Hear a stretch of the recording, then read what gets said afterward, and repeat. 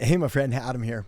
Have you ever wondered what it really takes to build a thriving agency that gives you total time, location, and financial freedom? Well, if you've been trying to figure out how to get more clients, how to increase your revenue, or how to finally free up your time, you're not alone. So many agency owners out there feel stuck, working harder and harder, but never quite reaching the freedom that they set out for. That's why in this special 24-hour video, I'm giving you an inside look at the live coaching calls from my Agency Accelerator program, where I answer real student questions and share the exact strategies that I've used to help agencies scale faster, land bigger clients, and buy back their time.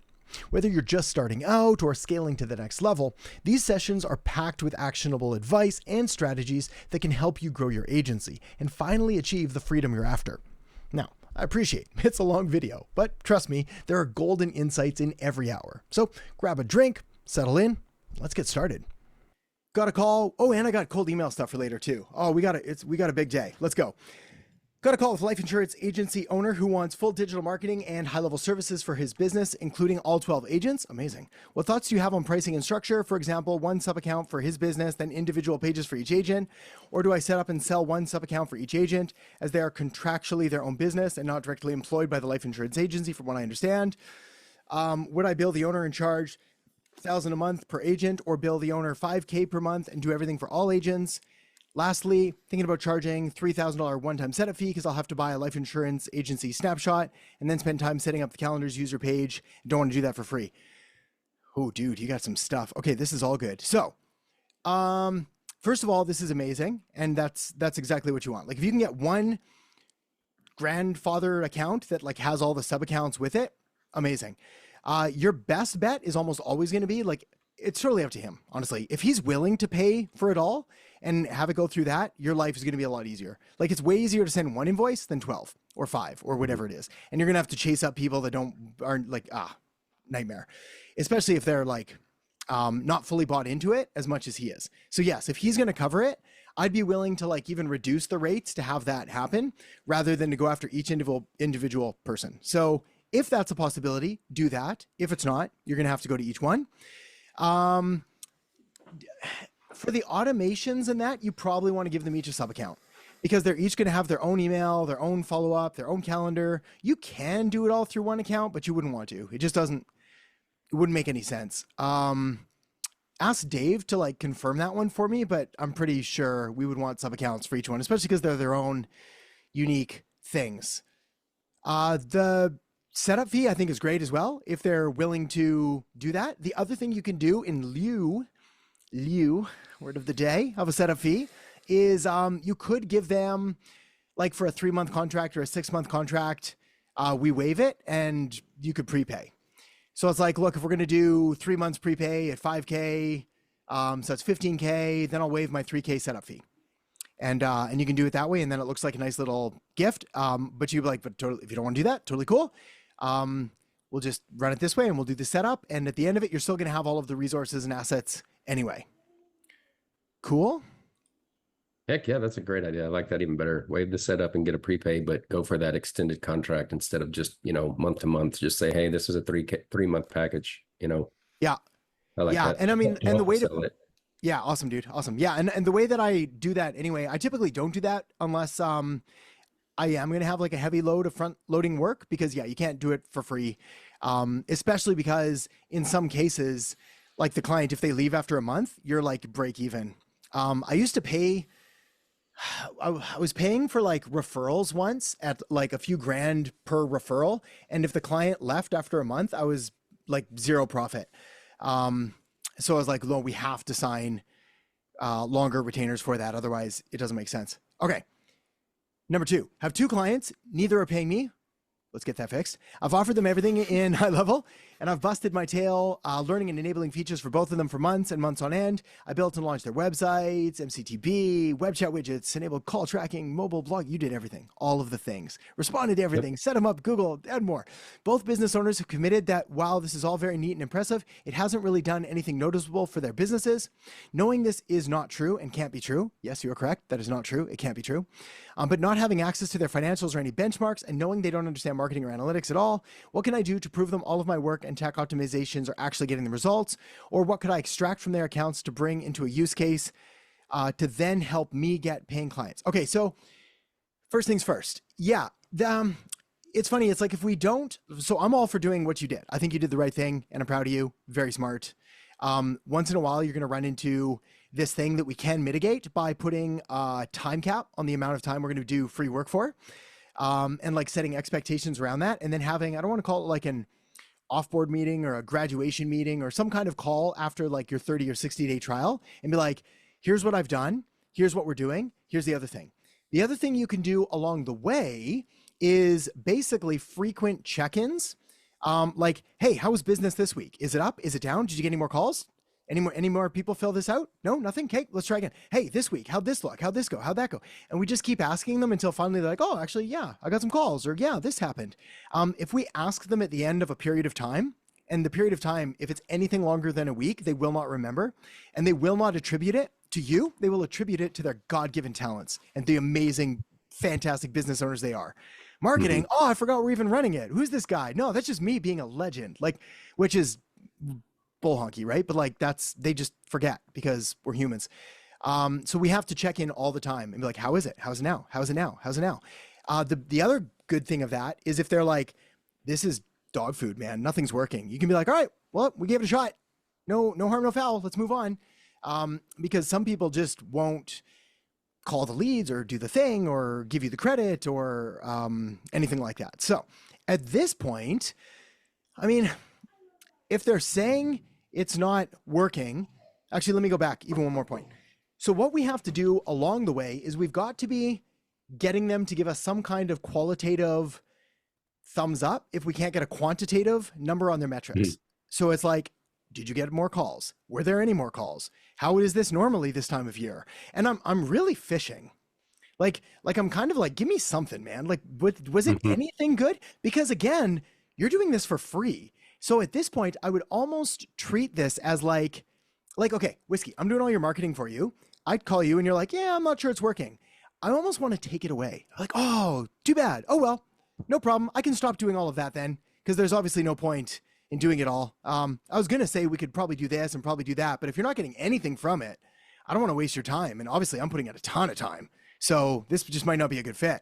And then we go, whoa, hang on. No, maybe. I mean, there was some calls and this might have happened. And actually we made this like an extra $300 million. I totally forgot to tell you about because I didn't want to pay you. But like, whatever it is, like I say it half tongue in cheek, but like also no. So yes, at this point, I would probably just do that. I would have that kind of conversation, be like, oh, well, looks like I've got all these other things and I've done all this. And, but if it's not working for you at all, hey, let's just stop. I might not even bring up money. And then if they'll be like, well, no, we kind of like it and stick around, it'll be like, cool. In that case, let's have a chat about what this looks like, because obviously I'm killing myself here for you. And if they're cool to just let you go, then yeah, they just don't get it. Like, yeah, I think it goes down to as well, just good clients. And I know you've mentioned, you really don't want to do stuff for free. And it was like me practically just begging, like the third time I was like, look, I'll just do this for free for 6 months. Yeah. I guarantee you'll get something out of it. And he, then I said, and then it's $1,500 a month. And he was like, well, if you get me one, insurance claim extra per month, then it pays for itself, and anything after that would be great. And so I'm like, I guarantee you didn't even have a website. You are now, and I'm call tracking them too. I'm like, you're getting calls. He's like, that's just, no, that's just like normal. It's normal business. They would have called me anyway from my Google business page. That's it. Exactly.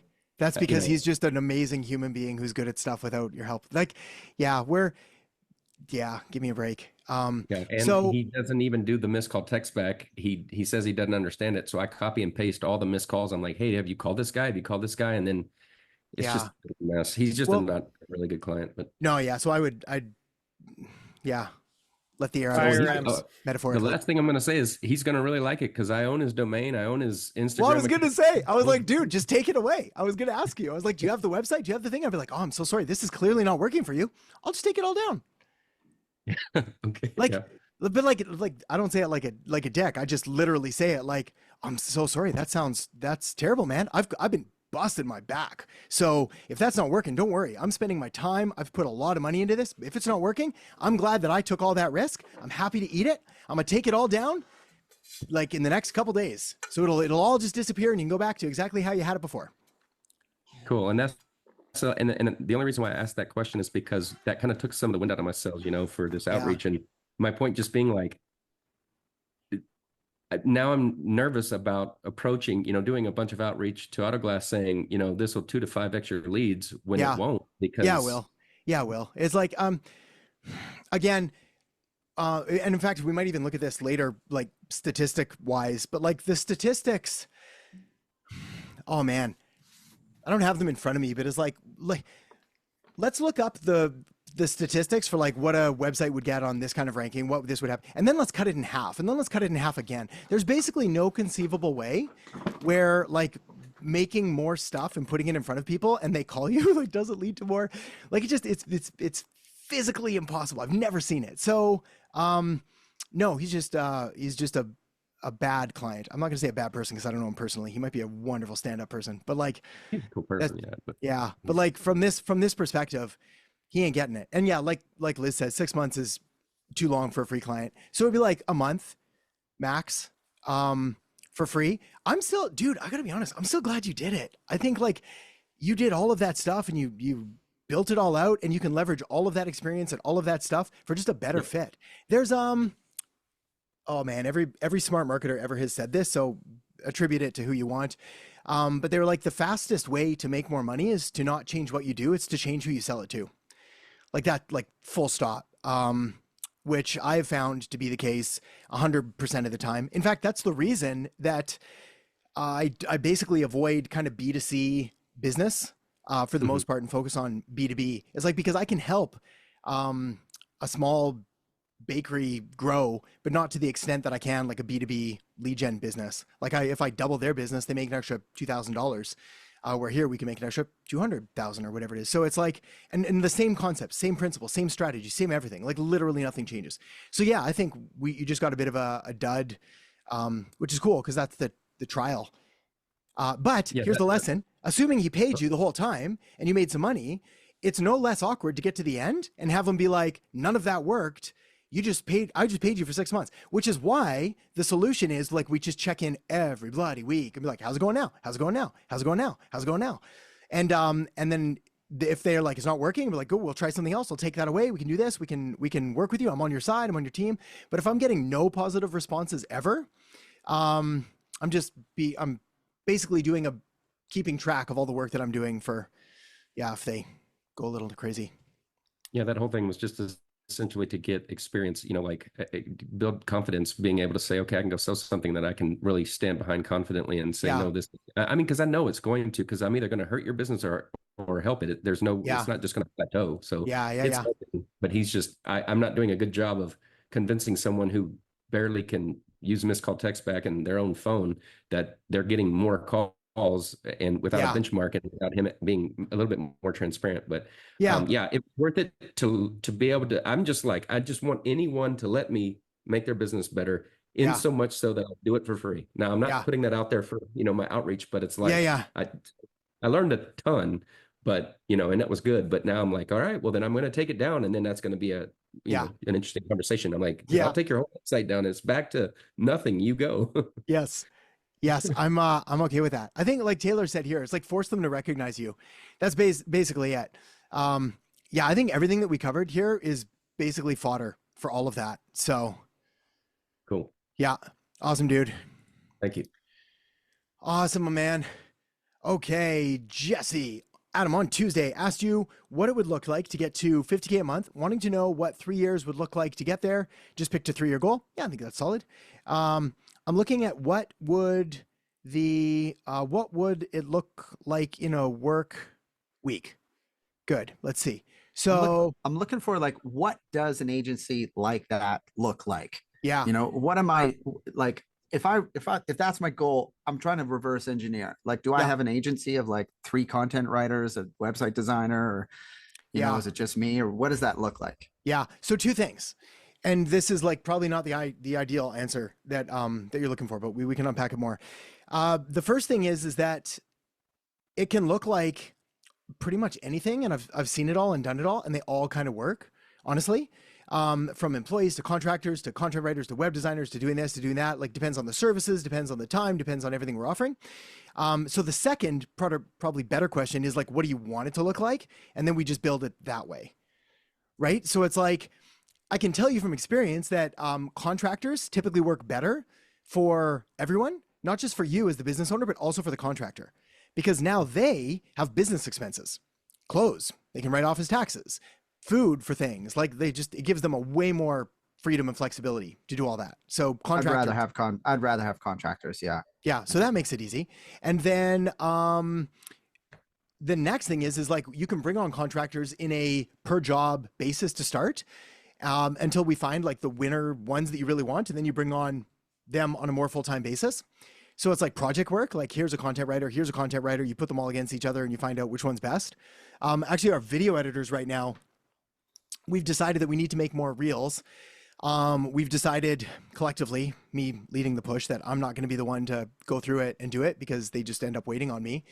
So what they've done is they went out and hired, it was like 13 different content writers for contract basis. They went through all my scripts and each one of them made like half a dozen posts. And then we just like cherry picked them. That one's good. That one's bad. That one's good. Bring them back again. Bring this person back, bring them, get them. And that's it. So it's like now we have, I don't know, hundreds of posts or whatever it is, but like very simple. And now we have 3 that we can actually draw from, so we can grow it that way. It depends how much of the work that you want to do, how much you enjoy doing, and how much you want to outsource or delegate.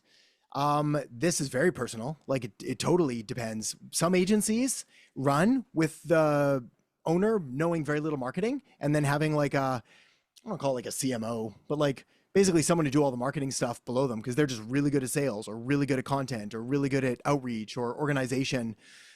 Me, I've always kept my hand in the cookie jar. I don't know what you call that. Always in the pot. I just like marketing a lot. So I'm always involved in it. I don't know if that's the best use of my time from a business perspective, but from I really like my work perspective, it's great because I need to like, how's this working? Why is that not working? What's going on with this algorithm? How's this thing changing? And then it just evolves. I think 3 years is cool. 1 year is really long though in our world. So it's like my agencies have evolved and changed so much over the years that it would basically be impossible for me to predict like where it's going to be in 3 more years, just because like the opportunities that come in and the kind of work that I enjoy and what ends up happening is so completely different.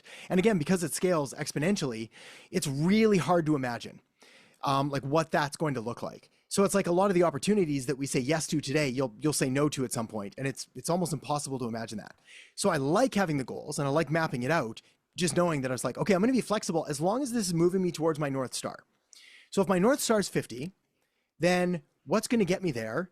And my North Star is 50 while doing this kind of work, while not sacrificing this, while not working more than a whatever hour work week that you want to work, of which I've done them all as well. I err now on the side of a longer work week because again, I really like it. And I also tried, I don't know, again, I think this is one of those things. I think everybody has to make enough money to know that it really doesn't solve all of the problems, but I think you cannot just listen to some guy say that. I really don't. I think you have to experience that. Same thing goes, like I tried working less and it was terrible. Like I did not like it. I felt like I lost a lot of purpose and lost a lot of meaning, and I had skills that I wasn't using. And so I prefer to work more within parameters. I still probably don't push 50 hours a week at this point, but like still I like it. I'd probably keep going, but wife calls. So let's look at this. So website, 10-page, service page, $7,000, website, 5-page, $4,000, SEO, therapy, 1 hour consult. Yeah, it's the other option actually as well, is adding consulting. If you do consulting, don't sell it in 1 hour packages, sell it in monthly packages. Okay. Yeah. You'll get better clients and they'll stay for longer and you'll make more of an impact. Monthly. Okay. Yeah. Hourly consulting has been my least favorite. Even when I was charging amounts that I didn't feel comfortable charging, it was still, I just didn't like it. So what would a monthly consulting look like? I'll give you four consulting, once a week kind of thing, and sell it to you for a month. Oh, I see. Yeah. Okay. Yeah. I find that works the best. They can be like, honestly, straight up 1 hour sessions once a week. You can reach me in between if you have any like pressing issues via email. Send me a text if it's super urgent, like, but basically I'm there to help you get through your problems. And then pricing wise, like ideally I wouldn't have you charge less than $1,000 for it. You could maybe do your first few for like $750 and then $1,000, then $1,250, then $1,500 would be like a good range to kind of stick around. And then you can move it up from there if you start finding that you've got more clients than you want.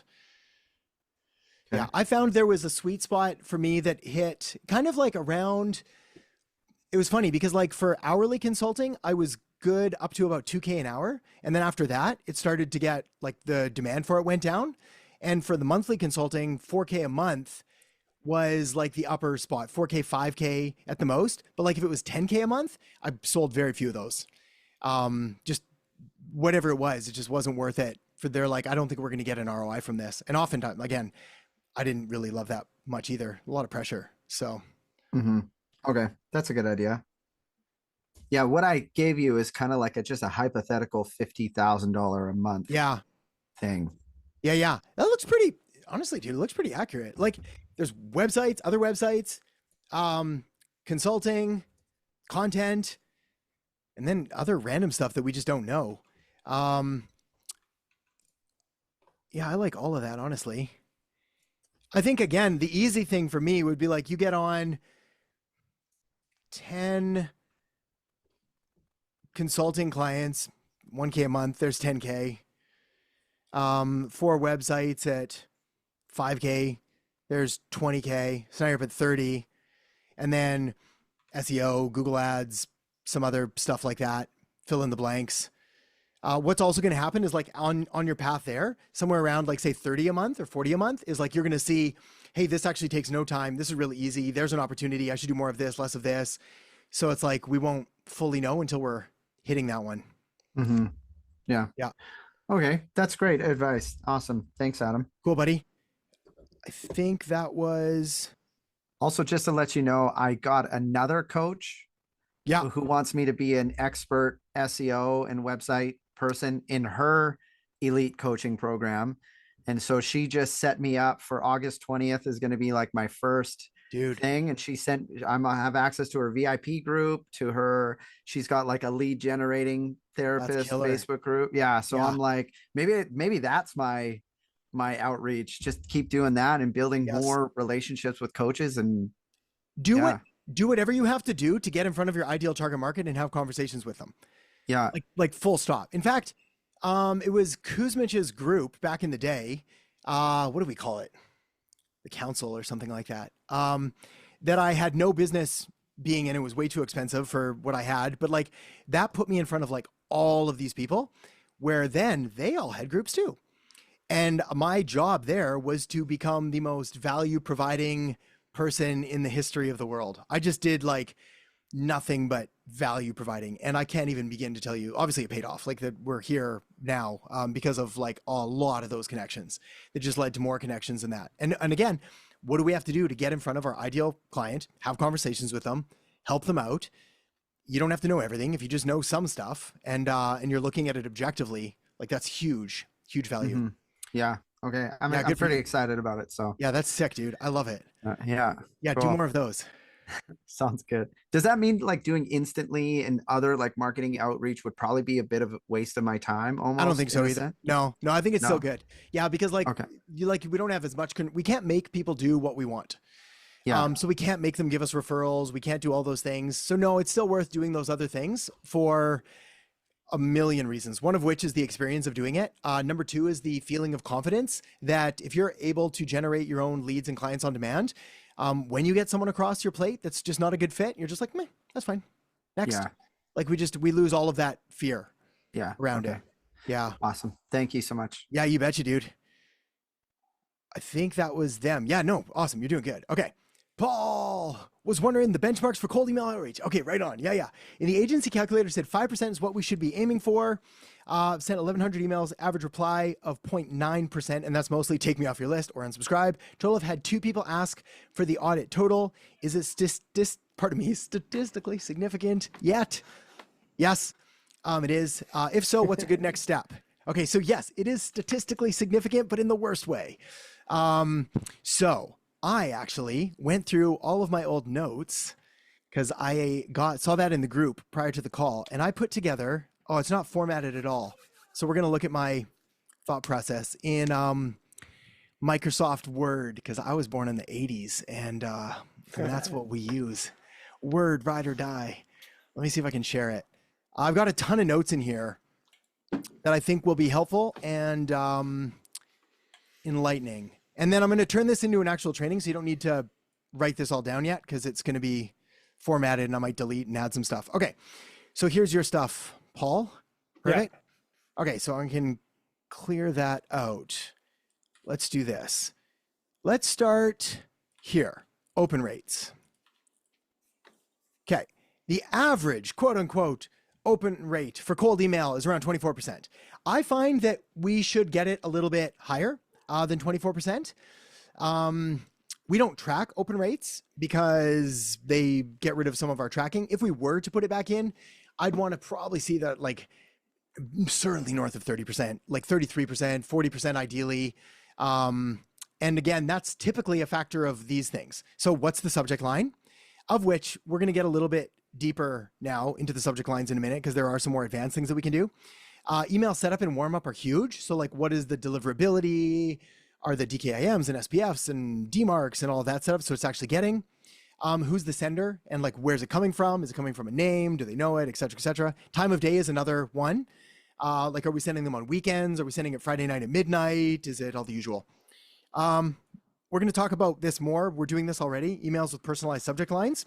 Yep. Boost open rates by 30.5. We already do that. There's some stuff. And again,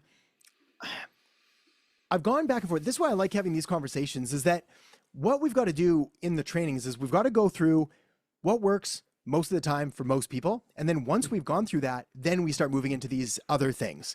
So if anybody's tuning in right now and you've not done your cold email setup, earmuffs, right? Like please basically ignore all of this other stuff, because this is the things that you do when you're trying to either fix a problem, which if you haven't sent it yet, you don't have a problem yet because we don't know. And the last thing we want to do is start doing this, or we're trying to optimize what we already have. But if this is the case, and we've sent over 1,000 emails, which is absolutely statistically significant, that's the number I'm kind of looking for, then yeah, we need to do some stuff. So additional subject line tips. We use their name already. One thing you can do, we can try longer. So congrats on this. Again, this is just going to be a longer personalized thing. I like this one. Quick question about your website. Quick question about this. Anytime that we can put in a question, we're using their name. This one's interesting. Anytime that we can ask a question. Pain point questions I find are more challenging. Emojis can boost it by like 9% or something like that. I normally avoid them. Like, again, I'm kind of like, we're splitting hairs at that point. Same thing with numbers. We're going to see a good example from, there's a gentleman named Brian Dean. He's got a website called Backlinko. It's predominantly SEO, but he's like a super smart, geeky dude who also goes deep into the analytics and data. I've got a link for it at the bottom as well, but it's Backlinko, Brian Dean. He helped show me a lot about SEO as well. Response rates. What should we be getting? Starter rate for like your first thing. Actually, here, the average cold response rate, it's so funny. You can Google this as well, and you're going to get like every different number. They're like, you're looking for this or that or whatever it is. The average across millions and millions is like 8.5%. But that's typically smaller sample size. The more that we send, the lower the response rate goes down, because our lead is essentially getting a little more diluted and less towards our like ideal market. I find good starter rates like 1 to 5%. Like if I can get like a 1 to 5% response rate, positive response rate as well, there is a difference between like, hey, go away and never call me again, and give me some info. So what we're looking at here is like positive response rates. They don't say that, but that's what we're shooting for. So how do we get those up? Relevant, desirable offer is by far the biggest one. So it's like, is this, first of all, open rates? Are they actually getting it? And are they opening it? Number two, when they're reading it, is this for them? Or is this just like, oh man, this looks like a canned cold email and I've gotten 1,000 of these. So I'm just like delete, delete, delete, delete. So it has to be a relevant, desirable offer. I'm going to give you 2 ones that we can use alternatively to even sort of test. We might not want to use them long-term, but be like, can we get some kind of traction and like get somebody to acknowledge my existence? Better CTA. use interested, don't use your thoughts. I've got to go through the training and make sure that I don't have this in there, because we did used to use that a long time ago. So I want to make sure that we are using something like, hey, are you interested? Can I send you more info? Rather than something really superficial, like, what do you think? Let me, like, anything like that. That's just, it lets them off the hook a bit too much. Offer ideas. Hey, we can do this, we can do that. All the magic pill stuff that we talk about. There's two others that I like, especially if we're trying to get traction. One is that podcast guest invitation offer. Hey, I've got a podcast. Do you want to do this thing? We have you as a guest. We've got the email template for it. The other, and the reason I'm putting this in, roundup request, is that this is data from Brian Dean again from Backlinko, where they sent, or they analyzed all of the emails that they sent and which ones got the best responses. And I think it was like guest posting, which is irrelevant for us. There was another one on like link building, which is also irrelevant for us. And then a roundup request, which is relevant for us. And it's basically a bit of a flattery style thing. So it's like, hi, whoever, hope you're doing well. We'll talk about this in a second. Paul from here, want to reach out. We're doing this thing. Love to include your insights on whatever topic it is. Great way to do this thing. Again, this probably needs a bit of rewriting. Then we ask them the question. Then we say interested. Let me know, fill in the details. Essentially what we're doing is we're appealing to their ego a little bit. I mean, like, hey, I'm putting together this roundup. We're trying to initiate conversations. And when they respond and when they write back, we'd be like, this is amazing. This is perfect. Thanks. Hey, just got a couple quick follow-ups. Hey, so what's the biggest thing going on right now? What are you feeling? Like, they're going to look you up. They're going to go to your stuff. They're going to do all this. And then we can also, in our follow-up emails, is where we can start supplying more information as well, like links to social media accounts or other places. Again, you'll find that in some of the other data. Okay, so this is funny. I was almost not going to include this. It's called the 30-30-50 rule, and I hate it. But it's like the general rule in cold email. Aim for 30% open rate, 30% response rate, 50% conversion rate. I was like, yeah, sure. In like 2001, like that's totally unrealistic. And then people do it and they're like, I sent 100 emails and I got nothing. I was like, and I was supposed to get this and this and this. I was like, yeah, none of that is true anymore. So I like to basically destroy those. Like 30% open rate, I don't mind. 30% response rate is ridiculous. Like 10% would be really, really good. Like really good. 50% conversion rate, possibly to the next step, possibly. So if they're like, yes, I would like to book a time, 50% of those people will actually do it. So that part's probably okay. Okay, follow-up timing. This one's interesting as well. I don't have this in the training yet, which is why I might do this as well for like, this will be part 2, the advanced one. Like you get permission to do this after you've sent, I might say more than 1,000, but we'll say 1,000 for now. And what we're doing is we're spreading out the email follow-up. So instead of being like one, then another, then another, then another, we're doing like, we're sending one, then we're waiting 3 days to send the second. We're waiting 3 more days to send the one after that. Then we're waiting 7 days to send the one after that. Then we're waiting 14 days to send the one after that. So it's like, we're giving them lots and lots of time. Each follow-up, we're not saying, hey, just following up, just bumping this up. Hey, haven't heard back from you. We're not saying anything like that. Like every time we're providing context on the email again. Hey, just checking in real quick. Want to make sure, see how you're doing. Here's this other thing just to remind, we're doing this, et cetera. Happy to hop on a call. Happy to send over the loom. Happy to do this. Because they don't like read through the chain. They're just going to get that latest email.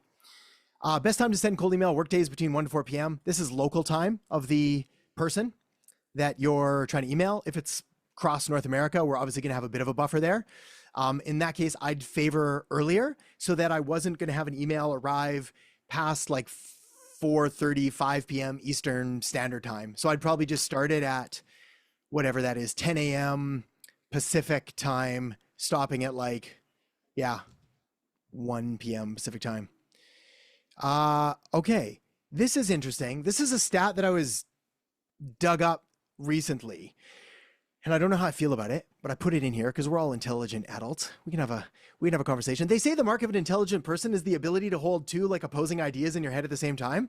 I feel a lot of that has to do with marketing because there's so much conflicting advice, but I agreed with the logic behind it. And what they're saying is that for your follow-up emails, make them a bit longer. And I don't mind that. They're saying around 150 words, so it's not an essay. So I think what ends up happening is like when I look at most people's cold emails, they're almost always too long on the first one. And they're giving way too much data, way too much information. It's always all about them. No one cares. Like they don't understand. They haven't done anything like that. But if we send the first one and we thought it was a good offer and we thought it was a good hook and they don't respond immediately, I don't put this stat in there because I almost don't want anyone to know it, but it's like we typically get a response within like 45 minutes. If they're going to respond, like it's going to happen. And if they don't respond, we're going to be waiting. Like they're not responding to that email. It's not like they're going to get it 2 days later. It's like we need to send the follow-up. But the second email, now we have an opportunity to provide some context. So it's like, here's this, here's why it's important, here's this other thing, et cetera, et cetera, et cetera. Never send a follow-up that doesn't have context, et cetera, blah, blah, blah. This was interesting. Include the pleasantry, hope you find this well. Hope this finds you well, increases the chances of booking meetings by 24%. I don't know where they get some of these, by the way. I was reading one, so take this with a bag of salt. I read through a link, a post that I'm not going to include here because it was obviously nonsense. And the whole article was incredibly well written. And I was going through it and I was like, this is really interesting. I've never heard this before. That's interesting. Fun. And I got to the bottom and they're like, yes, I'm basing all of this data off the 250 emails I sent for this campaign. I was just like, what just happened? Like, that's not what? So I like Backlinkos because they sent 2 million. For my emails, it's like, I don't even know how many millions I've sent, probably something comparable. So it's like millions of emails have been sent, to get these numbers. And if you're not basing it off that, then nonsense. That said, I like this because I do think it makes it more personal and conversational, but I'd be cautious about using it too much and, change it up a bit. So it's like, hey, hope you're doing well and surviving the summer heat so far. And I hear it hit up to the high hundreds in Tampa, or hey, hope this is good, like something relevant. Never guilt trip a prospect. Hey, I haven't heard back from you yet.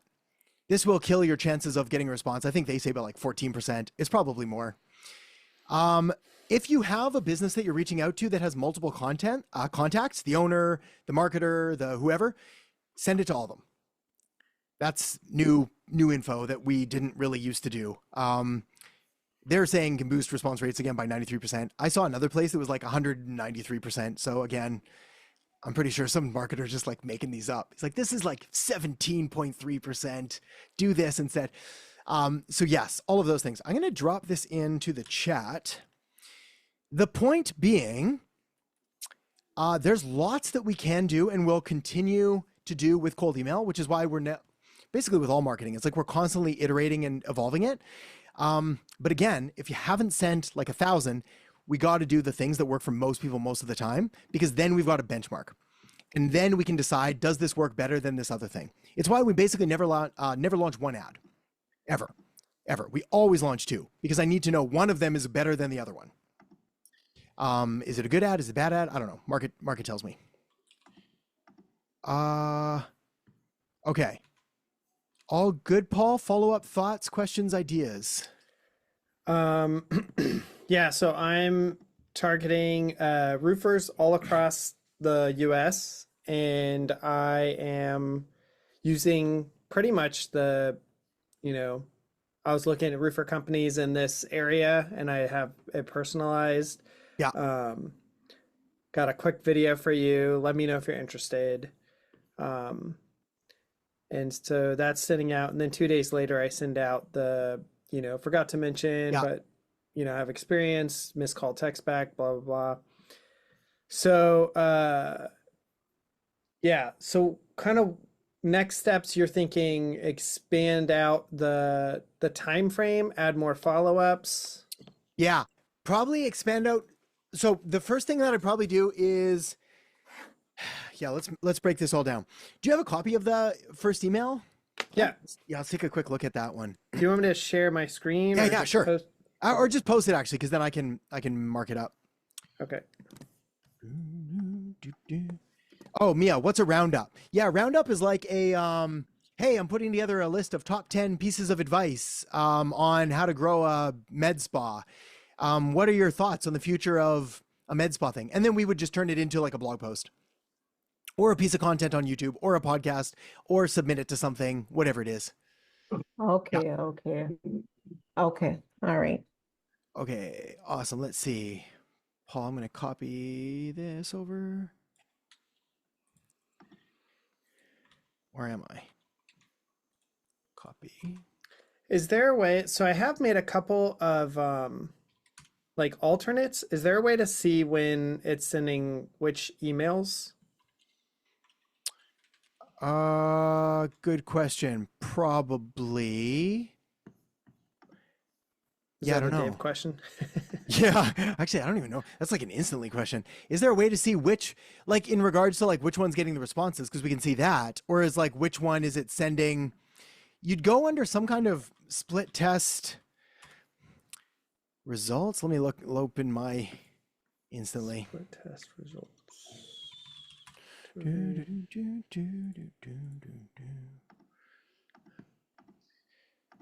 Campaigns. Hang on. Where are ya? Analytics.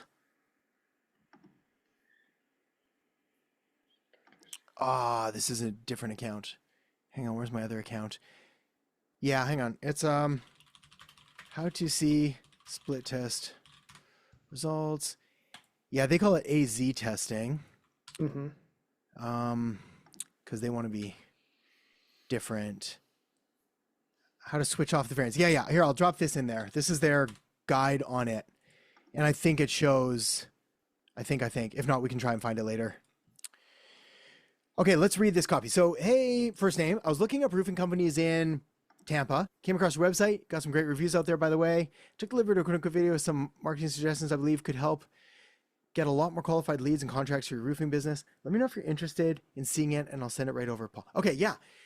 Yeah, I like it. I think what we might have to do is make it more in your face and more curiosity driven. Okay. So it's like looking up roofing. I think the first little bit's fine, but instead of like I took the liberty of recording a quick video, marketing suggestions, it's almost like we want to remove the word marketing. Okay. Because that's like a red flag for them. It's a red flag for a lot of people, actually. They'll just be like, even if it's really, really good, they still don't want to do this thing. Then what we could do is we might want to find something more specific. So instead of that could help you get a lot more qualified leads and contracts for your roofing business, it would be like, let me see if I can riff this out. This might come out really bad, but we'll see. It'd be like, I was wondering about using like almost like a case study one. It's like, hey, I put together a few ideas that we use for a roofer in to help them close this many more projects. Happy to send it over. Or I was looking through your website and there's this, what do I want to say? There was this, maybe I'll just write it out. Let's do this together. All right. Looking at roofing companies in, hey, first name, I was looking up roofing companies in, I'm just going to say Tampa. Came across your website.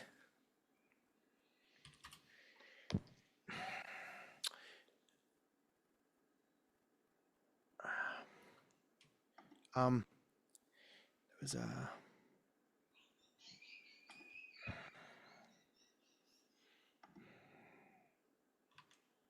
it's funny. Normally when I do this, I'll spend a long time doing this. You guys are free the next like 8 hours, right? We can all just sit here and watch me stare at this screen. That'll be fun. If it gets me leads, sure. Yeah, exactly. No, I want something. I'm trying to think of something different. Oh, I stopped my screen share too. Hang on. I'm trying to think of something that's going to be specific and interesting. I put together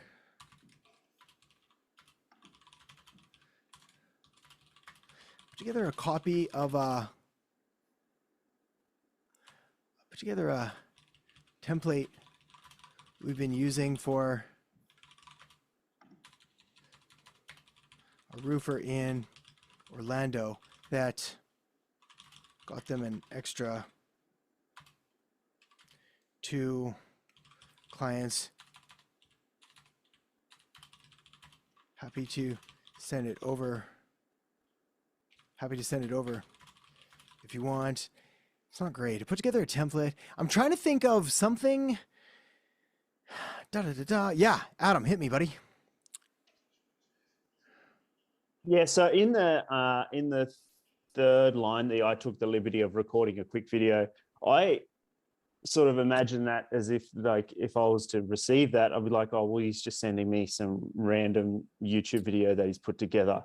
Or I used to use this same one, and I said I took the liberty of recording a quick, just custom video with some marketing suggestions. I'll bring up exactly what I wrote. Yeah. Have you been getting leads from it? Yeah, and I reached out to the entire Australia and New Zealand for CrossFit, and I basically got no replies. But when I changed it up just a little bit, I've been getting flooded this last week. So yeah, it's funny. It's fun. So A, Adam, awesome, and I'm looking forward to it. B, it is often that tweak of like that one thing that we need to do, or that like little position that kind of unlocks the gate.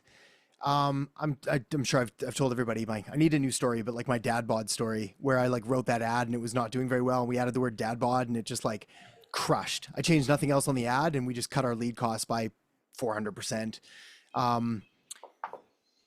Came across your website.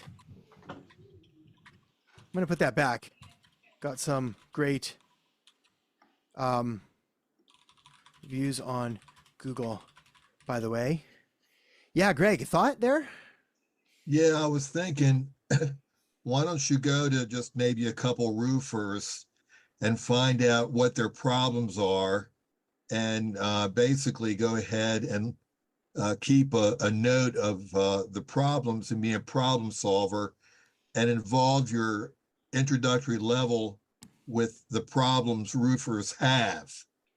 And maybe you can be a key to solving their problems through your marketing efforts. Yeah, I mean, a lot of roofers have many different kind of problems, whether it's the weather or whether slow pay from their contractors, or it could be customer complaints, or a previous roofer coming in and maybe shafting them out of a deposit. Many different problems. I only solve SEO problems though. Yeah. Okay. Lead generation. I generate leads. So like the problems I solve is getting them more visibility, more leads, more automation, so that they can get more roofs done, right? Why don't you go to ChatGPT and ask them the question? Yeah, we can. ChatGPT for me has been pretty disappointing with like copywriting. I don't mind it for like an overall idea, but as far as finding like that one piece of copy that sort of sets them over, you know what I think our thing might be, Paul, is like we might not want to tweak the template. I think the reason that I'm fighting with it is I'm trying to jam a new thing into an old template, where what we might want to do is just like write a new one and take a new angle with it. In fact, I think I've got others. I don't know why I'm forcing myself to struggle when I think we've got some other ones we can just copy paste from. Yeah, from the the training in there. I'm going to see if I can find it. 3-part cold email script. Yeah, here. I'm going to share again. Let me see. So Loom video we're doing. That's fine. I like that. Some other CTAs. That's fine. Here's the pain point one I think you're referring to there, Greg. Something like this. You've likely got this pain. Thought I'd do this thing. A few more ideas. If they're really interesting and valuable, perhaps. Yes. We used to do this one a lot, honestly. It's still not my favorite. The Loom one almost always performs better, but almost always, right? So not always. There's this one. What chapter and page are you on? Yeah, this is the cold email script under client acquisition. Okay. Case study, Mifke. Yeah. I might pick one of these, and then the Mifke is one that I like as well. In fact, this is one that I've bit.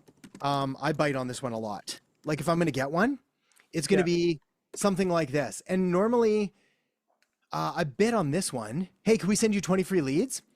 Just because there's like nothing to lose. So I was like, yeah, sure. Send them over.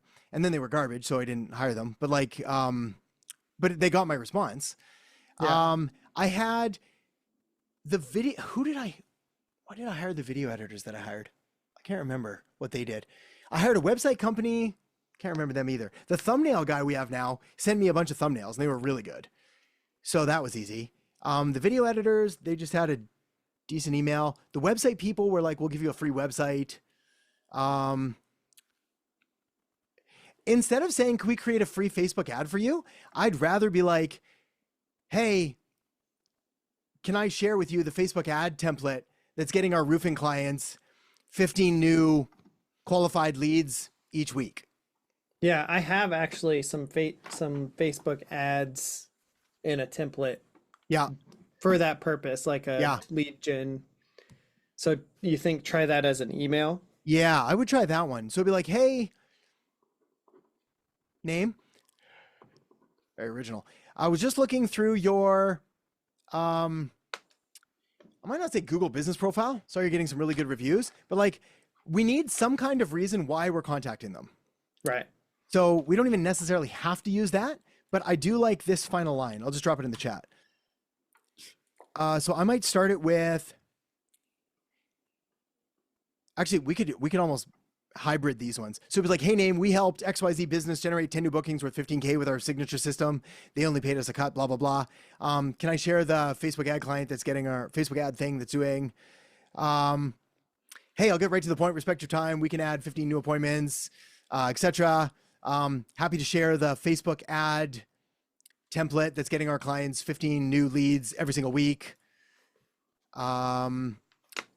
Hey, again, we might be able to use these all. One sentence cold email. Hey, name, are you looking for ultra specific desired outcome? If so, I'm happy to send over, what did I say? I wrote it better the first time, so we'll use that.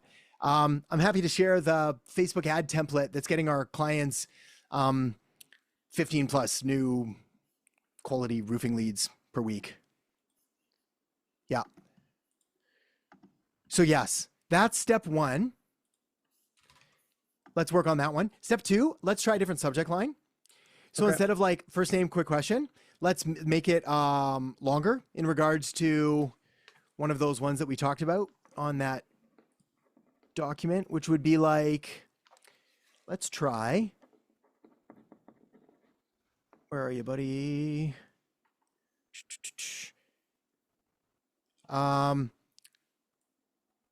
Yeah, this one was like, I can increase business leads by 28%. I might try that. I'd definitely split test it. I'd also probably try something else. Like instead of first name, quick question, it would be like, hey, first name, quick question about your website. Then that's it. Then I would try those. Then I do the follow-ups that were probably spaced out 3 days, 3 days, 7 days, 14 days, and make them a bit longer with more context on emails, the following emails. So 3 days, 3 days, 14 days. Yeah. So it's like day one, you send on Monday, then you send on Thursday, then you send on Monday, then you send, actually, let's do it this way. It'd be like Tuesday, Thursday or Friday, then Tuesday, then Tuesday, then Tuesday. Should I be programming it in this way? Yeah, well, you could just have it be like send, it'll be easy. It'll do it automatically if you're like send first email on Tuesday. Okay. Yeah. Although honestly, I probably don't even care about that as much as I'm like, that's like perfect situation. I'd rather just like have it go send and then space it out 3 days, as long as it's not going on the weekend. Yeah.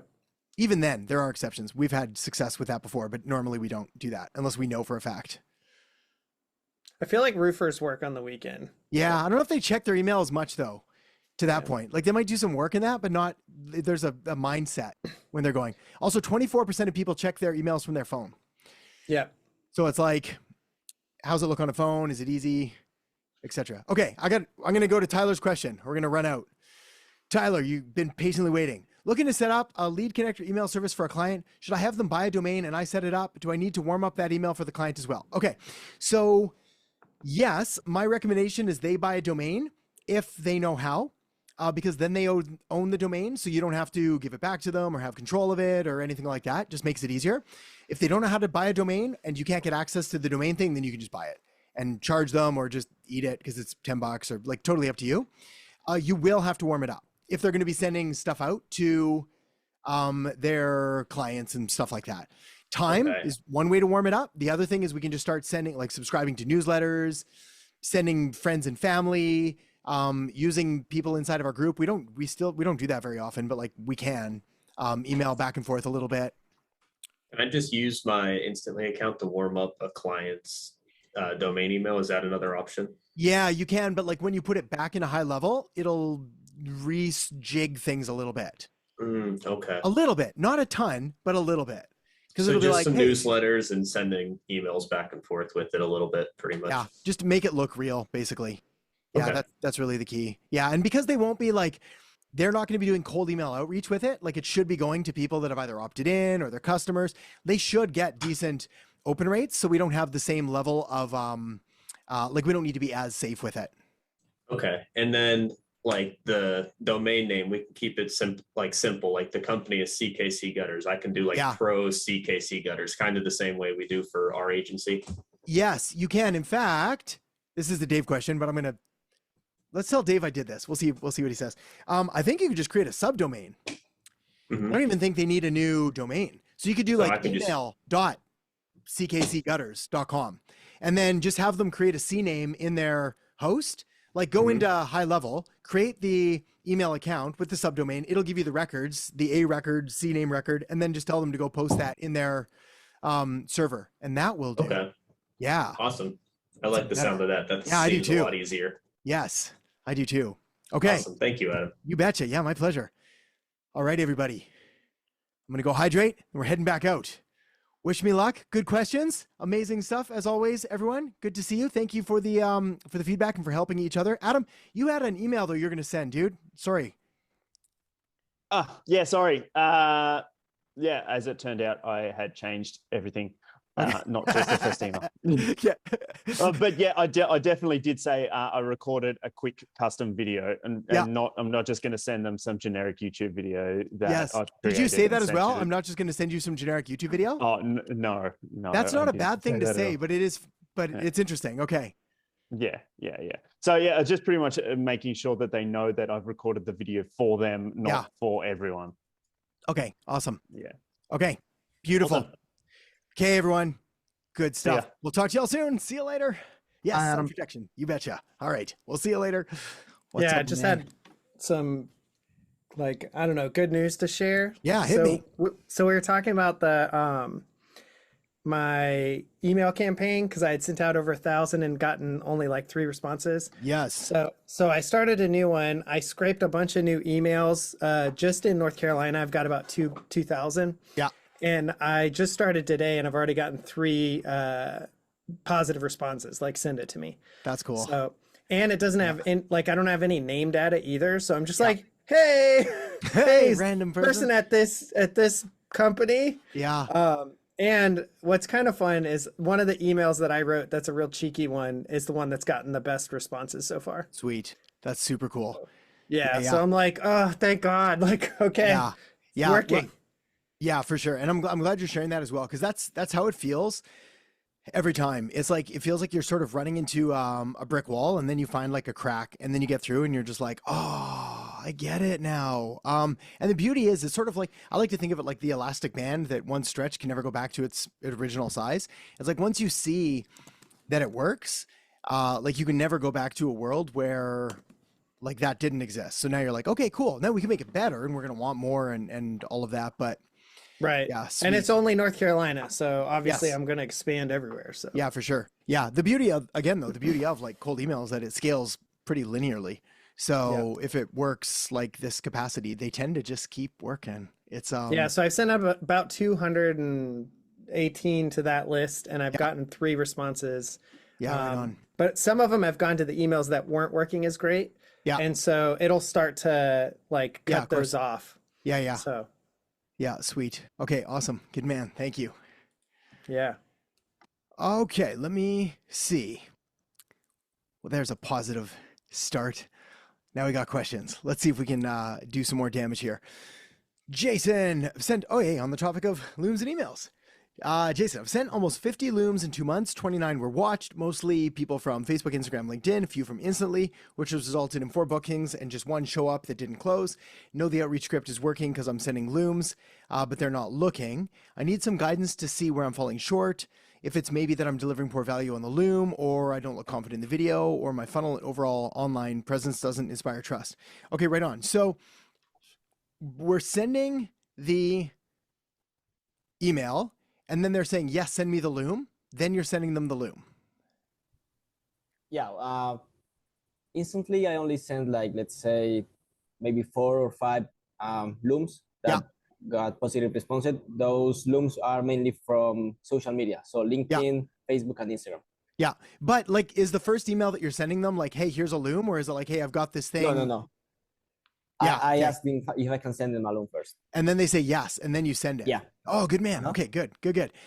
Ooh, okay, right on. Well, that's cool. That's better then for us because we can fix that easier.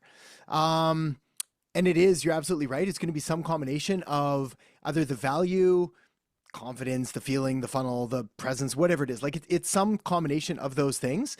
The easiest, lowest hanging fruit is to put more curiosity kind of in the loom, to be like here's this thing and we cover it really quick and then I'm happy to talk about it more later and then this and this and but I can go over this more in detail. Essentially sort of piquing their interest and curiosity about a few things that they need to know more about. The other thing is making sure that depending on how long it is, we either, like if it's long right now, we make it shorter. If it's shorter, we make it longer. Like we'll just try the opposite approach. So sometimes we may be providing too much value and then they get overwhelmed. Rarely is that the case though. Normally it's just like we're telling them things that they don't know about or they don't care, or we're hitting things like features and not the benefits. So it's like, here's this thing, here's this thing, here's this thing, but they don't really know why they should care. So they don't. Because we have to keep in mind, like they're not marketers. So they're going to get this stuff and they'll be like, yeah, that all sounds good. Citations and links and rankings, but it's all just whoosh, right over their head. If you want, maybe in the group, just put a copy of one of the looms that you sent and we can weigh in. See if you've got one that's like around the 3-minute mark. And then we can all take a look at it as well later and offer some more feedback on it. That's a good plan. Yeah, I'll do that. It's probably, that of the feature things. I might be doing that. Maybe I'm just covering all we offer, but not how I can help them. Yeah. Like, so the loom is not for what you offer. Mm-hmm. Yeah. The loom is for all of the stuff that they need help with and ideas on it. And then we say, like, if you want to have a chat, I can walk you through a few more and I can show you a few other things.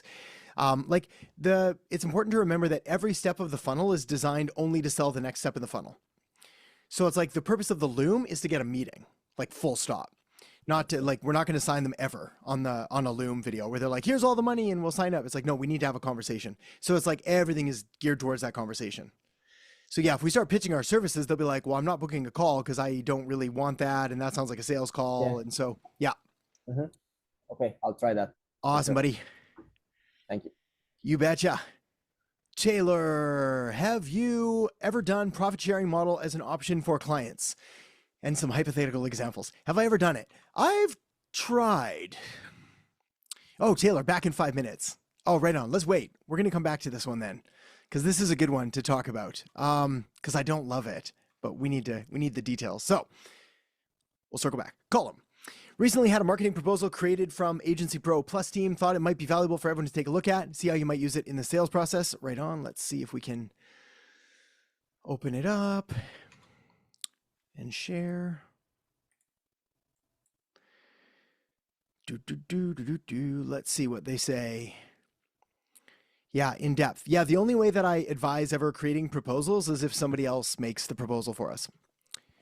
Yeah, because like this is just so much work that we don't get paid for.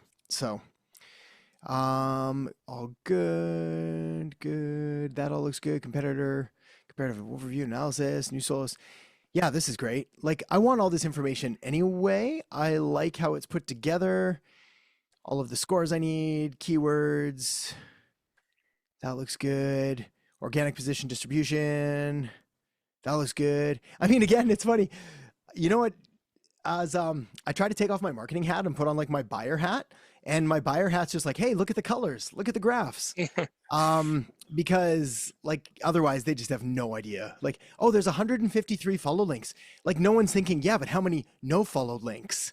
How many are naked links versus branded links? Like nobody, like none, all of this is Greek. Like we might as well be completely talking in a different language, but it looks super cool. That all looks good. That all looks good. Yeah, this all looks awesome. I like all of it. Search share, opportunity analysis. That's cool. Competitors, strategy brief, search engine. Yeah, that's good. They did a good job. I was on the call with them. They just said it was like, "Oh, we do these for free. If you have a sales meeting coming up, send it over, and we'll create this." And what they said is, I don't know, but they said that they have like a 98% close rate when you use the proposal. I don't know how true that is. Yeah, but I was just really curious. High, but it looks good. I was more thinking, where or how would you use this in your sales process? Would you use it on the meeting? Would you send it to them beforehand? Yeah, I'd use it so I'd use it on the meeting. I don't mind sending it to them beforehand if I have a meeting booked. Yeah, kind of just like a pre thing. You can go over this. If not, maybe if they haven't gone over it, then we can have a look at it on the meeting kind of thing. Yeah, exactly. Like I wouldn't send this and be like, hey, here's a proposal, let me know, and then disappear. We've talked about that. Like we need to book the meeting because otherwise, again, they're going to look at this and they're just going to be like, what? So normally what I do when I'm going over this with a client or something like this is I preface it with saying, look, here's the deal. A lot of this stuff is for us internally. Like there's going to be all kinds of stuff here that is just like nice to know information, stuff like that. I was like, but it is helpful to show you like what we're working with, where things are at. But, like we don't need to go into every single thing. I'm like, this, here's this thing, and this thing there. Like overwhelming and ridiculous. But like looks good to me. I like all of this. I mean, there's this I forget what it's called. It might be called the test drive effect. I know there's a sexier term for it, but essentially it's like the way to get someone to buy something is to have them visualize themselves experiencing it. So I mean, this is why test drives work so well. Is like instead of like imagine yourself in the car, they're just like, oh, let's just take it for a drive. And as soon as you drive the car, because like as long as it's literally not falling apart, like you're gonna be like, yeah, I could visualize myself driving this car. This seems like a nice car. It's what I wanted. It does da da da da da. Same thing goes with this. Like when they see a Facebook ad with their logo on it, they're like, oh, that'd be cool. We've never had that, or it's never worked, or this could work. And there I am, and look at me, I'm all professional now running ads, and it's like it really creates this emotional connection with an otherwise very unemotional topic. So yeah, I think this is sweet. The fact they do this for free is sweet. Yeah, definitely do it. I would, anybody that wants to make like free marketing proposals for you to sell things for, we say thank you. And and use them. So that's dope. Yeah. Cool. Yeah. I just thought everyone might want to have a look at it and kind of just see that they are offering those. If anyone is interested in working with them, because I thought it was certainly helpful. Yeah, that's very cool. Yeah, I love it. Thanks for sharing that, Colin. That's super sweet. No problem.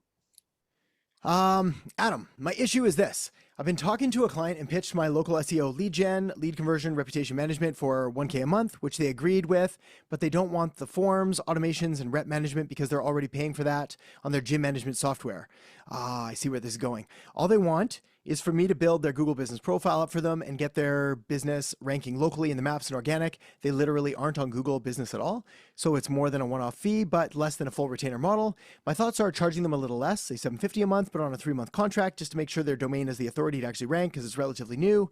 The SEO, obviously being the bulk of the work, can't be automated. Maybe I should charge a little more because they're on a short contract. But if I were to charge more, $1,500 for 3 months, it'll be a bit weird to go upsell the automations at the end of the 3 months when I've already pitched 1K. Tell me if I'm on the right track. Any pointers would be appreciated. PS, all prices are short-term. Plan on charging more later down the road when you have the case studies. Okay, right on. So let's see. So I'm going to answer the specifics. Let me answer the big, broad stuff first, though. Like, one of the things that can happen, which is why, again, it sort of comes back to like features and benefits. One of the things that I really like to hammer home is the benefits more than the features, because if they argue with the features, they can start like nickel and diming them and be like, well, I don't need that. I don't need that. I don't need that. Take that away. Take that away. And it looks like we're down to $7 a month. So that sounds like a fair deal. So cash or credit, which is better for you? Whereas like, look, this is the thing that we're going to do. Here's how we're going to do it. We have these tools available. We're going to choose the best ones for you based on that. And then we can kind of go through it. Also, because many of them don't know what a lot of these things are. Lead gen, lead conversion, they won't know the difference. Reputation management, reviews, this and that. They've probably never heard of like online reputation management. We can show them and do all these things, but rather the more plain English that we can make it, like, yeah, when someone searches, we'll show up higher. It's called SEO. We do this. I don't know how familiar you are with it. Don't want to apologize if I'm going to make it sound super basic, but I tend to get really nerdy on these things. The other thing I do when I'm doing any kind of sales stuff with marketing is I really embrace the nerd hat. Like when I'm talking to them, I was like, I'm sorry, like I'm going to geek out on this stuff. Like I love this stuff. I'm a super big marketing nerd. I really like it. And that does two things. First of all, it builds a tremendous amount of trust because it's kind of self-deprecating. Second of all, it shows that you actually do know what you're talking about and you're interested. And third, actually it does three things. It buys you a bit of, flexibility with how you're explaining things so that you can maybe get a little bit geeky, or you can apologize if it's too simple. And again, it just buys you a bit more breadth. So they agree to 1,000, but they don't want all that. So yes, you could charge them less. A lot of this is really going to be dependent on what you talk to them about and like what you said, and then what's involved. So I'm fine with any of these. My preference would be to get them. So there's two sides of this. The first side is like, what is required for them to get the best results possible, which is probably the most important thing. And then we have to do that. Because otherwise it doesn't matter if it's 1 month or 3 months. Like if we're doing stuff for them that's not going to work or it's not going to get them results, it doesn't matter what we charge. And obviously if they don't have Google Business at all, clearly that's the thing. But you say, so it's more than a one-off fee, but less than a full retainer model? Maybe, but like we would call that local SEO. So that's still incredibly valuable. Not to mention like the one-time setup, to me, it's negligible. Like it's so small to set up a Google Business or whatever it is compared to then having them on retainer where you have access and control and the ability to rank it. Like that's where all of the value is. So I think you're fine either way. The SEO bulk of the work can't be automated. Yes, but sort of. Like for Google Business SEO, like once the page is built, the rest is kind of automated because it's just citations and like and positive reviews, which we are going to automate. So it is still a pretty automatable process. Yeah, if you get them on 1,500 for 3 months, yeah, I don't think you could upsell the end of the 3 months. What you could do though, is you could be like, hey, it's 1,500 a month. We're going to do all of these things for the first 3 months. Then once that's all set, we're going to transition and then we're going to do these things. So here's our first 90-day plan where we're going to set up the Google Business profile, build all the citations, do all the stuff, SEO, Then that can largely move to more of a maintenance model where we're going to continue building citations and getting reviews. So we're going to transition the bulk of our efforts now over to setting up automations, over to setting up all this other stuff, So yeah, I think you can do it that way. I'd rather keep it on the same price rather than upsell them, because then it'll just become a part of their expenses. Yes. We can talk about more about that, but I like it. Back up to Taylor's question. Thank you, Alex. Excellent note. Okay, so Taylor, have you ever done a profit sharing model as an option for clients? Yes, but no. I like talking about this because it's one of the most appealing, I think, on the surface, and then in reality, it just, for me personally. So it's funny. Like when I offer marketing advice, 9 times out of 10, I don't want to say that actually. It always comes with my bias, but like 9 times out of 10, I'd like to think that it comes on like this works best for most people most of the time. For me, my friends, my colleagues, for you guys, for everything like that. There's certain things where my biases come in. So I'm going to try and be as transparent as that as possible. This is one of those. I don't like profit sharing personally. I'm not against it, but to me, the risks and the pains outweigh the benefits of it. And the reason is, first of all, there's a big difference between, say, revenue and profit. So how profitable are they? What are their COGS? What are all these things that are going to be factors? It's also very easy for a business owner to like destroy their profit. They just, I had to take out more of a dividend this month. We're not profitable. It's like, you did like 30 million in revenue this month. You're like, yeah, we just broke even. And literally they can legally make that happen. It's just like, we just move a few numbers around on the old spreadsheet and we kill our profit. So we do this all the time for tax purposes and planning and things like that. So I don't like that. Next thing, assuming they're ethical, which most people are, tracking is a nightmare. So how profitable, when this, what about that? Is it based on this? Is it net 30? Is it cash flow? Is it LTV of the company? Like on and on and on. I'm not an accountant. I don't like doing it. If they're a business that is willing to offer rev share, then you've got to wonder, because like, why would they be willing to do that when they could just not and just pay a flat fee, right? And if they are willing to offer rev share or equity share or anything like that, then they better like love you and love everything about you and have been following you for a tremendous amount of time to make that make sense, especially equity opposed to say revenue, because now you're going to own like a piece of their baby. The only people that have ever offered me massive amounts of equity in their business to help them were businesses that I would want no part of, because they're brand new and they're not proven, and I'm going to have to put in a ton of time and energy. I've done this work in the past for quote unquote profit share and equity and everything. And every single time I've come out, again, this is my personal bias. Every time I've come out further behind than I would have by either charging a flat fee retainer or just not taking on the contract. In fact, many times, and this, again, I haven't done this in many years, but like many times when I did it, I came out so far negative that I put in like all of this time, money, and energy and made $0. So I was totally putting in everything I had for nothing. And it was just because they just had a really bad business and they weren't good operators. So I could drive all the leads I wanted to them, and they had no business hiring me anyway. Like they couldn't afford a retainer, which again was a red flag. There's all these red flags. This doesn't mean that it doesn't work. It just means that like, you got to be careful. And to the businesses that do partnerships, again, I'm not going to, I can't name names because I haven't seen the inside of it, but like, you know, these people, you've seen stuff. People that do partnerships, they do consulting for equity. They come in and buy a part of the business. There's some big players in the space. I know that they have to kiss a lot of frogs to get any winners, kind of like venture capital. So they have to make a lot of investments at a lot of businesses, and they just don't end up doing what you need them to do.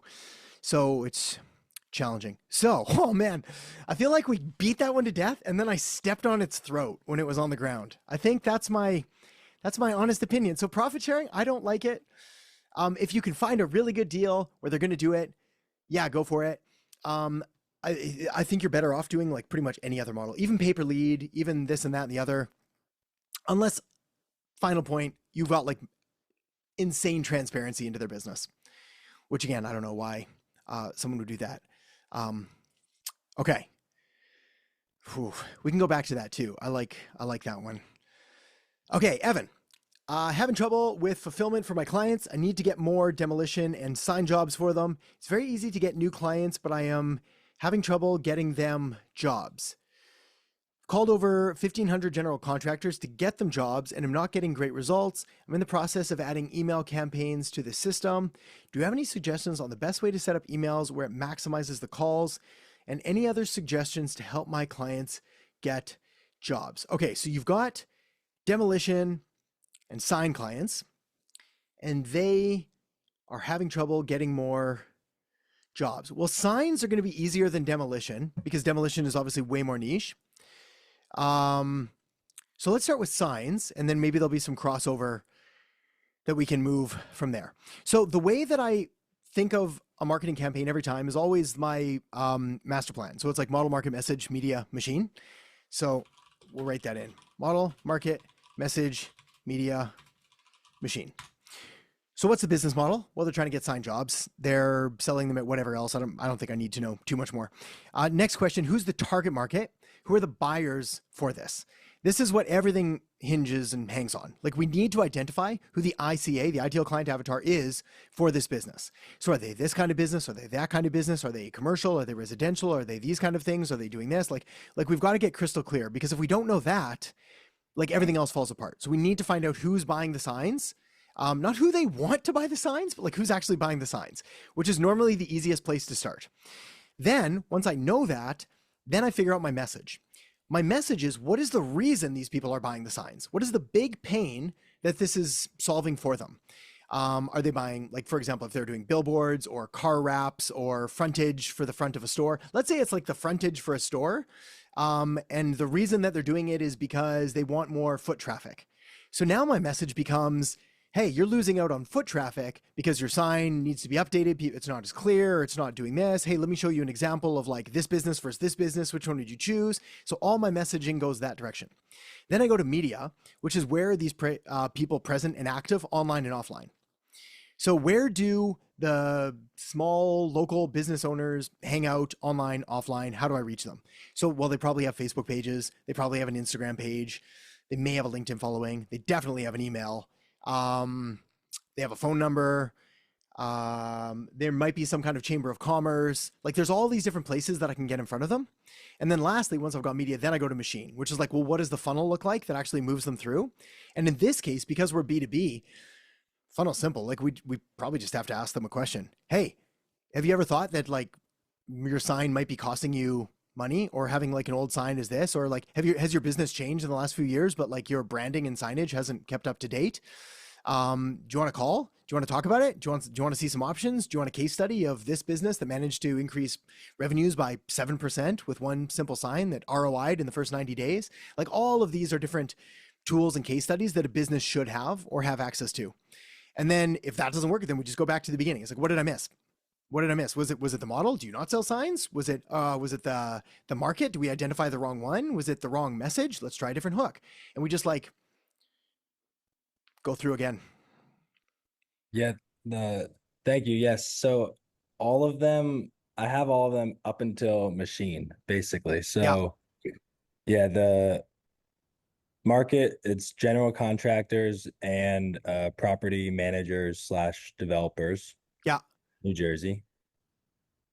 The message is, it's basically like, do you have any, they're working on projects that need signs. Yeah.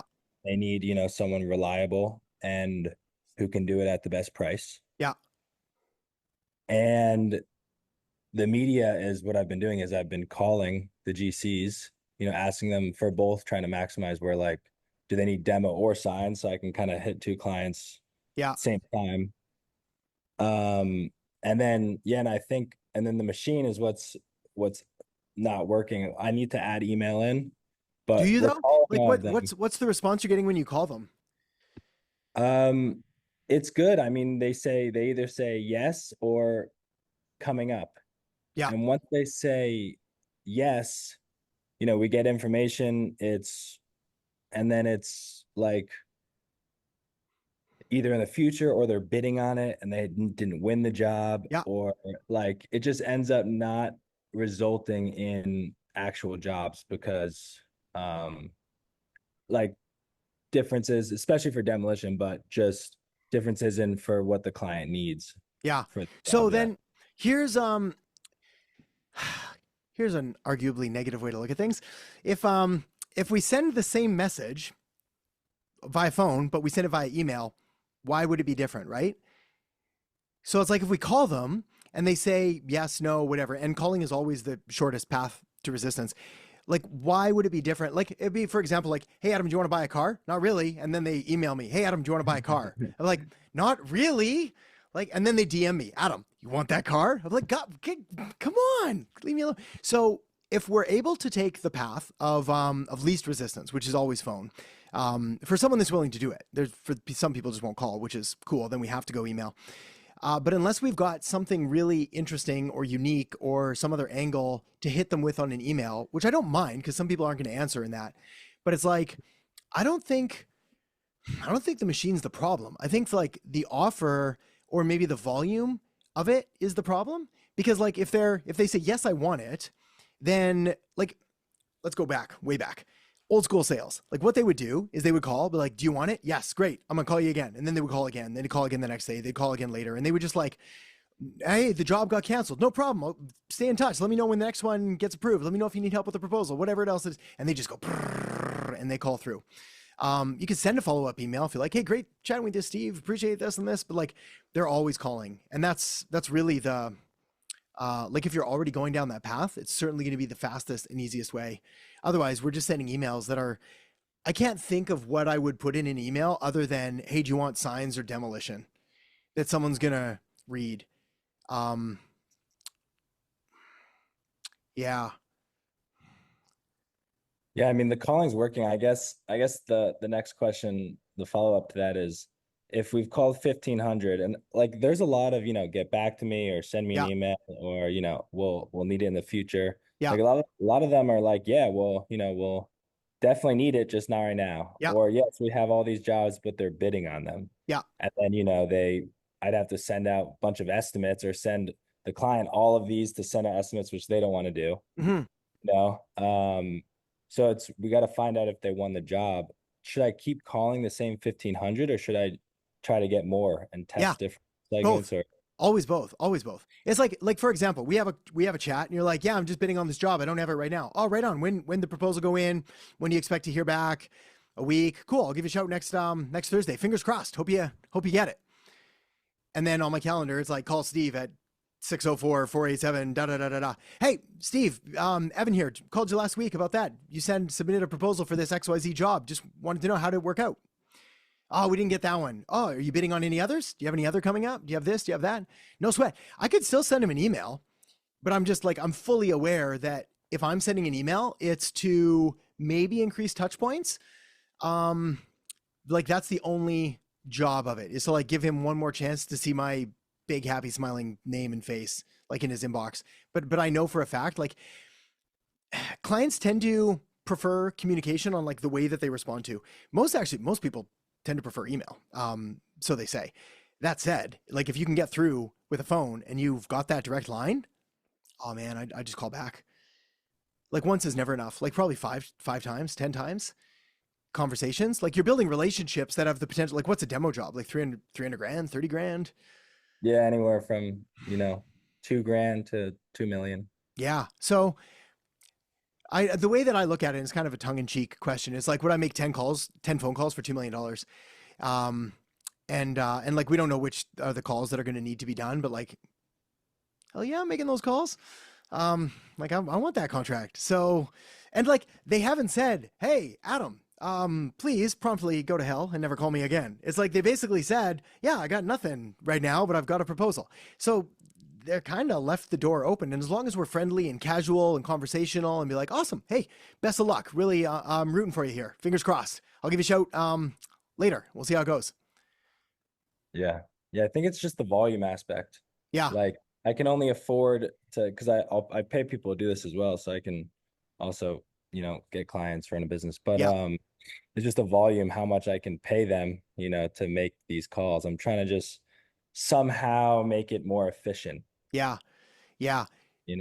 If you want to make it more efficient, the only thing to do would be to hire, like, they'd have to be really personable and they'd have to take good notes on their pipeline. That's really it. So that's like when they speak to someone, they don't mind talking to them and they're able to get the information quick, like basically skill. Like we can train them too and get them to do better, faster. But that's really it. It's cold calling as a skill and then building up that pipeline and doing the networking, and that's it. All righty. I'll keep it going. Thank you. You betcha. Yeah, you're on the right path. MRA, I was curious how to collect potential clients' emails through social media to send a free gift from Lead Magnet. Yes, right on. So the best way to collect clients' emails through social media is to use exactly that. Use a lead magnet. So what we'll do is we will create normally a few. So let's say one at a time, just so it's not overwhelming. But it's like, hey, free guide on top 10 these things, free cheat sheet that shows you how to do this. Here's a blueprint that gives you 5 secret tips to this. Here's a collection of the top health experts weighing in on this thing. Then we gate it, which means that we put it behind a form that requires name, email, possibly phone number. Then we send it to them. That's it. That's by far the best way. And it's typically best to do it organically and not spend ads on it until much, much later. Arguably today, I don't know if I'd spend ads on it at all because of the way ad costs are, unless like that whole funnel was super dialed in. But that's it. Then we just rotate through lead magnets.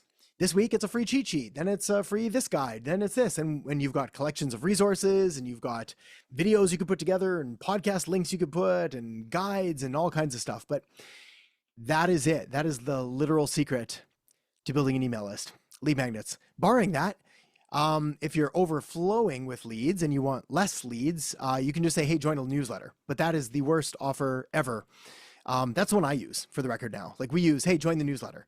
And we don't use lead magnets as much or cheat sheets or anything like that. And it's more because of the way that we're doing email marketing. So we're trying to, it gets weird and complicated, but essentially on a relationship, or we're trying to use it like a middle of funnel thing instead of a top of funnel thing.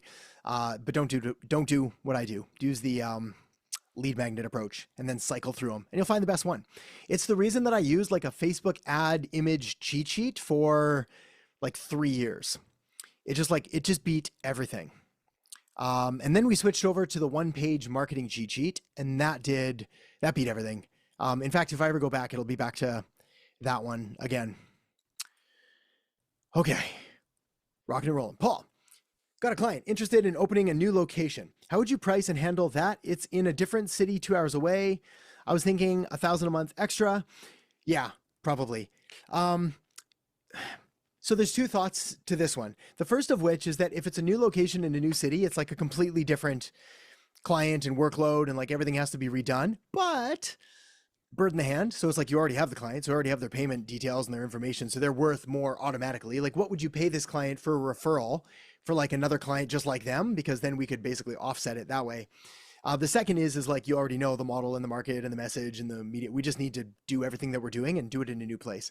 So yes, the work doesn't scale linearly. It's like significantly diminished. So yeah, I think 1,000 extra. What are you charging for the first location? 2,500. And he just wants to open one more location?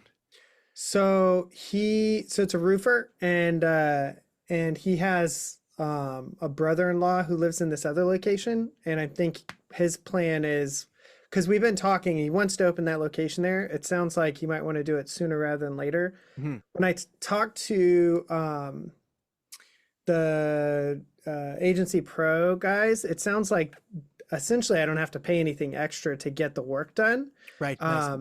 And so they could just add extra like location-based pages in his website he already has. Yeah. So essentially there'll be like the Spokane version and then the Kennewick version. Yeah. So that's kind of what I was thinking. And then he'll have to have an address for another business profile. Yeah. But that's like, he could just use his buddy, like his brother-in-law's address. Is that what I'm thinking? To start with anyway. Yeah. Interesting. Interesting. So my gut would say like 1,500 for the second spot. For a couple reasons. The first of which is because it's like, we're still going to want to do everything that we can for it. And like, I don't want to diminish the value of the first one because like, let's say he gets her the first, he's like, now we're just doing this one and whatever it is. The second is if we added more from there, we probably won't, but like if we did, then we could put them at like $1,000. Cause then it'll taper off a little bit quicker. It won't go below $1,000, but it could go down to that. Yeah. I'd probably do 1,500 for the next spot, especially because it's starting from scratch. And is the new location in Spokane? Yeah. So that's going to be, I don't know much about Washington. I know Seattle's the biggest, Spokane's the next. There's Olympia. I never heard of the other city.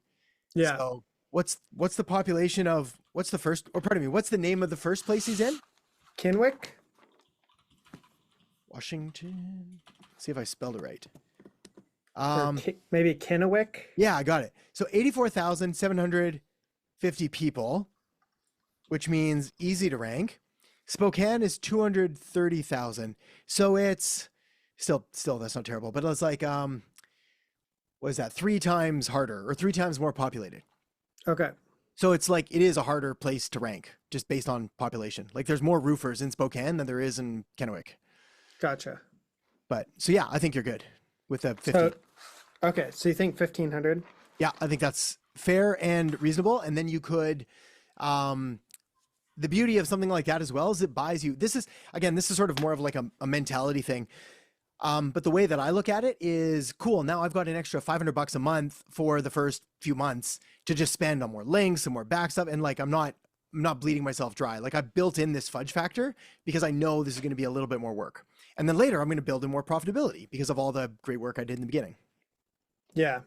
Well, and then, I mean, I'm basically just using the Agency Pro to do all the work. So same difference. It sounds like they'll do it for the first fee because it's the same business. So, and I'll double check that just to make sure. But yeah, that's sweet. Yeah, I'd double check it, but it sounds good to me because again, well, they'll need different naps like citations, like name, address, phone, for it. In fact, there would be benefit if like, okay, if we're going to do this right. There's going to be a benefit to like giving them their own sub account and website. Because then like, if I go to the background here, we'll go to Namecheap or GoDaddy or whoever. And I'm just going to type in a few things like Spokane. Let me make sure I spell it right. Spokane, Spokane roofing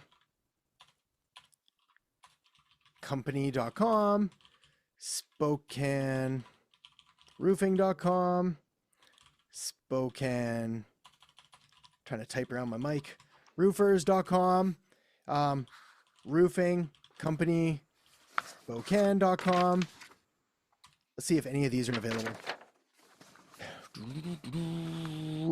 Nope. This one's available for $4,000, which is probably not worth it. Cause like one thing you can do is like, if you find like a URL with the keywords in it, it does actually help with ranking. They said it didn't like a decade ago and they were like, nope, it doesn't matter. Like what? It matters. Oh yeah. His current business is Precision Roofing and Exteriors. Yeah. And I think it even has a hyphen in the name. Like, oh yeah. Okay. Yeah, we're hurting. Hyphens.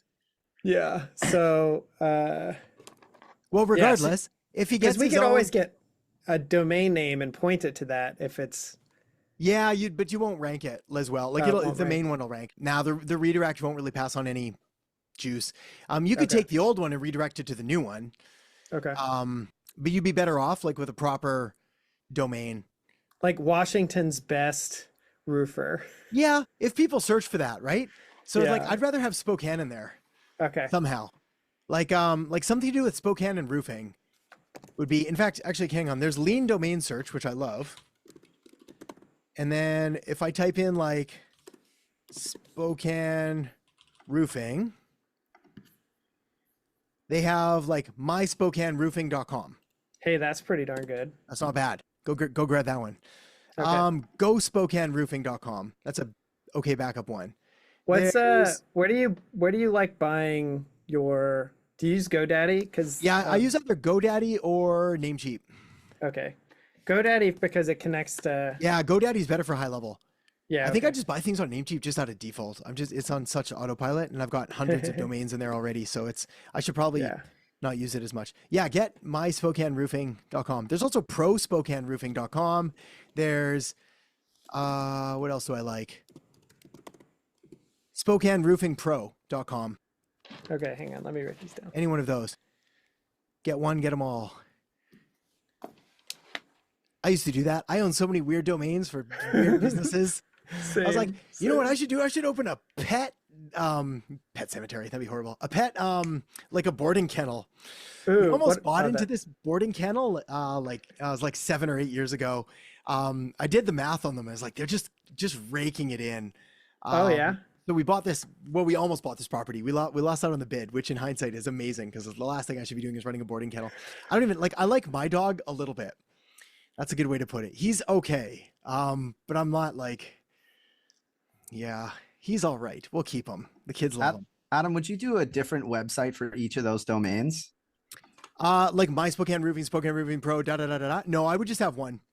Yeah, I would just pick like the one domain that's going to be the best one, and it'll be fine. Just because like the odds of ranking all three of them are probably low enough that it wouldn't make a ton of sense unless I had a huge budget for it and tried to. What about Spokane Roofing Quotes? Yeah, I don't like it as much as like the main thing. Yeah, because like ideally I would use this as like the Pro? main domain. Yeah. So like Spokane Roofing Pro. Yeah, that one's good. Or My Spokane Roofing. My Spokane Roofing. Yeah, I like probably Spokane Roofing Pro. Yeah. Because like that again, there's who was it? Perry Walker? Perry Walker. What's his name? Perry Belcher. He used to have this thing. It's like, will it swag? And so he'd like go for things. He'd be like, can I put it on a t-shirt? If I can't put it on a t-shirt, it won't swag. He speaks in his thick accent that I can never quite replicate. So every time I'm thinking of like a domain, I was like, will it swag? And I was like, my Spokane Roofing probably won't swag, but like Spokane Roofing Pro, it's like, yeah, you could put that on the side of a van. You could put that on a t-shirt. You could put that on a hat like that. That's not embarrassing. It's like mytinylittlерoofer.com or something like that. Yeah. Nobody's wearing that shirt. Okay, great. That's my other domain, mytinylittleroofer.com. One day I'm going to get into roofing. World domination. Okay, right on. Okay, Jesse, what is the machine for the agency you run right now? Oh, good. Okay, so this is going to be the perfect case of like, do what I say and not what I do, because mine's going to be really different, right? Like significantly different.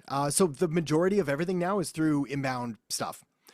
It's like referrals, and there's groups and things that I'm a part of, and then people tend to reach out. We do still run stuff, but mostly for my own enjoyment and curiosity. So it's like cold email campaigns because I think it's fun and interesting, and I like sending it. That all goes to basically, here's the main one. So this is Adstronauts, which is the main kind of agency where most of the stuff comes through. And this is it. So this is that is so good.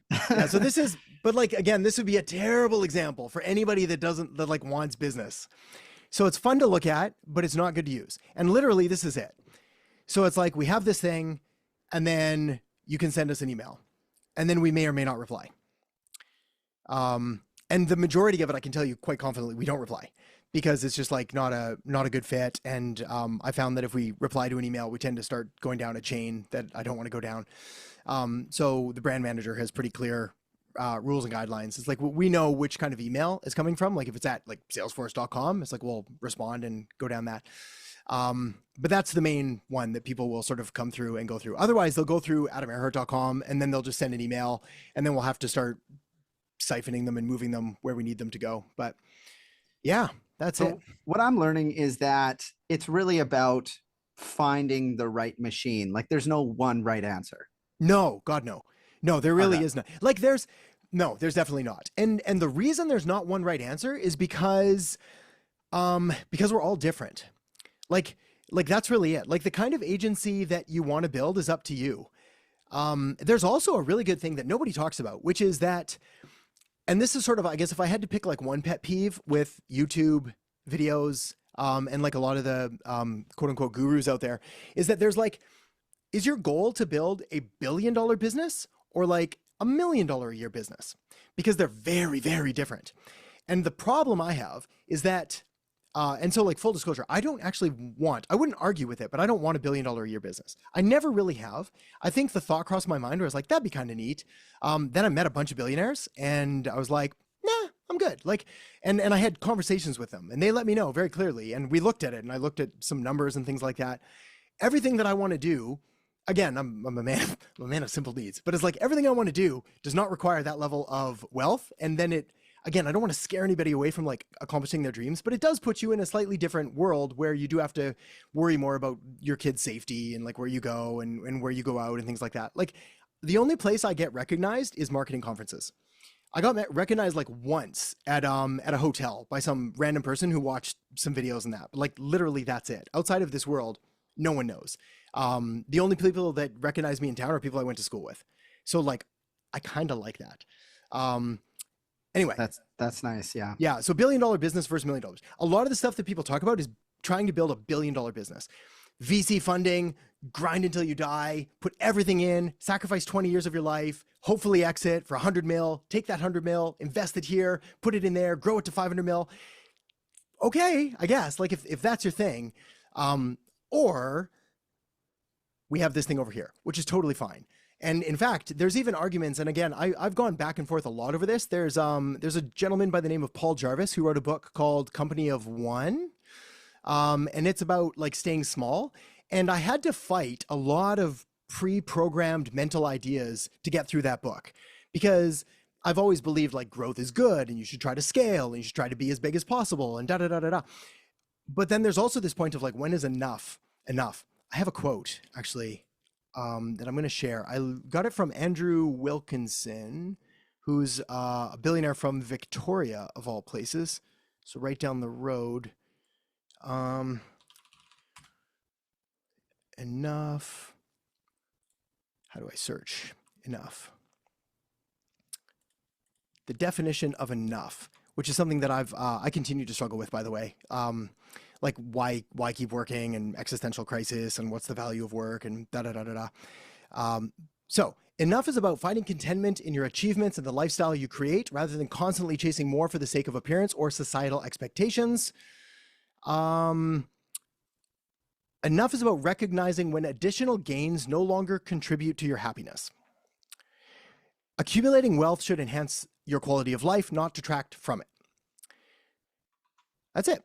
So whatever that number is. And for everybody, it's different. For my brother, it's like $1,000 a month. I kid you not, maybe 800. I go visit him and I open his fridge and there's like half a thing of yogurt. I was like, I guess we're going out. He needs nothing, like literally nothing. And he's the happiest person I know. I am not wired that way. So I have to fight the urge to like compulsively collect and accumulate to validate my ability to be alive or to exist as a human being. There's deeper issues there that we're still working on. But the point is, we've got to figure out what that is, and then we have to design for it accordingly. So what does the perfect model look like? It looks like whatever is going to get you to where you want to get to, and they all kind of work. That said, now that we've done all of that big picture stuff, there are ones that work better, right? Like clearly putting up a website that's like, send us an email, we might not write you back. Like that's terrible if you're trying to get business. Don't do that. On the other hand, there are funnels that are going to allow you to like prove your authority, provide a bunch of value, put out a good value proposition. What are the services that you're going to offer that are in alignment with your strengths, your goals, where you want to get to? What are the support systems around you that are going to be able to deliver that? That's the reason that I like all of our frameworks and templates. It was like, start here and use these, and then we can build off them. So it's like, to break the rules, you have to know what the rules are. It's like, well, here's the rules. It's like, we need one niche. We need this kind of service. We need to deliver it this kind of way. We charge roughly these packages. We do all of this. And then once that's set and you're like, okay, I think I get it.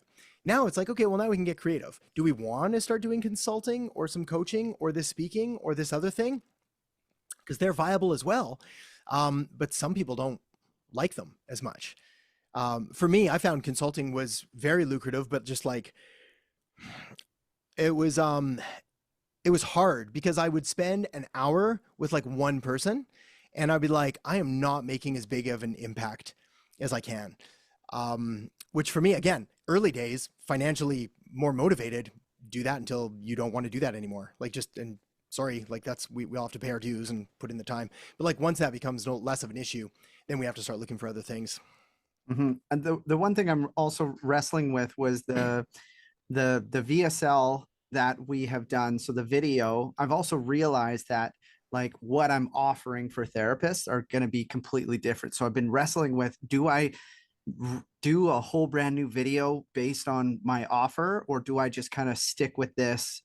And I'm starting to think that maybe I should maybe redo it and take a lot of that, what you've said, and then put it into my own words, talking about like a website and then all of that. That you give a green light on that then? I green light on that one. Yeah, for sure.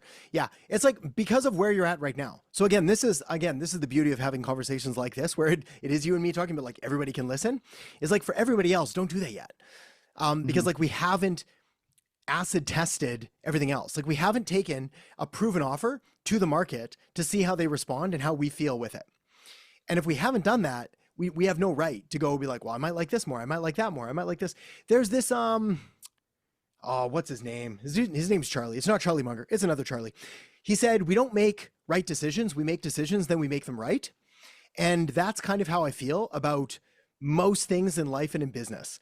In fact, if we want to get super weird and deep here, like the way that we make decisions is based on past experiences.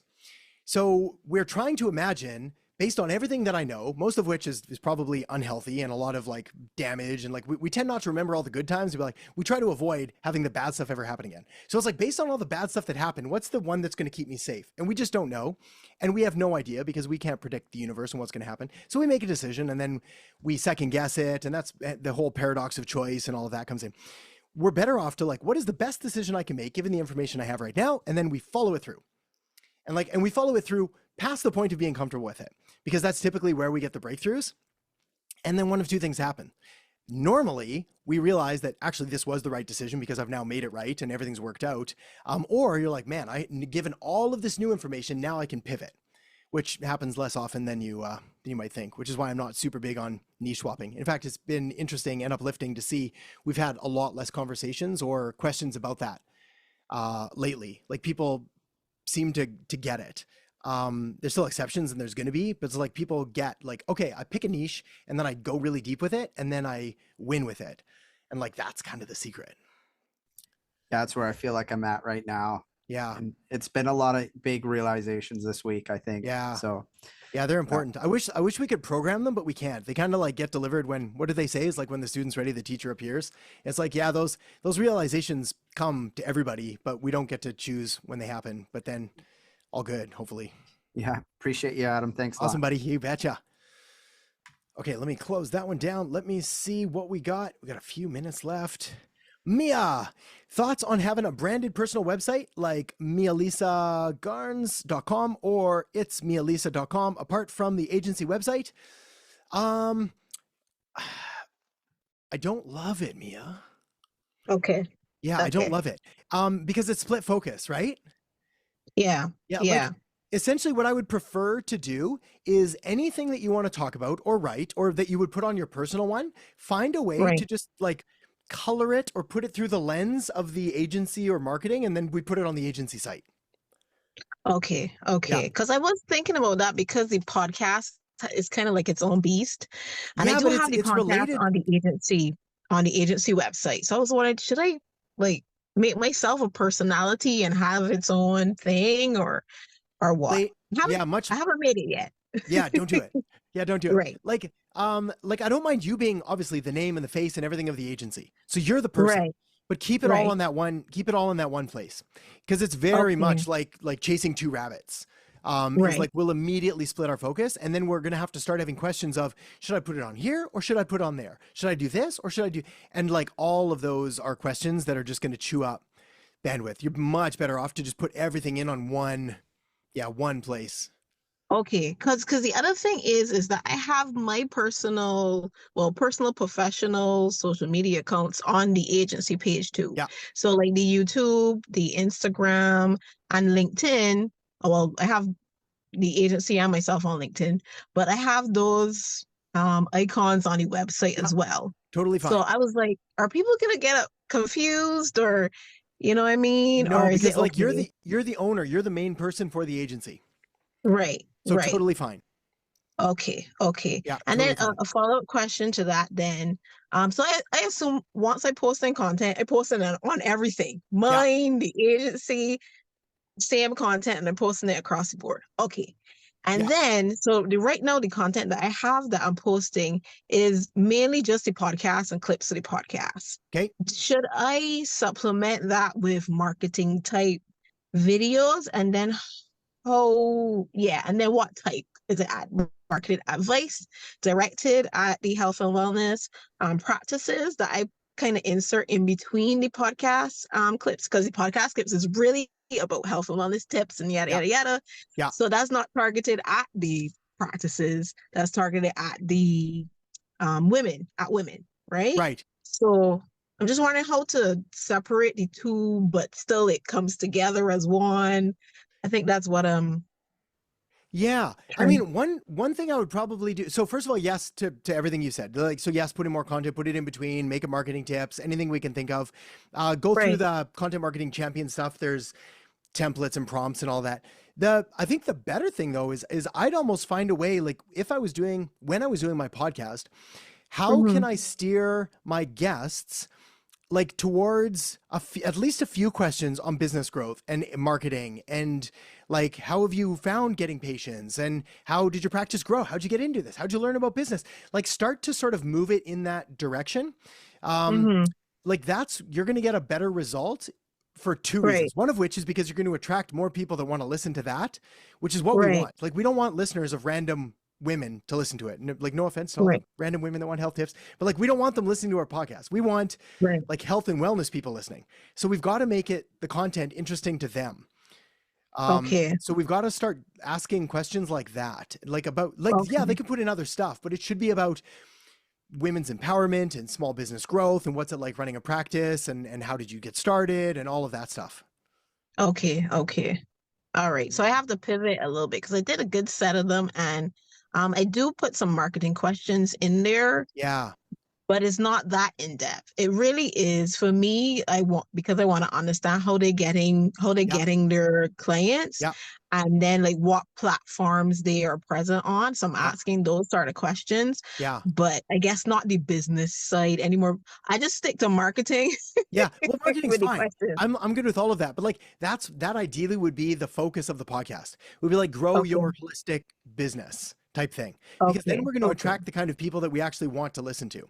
Because it doesn't do us any good if we have like 1 million downloads of just women who just want to get healthy. Like, that's going to do zero for our business, like zero. Okay. But if we get like 100 people that actually want to start holistic business or have them, or like, that's going to do amazing things for you. Okay. Yeah. All right. Okay. Yeah, I think that helps. Okay. Yeah. Thanks, Adam. Okay. Good chat. Yeah. We'll see you in a second there. Okay, last question. We got time. We'll fit it in. Tom, quick question. Being an existing agency, do you recommend revamping the entire website once we identify the right niche, when we niche down, or create a separate landing page for it until we are fully baked into the niche and offer before making the massive change to the main one? Ooh, good question. If you have existing clients and the agency is running well, make it a landing page. Don't break what's already working. So it's like rule number 1 in marketing is we don't wreck stuff that's working. So we absolutely start a different page, a different site, anything else that we have to do, and we start moving stuff that way.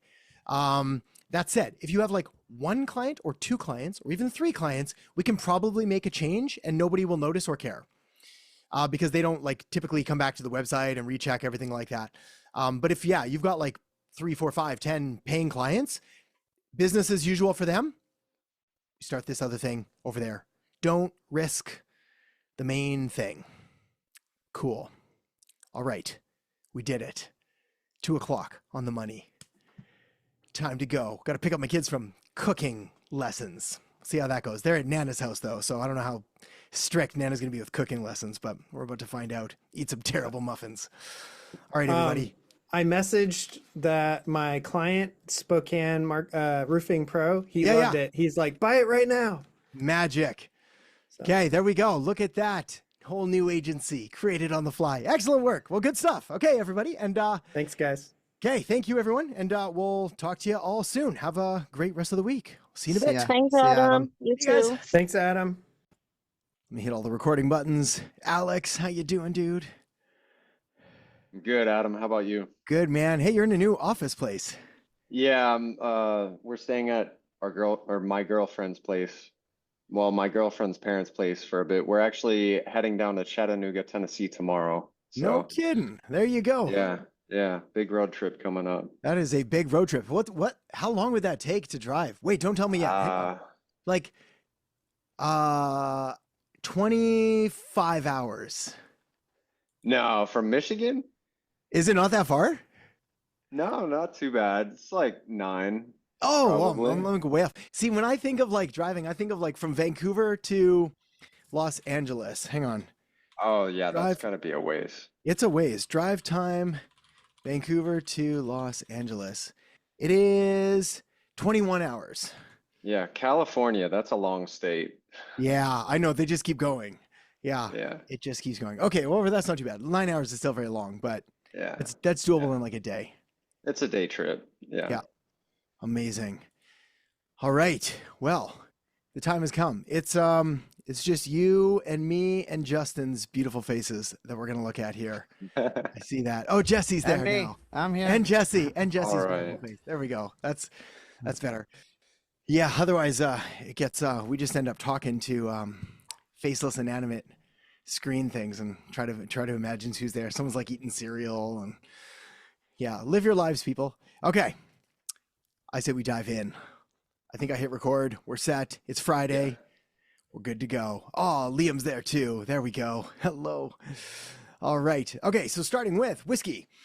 What are your thoughts on a ramp up pricing structure to help close a client? For example, where I would charge $1,000 for the first month while I set things up, then $2,000 the next month if things are coming online, and then the final price at $3,000 per month thereon.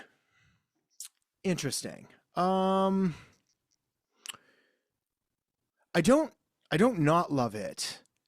Yeah, I don't not love it. Like, I think if it's for the purpose of closing the client, then cool. I think the trick is, like, were they the one that proposed it or are we bringing it to them? Because it's tricky to like have the price go up each month and be like, well, now it's $2,000 and now it's $3,000, especially before they've had like any big wins or anything has really happened. It's easier later. Like once we've get them some results and some things are going in, we can be like, hey, by the way, now we can do this. Now we can do that. We can implement this. But like early on, it's tricky. It's almost like a reverse setup fee. Yeah. I don't know. Look, what sort of brought it on there? Were they suggesting, or was this just an idea to like get them in at a lower price? No, it was a call with a referral for a life insurance, a major life insurance company. Well, not major, but you know, an entrepreneur has about 18 clients. And he just said, sorry, my camera's all messed up. He said,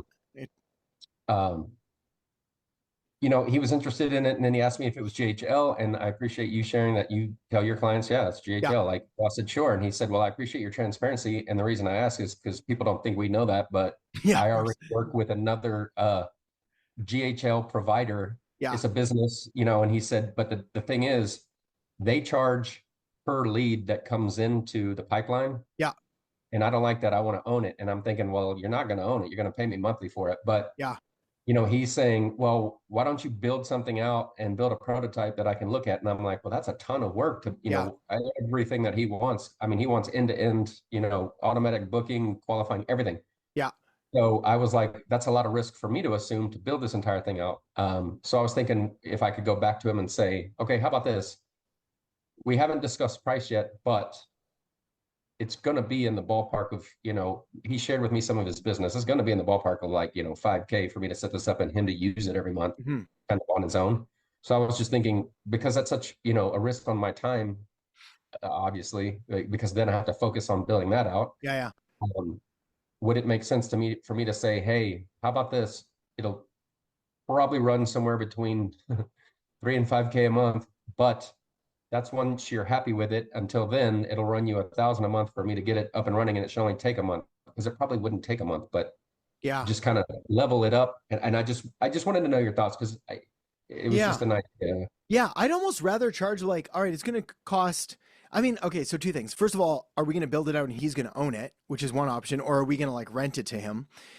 Because the other option is like, if it's going to be $3,000 to $5,000 a month and he's cool with that, we could just charge $3,000 to $5,000 the first month and then build it out for him, rather than like a lower price, because the build out's the heavy work. So I'd rather not charge less for that.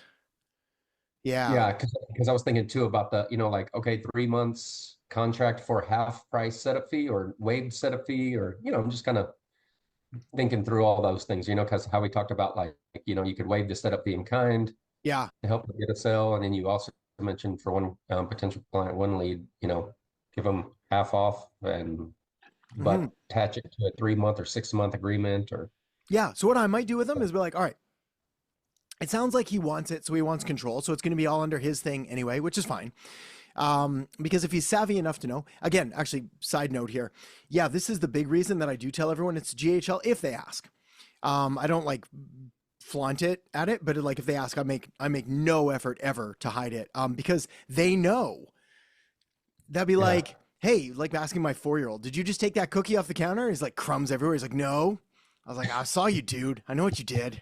Now you've lost trust. You go in the sin bin. So it's like there's no point in trying to snow them. So yeah, you did the right thing there. But like, I'd probably pitch it as, look, it's gonna be 3 to 5K a month. We can do one of two things. One of which is we can start right now and I can build it out. It's going to take me 3 to 4 weeks to build the whole thing, but then you'll have it. The other option is we can sign a 3 or 4 month commitment with each other, and I will waive the first month or waive the setup fee, which is what this was going to be anyway. And we can just like, I'll still build it. But then we'll be able to just roll right into getting you more leads from there. Yeah. Cause he tried to also play the card too. He's like, well, when it works like I want, and like you say is possible, I've got 5 other very close friends who are agency owners who Everyone want does the exact same thing. And I'm like, yeah, but if you don't have that, I also have a Adam Earhart brilliant way to go about getting my own clients, so I don't need your client. No, and everybody has that offer. Like everyone. And the people that follow through, what I've found about that, I don't want to like pee in anyone's Cheerios, but like what I've found is that the clients that are like, by the way, you do a good job for me, I'll tell everyone I know about how great, they're never the ones that do it, ever. The ones that do it are always the ones that just shut up and don't do anything. And then you do a good job and then you ask or they just do it voluntarily. But the ones that kind of lead with that, they're using it as a bargaining chip. It's not a bad one. I've used it. Like I was like, hey, look, I've got good connections here and this and that. But like, if I'm not completely impressed, I'm not going to do it anyway. And then things get busy. So yeah, I'm always, I don't know. Anytime someone says that to me, I don't think I look at it as a warning. I just look at it as like a completely neutral statement. They're like, it's also, by the way, it's also sunny outside tomorrow. Like it's going to be sunny. I was like, okay, that's cool. Thank you. That's good. I'll take that into consideration. Sunscreen and a hat, whatever. So yeah, I don't, yeah, I'm not too worried. I'd still pitch them on that of like, yeah, we can waive the setup fee and do 3 to 4 month, or we'll just pay 3 to 4 month and we'll start right now. Okay. That makes sense. I appreciate it. Yeah, because he also tried to say too, oh, I'm local to where, you're in San Antonio, I am too. We need to break bread. And I'm like, I don't need a friend. Like, yeah. Because my spidey senses are like, yeah. Then he's like, oh, you scratch my back, I'll scratch yours. I'm like, no, that's not how it works. Yeah. I mean, again, like this, yeah, you're starting to pick up on some of the cues already. But yes, I think, yeah, if you get enough sort of red flags like that, it doesn't mean I don't do it. I just go in a little more cautious. Cause like people like to talk a big game and they often can't back it up. So again, that is why exactly what you said. My best policy is always like, next, I have another lead in the flow. That's totally, hey, look, if it doesn't work for you, that's totally fine. It's all good. I've got some others that are waiting. I've got to go deal with them right now. And like, I'll take it away, from them. So it's like, you always, who is it? I think it's Dan Sullivan. His quote is like, you always want to be the buyer. Like, that's it. Like, always be the buyer. And so in sales, it's, there's always this, I don't like calling it a power dynamic. Who uses a good word? I think it's Joe Camp. He calls it like a frame. There's always a frame. And you can always tell like who needs it more and who wants it more. And they're always the one that ends up with a short stick.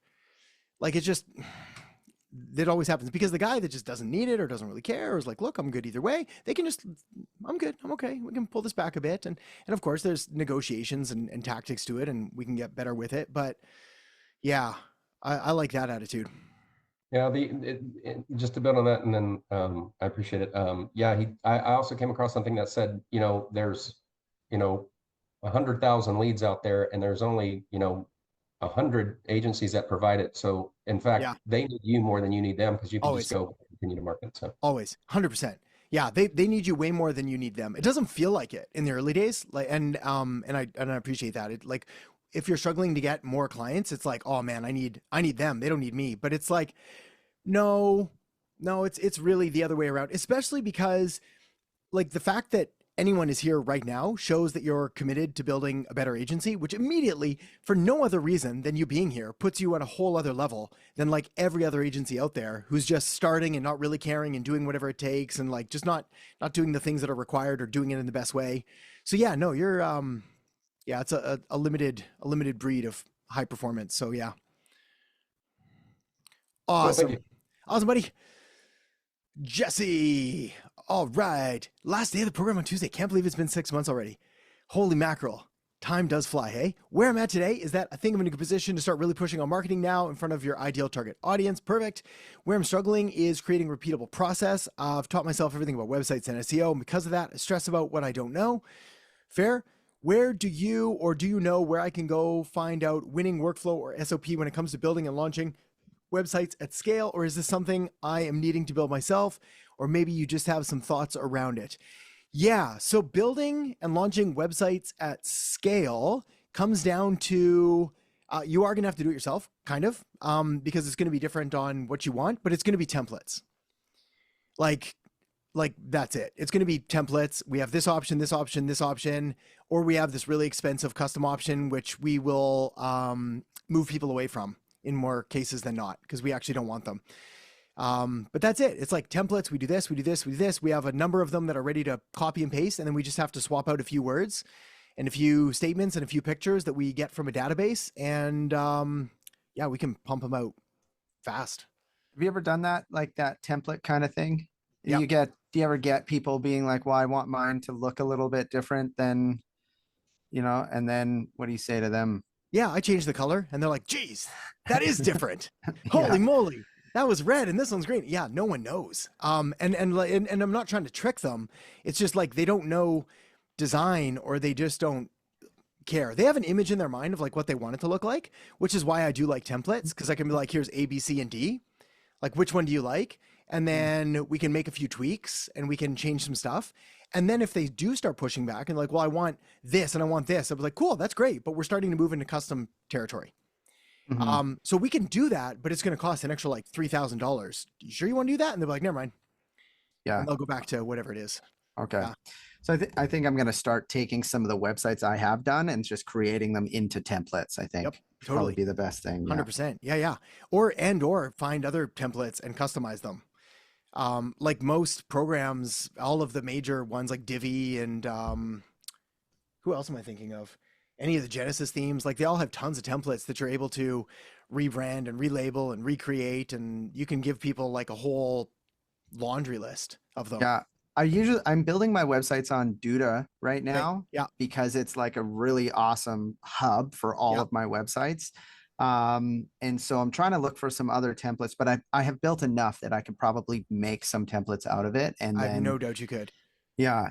But I feel like I keep going the custom route because I want everyone to have like their own space. And I stress about like making it exactly like about the client. And I'm like, this is taking too much time, too much. Like I'm stressing about all of it. So yeah. Well, I think again, it's because you know more than you need to know about it. Right. So it's like, we just pick a really, really good template and theme, and then we make a few tweaks to it and it looks amazing. Mm-hmm. And like if you're going to do anything, spend any time customizing things, I'd spend it on like, they probably don't have a brand guide, so I'd go to like coolers.co and I love Coolers. It's amazing. And I'd be like, which color scheme do you like now? So I'm like, here's the 4 templates, here's the 10 color schemes, here's the this. How would you describe yourself? Like basically any AI website builder does this already. They're like, tell me about you. And then they put something together and it's like, oh, it's actually not terrible. But you can make it good. Yeah. I'd also want to make it so that those websites are like really ranking for SEO for like all the services. I don't know about Dude. Is that how do you spell that? Is it DUDA? DUDA.co. Yeah, I've ranked some websites really well with Duda. Yeah. They've got a lot of built-in things on their CMS that does some really cool stuff on the back end. So there's no like having to update apps or update plugins and stuff, which is like godsend to me. Yeah, no kidding. Yeah, this looks sweet. These look great. I've never yeah, they look really good. Hey, I have two websites going with Hexa right now. So I'm like testing out the whole WordPress process. Yeah. But I feel like I'm still leaning towards Duda. So yeah, I don't mind it at all. I would just stick with that then.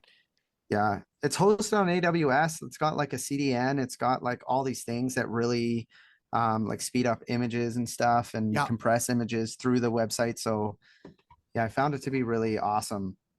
Yeah, it looks good to me, man. Yeah, from everything I see, Duda, SEO, blah, blah, blah.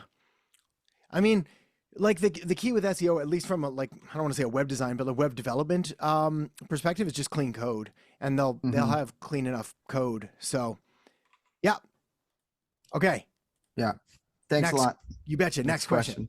Alan mentioned to me, greatest skill he learned was copywriting. Wondering if this is the next path I should go down and start studying about. Wondering what your thoughts were on that also. Copywriting. All right.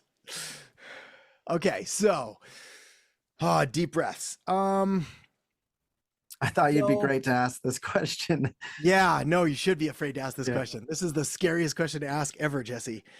Copywriting. Okay, so let's start at the top. Let's use my kids. If my kids, I don't care what they want to be, farmers, bakers, whatever it is, I would love for them to go study. They don't have to do it at school, by the way, but like study first year business at like a BBA. Because they'll do like a course in finance and accounting and HR and management and marketing and like all of the general business stuff, which again, you don't need to go to school for it. You can just get a couple easy books and you're pretty much good to go. So that's one. Sub that, I think the single most valuable skill ever to have is obviously marketing. Clearly biased, but like valuable skill. You can do anything with it. You can grow any business, you grow your own business. Now, of marketing, the most valuable skill to have there is copywriting, for sure. Now, how do you learn copywriting? It is the reason that we don't talk about it a ton beyond like basic magic pill stuff is copywriting. When we design an offer, that's copywriting. The client converter tool we have, that's copy. Like everything we do is copy. So everything is copy. Anytime that we're communicating or saying words or putting together an offer, that's copywriting.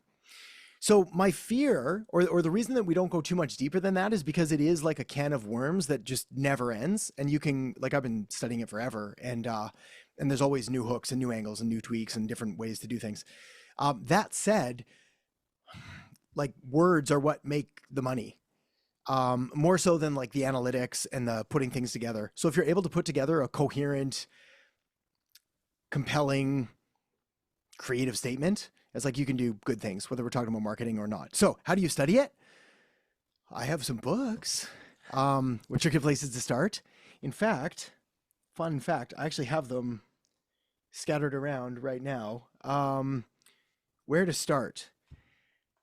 Alan mentioned the Gary Halbert letters or something like that. Gary Halbert letters. Halbert letters? Yeah, they're called the... Yeah, do I have them here? They're on my other shelf. Yeah, the Gary Halbert letters are good. I started reading them. Yeah. And I'm just like, I'm trying to dig into like, what is good here? Like, what is the actual thing that these are known for? Yeah. So then they're not the best place to start.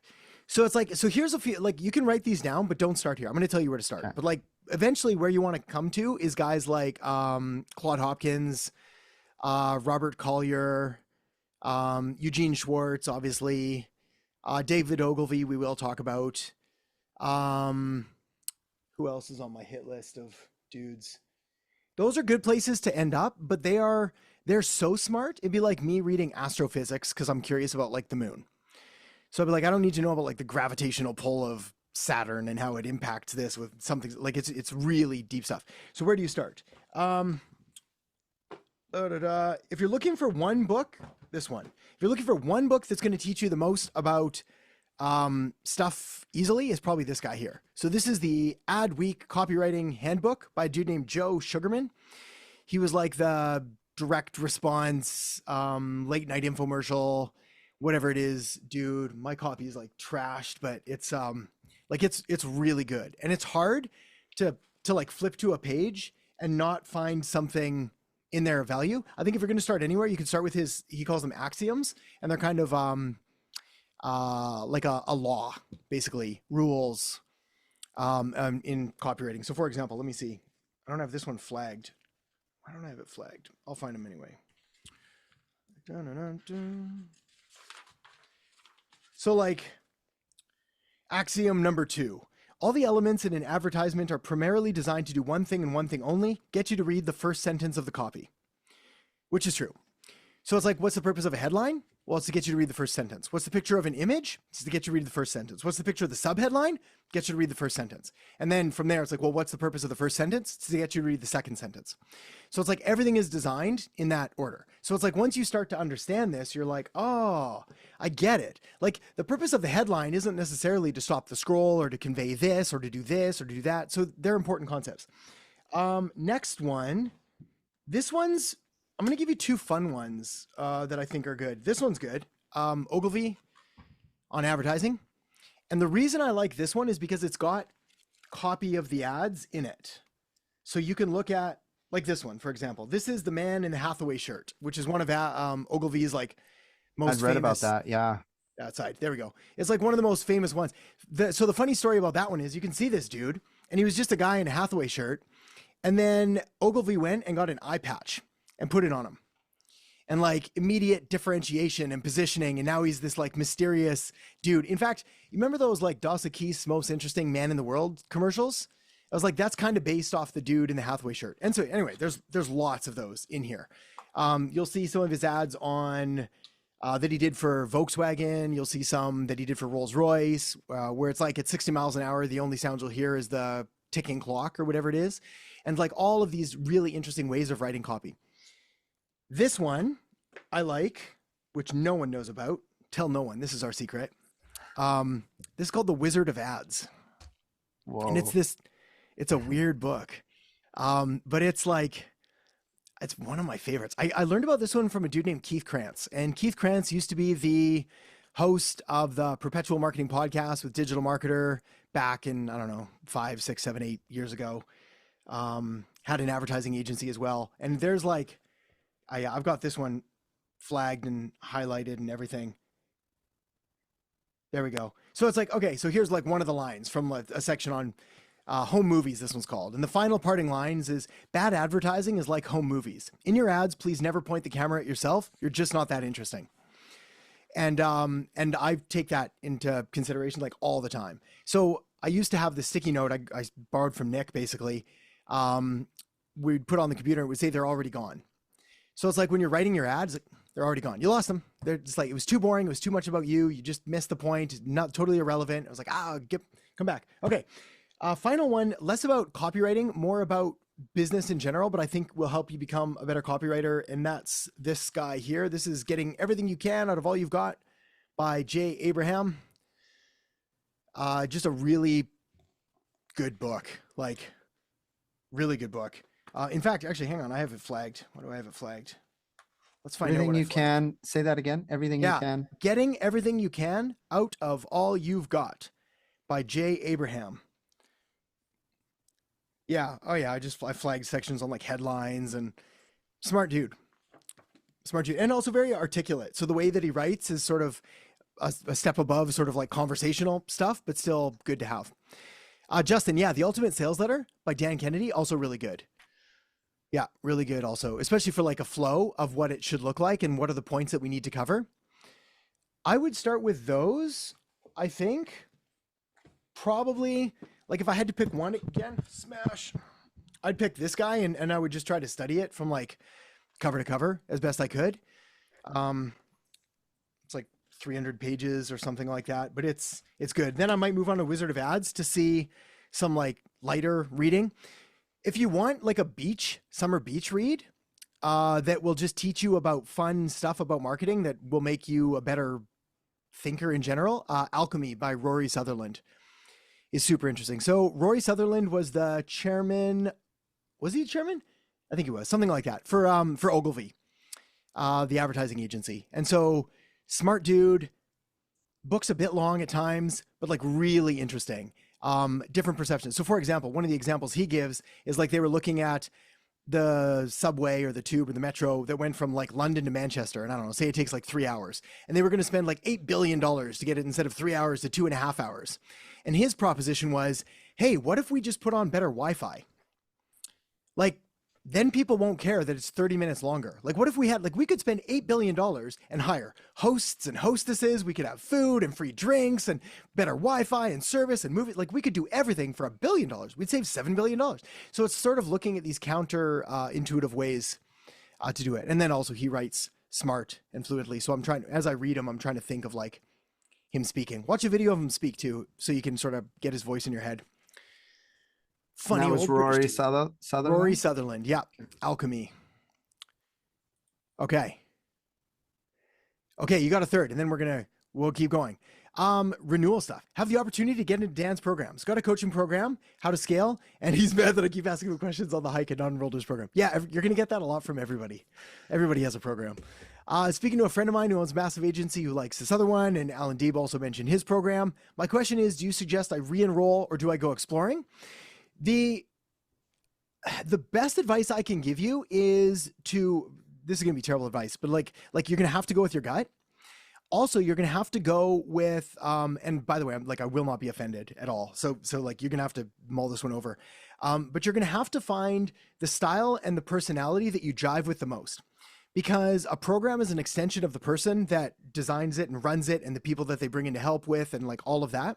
So you want to make sure that that's in alignment with what you want. And then also keep in mind that like all of the other tactics and things, like if that's the reason to join, you can probably sort of piece those together now that you know enough about what you know to be like, I can imagine this and this and this. So it's really kind of like the community aspect of it that is going to provide the value. So then, yeah, again, my advice for everyone is like, when you're looking for someone to follow or to engage with, this is the rule that I use, is like how much do I like them? Do I want their life? Does this in alignment with where I'm trying to go? Is this actually what I want? I learned this the hard way after following guys that I liked and really admired, but they were building just really different businesses than I wanted. So like everything was geared towards this just massive amounts of everything, to the point of insanity. Of which many of them, again, this isn't a knock on anybody that we mentioned, they're all good people, but like many of them grew so fast that they like lost it all. Alex and I actually know a couple of people that grew really quick and to 8 figures and then just went to zero, like less than zero, unfortunately. So again, you got to find out, is this where I want to go? Is that what I want to do? Is that because they grew too fast, like way too fast, or? Yeah. Yes and no. It's because they grew way too fast, and then I think they took their eyes off the prize, and they were growing for the sake of growth instead of what they wanted to do. And then it became all consuming.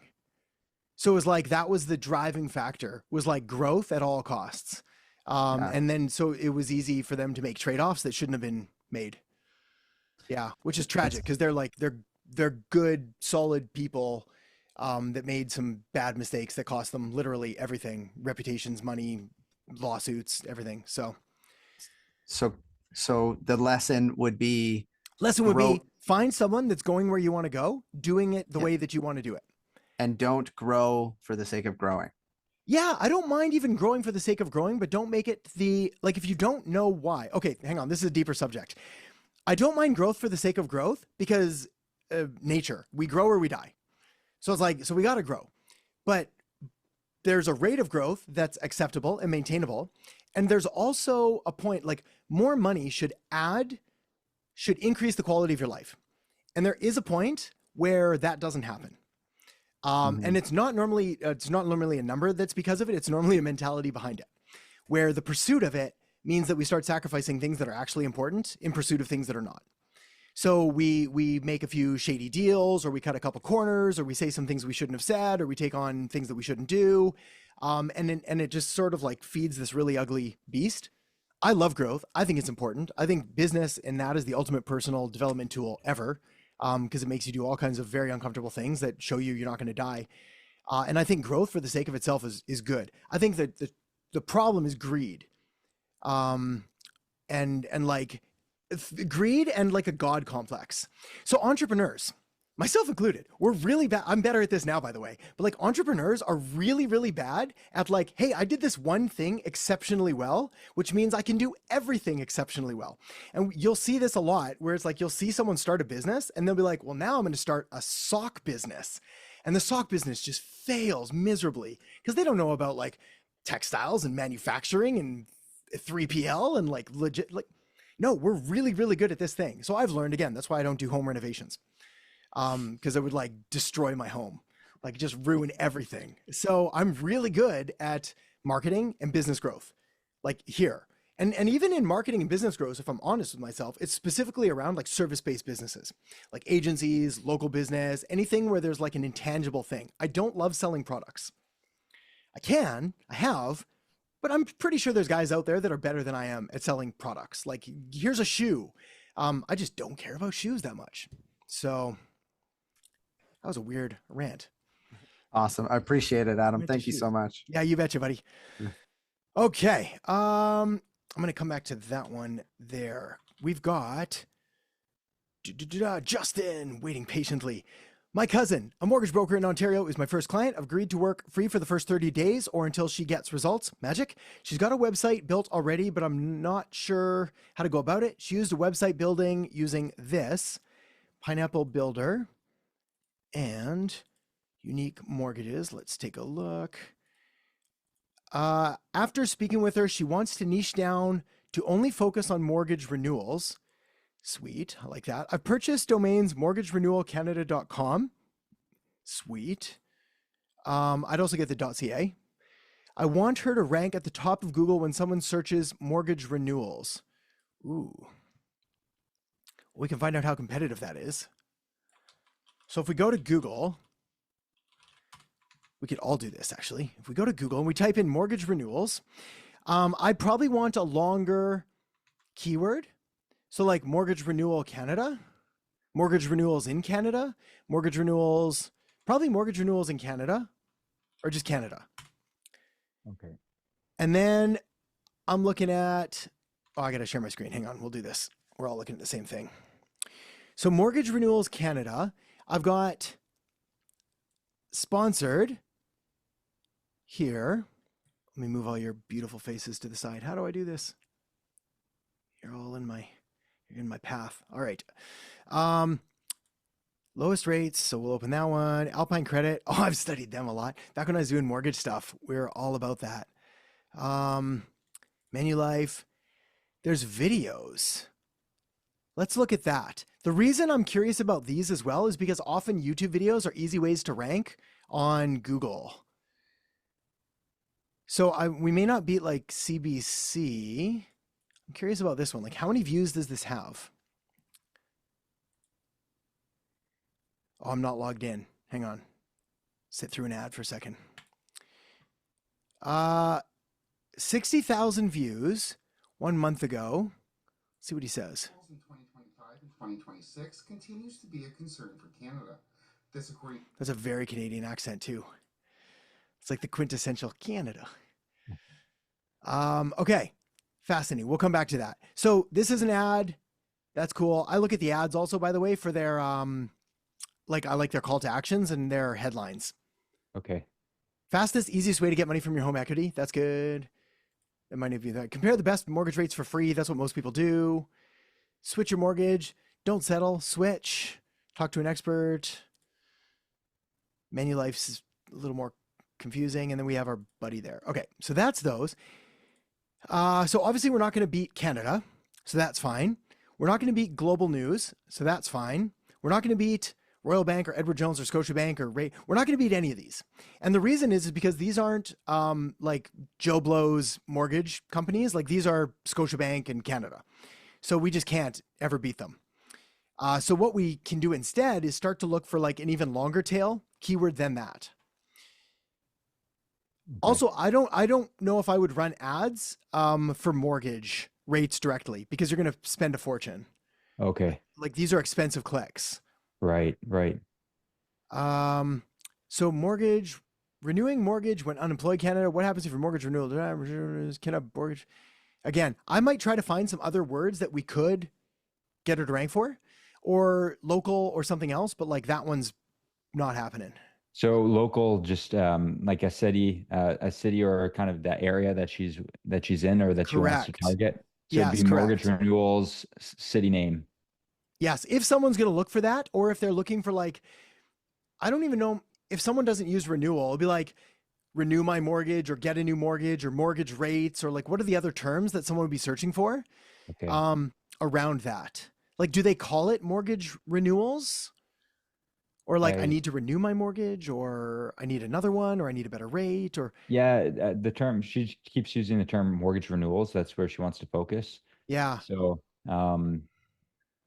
so then I think the next thing I would do with her is I need to go deeper and be like, okay, why do people renew their mortgage? What do they look for when they're renewing a mortgage? Where do they go to get their rates? What are like, I need to know all of that stuff first so I can figure out how I can get in front of that. So for example, hypothetical, if she's like, well, they renew them because they saw an ad about like mortgage rates going down. I was like, okay, for the record, actually, Justin, just so I don't forget, when I did this, I did it with Facebook ads and we did it really well. Oh, okay. And we just targeted Google ads. Instead of Google ads. Yeah, because the Google ads were insane. Like they were just, I don't know, $20 a click or something dumb for it. Because the big banks, they have unlimited money. So they'll just spend until they bleed themselves dry, and then they just raise taxes. It's great. We all win. Another story, another day. But the Facebook ads were fine. We did it with first-time home buyers, which worked out well for us. And we used any government incentive programs. So I would find another angle on that. I'd be like, hey, if you've got a mortgage right now, an existing mortgage, you may be eligible for this new government-backed program to save XYZ on this thing. And there's always some government program. And then we basically captured the lead that way. And then we had a conversation. We're like, cool, what's your current rate? Yeah, based on this, then we could have a conversation. Yeah, I was trying to get her to a niche. She's also a first responder, a police officer for 20 years. So I was trying to get her to niche down there. She doesn't want to do that. So I thought mortgage renewals would be a good way about it. Yeah. But I'll take that advice. I'll try to do that. Yeah. I would just take a look and play around with it a bit. Okay. We got questions though. Yeah. Now that I've got her on board, uncertain where to start to get her quick wins, started learning WordPress, want to get her a slick professional website, learning curve, and want fast results. Yeah, templates again. Yeah. So just template it. Like you can always fix it and clean it up later and make it custom, but we don't need to. Because it's time consuming, should I just bite the bullet and pay out of pocket to have it outsourced? I don't know. No, I don't think I would. I think I'd just get like a templated WordPress site. Okay. And like install it and make a few tweaks to it. Like Elementor is like a drag and drop plugin. Yeah, I got that one. Yeah. There's a learning curve to that one too, but like, no, it's doable. Okay. Unclear what the process or checklist for deliverables should look like. Do I start with Google Business, website, SEO, lead connector? Yeah, where do we start? So we've got a mortgage broker who wants more renewals. Does she have a database? She's been doing this for a while? No, she's 5 months or so. She's typically, only about 5-6 months. Does she have any clients? Yeah, she's had about 8 or 9 clients so far. About $1,500 to $2,000 per client. Okay. Tricky. If she had a bigger network, I'd push pretty hard on like that customer reactivation campaign. Right. But like if she's just starting, we obviously don't have customers to reactivate. If they just got a mortgage, you'd be like, hey, I just did a terrible job, so I need to do better now and I'll get you a better rate. So I don't like that angle. For her, oh man, like the best mortgage brokers I know, they do a lot of networking, like just a disgusting amount. So hopefully she's cool with that. I would get her doing that. That obviously doesn't help us from our perspective, but it's funny because like her networking will drive more people to the website, which will drive more. So like everything goes up. Google business profile, probably the easiest low hanging fruit because like we can do it today and then we can then be like mortgage broker in whatever city. And so that can be optimized. Same thing with the website. Then I would start. Google ads is not, don't go to the Google ads. I wouldn't do Google ads. Way too expensive. Yeah, especially for mortgage. Like there's a few industries that I don't really touch for Google ads. So like anything insurance related. Yeah. Credit cards or financing is typically out. Gambling for obvious reasons of competition and money and cash flow in that. What are my other ones? Real estate is really like I don't go to real estate either because like Remax buys them all and Keller Williams, and mortgage is like the subset of Google Ads. Basically, anytime there's like a schwack ton of money to be made. I also avoid like personal injury law in big cities. So it's like if I've got a New York lawyer who's like, I'm a personal injury lawyer and I've got 10 grand a month, I'd be like, we ain't even coming close. I'm like, you triple that and we'll buy some ads. Like it's like each click, I don't know, $120 or $80. Like they're going to be a lot of money because of just the amount of money involved with those things. So yes, everything but Facebook. Okay. Facebook content, reaching out to the network, content, post, here's updates, here's this, here's that. Yeah. All of that will help. And then I start local, think global. It's like we start with our local network and we just start to expand from there. So it's like regular posts, regular updates. Look, does anyone have to have a chat? We can have a call. Hey, rates are down. Hey, there's this incentive. Give me a call to talk about it. A lot of that stuff. Okay. Great advice. Thank you. Awesome, buddy. Okay, Eugene. What are some good general marketing tips when sending a congratulation confirmation email? No one's ever asked me that before. I think keep it short and friendly and exactly that. Be like, congratulations, so excited to have you on board. Then I think there's probably two other things. I would give them next steps. Here's what to expect next. Keep it short. And also maybe a few list of like, hey, if you have a question, you can contact me here. Here's where to get a hold of me. Like some way for them to know like how to get a hold. I think that's it. Welcome on board. Here's some stuff that'll help and what to expect next. And then like, here's how to reach me. Yeah. That makes sense. And there's also other two questions that I had. There is. I got them. You betcha. What does a good SOP look like for a trial client? Depends what you're doing with the trial client. I think the best advice is to over communicate in those early days. Like just really fill them in on everything that you're doing as much as possible. And then the SOP, I'm actually less worried about for a trial client because we're going to do things that we may not do. So an SOP stands for like standard operating procedure. So they're only really good if we have something that's standard. So I wouldn't make too much more other than, hey, my SOP is like, I've got to contact them at least once a week, maybe twice a week for the first week or two. Then I've got to make sure that I'm showing them some kind of win and showing them the work that I'm doing. Then I need to make sure at week 3, I'm asking them, but after I show them a win, then I'm asking them to continue working. That's probably my SOP. All right, that makes more sense. Okay. How important are the steps in the general onboarding checklist? Not really, but sort of. We'll get there. So legal, finance, communication, file sharing. Yeah. Especially like in the beginning stage, if it's like the first client. Yes. Not very. They're there because they're good to have. And it's nice to know about the things that we need to know about. I think this is one of those like good, better, best situations. Was like the best would be we have everything covered. We have all the documents and all of these things set. The good is like, do we have permission to do marketing for them? Do we have access to the stuff so that we can do the things that we need to? And do we have a way to contact them? And do we have some kind of agreement, trial or no, or paid? It's like, we need some kind of agreement that says, yes, this is what we're doing. Here's what it looks like. It's on a trial basis. Then we can continue. Yes, all of those things. Everything else, file sharing in that, I'm less concerned about. So even if it's a trial, there still should like I should generate like a agreement to kind of show what's going on and what's going to be in the next steps, right? Definitely. Because for a couple of reasons. One of which is to be like to limit. Again, I'm less legally minded than I think many people, but like to limit some level of liability. Also, if they ever come back and they're like, wait, I didn't say that you could do that. You're like, well, we have this thing that said I was going to do it. Also to put a time on it, like we're going to do this for 30 days, then we're going to reevaluate. So that way it's like, hey, we're approaching the end. Now it's time. It's really helpful to get everyone on the same page. Right. Literally. Yeah, definitely. Well, I was concerned of the SOP part, especially on this trial client, because on this one that I'm dealing with, he's kind of tricky. He was like not trustworthy, and he was trying to speak with his business partner that he was saying, oh, let me reach out to him. And when I was calling them, they're literally, they said they researched, we went to the Department of Bureau of Revenue, something like that. You're open for this month. So they're asking me so many questions like these because they're either skeptical or something. Yeah. That's why I was kind of to see what's a good way to really schedule and like make a good call next step to actually like frame everything so the SOP looks good, Yeah. Yeah. I think so. Eugene, what I'd probably do then is just map out, hey, here's what we're going to do. Here's the time frame that we're going to do it on. Here's what you can expect. Here's how to reach me. Let's make it happen. Mm-hmm. Yeah. So kind of settle it down and make it clear what's the next step.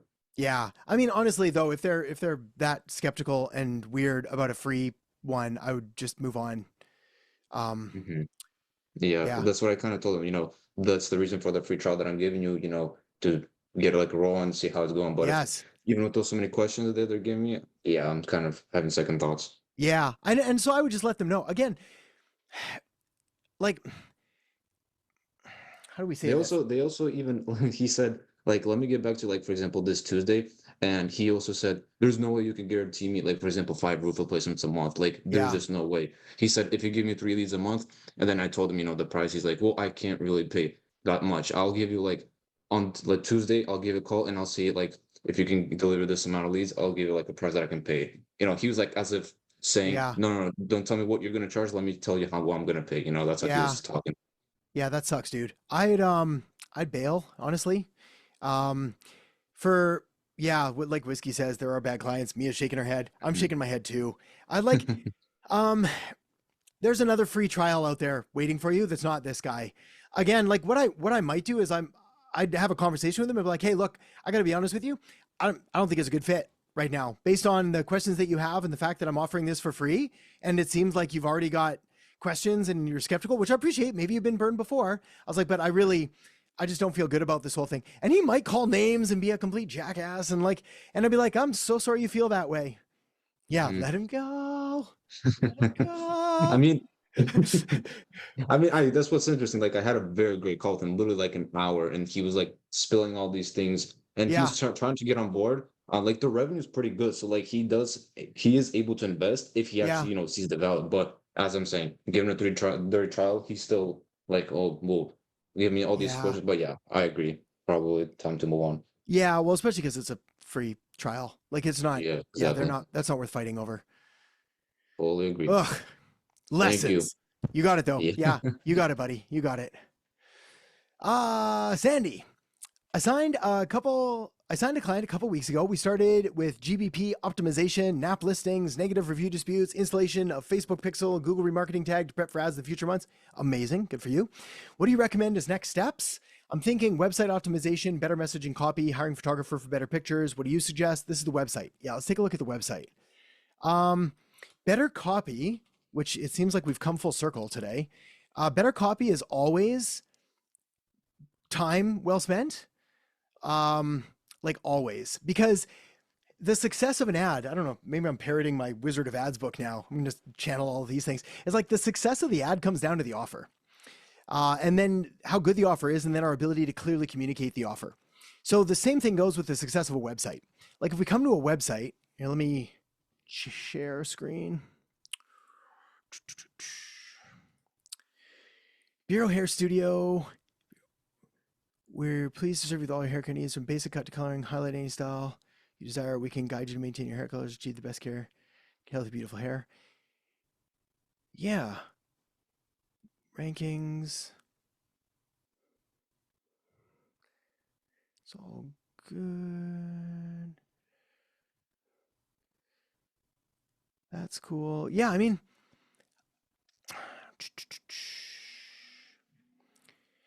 I wonder if, let's do this. When in doubt, I go to like New York or LA, and then I try to find, oh, they probably know I'm not in New York. I don't have a VPN on. What if I go like Los Angeles?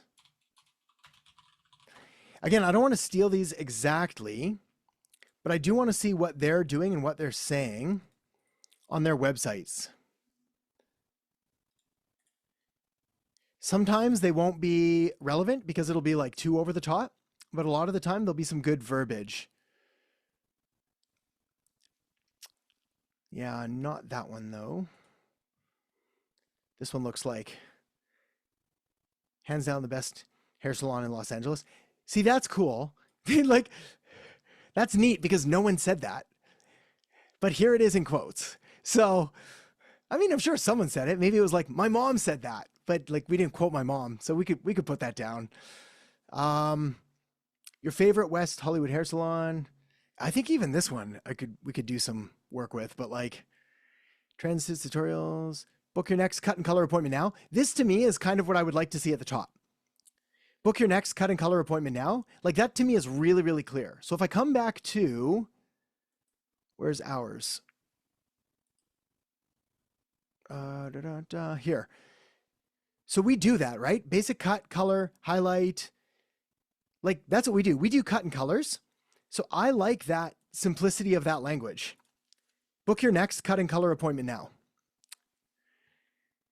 And then we could go on to all the other stuff later, like balayage or things and highlights. And I'm so sure I'm saying that wrong, but we're going to go with it. This one's okay, but I'd rather not start with the meet the team. What happens if we just go home? So I'm not a big fan of these either in the background of websites where they just like go through things. I love it when people come in and they. Or that. Never have a video that autoplays ever. Okay, this is not a great one. Can we do one more? The salon. That's kind of cool. I think this one's kind of neat because it shows you the vibe that you're going to get. So this is almost like the hero image, but like, you know, very clearly, like this is either for me or not for me. Our look plus your look. That's cool. Make appointment. Yeah, there you go. That about sums it up. So it's like, if that's what you're looking for, that's your place. So yes, I would probably start with the language on the page. So again, I'd maybe update this image, just not a great hero image. The text is too hard to read with white against it and too small. I don't mind the reviews, but I'd rather have this be, again, like, remember what was that thing we talked about in home videos? It was like, no one wants to hear about us. So it's like, we don't really care yet because we don't know. So it's like, how is this about me and my hair and what's going to make it better for me? That part's all good. That's all good. Not enough calls to action at all. These are good. I'm glad we have maps and stuff. That's actually really quite helpful and valuable. But like no call to action here, like book now should be right here, cut and color, etc. So yes, I'd start there. Then what would I do after that? More citations, more listings. I think that's all good. Definitely better pictures, like you said. Okay, cool. Next one though. Also struggling with some mental blocks lately. I was feeling some strong resistance in getting myself to do things I need to do, mainly outreach. Any advice? Yes, so much. So much. First of all, you and everyone else, I think, like literally everyone. Everyone has mental blocks around doing the things that we know we need to do and not doing them. Myself included. For me, it has less to do with like marketing and outreach, I think, because that habit is there, but it has to do with other things like folding laundry. We had a big family meeting the other day about my not folding enough laundry and the kids' stuff getting out of hand. I was like, I know, I got to do it. I just hate it. I just really hate it. And 4 kids and 2 of them are like the same size. And so I always mix up their shirts and they always let me know. So I just don't do it. And then we have this discussion. So yes, it's normal. Like we're going to have these resistance to things. I think the best thing is, and the tool that I use is, I learned from, what's his face? What's our guy? Oh, his podcast, dude. I was just, hang on. What's his name? We're going to find out or I'm going to lose my mind on it because it's good stuff. The health dude, Stanford doctor, anybody? Teacher at Stanford? Anybody remembering me? Huberman. Peter Huberman, thank you. Oh, whiskey. Good God, man. I was losing my mind.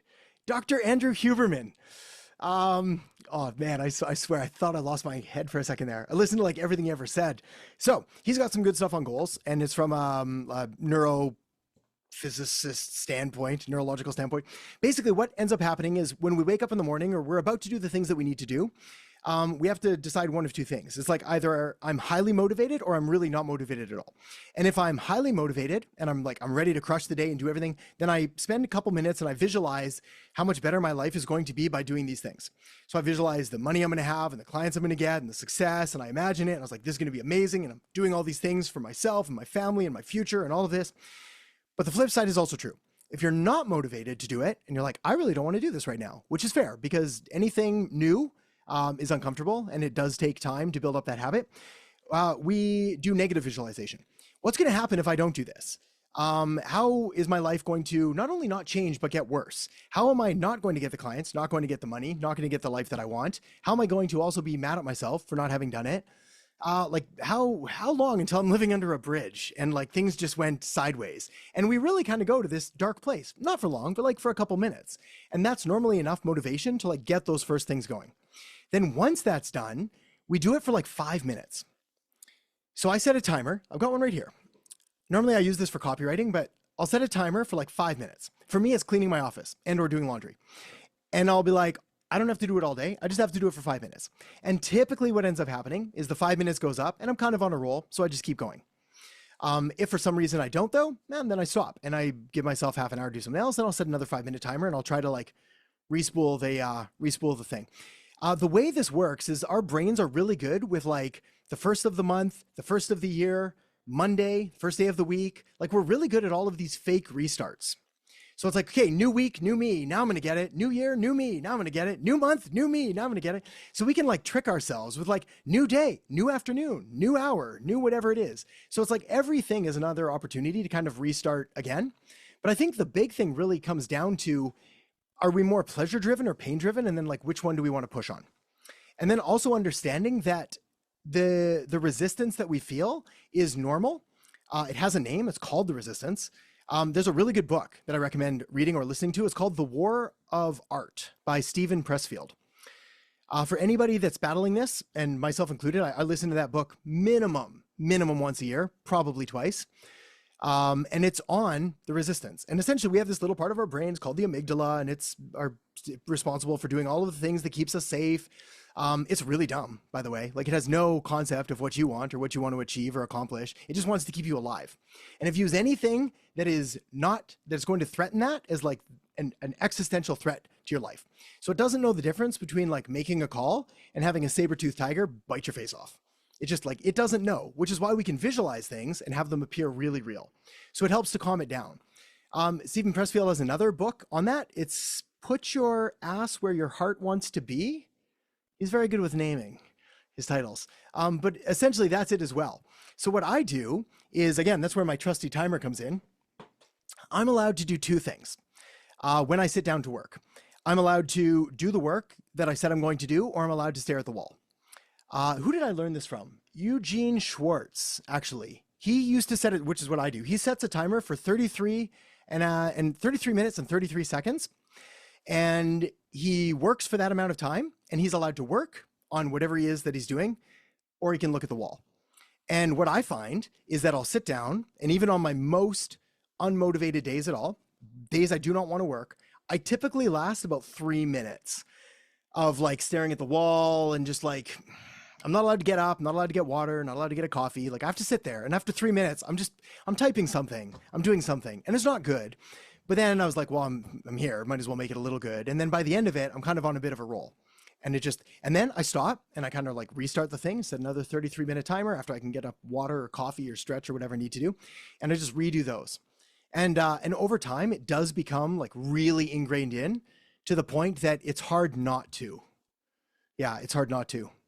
But that's it. And otherwise, I think also, I'm really bad at this, so this is going to be something you're just going to have to listen to my counselor for. But it's like, you've got to learn to give yourself a little bit of compassion for it. Be like, yes, this is normal. I feel this way. So does everyone else. Happens. But they did a study. Final note on this one, because I think this is an important question. They did a study on people that like had really good results with diet and exercise. And the people that succeeded with diet and exercise were the ones that made a mistake and then just said, oh, that's okay, I'm good. So they were the ones that like, they went out with friends and they had a donut, or they had 2 donuts, and they're like, oh man, I had 2 donuts. Oh, well, I guess I'll have a salad for dinner. I'll start again. The people that failed were they're like, well, I had 2 donuts. Therefore, I guess I'm an abysmal failure. I might as well have 20 donuts. And then they just like, let it go. And I found the same thing happens with agency stuff. It's like, you have a bad day. I didn't do any outreach. I let all of my demons get a hold of me. I let all of my fears go. Well, I guess that's it for the rest of my life. And then quit, which is not what we do. What we do is we're like, I guess I'm a human being, and I guess I had a weird day, and maybe I need a bit more coffee or a bit more sleep. But you know what? Hey, it's 11 a.m. So I'm going to go take a break, have lunch, and I'm going to come back after lunch. Or it's 4 p.m. I'm going to shut it down early today. I'm going to come back tomorrow, and I'm going to start again. And then we just like start again. I feel like I definitely need to hear that today, Adam. Thanks. Yeah, you betcha. No, I think yeah, me too. Yeah, right on. Well, when I tell you, I'm telling me mostly. It's like these are things that none of us are immune to ever. I'm telling myself this because when I'm done, literally, I gotta go fold the laundry because we gotta go take the kids over to the grandparents, and there's like stacks. And my daughter's going through a phase right now where she's trying on and wearing every outfit she owns. And when you're the 4th kid and you're a girl and like the first girl in the family, you have a lot of clothes because like grandparents bring stuff over. And so, there's 6,000 dresses, and she wears multiple at the same time. Not one dress, like 3 dresses. I don't know how it works. Just walking around like that kid from the Christmas movie and like all the snowsuits. Yeah. Anyway, I digress. Okay, hang on. I think we got another. I want to get to these questions. I'm going to do them quick though, because I do have to bail and fold that laundry. Jesse, when I automate emails through High Level, how do I give the ability for the person receiving that email to respond to the emails and have me receive it? Dave question. Yeah, Dave would know that one. Yeah. What would you say about the copy on a service page of a website, maybe therapist specifically? How would you structure that service page for copy? I would list the services, but I would start with the benefits of it. Here's why we do this. Here's why it's important. Here's what you can expect. Here's the process. Here's where you're going to be after. I know therapists you can't make claims and guarantees and things like that, but like we can paint a picture. You're here now. This is where you want to get to. Here's how we can help. Yeah, everything sells. Everything is designed to sell. Mia, hopefully we have enough time. We can try, but trying to come up with services for this client, they seem to have everything. Chat widget, the offer, running Google ads. Don't see any meta ads, but I think the owner is wary because the language they use. There are cases, I don't want to say it on this one, but there are cases where we can't do something for them if they're doing literally everything. Right. The only thing I'm keep going back to is content. Yes. That's it. They do a lot of clips and stuff on Instagram because that's where they think everybody's at, and TikTok. Yes. So they do a lot of shorts on there. Yeah. And they have a YouTube page, but they don't have, they put maybe like 12 long form videos, but not really in depth. So that's the only thing I could possibly think about. I like Instagram as an angle. Right. Yeah, I would find ways to push that more. And I do it through 2 ways. I do it through Reels and also carousel posts. Okay. Yeah. Okay. I would like to see that with them, especially for their demographic. Like that one. Yeah. If they've got everything else, then all we need to do is drive more traffic top of funnel. So for me, like when I'm looking at a business, if they seem to check all the boxes, the first thing I'm looking at is the funnel. So it's like, if I give you leads, are you actually going to convert them? So do you have a lead follow-up system? Do you have a nurturing sequence? And if they do, then literally all I have to do is dump more traffic into the top, which for them is, it's going to be Instagram, and Instagram is content. So yeah, it'll be Reels and carousel posts. Okay. Because they're doing good on the Reels, but I guess maybe it could put some still images and facts and that kind of stuff. I like a carousel post right now. They're doing well. Okay. Yeah. All right. Thanks, Adam. You betcha. All right, everyone. Magic. Great questions as usual. So good to talk to you. Have an amazing weekend. And we'll talk to you early next week. All right. See you. Thanks, everybody. Adam. Bye, guys. Very good. Very good. How about you? Good. I'm well, man. I'm doing good. Thank you. Yeah. I'm fired up a bit today. I'm fired up. I was I'm ready to go. We don't have as many questions though. So we're either going to go deep dive on them, or we're going to have a lot of awkward silence, which I'm cool with as well. We'll stare and look. But I figured in light of some comments, not aimed at anybody here. We're all good here. But in light of some comments I've seen on social media and some things going on about people. And again, no one here, no one's getting blamed. But like, I don't know what it is, whether it's sort of like a bad mentality of complaining or entitlement or something like that. So I figured, again, not pointing any fingers, but if someone happens to be catching the replay or whatnot, I wanted to share my story again, because I think it's important. I was talking to my wife about this earlier today, about mostly because my kids are, I don't know, they're going through this like misbehaving phase where they think they deserve everything for nothing. We're like, well, we got to try and fix this. And then I saw a couple comments on social media as well about people saying, I'm doing all these things. And then we check in and they're not actually doing the things, but they are complaining. So if there was points for complaining, there would be that.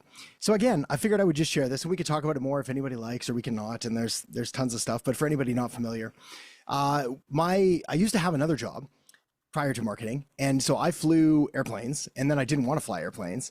And so I stopped flying airplanes, and I did it in probably a way that is not the most responsible way, but I basically snapped. I was like, I can't fly planes anymore. I got to get out of here. And so I quit everything and went home and had nothing, like zero things. Didn't know what marketing was, didn't know what it was about. It was my wife that was like, hey, you should try marketing. I was like, well, I don't even know what this thing is, but let's figure it out.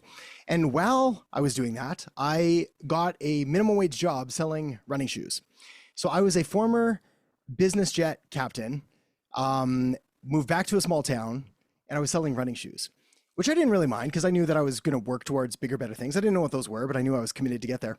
And I can't tell you, like, if you could imagine what that happens when you have friends and family and people come in and they buy shoes and they like have to do the double take and they're like, what happened?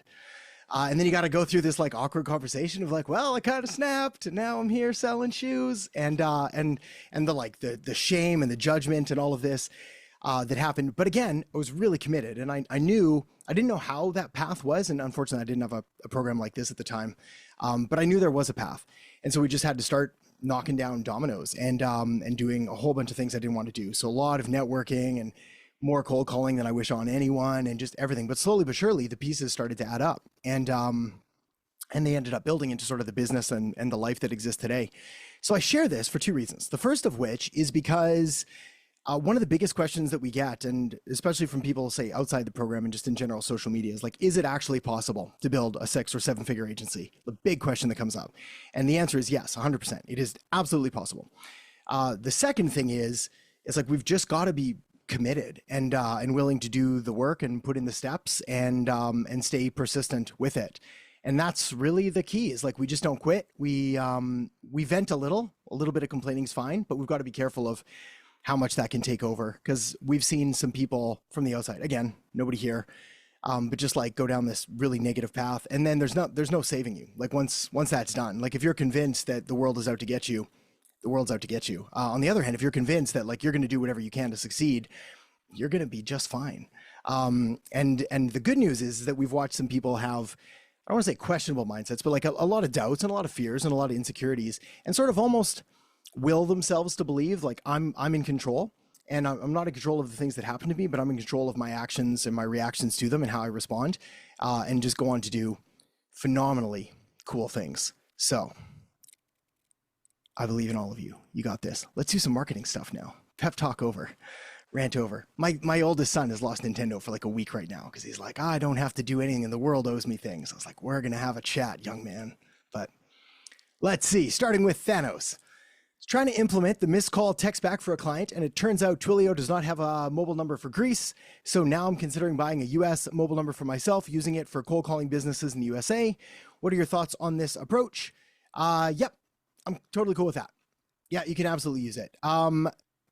Yeah, easy. We've gone over this a couple times with Column, actually, where we're trying to figure out like how to integrate WhatsApp and Twilio and all that in the UK and in Europe and things.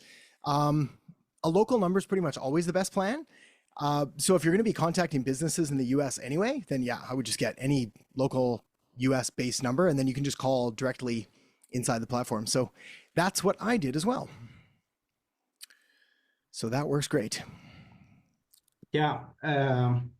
I thought maybe if I did that for Greek businesses, I would have to put a USA number, which is weird because people here are not used to this kind of mobile numbers. And yes. It's going to seem very weird. Yeah. I don't like it as much. Like for calling numbers in Greece, like from a USA number, there I would want like a WhatsApp number or something else, or some other kind of local. I mean, again, I'd probably just get any local number that had a decent plan to make the calls with. Yeah, it doesn't have to be through like a VoIP protocol. Like anything to have a local number will perform better. In fact, like when we were doing mass amounts of calling, it's almost always best to have a local number in whatever state or province or principality that you're calling in. Like you'll have a higher pickup rate. Okay, can I ask something last? Yes, yeah. Because you mentioned the WhatsApp, is it possible to use WhatsApp the way missed call text back operates? I don't think so. I don't think so. I actually have managed to do that, Adam. Did you figure it out, Colin? Yeah, it's just it's setting up an automation. No, it's handy enough. You just set up an automation. How did I do it now? Yeah. I don't remember, but it is possible. Okay, well, it's just setting up that if they ring, I'll have to come back to you on this. That's cool. No, that makes sense. I have done it. I done it on my own agency account where if they rang my number was tied to a high level number, and then when they rang the high level number, it automatically sent a WhatsApp message, and I had that working. So it is possible. You might have to play around with it a bit. But yeah, I would probably, I've been through this already, Thanos, and I'd suggest looking at WhatsApp because there's a high user rate in Europe. And I know being from Ireland as well, they go at high level doesn't always have options for smaller European countries. Yeah. So I would look at that if you're stuck, because I've been through the same thing. Sweet. Well, if you've done that before, maybe you can reach me privately and maybe you can tell me how.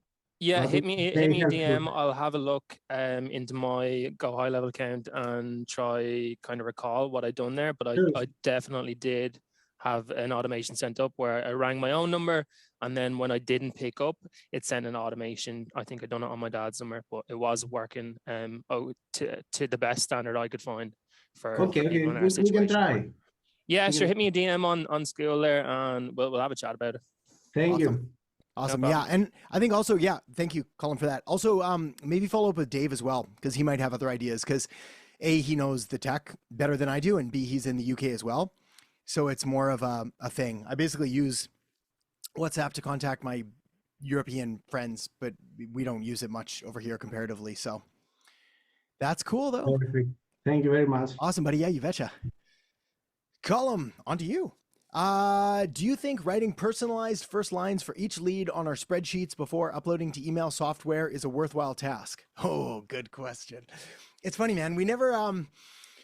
I never put this in the training. We haven't talked about it up until now. And the reason is because it is time consuming. And my thought is always, how do I minimize this stuff that someone has to do to send out a sufficient amount? And in my experience, when I get someone to write personalized first lines, they end up spending like 6 hours per lead, like researching everything about them. And it's insane. So the short answer is yes, it's worth it. The clarifying or caveat or context to it is it's worth it if we can find a way to do it quick and dirty. So my favorite way is normally city, which is why I kind of use that. Like that's my cheat code, because what I can be like is, hey, I saw the weather in Chicago is like 78. They're getting ready for summer, whatever it is. Like that's easy enough to do, because then I can just put in all the weather codes, or it's looking warm, or whatever it is. Those are obviously not as good as saying something like, hey, I saw this other thing and da da da da da. However, I can tell you, as someone that gets, one day I'm going to count, so I have an exact number, but like we get, I don't even know how many cold emails a day. The ones that I hate are always the ones that are like, hey, Adam, I just saw your video. And they list out like the whole title of the video. I was like, yes, I know what you did. I know what you're doing. And I really liked where you talked about marketing. I was like, oh man, they know me. They know me. So they write them back. They're good. That's me. Yeah, that's it. Call them, stop emailing me the same thing, man. Yeah. So if you can find something that's actually interesting or relevant, but again, then man, I'm really cautious because I don't want to go creepy. It was like, hey, I was looking at your Facebook profile. Love the pictures of your new baby. I was like, don't ever write that. Like, that's a bad thing to do. So it's like, where's the balance? And what it has to do is it's got to be relevant and relatable. So if you can find something that would be like that, like maybe they got some kind of press release, maybe they got something, again, I don't know. I think it's okay. And it certainly works. Like personalization is important and it will improve your response rates. But like, given like, if it's going to take me 10 minutes to find a personalization, I'm probably not doing it. Yeah. Yeah. I was just doing LinkedIn because all the lead lists now, I make sure that they give LinkedIn information because I've had good positive outcomes from using LinkedIn. So I just kind of click on their LinkedIn, try pick up something in 5 minutes. I get you maybe 100 leads in a couple hours. You know, I'm cool I just try to take some, but sometimes I do just write something like pretty generic anyway. Yeah. So it's good to know. Well, I don't have that many leads. Like I'm in the UK. Yeah, you're going deeper on them. Yeah. So yeah, that's what I'm saying. Maybe it is worthwhile for the sake of those 2,000 leads, maybe going a bit deeper and putting in that personalization. I don't mind that. Like if you're dealing with like, say 5,000 even or less, then sure. Yeah. Also keep in mind, like if you're going through someone's LinkedIn stuff, like it may not have been updated in like 5 years. So yeah. Sometimes you're just kind of clutching at straws trying to find something. Yeah, exactly. It's like, how's your dog? Great pictures. Like that dog died like 5 years ago, man. Yeah. Thanks for bringing it up though. Oh, sad. Yeah. So I don't know. I overall, Cliff Notes, I think it's worth it. For anybody else listening that's trying to send mass, I don't think we have to. I think if you are working with a smaller list, every opportunity we have to sort of go deeper and differentiate ourselves is totally worth it. But if you've got a larger pool to draw from, like just kind of hitting right to the point is good. Personalization is always good, but the first name kind of goes a long way. Yeah. And again, there's a quote here that I'm going to not remember. Forget it. I'll make up my own. Basically, it's like, no personalization is better than bad personalization. So like, I'd rather you say nothing than say something like, great work on that latest blog post that you probably didn't write anyway on your site that was updated in 2014. Like those are, useless things to have. So, cool. Okay. Thank you. Moving on. You got a couple more. Do you think Google Ads could be an effective strategy for commercial leads as opposed to B2B outreach? Yeah.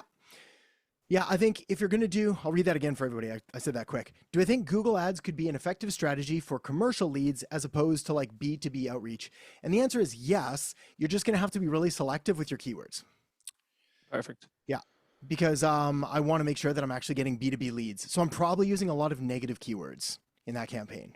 Okay, no worries. Yeah, because I knew kind of Facebook probably wasn't going to be very good for that, but I just think maybe Google, a good landing page and the right keywords could be effective enough. Yeah, I think so. And like a good enough offer that's relevant to that kind of lead. Yeah, perfect. Spot on. Okay, and a few installers have come to me with a focus on commercial. Hence the question. Do you think I should create work instructions similar to the ones inside the Agency Accelerator to show them how to do B2B outreach and add it as part of my package? I don't think they will. Like they're not gonna do it. Yeah. I find myself like giving them the advice that you give to me and just saying, this is what I do. I LinkedIn, I go to decision makers, I send outbound messages, try book a meeting, and I just kind of give them the advice. But I'm thinking, if I'm hearing this so often, do I need to implement something to help them with that? Yeah. So like, Colin, would you be charging them for the service or would you be like consulting? I think it was more just kind of like a bonus add-on kind of thing that I was thinking of, just saying, listen, if everyone's is interested in this, maybe I'll just kind of show a method of getting this. So maybe just this is some scripts, like you said, like we use. Yeah, but hang on one sec. Like, aren't you doing this for them, or do you mean as like a lead gen tool to get leads for the No, I wouldn't be doing it for them. It's more just kind of showing them how to do B2B outreach, but without using my time, just maybe making a quick work instruction or something like that to show them. And does that make sense? It does. Yeah. I'm just trying to figure out like why are we doing this though? And why do we want to give it to them? And why because people keep asking about commercial, I suppose. Oh, okay. Got it. I got it. So they keep saying, oh, some people I get on the phone and I'm like, oh, we really want to get into commercial. Or sometimes I'll have someone be like, oh yeah, I'm interested in Loom, and I check it and they're like, we just really want to do commercial. So I'm just kind of seeing this trend where there is a lot of people who are focused on commercial, and I'm trying the best way to serve that. Got it. I follow. So My preference is, okay, so my preference is actually full back it up. They're not going to do anything, and we have to accept that. So it's like they might want it and we could tell them what to do, but like they're just not going to do it. So the next thing is like, okay, well, we want them to have success with it and we want them to have success through you so you can help them. Yeah. So I think the better thing is like, what is the minimum viable thing you could do to set them up? Whether it was like a snapshot or like a simple funnel that you could rent to them or use for them. Like there's got to be something you can do to include alongside the training or to, basically to A, make more money from it, but B, get them to actually do it. Yeah, or maybe just another landing page for commercial and just got the Google ads like we've mentioned before. Maybe that could be easier tied into the package. Yeah, probably. You could have like a commercial wing to it. And especially when you're just proving it out, I would test it with some of my existing clients and just charge less and have them run less ads to it. Because again, like with commercial, you're going to get less clicks. Yeah. So, which is not a bad thing. Like you're going to save the budget on the ads. But yeah, I think I'm just, again, sort of giving them the training unless you're going to hold their hands through it every step of the way. Yeah. And do it for them. And then anytime that you train on something, you're going to kind of be responsible for that as well. So like you can safely expect calls when they're like, how do you do this now? And how do you do that? Yeah. And this isn't working and that's not working. Yeah. But you won't get paid for it. So that's fine. Yeah. Yeah. I think maybe stay away from it then. And maybe tie it in with the Google ads some way. I don't mind tying it in. Yeah, maybe adding it on in some sense to a separate package. Yeah, that's perfect. I think I have everything, Adam. Thanks. Okay, awesome, buddy. Clark, in your opinion, who are the top 5 most likely people that would or should start a podcast? Let me read that again. In your opinion, who are the top 5 most likely people that would or should start a podcast? Ooh, interesting. So this is for the podcast service that you're going to offer them. So if I'm reading it right, we're basically looking for like, who are the top target markets, ICAs, ideal client avatars, that would or should start a podcast. Good question. Oh man, let me see if I can pull something out.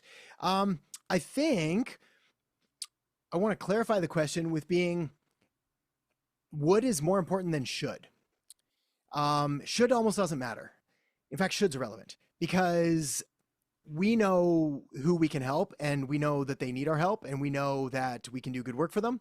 But if they won't, or they don't want to, or they don't think it's important, moot point. This is the whole like preach to the choir thing. So would start a podcast. Now we can get somewhere. So who would start a podcast? It would be people, and I'm going to try and give you a better answer here, but let's start really broad. It's going to be people that listen to podcasts. So I'd be looking at like, what are popular podcast niches? Because you're going to have a hard time convincing someone of like adopting a new technology they've never done before. They're probably going to be more online than offline because again, they'll just be more familiar with our internet world and online business and stuff like that. Info based, yes, more so, right? Because they're going to need some kind of topics around it. Then I'd be looking at like the perpetual markets of like health and wealth and relationships. So if they do anything in health, so it's like fitness, supplements, anything health related, good podcast. So coaches, trainers, gyms, anything. Wealth, think money, business, marketing, entrepreneurship, content, ads, etc. Relationships, love, dating, parenting, I think that's it. So anything in those are probably going to be just fine. I would stay away from anything else. Like a landscaper shouldn't probably have a podcast. I mean, they could if they wanted to become the like Albuquerque landscaping company of choice. I'd probably pull out all the stops. But yes, I would stick with those. And then I would ignore should and stick with would. Cool. All right. Other questions? Type them in the chat. That's it. Otherwise, we'll just sing songs and light fires, kumbaya. Maybe not light fires. It's fire season here, and I'm indoors.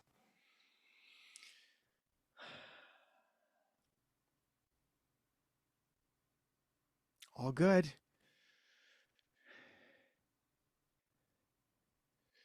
Okay. Oh, Vince got one, but he's typing it up. We'll wait.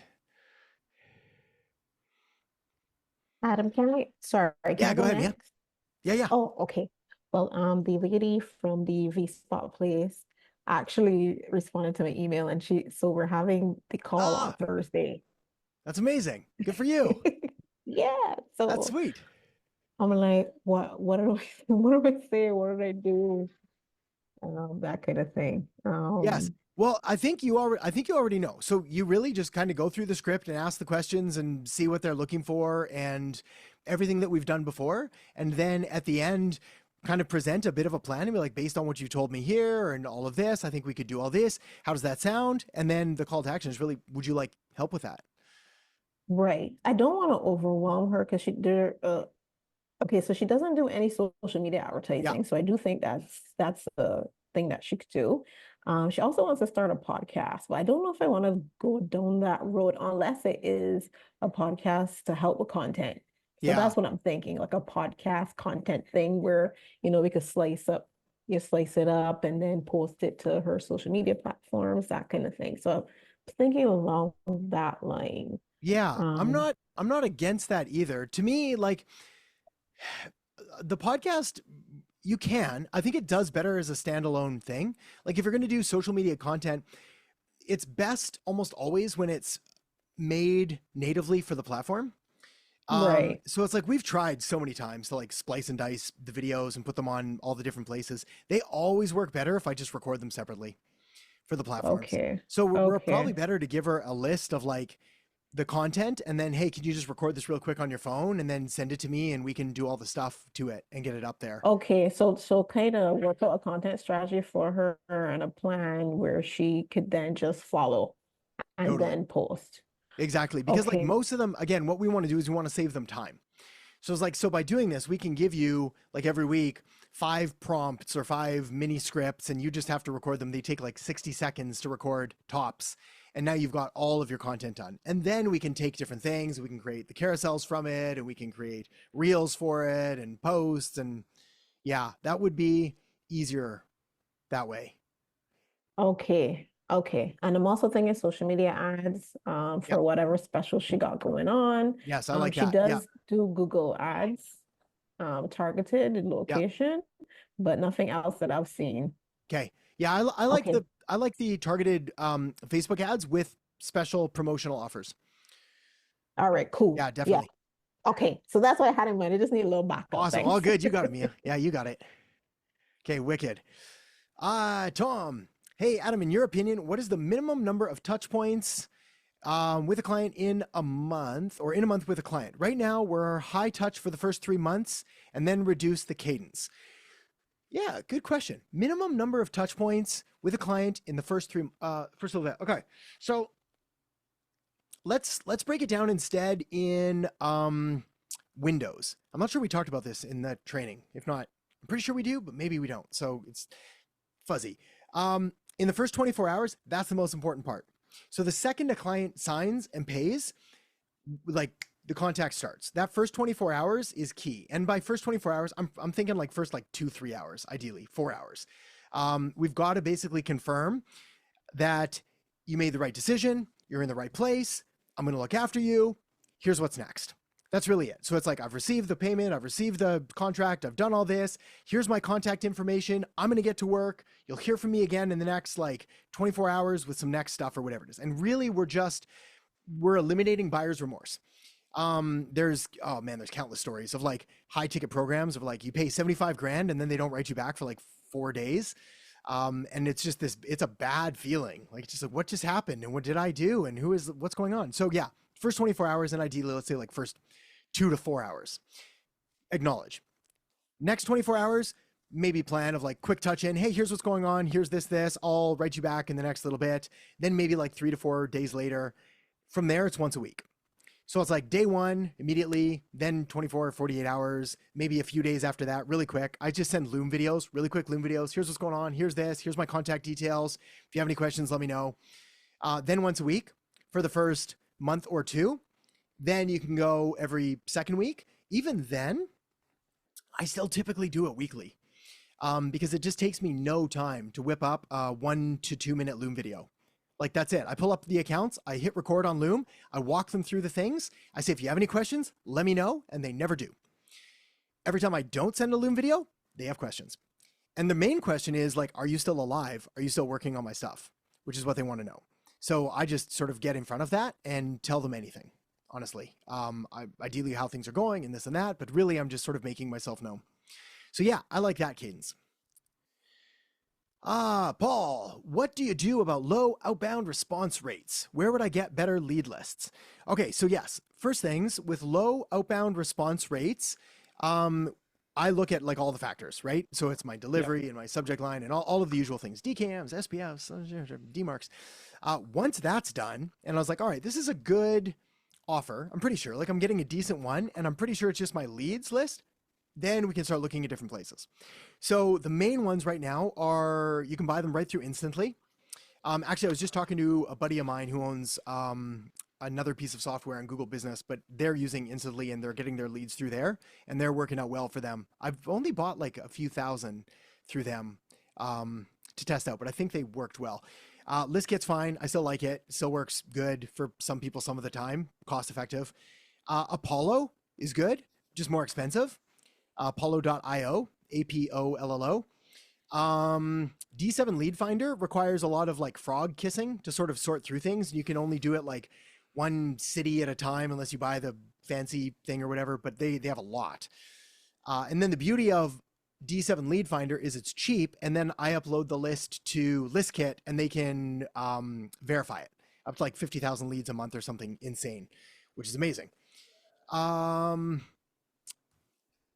What else is there? Those are the main ones that I use. Barring that, I then go to Upwork and I give people my criteria and I was like, here's what I'm looking for. And then I try a bunch of different people and I see what the cost per lead is. And I'll typically have them do a few hundred each and then just see. And I was like, that was good. That was bad. They're almost always more expensive, but they're better if I need like really specific things.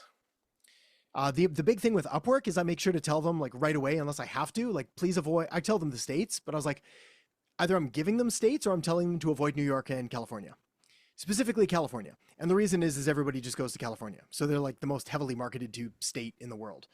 I don't know, like anybody that's overseas of like, they think of the states, they're like, California, that's where everyone lives. Los Angeles. So you'll get all of those leads, which you don't want. So I like anything else, honestly. Literally any other state. Okay. Cool. Well, I use D7 and I mean, my response rate right now is like 0.8 or something, which is disappointing because immediately after we made those changes, it was like, oh, I've gotten like the same day, I got like 2 responses that like a yes and a call. I'm like, yes, amazing. It's going to work. We figured it out. Yes. And then no. Yeah. And so I made the changes that you recommended, but at that point, everyone's already gotten that initial email. So it's just like, okay, well, let's update that into a new campaign. And I have some other leads to test. But really, I mean, at this point, it's just find more leads and try and make them better. Yes. I would say. Yes, I would say too. I like the damage that we did to those scripts. So I feel good about them. I think we do just need more people to go through them. So yeah, I'd start pushing through those and then find the one that works for you. And then we'll just like keep cycling through those. Okay.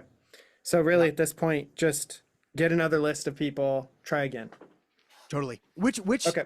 The sad reality is, or the fun reality is like, that's the process always. Like, even when it works well, that's what we do is like, okay, what can I tweak? Is my offer okay? Good. Then I just need a different list. And okay, did that work enough to justify the ROI? Good. We'll get more of those. And yeah, the cycle continues. Okay. Awesome, buddy. Vince, picked my services to offer to my clients, but how do I figure out how to use them in high level? For example, the text back widget mentioned in the module. Yes. Okay.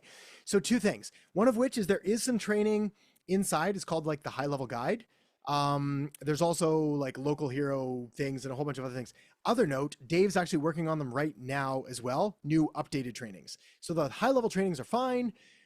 Dave's making better ones, but Alex, could you make a note of the text back widget one for Dave, if you don't mind, please, sir? And we'll put that at the top I of the got list. you.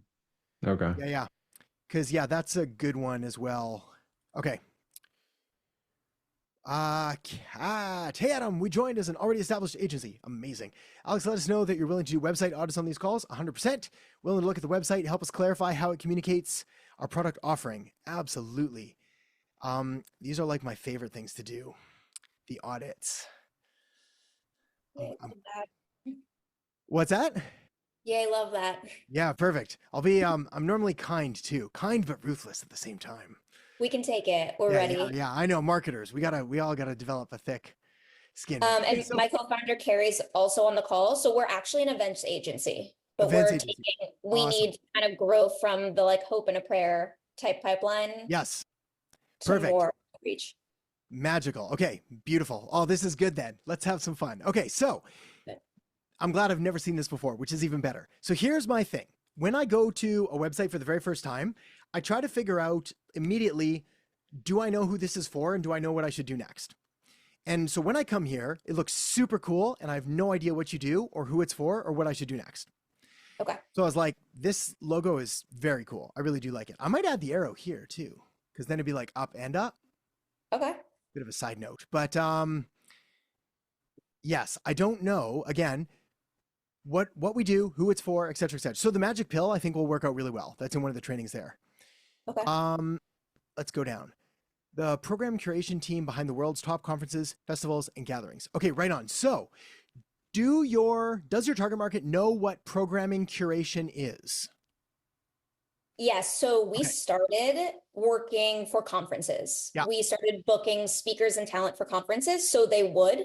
Okay. But we're looking to expand. We've found a pretty lucrative market in doing corporate offsites as well. Founders would come to our events, enjoy them, and want us to do them for their teams. Okay. So we're hoping to change this language to be more like corporate offsites, corporate events, like really clear, or conference programming, maybe just like 3 buttons or something like that.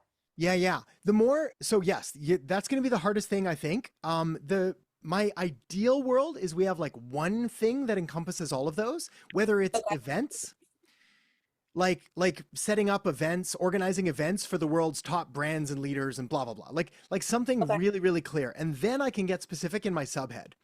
So it's like, whether you want to organize a corporate offsite or a conference or like whatever it is, then I can get specific, but I want that big one to be like, we again, don't use this because it's gonna be terrible, but it's like, we do event planning for XYZ. Because then I'm like, I know what you do. This is the right place. And I was like, is it right for me? And then there's like, is this right for you? You do this. And so we can just sort of go through the thing there. Okay, hang on. Come back. Okay, these are cool. I think the website's sexy. I always have a problem with scrolling and things that make it more complicated. Like, what's it built on? Is it WordPress or Webflow or? Webflow. Yeah. Webflow. Okay. So that's not bad. I mean, I really like the design. I think it's super cool. I just typically like when it's really easy and things don't fade and flow. Like a more boring website is normally where I go. Yeah, that's fair. This is amazing. I like all of that. I'd want that social proof like right up here. So I'd be like, actually, let's look at mine just for example. Mine's going to have stuff right and stuff wrong. So here's the thing to do. This could be more clear, by the way. Do this. This would ideally be just one thing again, but then we have all the social proof. Then the rest of it kind of goes downhill. So we won't look at the rest of it as a bad example for the rest of it. So I would want something similar. It's like, we do events for this and this. Here's all the proof that we're awesome with all of these social proof. Yep.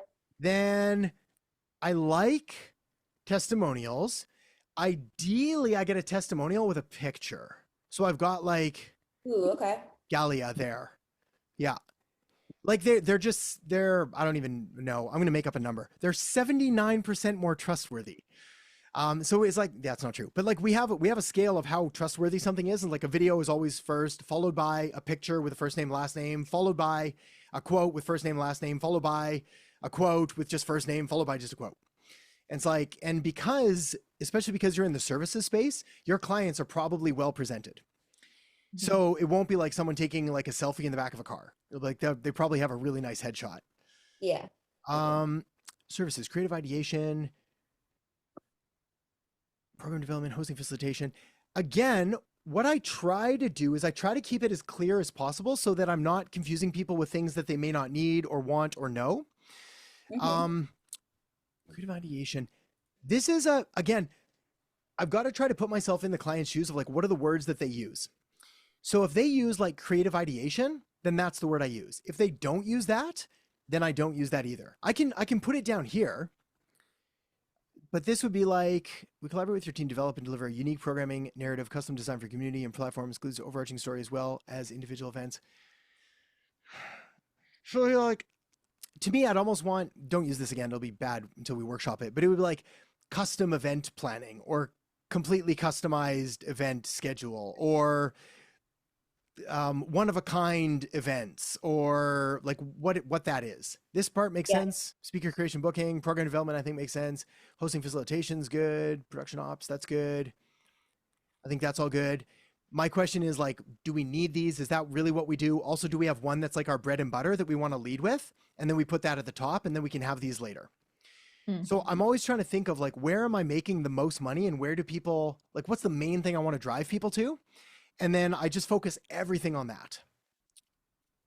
Like if someone comes to you, again, maybe this is getting tweaked out based on, tweaked out's a bad word, tweaked up based on who you're trying to go for. But it's like, I've got to figure out what is that thing that I want to sell them that most people are going to come to me for. And then I design everything around that. So the expression I use is like marketing is one and done, one offer at a time. And every time I see this, same thing with any agency site. If I see like content creation and web design and SEO and Facebook ads and da-da-da-da-da-da, it just gets a little bit confusing. I don't mind having them, but like we need a flow and like why and what's the process and what's the steps? Yeah, like I wonder, so as I'm seeing this kind of with your eyes, this is we've been doing conferences for 10 years and this is our conference process. Right. But I wonder if this services area can just say like the three things I said to you before, like corporate events, conference planning or something like that. If you had two really clear or even just one. Instead of, and this was if they wanted to go deeper on conference planning, maybe this is available somewhere. Yes. And if that's the case, I would turn this into like a visual map. So it'd be like, we do this, then we do this, then we do this, then we do this, then we do that. It's like, here's the 6 steps of the perfect conference. Here's how we ensure everything goes flawlessly, da-da-da. Exactly. Okay, right on. That's good. I like the photos. That's sweet. They're doing art. That's cool. I like the images. Again, I wouldn't mind if there was more, say, context to it, but I don't mind that like what we show here are ideal clients getting they're called like hero poses. Typically we put this at the front, but it's like, who's the ideal client having the ideal experience? And then we show this here. Also, I like that we're showing the participants. Do we want to show that? Or do we want to focus like we've got these gentlemen here, like focusing on the speakers and the panels because they're trying to visualize themselves buying it. So yes, they want to see their people having a fun time, but they're trying to visualize like, could I see myself doing this? Is that really what I like? Do I really want to be in that position? Program design matters. Shared learning, place in any room. I think this is good. I think we could beat it up a little more. So it's be like program design matters. The difference between like a good event and a bad event is not just what's taught, but how it's presented and put together and da-da-da-da-da. We help make sure that's the difference, etc. So what do we do? Why do we do it? Good. Who are we? Perfect. Yeah, I like this. There's a lot of debate. This like we can get super nerdy on copywriting here later. There's a lot of debate about like where we put ourselves in it. And like, do we put it at the top because now they have a clear understanding of like what's going to influence everything, or do we put it at the bottom? I go back and forth. I think for you guys, I like it down here. I wouldn't mind. I'm sure you've got images here and that. So we actually don't. That is feedback that we've gotten before, and we've kind of tried to get away from it hilariously. But I hear that feedback, and I guess that, I'd be curious for your thoughts too, like a team page, like actually with us on there. Totally. Yeah. There's an expression I like, which is people don't like doing business with businesses. They like doing business with people. And it's super helpful. Like anytime that I go somewhere and I can see the people that I'm going to work with and they look like fun and comfortable and approachable, I just feel better. Like the odds of me going through with that thing are significantly higher rather than like a faceless thing where it's like, I don't know who these people are or what they're doing, or is this real? Is this a scam? Like whatever it is. So yeah, I'm a big fan. A picture really is like that 1,000 words. All right. Heard. Awesome. Okay. I like it though, overall. Awesome. Thanks, Adam. Okay. You betcha. Yeah. Another potential client who says she just wants to update the content on her website and wants to know how much I charge. She says she wants to put the marketing lingo in. Now I told her that, like her, I offer holistic marketing strategies. She just wants help with the website. Should I pass on this? No, you can do it. You just have to charge her for the website and just make it worth your while. Okay. Yeah. Okay. Like anytime I've got work that comes across my plate that doesn't, like, if you remember back, we talked about before, it's like it either has to offer like money or fun or experience. And if it's not going to be a lot of fun, but some decent experience, well, then the money just has to compensate for that. Right. So I would just, okay. So don't push the lead funnels. if she doesn't want it, like we could always do that later, which is another, so you've got two options. One of which is you can just do the website and then charge double or triple what you normally would, because you're like, I don't really want to do this anyway. The other option is you charge whatever you can and you hopefully ascend her into like, now that we've done the website, we should actually really work on this. Right. So, Okay. Yeah, depends on the client. All right. Yeah. I'll quote on the website. What's a good, I don't know. She just wants the content change over. Because when I said rebuilding or building, she's like, no. I just want to update the content. The content change sounds like, again, well, it depends if she's looking for like you to go in and swap out the words or to do full copywriting for it. No, she's going to do the copyright. She's going to do like the copying writing. And pasting stuff. Yeah, but she wants me to jazz it up a bit with the marketing, or look at it with the marketing lens and see like you need to make this a little bit clearer or say it this way, that kind of thing. Yeah. I mean, that's what she's looking at. Yeah. Okay. Up to you then. Totally. Like, and then switch out pictures, because right now she just has some really good landscape pictures of Russia. Yeah. So I think, again, Mia, this is totally up to you. It's like, I'd probably just do it like, here's the fee, and I'm going to do like, that's not a lot of work. Like, we're just going to copy paste some stuff and make sure some things are okay. I would just be cautious of making sure I was on the same page so that it didn't turn out to, well, now can you change this? And now can you change that? And now can you like custom code this carousel of thing? I was like, oh, right. So it's like, what are we doing? How are we doing it for? And yeah. Okay.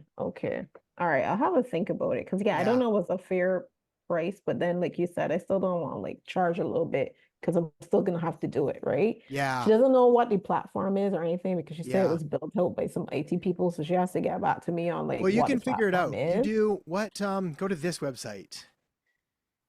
I use this all the time. It's what CMS is this, and you can just put in their website and it'll tell you what it's built on.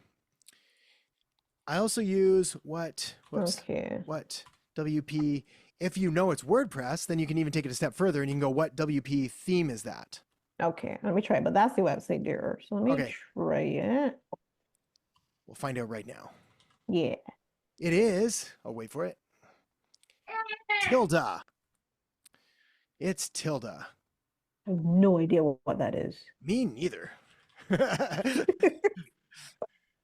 Create a website for free. This might be more work than I have. It's always more work. That's why I don't like website stuff. It's never fun. Too bad Jesse's not here right now, because he'd be like, don't do it. Yeah. Don't do it. Yeah. Okay, I'm going to let you take a look, Mia, and you decide, and you let me know, okay? All right. Okay. Thanks, Adam. You betcha. Stephen, how and where can I get commercial leads for solar installers? Facebook, Google. Yeah, Stephen, you get them the same way that we get them, which is the beauty of basically everything that you're learning and doing here. You just apply for a client if you want. So you'll get it through ListKit. You can get it through Instantly. You can get it through Apollo, D7 Lead Finder. You can get it through Facebook a little bit. That'd be a pain in the neck to have to go through each one. You can get it through Google. You can also get it through LinkedIn Sales Navigator, which might be your best plan. Actually, not even your best plan. One of your plans. I think all those other ones work too. But that's it. It's just straight lead gen scraping. Or you can go to Upwork and be like, hey, I need a list of these kind of people, and they'll go put together a lead list for you to contact. B2B lead gen, in my opinion, is infinitely easier. Because like we can't do B2C lead gen really. We have to do inbound marketing for legal, ethical reasons. Calling people at home. Chris, looking for offer feedback. Okay, let's do it. We help boutique IP law firms seamlessly attract 15 to 20 high-value digital creators each month with our predictable profit system, generating steady revenue without the constant worry of losing out to larger firms. No more late nights fretting over complex, expensive marketing tactics, just a system that works effortlessly in the background. Okay, right on. So I like the second part. I think this is the part that we want to focus on. I'm going to share my screen in a second. I'm just going to scroll way down here and share this part here. Let's make it bigger. This is the part that I want to work on. I think the rest is fine. We help boutique IP law firms. So again, actually similar to Kat and Carrie's thing there, is like, do they call themselves boutique IP law firms? Or do they just call themselves IP law firms? I think a boutique is like your smaller versus like your mid-range and then your large. So boutique is pretty known. Okay. But I guess boutique is very specialized, and IP is, I guess, intellectual property, and so definitely use IP lawyers. Yes, totally. Yeah, I like that. I think the IP is good. I guess the reason, so like, how do you call out the smaller law firms versus like the big Chris, guys? Good question, dude. Easy. And here, you want to know the secret? You do it right here. There. That's how you call them out without calling them out. Okay. So it's like, if you want to tell, like if you want to attract a business trying to get to $1 million a year, you can say that, whereas you wouldn't say like, we'll help you add $1 billion to your bottom line. Like immediately we're going to exclude everyone there. So we call it like, I don't know, I call it Ferrari language versus Honda language. Like if I'm trying to attract a Ferrari buyer, I don't use Honda language.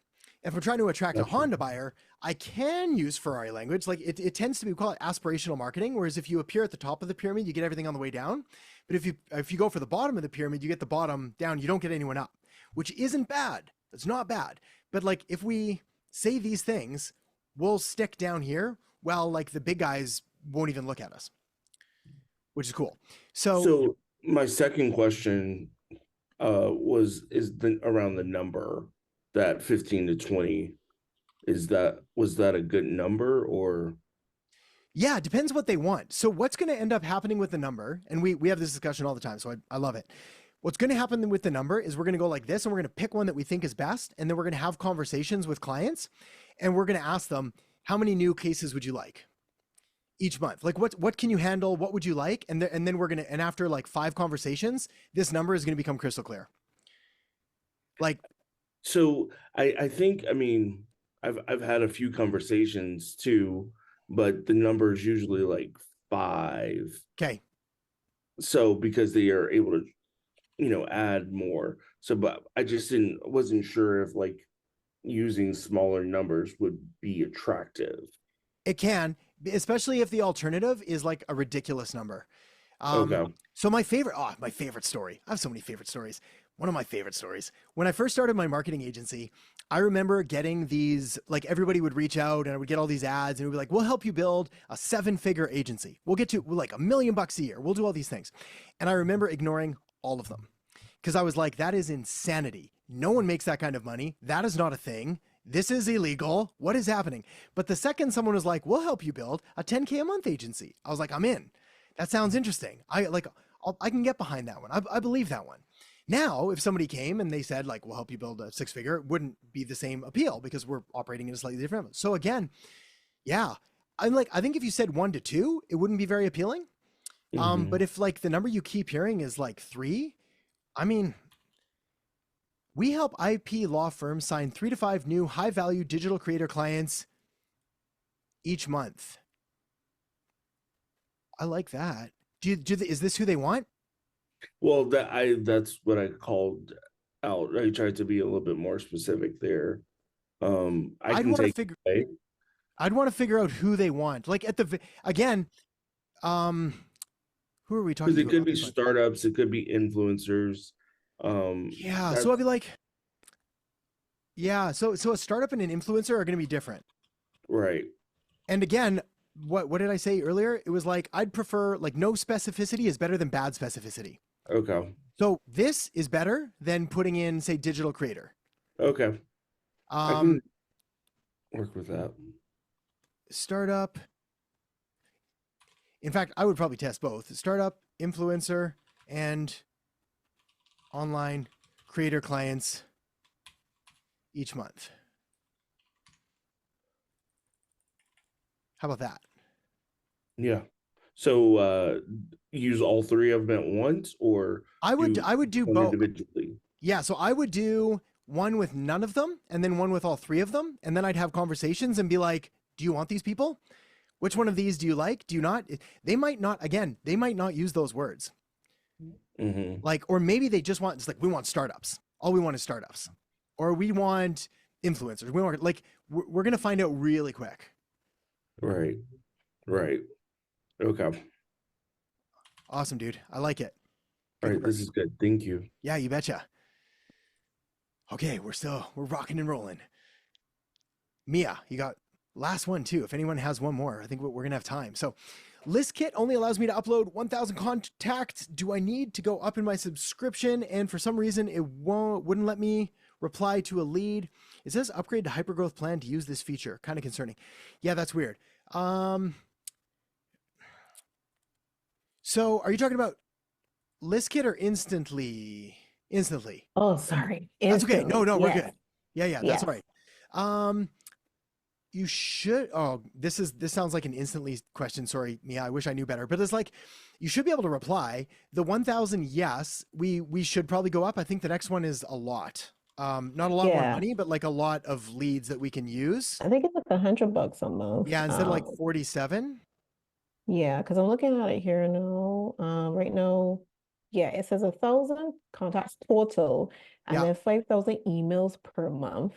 Yeah. So I was like, I don't know what that means. And then that means like you can send, like if you have 1,000 contacts and 5,000 emails, you could send each contact 5 emails. Okay. And then the next one is hypergrowth, which is 100 a month, and then it says 25,000 uploaded contacts. Yeah, I know. They almost need like a middle thing. Another option, you could just get another growth account, and it would save like $20 to send another 1,000. I would even just reach out to them and ask, because I thought like they often have these like little upgrade things you can do inside of it. Or they might just be like, you could upgrade, like for more increase your contacts, outreach plan limits or something like that. Yeah, Which to me, I might as well just, because I think it was like 87 extra a month, and I'm like, well, I might as well get to the hypergrowth plan. But I just, is that total 25,000 in total, or is it like a monthly? It's 25,000 uploaded contacts per month. Okay. Yeah. Okay. And then 100,000 emails per month, which is more than we would ever need. It's more the contacts that we want. And then because like you can delete the contacts after you've emailed them anyway. Like we're either going to do stuff with them or we're not. So after we've contacted them, we can just download like the good ones or the bad ones or whatever it is, and move on. And then go from there. All right. So I guess I have to upgrade. I was like, wait, what? There's a limit? Because with the other one we were using, Reach Inbox, there wasn't a limit on how many contacts. Correct. I mean, yes. I did also buy the lifetime one, so maybe that was also the reason why. So I guess it was kind of like, oh, Wait, I can't upload Yeah. as many You contacts. don't get to as I email need. anyone now. Oh, Oh software. my gosh. Hell yeah. Yeah. All Adam right, so, says also, okay. yes, instantly also doesn't mention the advanced settings for each campaign isn't available on the small plan. I didn't know that either. I wonder, Okay. I'm trying to think of what I need in what we use in the advanced settings. Let me log in. Okay. We use a lot of the stuff on the advanced settings. Yeah, I don't doubt it. In fact, I think probably in the training, most of the stuff I have around it is on the advanced settings as well. Yeah, yeah, definitely is. Okay. So yeah, All right. we probably want to go there anyway then, Mia. All right, so upgrade it is. Yeah, Watching upgrade it the is. coin purse. All right. That's it. I know. We'll find the clients. Yeah. Yeah. Awesome. All right. 3 minutes. Weather, sports, photography, music. Just bought a new guitar today. Promised myself I wouldn't. Failed miserably. I was excited though. Acoustic electric should be interesting to add to the I feel like every call you bought a new guitar. Oh, I got a problem. Oh, it's the so last time it was the cigar box guitar from yes, the that thing is still vendors. doing just fine. Yeah, it's doing just good. Well, what ends up happening is like as the guitar collection grows, I take the bottom ones and they like move their way into the house. And then I found like the kids are bless their little souls, they're violent creatures and they just find a way to like, yeah. So they get scratched up and dragged and like moved across. Yeah, I might resell them one day as like retro road worn guitars. Like you ever see those? And they're like thousands of dollars extra because they've been sanded and buffed. I was like, I just had my kids drag it across the driveway. Now it's fine. It's totally buffed and ragged and that. So yes, I got to keep replacing. All right. We're good then. I think we wrap it a minute early and we get back to outreach and doing the things we got to do. Good. Really good questions today, everybody. Great stuff. Thanks, Adam. Good. Thanks for hopping in for everybody. And we will talk to you sooner than later. We'll talk to you in a bit there. Bye. Hey guys. Bye-bye. Hello. Good afternoon. Good morning. Good evening. Depends where you're tuning in from. Good to see you all. Alex. Hello, sir.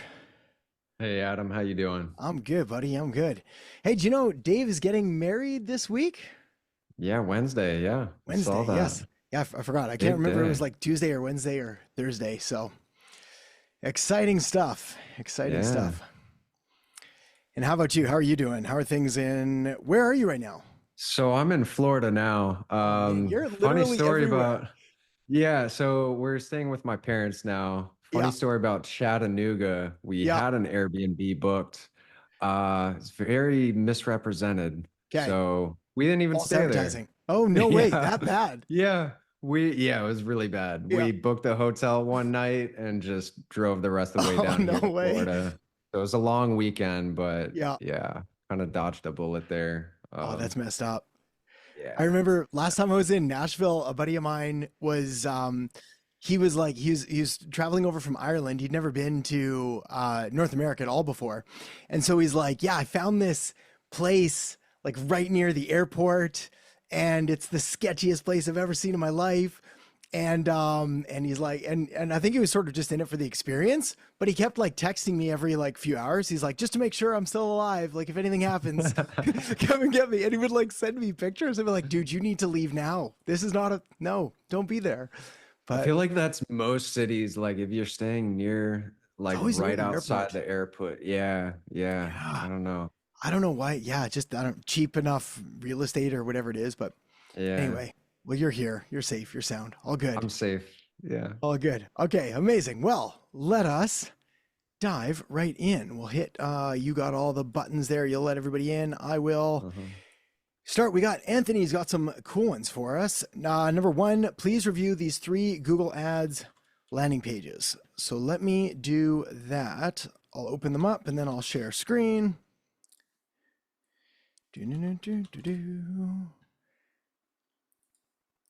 Okay, and let's share screen. I hit record. We're good. All right. Okay, Google Ads landing page. So this is where someone goes to Google and they type in solar near me or whatever it is. And then this is what pops up. So off the bat, like first impressions are good, which is good. I like the logo. Again, we probably don't have a say over that anyways, if it's for the client, but the font is good. A couple tricky things is like sometimes I'll do a squint test as well. So I'm looking at it on like a large monitor right now. But if you imagine somebody looking at this on a mobile phone, and they're like holding it here or whatever it is, like, is the font easy enough to read? And often what ends up happening is like, you can see even this part, like that's kind of hard to read, right? Because of the light and the dark and all of that. Also keep in mind this, again, this is going to be like personal preferences, but if you're going for a younger demographic, white text on dark background works really well. If you're going for an older demographic, black text on like lighter backgrounds tends to work better. Super general rule, but like, I'm an old man. So like all of my apps and stuff is still on light mode. Like I use very few things on dark mode, whereas like all of my younger compatriots, like everything's on dark mode all the time. So easier for us to read. Power your home sustainably with Advantage Solar. Tired of your power bills being as unpredictable as your group chat? Again, know your demographic. So do they have a group chat? Are they worried about them being unpredictable or just really bloody high? Right? So this, again, it's funny, like anytime that I do any kind of review when it comes to copy, always empathetic of like, who is my customer? What are their words? What are they going through? What are the things they use? What are they, all that stuff. So the questions I have for you, and again, we can go back to this and we'll look at some other copy as well, but it's like power your home sustainably. I guess I like that with Advantage Solar. Cool. Tired of your power bills. I don't like unpredictable. I like more like some months crazy high. Like that's unpredictable, but again, we'll work on it. Group chat, I'm not in love with. Imagine slashing your energy bills by up to 80% while making an eco-friendly choice for the planet. It's a win-win. I like this. We provide reliable, high-quality solar solutions tailored to your needs. Tailored to your needs, I think we could be more specific. So it'll be like, again, don't use this because it's just off the top of my head, but it'd be like customized to your unique house or your unique property or your unique usage or energy usage or something like that. Anytime that I can be specific, I go for that. Switching to solar has never been more straightforward or beneficial. Maybe I don't think that's kind of what they're looking for. I might be like, switching to solar has never been faster, cheaper, or easier. It's like, which are the ones that they really want? And if it's not cheaper, watch what fingers I put down. If it's not cheaper, then like, we'll go faster and easier. Ready to go green? Let's chat. Cool, but we need to be more specific. Ready to go green? Ready to get solar today? Let's apply for a free solar quote today. Something like really specific for the next call to action is what we need there. Why choose Advantage Solar? I like that. That's cool. That's all good. This is good. In fact, this part I might even put up here higher. I'm splitting hairs. I don't think that's going to be a big difference. I like that part. Seize the Aussie sun and save. That to me that's a good tagline. Unlock epic savings with limited rebates and interest-free loans. I like that. Government rebate. I like that. Here's what you get. This is good. I might see if I could get a few more in here as well. So it's like, I like this one. That's really good. That's really good. That's really good. Could we add a few more? What are customers? I like that. Yeah, this is sweet. This is a really good page. Okay, let's look at next. Power your home with Advantage Solar, dedicated to helping you save on bills, go green efficiently, enjoy customer. Yeah, I don't like this one as much at all compared to this one. Like this to me is the better offer. And so is that part there. This part might need a bit of tweaking. And then this is just flat overall. Bill matching program. Switch to solar for less than you're paying now. Imagine powering your home with clean, renewable energy while paying less than your current electricity bill. With Advantage Solar's bill matching program, you can take the first step. I like this. I'm going to close this one because I think that's a lose. I like this one, but I wonder if I would take... Again, it depends on the Google ad that it's going to. Like if the Google ad says bill matching program, cool. but I'd still rather the solar be the main headline and then the bill matching program or including it somehow. So if I come back here, it's like power your home sustainably with Advantage Solar and take advantage of our bill matching program. Switch to solar for less than you're paying now. And then I'd go to the other thing. And then presumably the rest is here. Yeah, just some other stuff there. Okay, how bill matching works. Yeah, I'm less concerned. Like people don't scroll there as much. They'll kind of come here. And then again, we need a CTA. So ready to go green. I don't know if this should be reinforcing the headline. So it'll be like ready to power your home with sustainable solar power, ready to cut your bills by 80%, schedule a free consultation, etc. Yeah. Awesome. There's follow-ups. Number 2. How do we deal with the issue of consistently poor quality work from white label agencies? Great question. We find ourselves now constantly having to deal with low-level tasks, project management, stress levels through the roof. We feel like we've been forced into having to take control of the fulfillment process ourselves, causing us not to have any time for anything else, let alone outreach. Quality issues we're talking about have been pointed out by our client as well. Yeah, there's 2 options that you have. The first of which is the more specific you can be with exactly what you want, and the more, again, this also comes with time, is like as we know what kind of campaigns we want to run and what kind of landing pages and what kind of Google ads, it gets easier to be like, I want this but better, so go do this. And then if they don't do that, I just revert them to the document that I just sent. I'd be like, please review the document again. Please review it. Like I've already sent over everything. It's missing things here. Please just go review that. So it's like, it doesn't negate, doesn't get rid of the fact that we're going to need to have some kind of like SOP or system for it. And the more specific we are, the better we're going to get. That said, sometimes they just drop the ball. They're just not, they don't do it. When that happens, we call them out. You're paying for a service. So we talk to them. This is not acceptable. This quality is too low. It is taking too long. What do you guys suggest? How can we make this work? I'd love to continue working, but if we're going to keep doing this, and then all of the concerns you told me, like we have to tell them, and we have nothing to lose. And if they can salvage it or they cannot. Alternatively, we just find another one. That's plan B. Like if they just don't deliver what we need. If it's like a larger white label agency, we can often just ask to switch people in it. Like they'll just be giving you someone on the team. And if they're just not doing a good enough job, you can just try someone else. But I think the best thing is like communication really just goes a long way. Saying like this, hey guys, don't mean to be mean, but this kind of sucks, right? You know that, right? Like we're not really getting there. It's not good. Ideas? Any suggestions? Because this is bad, and I could do better, and that's not why we're doing this. And then they'll 9 times out of 10 will make it right, and if they can't, then we just have to move on. All right, David, offer audit request. Magic, doing all the audits or all the offer analysis. Okay, essentially we act as strategic partners to help grow digital businesses in the 1 to 10 million EBITDA range by providing back-end finance and advisory services. Okay, cool. Might have to share screen on this one. Let's see, everybody can see what I'm reading.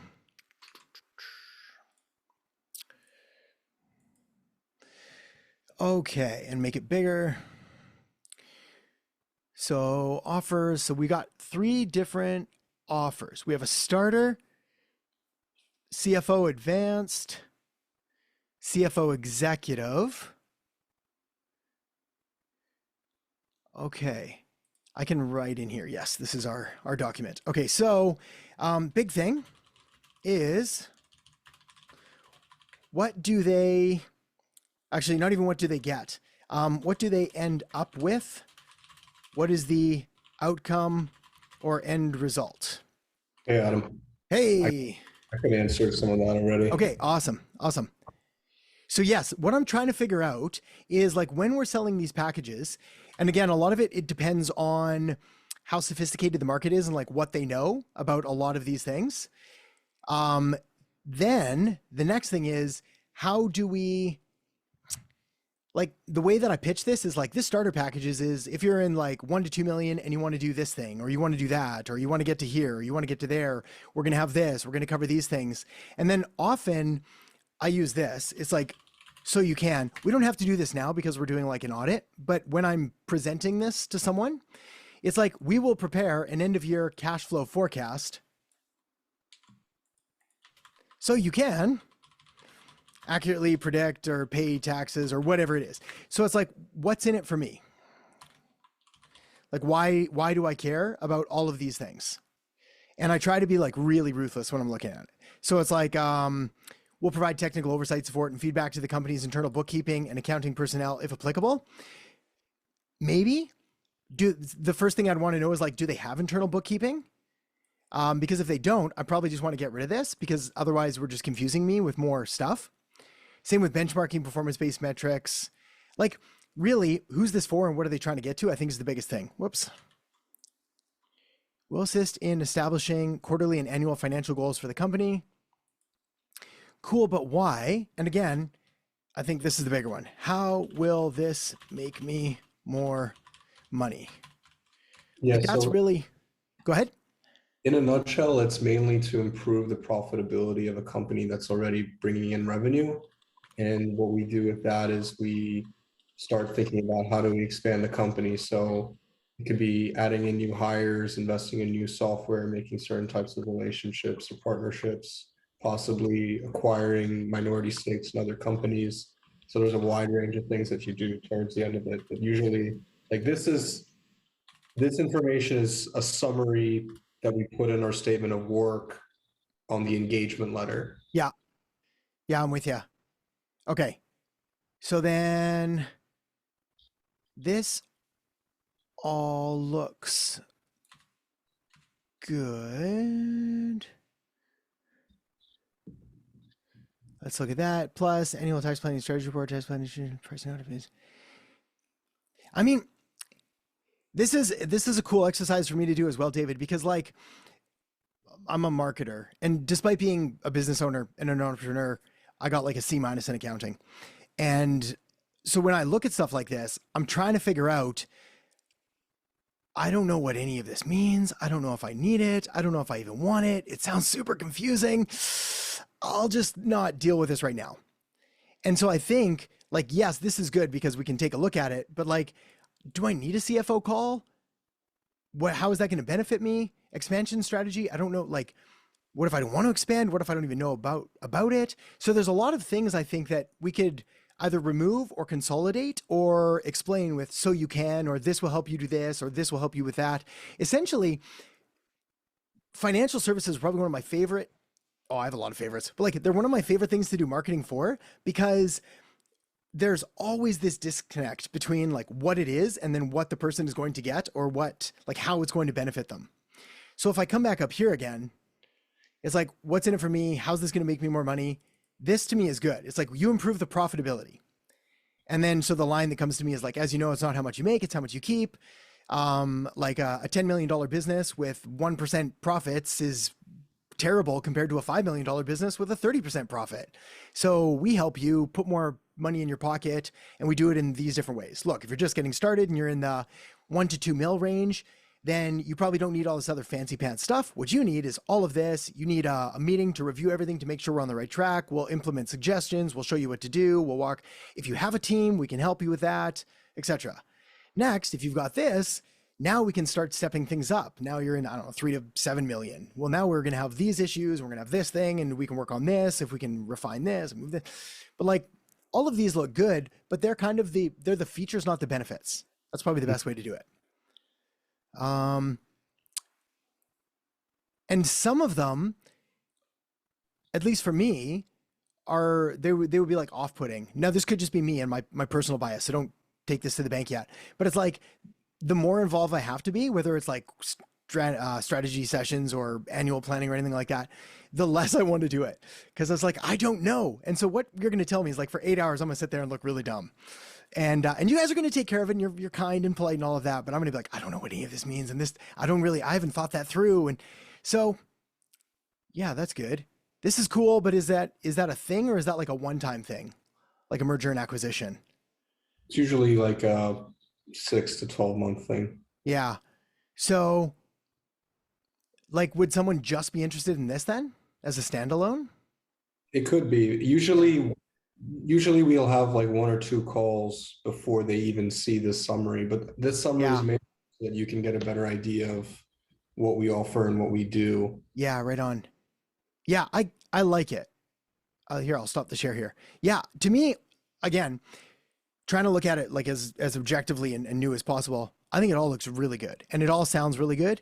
A lot of it, I just don't understand what it would be or why they would care or how we package it up. And I think that's got to be the takeaway message. But as far as me personally to understand, yeah, I think I've get it. I've worked with a few clients that do this kind of thing in the past, and it was great. Basically, the main work that we did was like simplifying everything.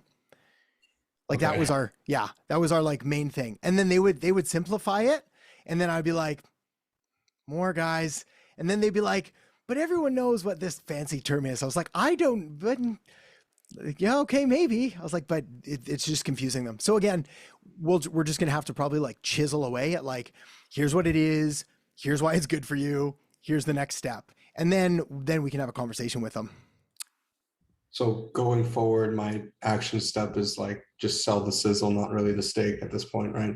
Yeah, I wish there was a better way to do it, but no, that's it. Exactly. Yeah, it really is. And it's not even like the sizzle. It's like the easy bake oven sizzle.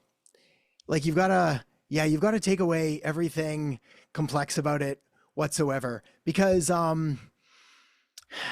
there's already going to be a disconnect between, it's like, here's the other, like the problem is people that get into financial services and that, like you're smart. That's it, right? And so you're going to have an entrepreneur and a business owner who's also smart, but like maybe not as like intellectual or academically minded around those numbers. So it's going to be a little off-putting to be like, I don't know what any of this means. Now, fortunately, like over the years, I've developed a great relationship with my accountant. So they know, and like all of my finance people, I was like grade 3 version, guys, what is happening? Where's the crayons? Like, show me all of these things. Like, where's the money go up and this, and they know.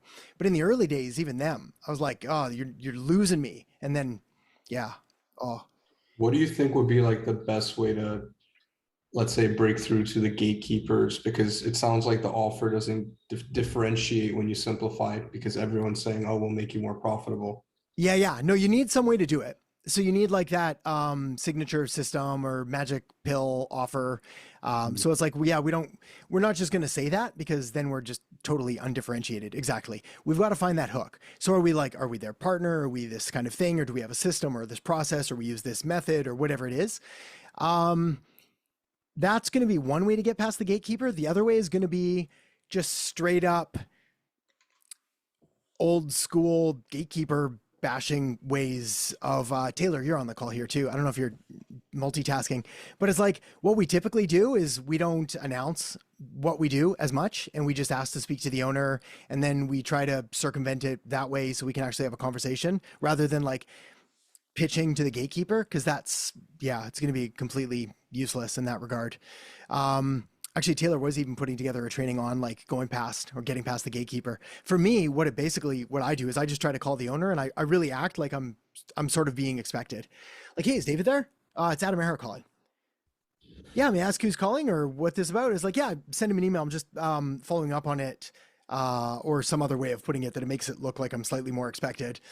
And then they were like, what was the email about? I was like, well, that's a personal topic or whatever it is. We never get there. Taylor says gatekeepers is the topic this week. Hey, we're talking about gatekeepers in a couple days.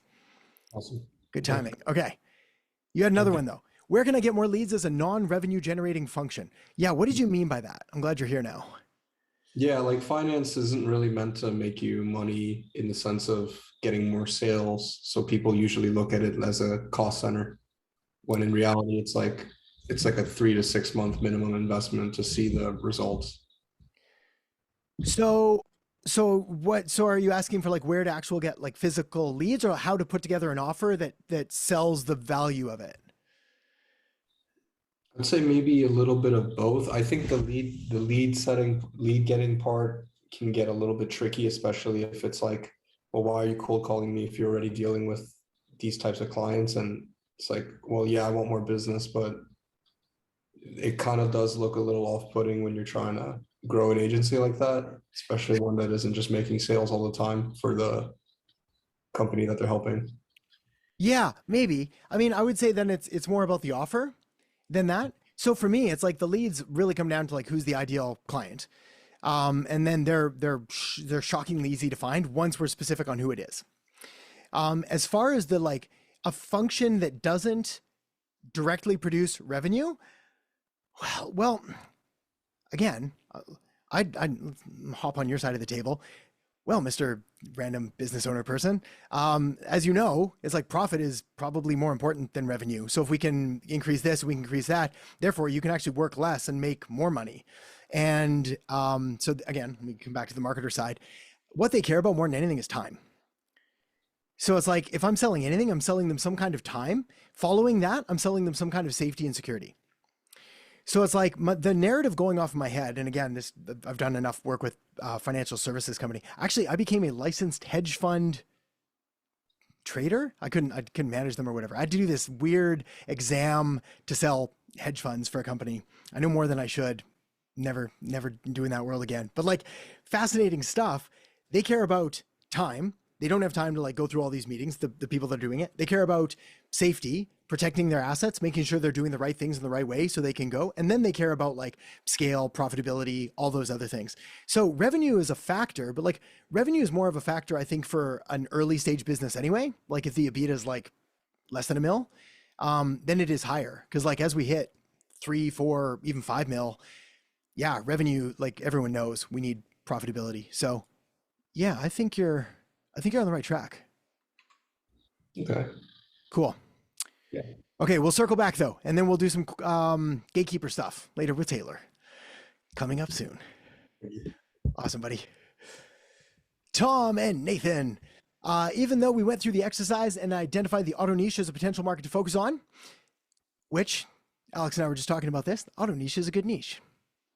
But that's another story for another day. But you've got a follow-up. We revisited the conversation because we're already serving a few other niches, and one of them is the massage niche. We're already serving a few clients in this niche. Should we instead focus on this instead of a brand new and whole new offer versus creating a new offer for the existing one that we're working on now? Reason for the question is see if we can save time and avoid starting over again with a new niche and improve on what we already have. Main concern about massage niche. Okay, hang on one sec. So let me start there. The answer is yes, for sure.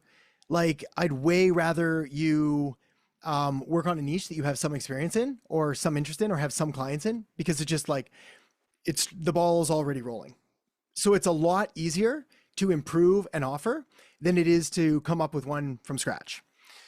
Like, I don't even know how many times easier, 10 times easier. In fact, this is the biggest thing, the biggest hurdle that anybody that is starting an agency has gone through is getting that first client, or getting that first, even prior to that, is like having that first conversation with a client to find out what they actually want.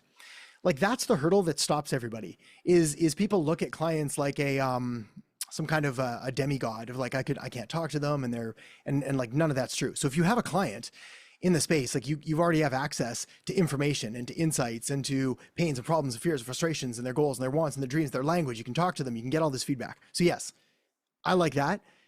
But the kicker, reason for the question, oh no, hang on. Main concern, massage niche, whether or not they can afford our services and if we can create an ROI for them. It was the original reason why we did not consider them when we went through the exercise. So yes, if you're dealing with like an RMT, no, you're going to be pretty limited. Cause like they can only charge an hourly rate up to XYZ dollars. If you can find a spa that does it, different story. So you want spa owners or massage therapy practice studio owners or med spas, for lack of a better term, rather than like individuals. Then the answer is yes. If you're going after like individuals, then the answer is yeah, that's, I don't want to say impossibly hard, but it won't really make sense. As far as can you get them an ROI? Yeah, totally can get them an ROI, depending on what you're charging. If they're like a med spa studio massage place that's doing high 6 figures, $1 million, $2 million a year, then yeah, I don't want to say easily, but it's like Google ads, Google business profile, some kind of organic SEO, offers on social media, like all of the usual things will work to drive traffic. Okay. I'll just like kind of add, I know I appreciate the input. So like what's interesting enough that what we're challenged with is because the fact that we serve like a dozen different clients in different niches. So that's why the goal is to try to narrow down one. Med spa is one of them, but we also have like spa owners. Yeah. And we noticed that we've been filtering out individual therapists, right? as a result. But it comes down to, we only do right now at the moment, because obviously we skipped the whole step of validation, of the niche validation. So that's why we went through that exercise, right? So ours is like, right now our offer isn't stacked like what you've been teaching in the program. It's just strictly lead gen, Google ads. That we've been having a lot of success in. So that's why we end up looking at that. So it's just, again, the structure of the offer. Look at these owners for a certain demographic. Do you feel like that it's just more like an evolution of the offer for that, if we were to go focus on that niche? Just keep pushing forward. Okay. Yeah, Tom, like, even if that, I mean, I don't, like, do you need to change your offer? Like, if you're doing Google ads and Google business profile and that, and you've got clients with it, it's like my biggest thing, do this, like, here, I'm going to tell you this, and then do this with your clients as well. It's like, my biggest thing is, like, if it's working, we don't break it. It's like don't throw away the baby with the bathwater. Don't even throw away the bathwater. Water your plants. Eco-friendly. Like if you're getting clients in the niche and it's working, then maybe we could tweak the offer a little bit. Like, of course, there's always room for improvements in some way, shape, and form. But, like, I think what we probably is, push back on me, by the way, if I'm like way out to lunch here, but, like, maybe we just need more clients or more outreach or more highlighting the fact that we've got good results and we're good at what we do, and that, like, maybe that's the answer. Yeah, and that's exactly what we're trying to do. We actually just rebooted that campaign because we was doing cold email outreach before doing the program. So we just rebooted that. Good. So it's just more about, like, the evolution, because we didn't go through the exercise of really look at the avatar. It's literally just, we didn't put a lot of thought to it. It just ran with it with just Google ads. Yes. That's all right. I don't mind. I'm glad you're doing it now, because, like, now you'll have, things will just be a lot easier to do it. But, like, for the record, that's how I sort of stumbled into the profitable niches that I loved, is I took on like 30 different clients from 30 different niches. And then I found this overlap between, hey, these people are really good and those people are really good and they have a budget and those guys don't. And I like them, but I don't really like them. And then we just sort of evolve it. So yeah, I mean, like, the thing that I would do is I would look at, like, who your top 20% clients are, and then, like, what do they have in common, whether it's niche or service. Hopefully there's an overlap of both. That's how I ended up doing SEO for so long, was, like, all my top clients that paid the most amount of money I was doing some kind of SEO. And so it was like $2,000 to $3,000 a month forever. And we would just, like, I'd build the backlinks and we'd create some content and build more citations, and then they would keep their rankings and they would just stay forever. And then certain niches were just easier for it. So, like, roofing, plumbing, anything trades and all of that, that was really easy. Did landscaping and a bunch of other ones, med spas. So that sounds like us right now. Yeah. So, like, pick your favorite. Much name. We just did that. So yeah, exactly. Which is fine. That's good. So it's like, hey, step one, fire nobody. They all stay. But as we do outreach, we do have to be specific. And so then we've got to pick, like, okay, of these, of which, for the record, they're all fine. Like, they're all 7-figure niches. They are, like, I've either done them or my friends and colleagues have done them. So it's like, they're all fine. We just have to pick one, because otherwise it's just too complicated. So then which one do you like the most that seems to be the easiest to do? And then I go for them. Okay. Nathan, do you have anything to add? I know I asked all my questions, so. No, I'm good. Thank you. Okay, awesome. Okay, well, let me know. Let me know how it goes. Let me know who you decide to go for. And then, and then just keep everyone you have for now. Sounds good. Thanks, Adam. Okay, awesome. Mia. Okay, the lady from the thing canceled our call today for me to do my pitch. Immediately sent an email telling her I was looking forward to our chat and asking if she'd like to reschedule. She said she was swamped and wants to connect after the holidays. Should I just stick a pin in it? Yeah. When's the holidays? Labor Day holidays? Yeah, she said Labor Day. Yeah. So I would just reconnect with her then. Yeah. So just, okay. Yeah. I having a little bad feeling about it, but it might just be me getting in my own head. Yeah. Like, I try not to. So this is a skill that I shouldn't say developed. This is a skill that I'm developing. I'm still working on it very, very hard. I really try not to make up stories that other people are thinking and doing. Right. And this is probably, like, from decades of therapy work, but it's like, I really try to not Be like, they canceled the call. This means they hate me and they hate everything I do and they don't like me and now I'll never succeed. And my mother was right. And like, I try not to do any of that. I try to think like maybe their phone battery died or maybe their kid got sick or maybe like there's so many different things. I do this. I find it's easier to tell other people this, by the way, than for myself.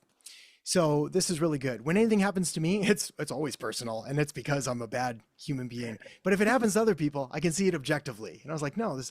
So yes, what I try to do there is like, if someone's like, yeah, hey, I'm swamped. Can we touch base after the holidays? I would send her an email back and be like, absolutely. I understand how busy things can be. I'll send you a email here. Alternatively, how does Wednesday at 3 p.m. book just so I can make sure I save a time for you? Right. Okay. And then if, when she ignores, because she is swamped and busy and all that, then I follow up the day after Labor Day or whatever it is and try to get them back on the phone. All right, cool. That sounds good. Okay. Realizing that Meta seems to frown on certain content when it comes to ads. Yep. So much of it. Was speaking to a potential client who is an aesthetic doctor, and she said she tried social media advertising, but her Instagram got shut down, citing a breach of the guidelines. She said it was simple before and after shots of a client's face with the treatments. Yeah, we don't do before and afters with ads. Okay, yeah, they're not no allowed. before and after. No before and after. Okay. Yeah. Okay. The lady also commented the same roadblock. Want to address these concerns from knowledgeable perspectives. Thoughts on how I can allay their fears. Yeah, just no before and after. So when it comes to, yeah, well, no, there's so much more. I wish there wasn't. And they're getting stricter. But like the big things with Meta, in 2024, first of all, I miss the good old days when we could like say anything and do anything. Those days are gone. So now we can't do before and afters. We can't do anything where we're actively calling someone out. Those are the big ones. So it's like, do you have back pain? Like that's getting flagged. So it's like, we'll tell a story or be like, back pain is plaguing us, or let me tell you my story about this, or like those things are typically okay. What we don't want people to feel is getting like singled out, called out, anything like that. So we can't do that. We can't do before and after. We have to be very careful with promises. Anything that implies someone would succeed is almost a no-go. This has actually been really interesting to watch in like the education space, because you basically, I don't want to say it's impossible, but like our ads have had to get funnier because we can't say like, if you do this, you'll get this result. And then they're like, nope, can't do that because someone will mess it up. You're like, okay, if you try this, you might get this result. And they're like, yeah, it's better. Might be okay. So it's like, we just have to be really goofy cautious. So what I prefer to do with them is I'll just put out an offer to it. Hey, this is what we've got going on. Here's what it looks like. Here's how to take advantage of it. Give us a call, book here, something like that. Okay. Because my main pitch is about like educating the audience on like why this particular treatment, how it helps, how it may help improve. That one's going to be tough anyway, because I sold a menopause product. Yes. All right. Looking at the world's leading menopause marketing expert right here. I know more about hot flashes than any young man should, but no, I used to sell. This was one of the pivotal turning points in my career where I was like, what am I doing? Hey, Adam, what are you doing with your life? And anyway, I carried on. I was like, I like marketing. I don't have to love menopause stuff. Anyway, we helped a lot of women. Side story. They disallowed like every ad that I made, citing that it was an explicit adult product. So they thought I was basically selling sex toys online when we were trying to sell these things. They would just like shut down this and shut down that and shut down this.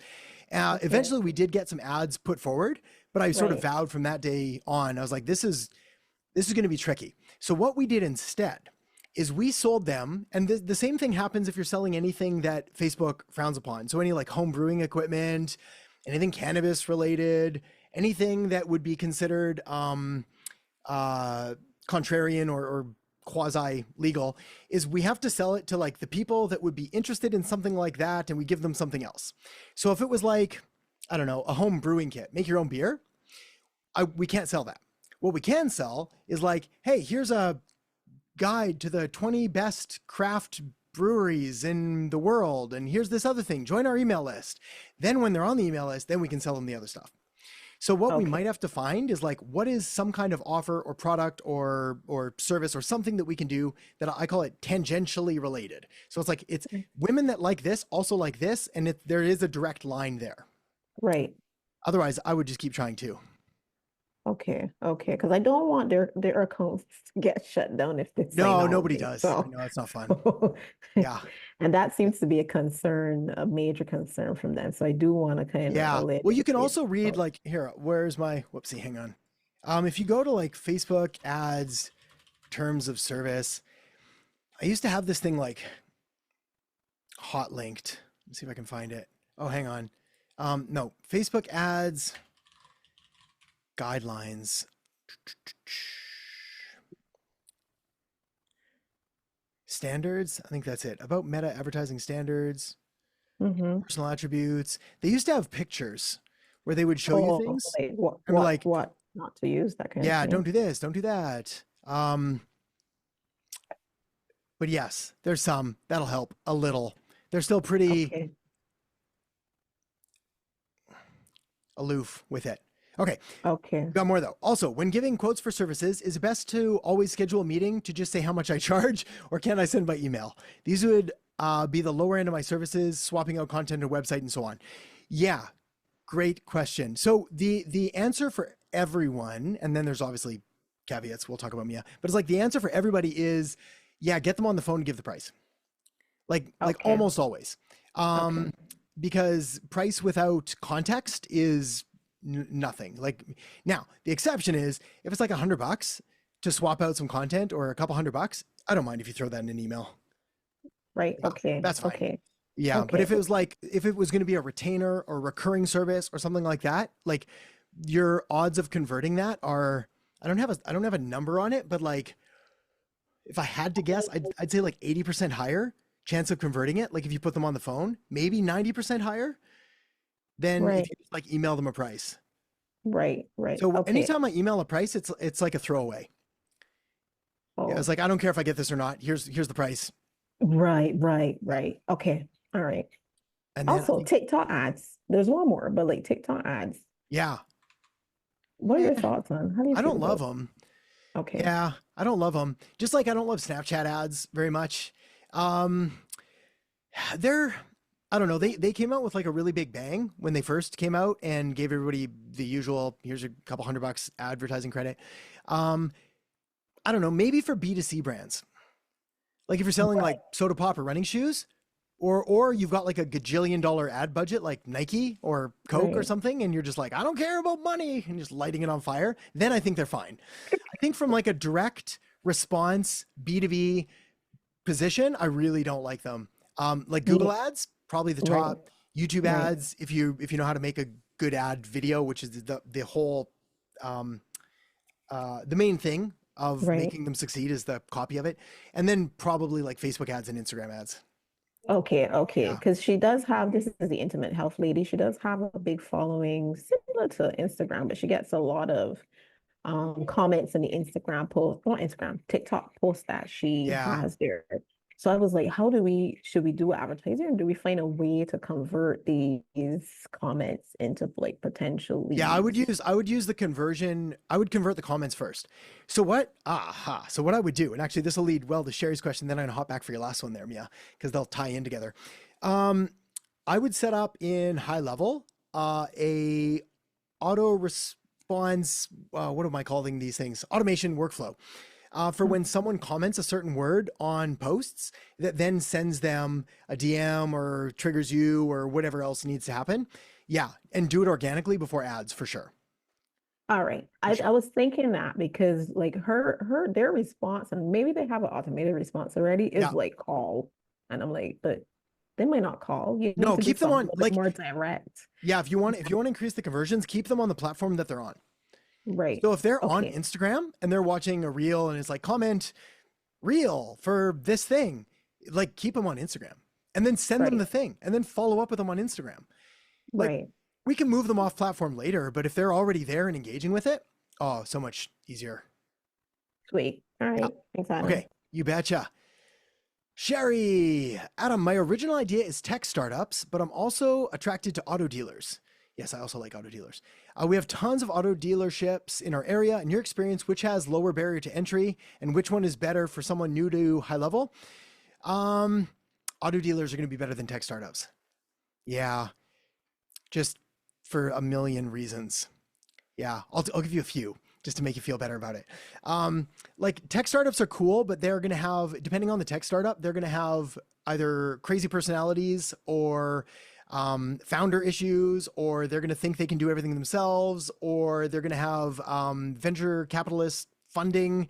So like they're just, yeah, they're not ideal. Auto dealerships, on the other hand, are like a tried and true blue collar business that like they operate, they know their margins, they know their business, they want to work with their salespeople. There's lots of them, like you said. The other benefit of auto dealerships is in the early days, like you can go quote unquote door to door and like meet them and talk to them and bring them coffee and donuts and have a chat and be like introduce yourself, and huge. So yes, I like that one. I've done a lot of work with auto dealers over the years, and yeah, they were all good. Appreciate that so much. I was starting out with tech because that's my background. Yeah. But then I started thinking about all of the things that you were saying. Yes, I know. Did yes. research on the venture funding and Section A and Section C and whatever. Yes. And I thought, well, maybe dealerships are better, but I kind of thought I was doing a test run and I don't have time for that. I have to get busy. So yeah, well, that's probably going to be better. That's the best plan, because again, the final cherry on the sundae is like, yeah, you can go in the fastest path to cash is to have as many conversations with them as humanly possible.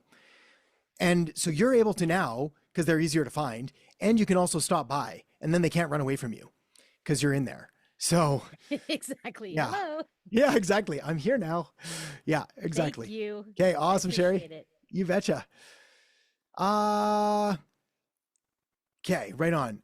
Mia, you got one, and then I got a good one for Taylor. Oh, Taylor, I like that one too. Mia, I've got a potential client outside the niche, a lawyer that deals with AML stuff. I don't know what AML is, but you'll tell me. He wants a logo, a website, and I came up with a great idea for him about to create a paid community, which he loves. Now, you know me thinking about how to price this. Should I do this all in GHL? Should I introduce him to school? Yeah. So he wants a logo, a website, and a community. Well, the community was my idea. The community was, yeah. Will he do a community though? Or are we just going to make him a community that are we going to build the community, or are we just building it for him? Like, I like the idea of a community as well, but if he's not going to be in there, which he probably will not, like it's just going to die. Right. Well, so my idea is because so AML is anti-money laundering. So he does anti-money laundering. Okay, perfect. And that kind of stuff. So he specializes in that, right? Yeah. So he wants to have like monthly webinars, and it's like $100 to attend, that kind of thing. So in my mind, I was like, ooh, what you could do is like create a community, like a paid community, and then you could host the webinars in there. Mm-hmm. And then anybody outside of the community will have to pay more. So, like more people would join the community so that he has these webinars mainly for them at a lower rate. Plus then, he'll be able to engage with people because it's such like a niche area and it's new here. So like he'll be able to have like one-on-ones with them, maybe get some more clients. So I'm kind of thinking about it along those lines. Yeah. So he gets reoccurring revenue and then I could charge, Yes. Yeah. Well, for you, I like it. For him, I don't. Okay. Yeah. Like for him, again, if we circle like way back to the beginning, it's like with business owners, and I can only imagine lawyers are like a regular business owner, but worse. Like they just have zero time. Like they're just busy. So the thought of him going out and managing a community is one thing, but to build the community is like a whole other beast. So I don't mind if you make it for him and then he can have it there that he might be able to use later. Cause it'll take like, if you do it inside high level, it'll take like no effort. You just click communities and build it. Right. I would probably, the website thing's really up to you. I'd probably put him in high level. And the reason is because I'd be more interested in him later doing like a Google ad to a landing page. And then even if he wants to do a webinar, you could set up a webinar landing page and you could host it there and do it. Like you do have all that functionality there. So yes, I like that. So you like GHL for communities? Yeah. For the communities as well. Okay, cool. Yeah. Yeah. Even though I don't like the community idea, but otherwise, yes. Well, I like the community idea for you. I think it's super cool. I've seen too many of them just die because, yeah, people just don't do it. Right. Okay. Okay. Very cool.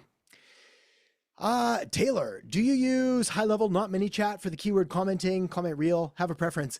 Yeah, I use high level for that.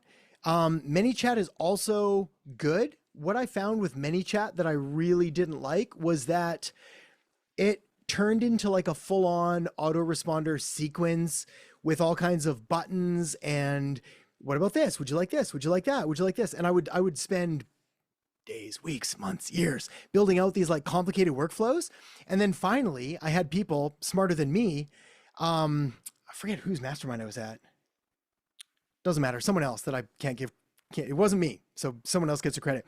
And they were like, yeah, we automate nothing. We automate the first response and then everything goes manual. I was like, what? And they were running like a 9-figure business. And I was like, hang on one second. So it's like, you don't have automations for anything? I was like, oh no, we have an automation. So if someone comments, we send them something, then full manual. I was like, why? And they're like, oh, just because the automations, they don't convert. They don't work. People get lost. They don't answer. There's this, there's that, there's the other. They're like, we go full human as quickly as possible. So we started doing that and shocker, it worked amazingly well. So I love automations for the first little bit. And then we quickly transition it to having a chat and being a real human. And it's funny, if you ever watch, like, again, I wish I saved more records on it, but like the conversion rates were abysmally low because we'd give them 3 options. What if it was the wrong option? And then they didn't respond, then we couldn't get back to them again. Like it was just, the whole thing was a stupid idea to begin with. So both work. ManyChat, GHL, it's all fine. I just use the high level one because it's already in there. And knock on wood, it hasn't failed me yet. Whereas the ManyChat one has failed me a few times. Because I needed like JSON code and copy this and then this confirmation and that whatever thing. And like, it just, I don't know, it failed a lot. So cool. Yeah, I'm testing it out for on my side, where the comment like growth and then it goes to the DMs. It's not successful yet, and then I send them like a lead magnet. Yes, I'm testing it out to see how it works. And have you run it yet, Mia? Did it work once, or are you just starting it out now? I just started it out now. Okay, right on. So it hasn't worked yet. Okay, right on. So it's working for us just fine. Okay. Yeah. No so everything's working well. Yeah, exactly. I still hate Instagram, for the record. We're going to get to that another day. Yes. Okay. But I'm like on this full Instagram push right now for the next, I told everybody's pushing me for 90 days. I told them I'd give them 30. We might meet in the middle at 45, but like right now it's back to ruining my life. So we'll find out. I'm doing that with Threads. I'm doing the 30-day challenge with Threads. I think I like Threads even less than Instagram. Oh my God, it's so bad. Keep me posted. Let me know if you figure something out there. I like it.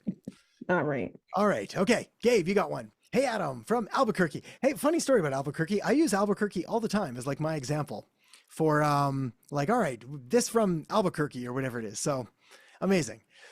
And choose, anyways, totally unrelated side note. Chose HVAC as my niche. Perfect. I love that one.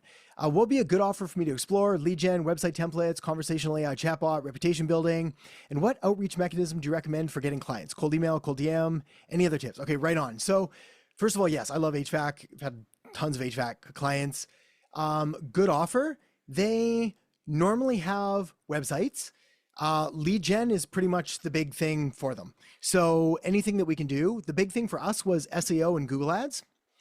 And that worked really well. And they liked it. They knew it. They wanted it. They wanted to appear at the top. Google Ads helped us do that. I'd also do Google Business Profile.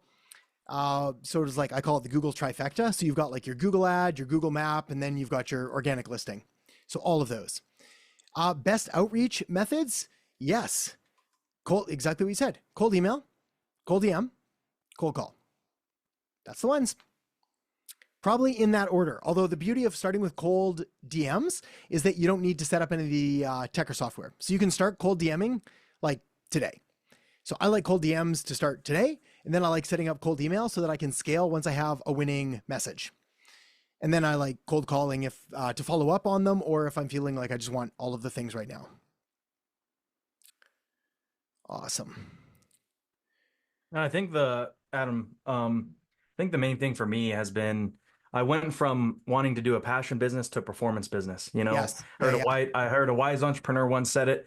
I've been in the world of startups and doing pitch competitions and things like that. And to one of the other, I can't remember who it was, talking about simplifying things. I think that's huge to investors, to clients, to anybody. They don't care how the tech works. They care the results you get them. That's the most important. But the reason I want to do HVAC, and I come from a research background, I come from a tech background, but I wanted to do the trade just because I see it as such a big opportunity. And not so much, I'm not thinking of like, what's my passion, but what is the biggest opportunity, right? And I think I can learn the trade, and I have my own home and do my own, you know, DIY stuff. So I think it would be the perfect opportunity for me. Does that kind of make sense? Is that totally? Is that what you would do, Adam, or does that click with you? Does that resonate with you? Yeah, 100%. Yeah. I'm there's a guy, what's his name? Scott Galloway. I really like him. He wrote a book on it's called The Algebra of Happiness. Then he wrote another book on something like that. He's a NYU professor, centimillionaire, just funny dude in general, quite politically incorrect, but relatively funny. Anyway, he says, don't follow your passion, which is interesting as well, because it's so counterintuitive to what we're told. Right. And I've got mixed feelings on it, but I agree with his premise. So what he says is go make some money, then do whatever you want.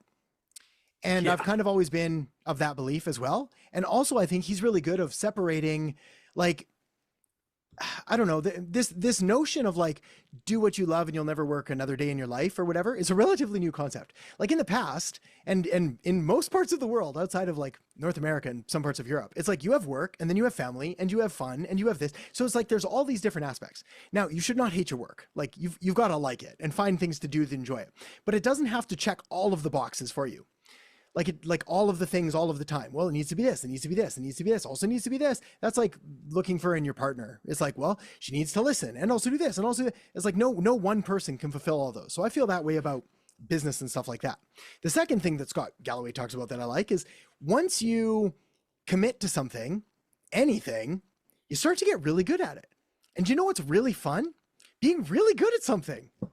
Like really fun. It's really, really fun when you're good at something. You know what's not fun? Sucking at something. No fun. So it's like when you're learning things and all that, it's not a lot of fun. But as soon as you start to build up the experience, whether it's HVAC, funeral homes, there's a fun one for you. I love that's one of the ones I considered, Adam. And I was looking at all the ones that are underserved, undervalued, underappreciated, and I wanted to go after that value. So funeral homes are probably less served than HVAC. Yeah. So that would you say that that's maybe another one to look at? Or I would look at that one too. Yeah, they were some of my favorite. Look at that one too. Yeah, I would definitely look at that one too. Especially because it's like Oh, go ahead, go ahead, buddy. Oh, I was just gonna say, I started in video production, doing my passion, right? And it's not scalable. It's fun, and the tools are always useful for making videos, for doing things, but it's not scalable for a business, right? And I think the passion and performance business, I think this helps everybody on the call. Hopefully it does that. Look at your passion, but look at what the market needs. Go market first. I think that's always approach I've used in the tech field. I work in tech transfer before this, and we market IP, intellectual property. And sometimes it's about meeting the market needs, and the lab doesn't always build what the market needs. And it's kind of this weird lineup where it doesn't synergize. Yeah. So try to build something that the market needs and not as much what you like to do. Because again, like what Adam said, you might find that this is something that you get passion for because you get so good and you start making money and it's like, oh, wow, this is fun. But sorry to cut you off, Adam. What were you going to say there? Yeah, I have no idea, but that sounds good too. So yeah, I don't remember. Okay. It was always not that important. But yeah, no, that's very much it. Like when I'm looking at something, we're looking at sort of interests and skills and market demand. And it's like, where do your interests lie? Because you have to like it, but you also have to sort of, I think, not fool yourself in that, like, who else? I forget who else said this as well, but they were saying like, can't remember, but there's basically the skill of being an operator is a skill in and of itself. So it's like you can actually enjoy being an operator and then just applying that to whatever it is that you do, wherever there's the most demand. And yes, I think also the beauty of sort of the lives that we lead is like all of the skills that you acquire, they all have some kind of transferable element. So yeah, video production is amazing. There's going to be an element, there's going to be a time where it's like, you're going to do something with video or think back of video or whatever it is. Like it's going to help you in some way. So yeah, I think they're all good. But yeah, I'd look at funeral homes. I think to put a cap in that one, The uglier the business or the less sort of sexy it is, the better. It's the reason that like photographers are really hard, video game design is really hard, music is really hard. It's like the level of talent out there is phenomenal, and a lot of people do it for free. But if you can find the ones that people don't want to touch, yeah, I like those. Junk removal. Yeah. That's been popping up a lot. That's pretty popular now. The junk removal, yeah, it's becoming more popular. I do the funeral homes. I don't think they're going to get more popular. Yeah. Nope. It's like the least. Yeah, if I go back into it, I'm like Adam's funeral home marketing. That'll be my other one. Yeah. Or no, I really care. appreciate that, Adam. Yeah, you betcha. Yeah, awesome. All right, everyone. Our time has come. Those are good questions as usual. Thank you, everybody, for the questions, the thoughts, the feedback, the support, all of the above. And have an amazing rest of your week, and we will talk to you soon. Thank you so much. You were super helpful. Absolutely. I'm glad you liked it there. Glad you enjoyed it there, Sherry. We'll talk to you soon. Bye-bye. All right. Hello, everybody. Welcome to Tuesday, July 2nd. 2 days away from the 4th of July. Exciting stuff. Big plans? Alex, you doing anything? Parades, parties, get-togethers, barbecues? Going to a barbecue. Yeah. Perfect. Some cousins. So that'll be fun. That's wicked. Yeah. Barbecues are like the quintessential summer holiday thing. So. Oh, yeah. Yeah. Well, especially always good food. You guys are in Michigan now, though. So are you bringing up like Nashville style barbecue stuff, or is it Michigan barbecue? It's cousins doing it, so I guess Michigan barbecue, not as exciting, not as spicy. I don't know what that would even be. Nashville. Yeah. Like just deer? Yeah, venison. That would be nice. Probably mostly chicken and hamburgers though. Yeah. So like classic, no brisket. Just classic, American good food. I love burgers. Like burgers are like my weak spot. Yeah. That's like anytime we go to a restaurant, and it almost doesn't matter how fancy it is, if they have a burger, I'm probably getting the burger. Yeah. Yeah. Same here. Burger or steak. Yes. I'm a sucker for both of those. I like steak, but man, I'm also a sucker for it's got to be cooked right. So anyway, okay. Well, we have a long list of one question today. So we could spend an hour on this one, or I don't think it's going to take that long to answer. So if you got anything else, we can have that chat, or we can dive into barbecue recipes. Because I actually got a buddy here who lives in town, and he's got like a barbecue YouTube channel. And so you'd think that it would be like motivating to go do the like you got a buddy who's good at barbecue. I find it's quite the opposite effect. He's so good at it that I don't even want to try. So he's got like the smokers and the things, and he's got this thing that looks like an egg. Anyhow, let's go. Sarah, is it a good idea to offer self-serve options for the SaaS products and have an agency tier? Right now, I've got a standard, professional, and premium packages. I took a look at them. Got a team for SEO outreach, all those things good. How would you set something up like this? Found the products through the SaaS configuration, Stripe payment add this. Would this be a hybrid business model? So the answer is yes, it would be a hybrid business model, but it's not the way that I would want to do it, and it's not the way that I'd recommend. And the reasons are multiple. So many reasons. We got some time, so let's dive into why we don't want to give our clients too many options. Number one, if we just take them to a page where there's an option to sort of book things themselves, they will scrutinize every single available option and walk away with none. So we call this the paradox of choice. It's a heuristic, what do you call a cognitive bias? A lot of research has been done on it. They use jam as the main study, where they give people too many choices of jam and people bought none. Same thing kind of happens even with agency services. If we give them a bunch of choices where they really can't differentiate between them, they just won't know. So they're not going to buy it. Number two, the most money is going to be made with a personal conversation with someone, pretty much always. Like we have to have a chat with them to figure out what they want, what they need. We can show them that there's a human being on the other end of the line. All of those are important. Number three, if you're going to charge like self-serve options, they're going to necessarily, have to be cheaper, which means that you're going to have to charge like $297, $397, or $497, like that. which means that we're leaving a massive amount of money on the table, and not in a way where we're not just charging more, but in a way that we're also doing a disservice to clients. Essentially, the reason that someone wants to offer a self-serve option is because they want to get away from doing a sales call. That's really it. There was this, I can't remember her name, which is good because I don't want to throw anybody under the bus, but there was a influencer type marketing person in the space who had a whole program built around like no sales call selling. And the whole premise was like, here's how we do it through a sales page. Here's how we do it through Messenger. Actually, there's been a lot of people that have tried to do like Messenger sales. The result is almost always the same. It is so much more work for so much less money. So unless you are literally allergic to the thought of having a sales call with someone, and even then, I think we've got some mindset stuff that I'd be more than happy to unpack. Like it's just not an effective medium for anything in those price ranges. The times that we use sales pages to sell stuff is if it's like under $1,000. And typically if it's under like $100 to $200, because then we're kind of going for more impulse buys where there doesn't have to be another decision maker in. We don't have to run this by friends and family. Around the like $500 to $1,000 mark, we'll still probably run some kind of webinar or training or something that'll give people more answers. Above 2,000, we almost exclusively go to a call, simply because nothing else even comes close. So yes, I'm, as you can tell, I don't like the idea. My preference is like, we can list out some packages and some options without prices. We can have a conversation with someone, and then we can help steer them in the right direction. And if they are not going to be a client at one of your higher priced packages, then by all means, we can sell them into a lower priced SaaS style offer, let them do it themselves. But we don't want to lead with it, and we don't want to put it on the page. There's a fourth reason or a fifth reason. I lost count.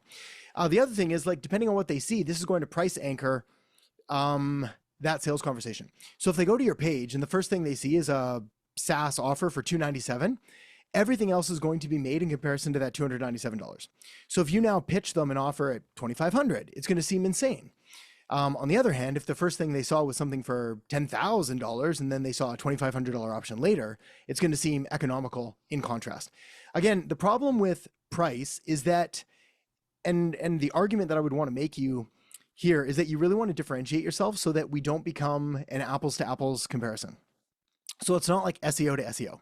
It's like this very specific, very specialized niche agency operator who may or may not use SEO versus this other broad, generic SEO style agency, because then they can't directly compare you. So yes, there may be only, there may be anyone that can do SEO, but there's no one that can do SEO like you do with your system, with your signature system, with your plan and process, and the whole reason that we go through all of that stuff. It's almost, again, sometimes it feels kind of silly to do, but and it feels almost fake to just like slap a name on something, but it is such an important element to have, because otherwise people just have no other way of differentiating us from everybody else. So let me see. How would I set something up? Found the products. Would this be a hybrid business model? Yes. So my preference on the hybrid business model, we list out the two packages that we may have for someone.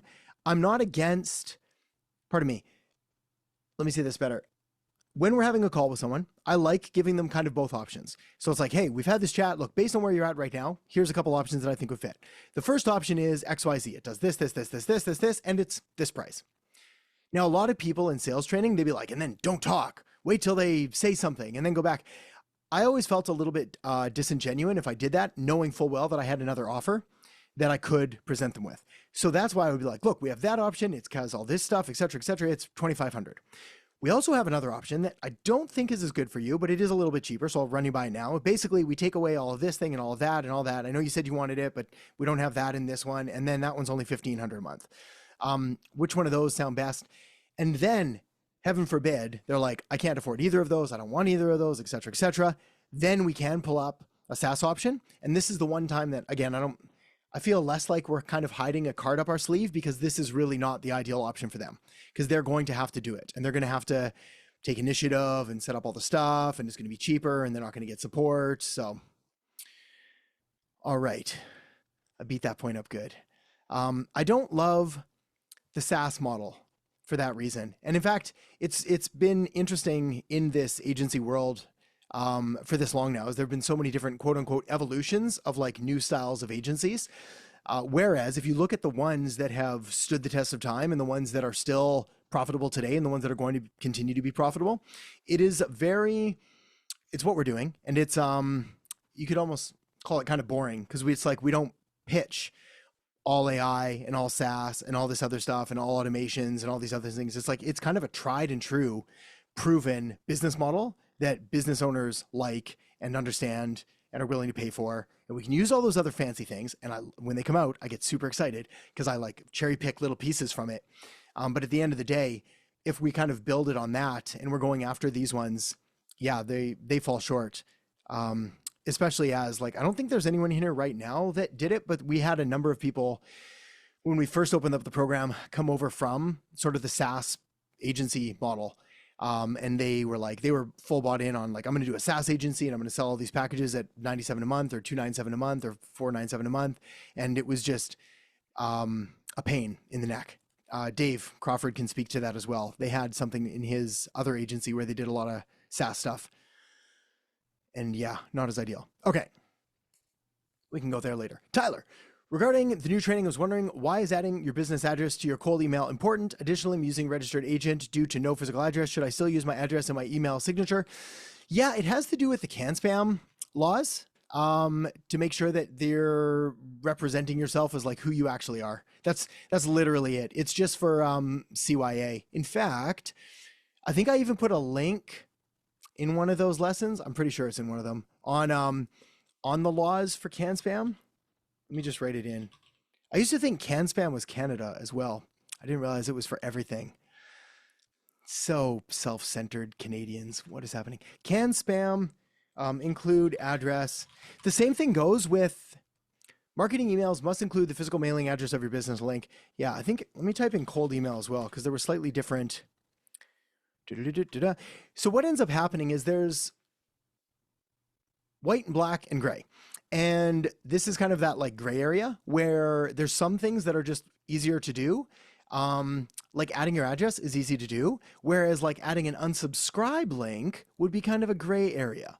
So this is where you've got to sort of make your own. And again, that's sort of why I put that link to the article there, is that with the laws changing and all that, we got to keep Googling it and be your own lawyer in these cases. Personally, I don't put an unsubscribe link, but I make it very easy for someone to unsubscribe or stop. So this is where you say, hey, if this isn't for you, just hit stop. Look, if you don't want this, you can just stop, etc. But like, we can all send an email. So the first email is basically never a problem.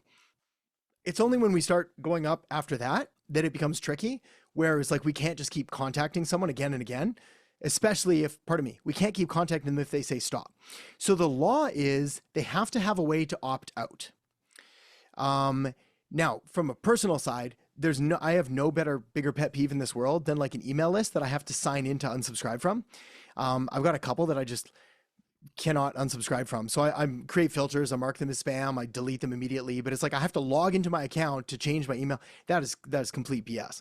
So it's like, if we are going to do this later, we can include a link where it's like one click unsubscribe and it just automatically takes you out. But again, you put that in a cold email and it's going to impact your deliverability because we're including a link with some kind of tracking and pixels and nonsense. And B, it looks really like a marketing cold email. Like, click here to unsubscribe. I was like, what? Unsubscribe? I didn't subscribe to anything. It seems really weird, which is why I do like to structure it. The first email is just a normal email. And then from there, I was like, hey, look, if this isn't for you, you can just hit no thanks or just hit reply and just hit me the number 2 or whatever it is. And like, I'll figure it out and take it away. But yeah, it's basically just for legal protections. Thanks, Adam. You betcha, buddy. That answered my questions. Okay, awesome. Okay, Mia, redoing my website. Meanwhile, I thought it'd be a good idea to have a Linktree type version up, especially to talk about the podcast, so on. Main question is that I want to collect email address and so on. Do you recommend doing this in High Level or ConvertKit? Also, want to segment them right, or do I just send everyone who subscribes? Should I have a pop-up when they go off, close the page? If yes, what should that be? A lead magnet? Oh, Mia, you got good questions. Oh, thanks. Good questions all at once. Okay. And you have a lot of them. Okay. So number 1, and again, like there's always exceptions and there's always caveats. So, and again, the beauty of this is we can have this conversation, we can unpack them. As a general rule, and hate, we're not allowed to say hate in our family. It's kind of a rule. It's like when the kids say hate, we're like, we say don't like, we can't say hate. I hate Linktree. So it's like, I just like with a passion. And the reason is it confuses, and it, speaking of paradox of choice, like when we give somebody all of these different options to choose, they choose none of them. And also, we like to think that we're being nice by giving someone a choice, but what we're doing is we're diluting the main thing that we want them to do. So the question that, and I love talking about this because everything that I'm telling you now are conversations that you get to have with clients. And this should hopefully, actually, I should have made this as like before we ever do one of these calls. Basically, every time you're listening to one of my responses, don't just think of how it applies to you, but also think of how it applies to you. And then you can then pass this on to clients, because this is sort of where we can multiply our brains here. Every step of this process, we're always thinking, what is the next thing that I want them to do? Always. So when someone goes to your website, what is the next thing that I want them to do? Is it book a call? Is it sign up for the email list? Is it watch this video? Is it do whatever? Now, websites are a bit of an exception because we do often have to put a bunch of stuff and things like that. But even then, like, mine's probably way too messy for what it should be. It should probably just have one single call to action. And anytime that you see a lot of different things, it's normally a sign of like an unclear process, or having a bunch of different funnels, or not knowing your numbers well enough to know where things are going. So for me, again, like building an email list, yes, maybe. I love email marketing. I think it's important, but not at the expense of like making direct offers. And what ends up happening is there's a few, in fact, we've switched this around lately, like on the bottom of the YouTube videos in the description, like the main link above the fold is to just go watch the VSL. You don't have to opt in or anything like that. It's just watch the VSL. Then lower down, we're like, okay, go watch the VSL. Here's the email list. Here's some other random thing. I can't even remember. Because each of them kind of has a role, but like ideally we just want one. So if it was like my Instagram profile, maybe it's the email list, but it's maybe the podcast, maybe it's the, here's how I can help you. If I was trying to make the most money quick, it would be, hey, click here to apply for coaching, click here to apply for the agency, click here to apply for whatever. And it would take them to my page with like my VSL and my application form, and it would send them there. Yeah. Okay. Cause the main thing I wanted is I'm gonna like market the podcast. Yeah. I'm gonna just like send it out to like local chamber of commerce and that kind of thing, get some eyes on it. So I wanted to have something that they could link back to. Yeah. And then I was thinking maybe I need to grab their information, you know, and it will come in handy for my clients and also me when I want to send out like new marketing material or new podcasts and that kind of thing. So the podcast is the main thing. Okay. I wanted them to be able to find it, but then I also want to grab them while they click on the page. You get what I mean? Yeah. So what you could do, if it's like what I would do there is I'd create a landing page for that specifically. So for and I might even podcast. Yeah, exactly. And it would be like whatever podcast.com, and that would be it. And then what I would do is they would be like, click here to enter your name and email. To get access to the latest episodes, because people, we know we could just circumvent it and go just find them or whatever, but like they won't. So, and then we just have a simple page and it's all there and all the podcasts is there. And then here's links to get it on Apple, iTunes, Amazon Music, Stitcher, SoundCloud, wherever else you get your podcasts. And then, you could send it that way. But the thing with email marketing as well is I love that you're thinking of collecting leads. I think that's super great and smart. But unless we have a plan for what we're going to do with them, like how often are we going to follow up? How many emails are we going to send? What is going to be in that email? Because otherwise what ends up happening is we build an email list and then it gets 10, 20, 30, 40, 50, 100 people. We never write them. Then we send out an email and then everybody unsubscribes because they're like, I don't remember signing up for this at all, or what this is, or I don't remember this person. And then we just wasted time, money, energy for it. So email is great, but we need like a system for it, which means that we need 2 emails a week, minimum 1 that are going out. Right. And then, if you're going to do it consistently, ConvertKit's amazing. If you're going to do just like a landing page and then send a real quick response back. In fact, I might even use SMS instead of the email. I'd be like, hey, and we'll text you a link to the latest podcast right on your phone, because that's where they're going to listen anyway. Yeah. So I was thinking mainly to contact them when a new podcast episode is out. Yeah. And then I had this really genius idea to kind of get people involved. So like to say, well, we're having this guest on the next podcast and like submit your questions. You know what I mean? Yeah, I tried doing that. My audience, nobody ever submitted any questions. But it's funny, like I think it was just because they were just like, oh, we'll just see what you got, whatever it is. I've always been shocked at the lack of engagement on like when I put out a request or whatever, like shocked at how little it is, depending on like, oh man, I can't remember. Like my best email ever, I think I may have got 10 responses to a list of like, can't remember how many I sent it to, say over 30,000 people. And it was like, I thought it was a good email. I was asking for some stuff, feedback, and what do you think about this? And what about that? And tell me what hits. Most of the responses that I get to the emails come back unsolicited. And they're just like, that was a really great story. That really resonated with me, etc. But if I ask for something or like, do you have questions for this guest? I've got this person coming in, crickets. So I'm not saying don't do it, but like if we're doing it for any reason like that, it typically, social media is a better place for that kind of engagement. Okay. And then I am in a couple of Facebook groups as well as like some WhatsApp groups that I want to post it there. So I want them to sign up and then so I can communicate with them on one platform. So that's really the idea. Yeah. Okay. Yeah. One platform is fine. I mean, I like it for simplicity. But again, we just got to go where our people are. So if they're not on that group or a lot of them use this platform or whatever, like, do you remember I put this post in the group, I don't know, maybe it was like a month ago. I was like, who uses Twitter and how often do you use Twitter?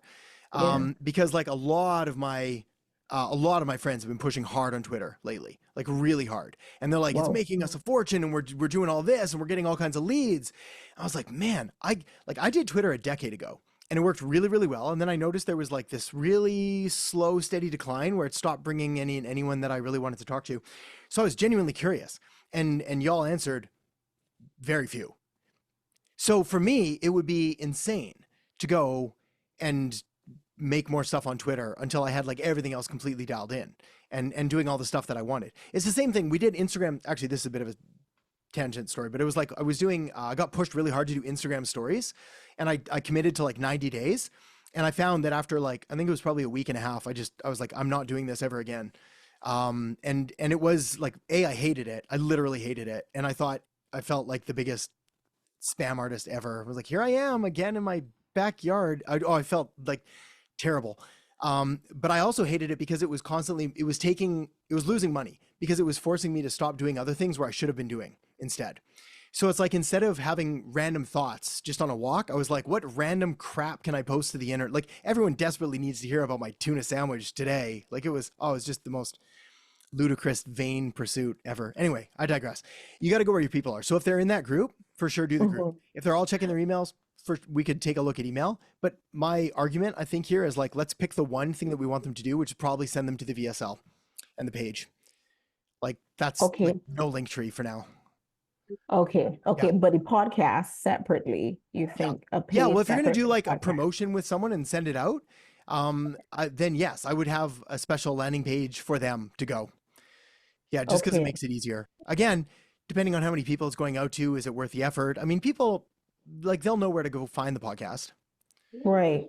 So, because I wanted to like post the links then within the different groups. So when they click on it, then it's like, hey, sign up so you don't miss like another episode, that kind of thing. That's what I wanted. Yeah. So as opposed to keep posting the different episodes in all the different groups. Yeah. Like I kind of get them to come all to me and then I just send them out one email. It's pretty much.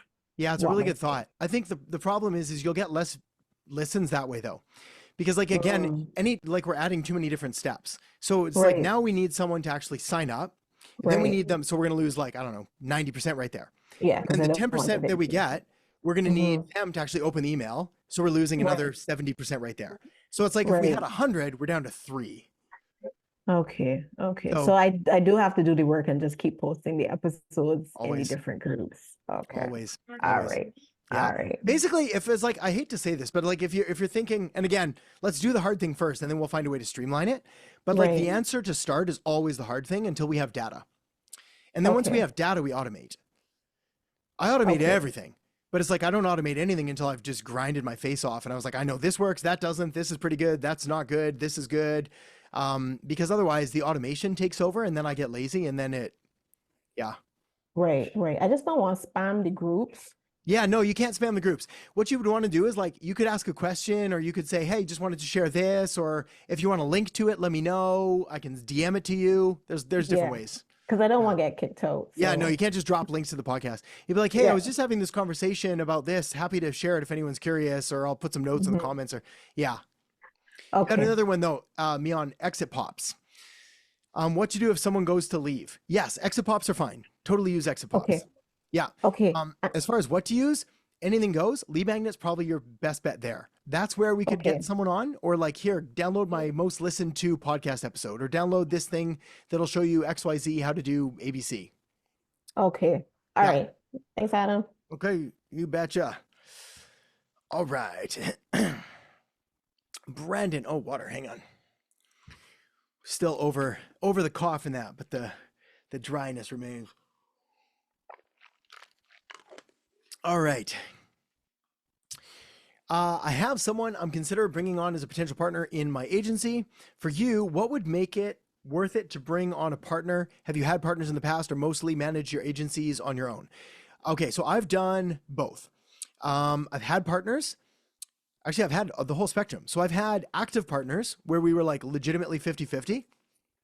And that was amazing and like the best guy ever. And we still decided to dissolve the agency because we just had different goals and dreams for where we wanted it to go. And it's really, really hard when you're like a 50-50 partner to not look at what the other person is doing and then measure the amount of work that you're putting in compared to them, because it's 50-50.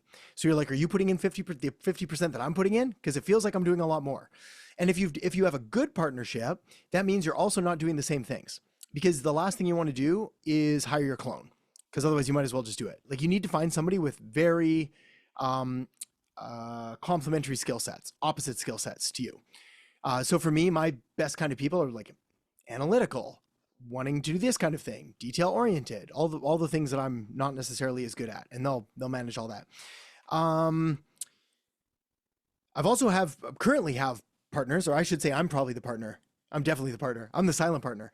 So the agency just runs without me, and I have actually, I think I'm literally 50% on that one too. I probably shouldn't be, considering that I do nothing, but like, whatever. Well, I'm going to have to talk to that other guy and be like, you need to do this on your own. But once in a while they call me and they say, hey, I've got this thing. I have this problem. I have this other thing. And then I guess I earn my keep that way by solving problems that they don't know how to solve. So I'll come in once every couple months at this point, probably have a quick call, check in earlier than that, but like just answer questions, and they run with it. So they run the whole show. If I was bringing someone in now, what would make it worth it to me? They would have to, okay, so a couple things. Number one, they would have to have a complementary skill set. There's no point in hiring someone that can do the things that I can do. Number two is that like 1 + 1, and this is the like synergy. Remember the wall posters of like the cat, hang in there, motivational posters? This is the synergy poster. It's like 1 + 1 = 3. If 1 + 1 = 2, do it alone. There's no point, because all you're doing is getting yourself a business husband, business wife, business whoever. Like you don't need that. But if the two of you combined are able to create magic and do things that you wouldn't be able to do otherwise, and I shouldn't say 1 + 1 = 3. It should be more like 1 + 1 = 5. So in other words, like if you're building a 6-figure agency, 100K a year, and you think this other person's capable of building a 6-figure agency, 100K a year, the two of you combined should be able to minimum produce 500K. Minimum. Otherwise, it's literally just not worth the hassle, because now you're gonna have to manage people and expectations and relationships. What else? What else would make it worth it? They would have to have some other kind of, not just complementary skill, but like a superpower. And when it comes to the agency, again, GTKT, right? Get them, keep them. It's the GT is the one that makes the most money. So if I had someone that had access to a crazy network or a really unique skill set with some platform that I thought was the future or whatever else, that would work. There's a couple examples of this, not necessarily in the agency space, but like, I think Sam Ovens is probably a good example. When he partnered with Hormozy, is Sam Ovens, the founder of School and consulting and a whole bunch of other stuff. He was making content for a long time and he got good at it. And then he realized that he'd be better off partnering up with a content person who is really good at content. Not to say Alex isn't good at business stuff as well, but it's like he's kind of a content machine. So Sam got in with Alex, tapped into his audience, and then kind of school blew up in a good way and a bad way at the same time. So that's what I'd be looking for, is like, is this person really going to add rocket fuel? That might be the other book, Rocket Fuel. Hang on. Rocket Fuel book. Rocket Fuel, the one essential combination that will get you more of what you want from business. Is this the book I'm thinking of? Don't go get it yet. Let me confirm it's the right book. I think it is. Yes, it is. Is that on visionaries and integrators? Yes, sir. Yeah. Okay. Yeah, good. Yeah, I was afraid it was going to be on something different. I was like, go get this book on like hand painting and calligraphy. I'm like, what am I doing this for? How is this going to make me money? Trust the arts. Actually, there's another book I just finished reading on neuroaesthetics. Fascinating stuff. We can talk about that at the end. But yes, this book, Rocket Fuel, about integrator, visionary. You need both of them in a partnership to work. And if you don't have one of them, like what I found is that I've had to get people to help me become integrators because I'm significantly more on the visionary spectrum. By the way, neither of which is better. It sounds sexy, I think, sometimes to be like, I'm an entrepreneur and I'm a visionary and I have all these dreams and this. I've known a lot of those people that are just nightmares in business. Like, you cannot just be a guy just cooking up big ideas all day, because we all know that person. Best example, I had this kid once that I was sort of like half knew through a friend of mine, and we were taking out a car for a test drive, and he was the salesman, and he was going on about this idea that he just couldn't tell me. He's like, I have the greatest idea ever for a business. I was like, dude, don't tell me. I don't even want to know. He's like, oh, you'd love it. You'd be so. I was like, do not tell me. I don't want to know. And he was like trying to egg me on to like tell me his ideas. And I was like, I don't even care. And I don't want to know. Please don't tell me. I was like, do something with it. That's it. That's my only request. Do something with it, because otherwise it's just going to sit there and do absolutely nothing. So please, for the love of God, take action. Did he? No, of course not. No one does. That's like, but that's the quintessential visionary dreamer. It's like, it's nothing. We got to make our calls. We got to send our emails. Okay. I think that was it. That was a long answer to that one. Good question. Jesse, when you were going hard on outreach and work started coming in, how did you organize yourself to get the work done and keep hard on outreach? Did you systemize the work? Did you have to work? Did you have work days or hours, or did you outsource from the beginning? Okay, so I definitely did not outsource from the beginning. I didn't outsource soon enough at all. Like I hung on to it for a long time, mostly probably from scarcity mentality. Like it was more of a bad mindset than it was like a strategic thought. It was just like, I didn't know how long it was going to last. I didn't know if I was going to be able to replicate the results that I'd gotten. I was afraid that I just got lucky. Which I still wonder sometimes, like, again, there is an element of luck to it, I think. But again, I was listening to this funny thing. I think it was Morgan Housel talking about like luck is preparation meeting opportunity. And he's like, I fundamentally disagree with that. He's like, because if it's preparation meeting opportunity, you have control of that. Luck is something that's outside of your control. And so I think there's certainly an element of like kismet and luck and all of that stuff that happens. But I think it's far less of a factor than the hard work and the opportunity and all of that. Naval Ravikant says, you want to do the things that will get you rich in 99 times out of 100 without getting lucky, or something like that. So I've tried to basically build my strategy around that. I digress. When I was going hard on outreach, work started coming in. I can tell you what I did wrong. I did it right, but I did it for too long, which is wrong. So what I did initially was that I worked more, which short term is the right answer. That is the right answer. If you're doing your outreach and work comes in, you have a chat with your family and you're like, Daddy's got to work a couple evenings. I'm going to work Saturday. We're going to do this for a bit, but it's not forever. And I'm going to pay you back and it's going to be better. But like, man, you kind of grab that bull by the horns and you just like ride it while it's coming in. I think I'm there right now. Yeah. Okay. So yeah. So two things. Number one is like, have that, like, the worst thing to do is probably what I did, which is like, I didn't have that conversation. I just worked. And I was just like, I don't know if, again, I didn't have the emotional maturity, I think, at the time to be like, I'm just terrified, guys, that this is going to stop. So I'm just going to work forever. I should have had that, what I just said to you, which is like, hey, this is all happening. I'm going to develop a system. I don't have that system yet. So I'm going to work just a little bit harder for a little bit long. probably weeks, hopefully not months, because I know that this is going to take a toll, and then I'm going to pay it back. We're going to go on a trip. We're going to do this thing. We're going to go out for dinner here. Sunday, completely shut off, like all of these other things. So, and then we do have to pay it back. So that's the short term. We basically do more of that, and we don't stop the outreach because there is a lag in the time that you do the outreach to the time that you get results. And again, looking back, water break. Every time, I don't know why, I had to write it down eventually for myself. Like when the times were good, to keep doing the work. Because like what would inevitably happen were those feast and famines, which would be like, I would feast and then I would stop doing all the things that led to the feast. And then I would go through this drought and then I would spool it back up because I was then motivated. Again, another sort of psychological standpoint here is there's like a financial mindset set point we have, which is like we're all here now, which means that we're all surviving. And the reason is, and we're not homeless. And it's because we have a financial set point that's set at not homeless. Now, the goal for us is to turn that up, to create a new financial set point. And then what ends up happening is like, if you dip below that, panic sets in and you do the work. And if it goes above that, you get comfortable and you go back down, and we have to work on that glass ceiling at another point. But yes, we take it at first. After that, yeah, absolutely. Did I ever systemize from there? 100%. So I think, again, this is the purpose of like, we do all of the hard, unscalable work first, and then we automate and systemize from there. But to do it other ways is, what's that expression? Bass backwards? Like, it doesn't make any sense to develop a system when we don't even know what's happening.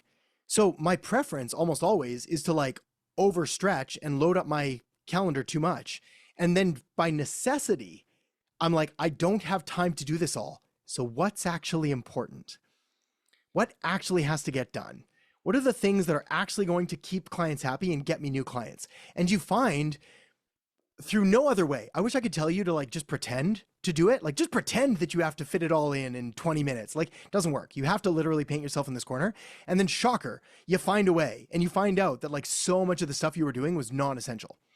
And like not even non-essential, but like just totally bogus work. So yes, that helps. And then you systemize it better.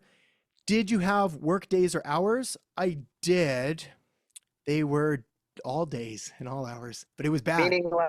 Meaning like, did you have set times when you were doing outreach from like this time to this time, and then from here to here was like work, and then stuff like that? Yeah. So in the early days, no. In the early days, but again, the reason that I think ended up working so many like 14, 16-hour days was because I didn't have a system at all.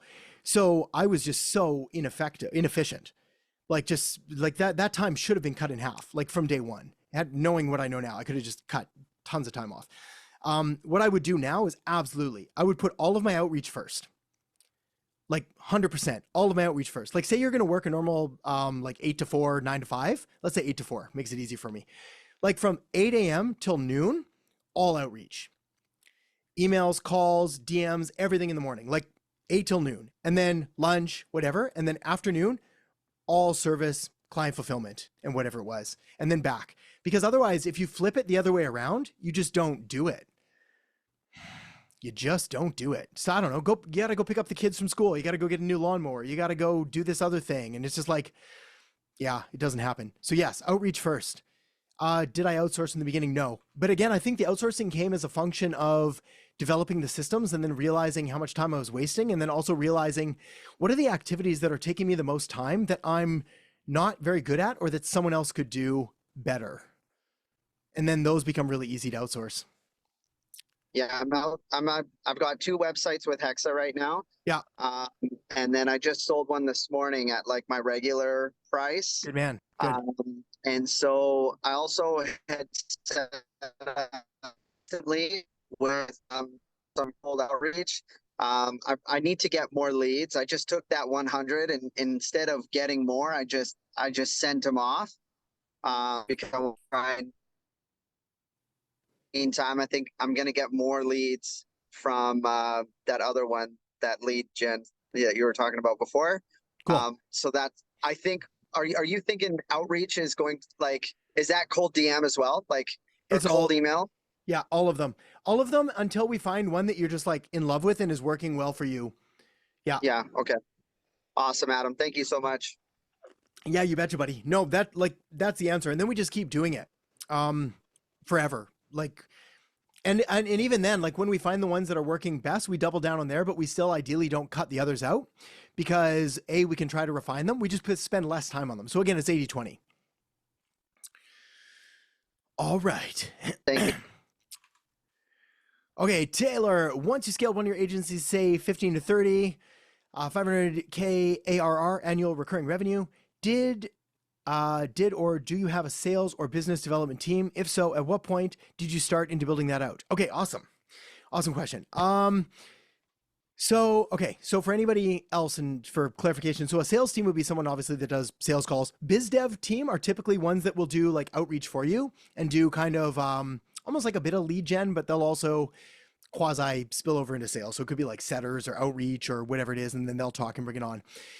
The answer is no. Sort of. The answer is mostly no. The answer is no in that the later agencies had sales, yes, never biz dev. And it was because the sales took up so much of my time, where my strength was marketing. And so we're still on the right path. So biz dev, I never outsourced because I was biz dev guy. And I would suggest we don't ever outsource really, unless your partner's biz dev man or lady. Because like, again, if we think about the most valuable aspect of an agency is the ability to get clients. So if someone's really good, they should be very expensive, which means that we should probably just do it ourselves. Because it's one of those skills that's like, it's just so incredibly valuable to have, like lead gen, client acquisition. Like once you do that, because again, as we've seen here, like you can do it for anything you ever do moving forward, like any business you ever want to start. In fact, some days I sort of, when I get angry at the marketing world for, I don't know, whatever reason, I like imagine of like opening up any other business, a plumbing business. I'm gonna go be a plumber. Cause I was like, man, I could just take everything that I know from marketing and just like dominate plumbing. That'd be a horrible idea. I'd be the world's worst plumber. But like that is the kind of skill set that you can then take and put anywhere you want. So that, my friend, is gold. Like you'll never starve to death if you know how to generate leads and clients and whatever it is. Hopefully much more than that. But it's like you're set for life. So again, I don't want to outsource that. Sales, and again, depending on who you talk to, I think sales can be outsourced relatively easily with enough like decent quality people to do it. For me, like when we hire sales guys, it's basically all attitude. And like they have to genuinely care, they have to be super nice, they have to follow the morals and ethics that we set, they have to sign only people that we agree with and no one that we don't think we can help, like all of these things. But like once that's done, it's really just, especially kind of the new way of doing sales, it's really just a conversation. So yes, I find that you can outsource that, and then that'll free up a lot of time as well. But again, I don't know, you get so much good stuff by doing sales in the early days as well, of figuring out exactly like, okay, what are the objections someone has? And then when you get all the objections, you can then like, we probably never talked about this, like objections versus obstacles. So an objection is something that happens like after you make your pitch, and an obstacle is something that needs to be overcome before. So an obstacle that doesn't get overcome before becomes an objection. So an obstacle would be like, so is there anyone else that needs to be on this call? Have you thought about this? What's really important? And then you get to the end and they're like, well, someone else needs to be on the call and that doesn't solve this. And you're like, I didn't handle any of those obstacles. So when you do the sales calls with your clients, like those are marketing material, like all of that, everything they say is just pure marketing material. Like, so you told me about this, you told me about that. So then next time you go out to create marketing, you're like, have you had this problem? Does this sound familiar? Does this? And they're like, yes, that's me. And the more sales calls you do, like you can't help but to become completely immersed and indoctrinated in all of the words they use and the language that they use to describe the problems and the like figures of speech and the weird sayings they have, or the TV shows they happen to be watching, or the movies that they watch, or like just random stuff that you can then start to include in your sales and marketing copy. So yes, long story short, sales, maybe, biz dev, probably never, unless I had somebody doing, like I'm still going to be the chess master and they can be my chess pieces to help me fulfill. But like, I've got to be the one in control of the strategy. Thanks. Cool. You betcha. You betcha. Oh, Greg, Adam, please explain the difference between sales and marketing in the lead gen business. Okay, awesome. Awesome question. Yes. And super confusing. So quite simply, sales is one-to-one, marketing is one-to-many. That's kind of it. So it's like, but there are sort of two further explanation of that is that we do the marketing to lead to the sales conversation. So all of the marketing is what happens before the conversation. And then the conversation happens, which is where we're trying to actually get them to essentially purchase. So anytime it's a purchase conversation, it would be like a sales conversation. Now, where things get, or I think where people get confused, is that they think they need to be different and they don't. It's like, so if we say it in marketing, we'll say it in sales. If we say it in sales, we can say it in marketing. It's like, it's all the same. It's really just like with all of our marketing is we're leading up to the ideal event being like that sales conversation with someone where they're qualified, they know that they want it. I think it was, I'm going to say the quote, then we're going to Google it together. It was like the goal of marketing is to make selling superfluous.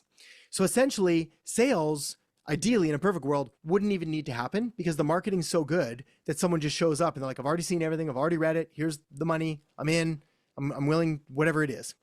But I'm going to Google that. Do we have marketing templates in the program? Because I'm not that far along yet. Yes, there are. The best thing to do would be to go through the Digital Marketing Academy, which is in Kajabi still. And that's got like a really good overview of all of the fundamentals and principles of like marketing. Yeah, that would be a really good spot there, Greg. All right, I appreciate it. Thank you. Yeah, you betcha. Oh, it's Peter Drucker that said it. The aim of marketing is to make selling superfluous. The aim of marketing is to know and understand the customer so well that the product or service fits him and sells itself. Very good. Okay. Yep. Thank you. I like it. Yeah, you betcha. Yeah, that's my that's one of my favorite quotes as well. I think Seth Godin sort of preaches a very similar thing of like we tell stories, we engage with our market, we talk about the problems they have. Yeah, it's fun stuff. It's interesting. So correct me if I'm wrong, our marketing material can be so good that you'll have the prospect salivating. Yes, very much. In fact, without tooting my own horn too much, and this is going to be like the world's weirdest humble brag, or strongest humble brag. When I do, if we're taking on clients for the agency, if I happen to be on a call with them, it's normally like the sales conversation is normally, Adam, I'd really like to work with you. Could I please work with you? Could you I've already filled out all your applications. I've tried to do everything. I've sent all these emails.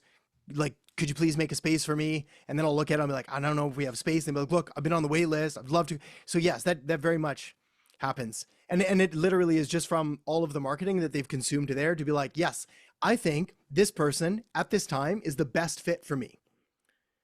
And that's really it. And that's sort of the goal of all of the marketing. Okay. Yeah. Okay. Awesome. Thank you, sir. You betcha. You betcha. Okay. Other questions? We got 10 minutes, 13 minutes. Let me tell you a funny story. So I'm in here in my office yesterday and I told my wife, I was like, I'm gonna mow the lawn. I said I would do it, especially she's got allergies and just turns, but it was getting hot. I don't know, whatever happened. I hear the lawnmower go to start outside and it makes this like god awful sound, like just the worst sound you've ever heard from a lawnmower. I was like, oh, that's not good. And I was sort of like half busy with things. So I'm gonna leave it go. And then I hear it again. It's just like, just the whole thing sounds like the engine just caught on fire. So then I know something bad happens because my phone rings. So I was like, oh, that's not good, because right out there. So anyway, I go down and see her and the thing's like smoking and all of that. So do you know what we never did in the 12 years that we've owned the lawnmower? Added oil. Ever. And you know what's even funnier? It never even occurred to me. The thought never even crossed my mind that you would add oil to the lawnmower. I don't know. I think it's because we always take it in for servicing and they do everything. And last year we didn't take it in for servicing, or maybe it's been 2 years. So we didn't add oil. And anyway, we called the lawnmower guys. We're like, hey, is this thing fixable? They're like, oh no, it's like, it's seized. Like the whole thing's just completely trashed. So anyway, we ended up getting a whole new lawnmower today, which fortunately they're actually trading in this old thing from like a decade ago. Shocker. We were looking at electric lawnmowers, but Those things are insanely expensive. A push mower. Yeah. Yeah. It's an acre and a half. So that's not happening. I don't even like sitting on that thing for that long, but yeah. So add oil. That's our story of the day.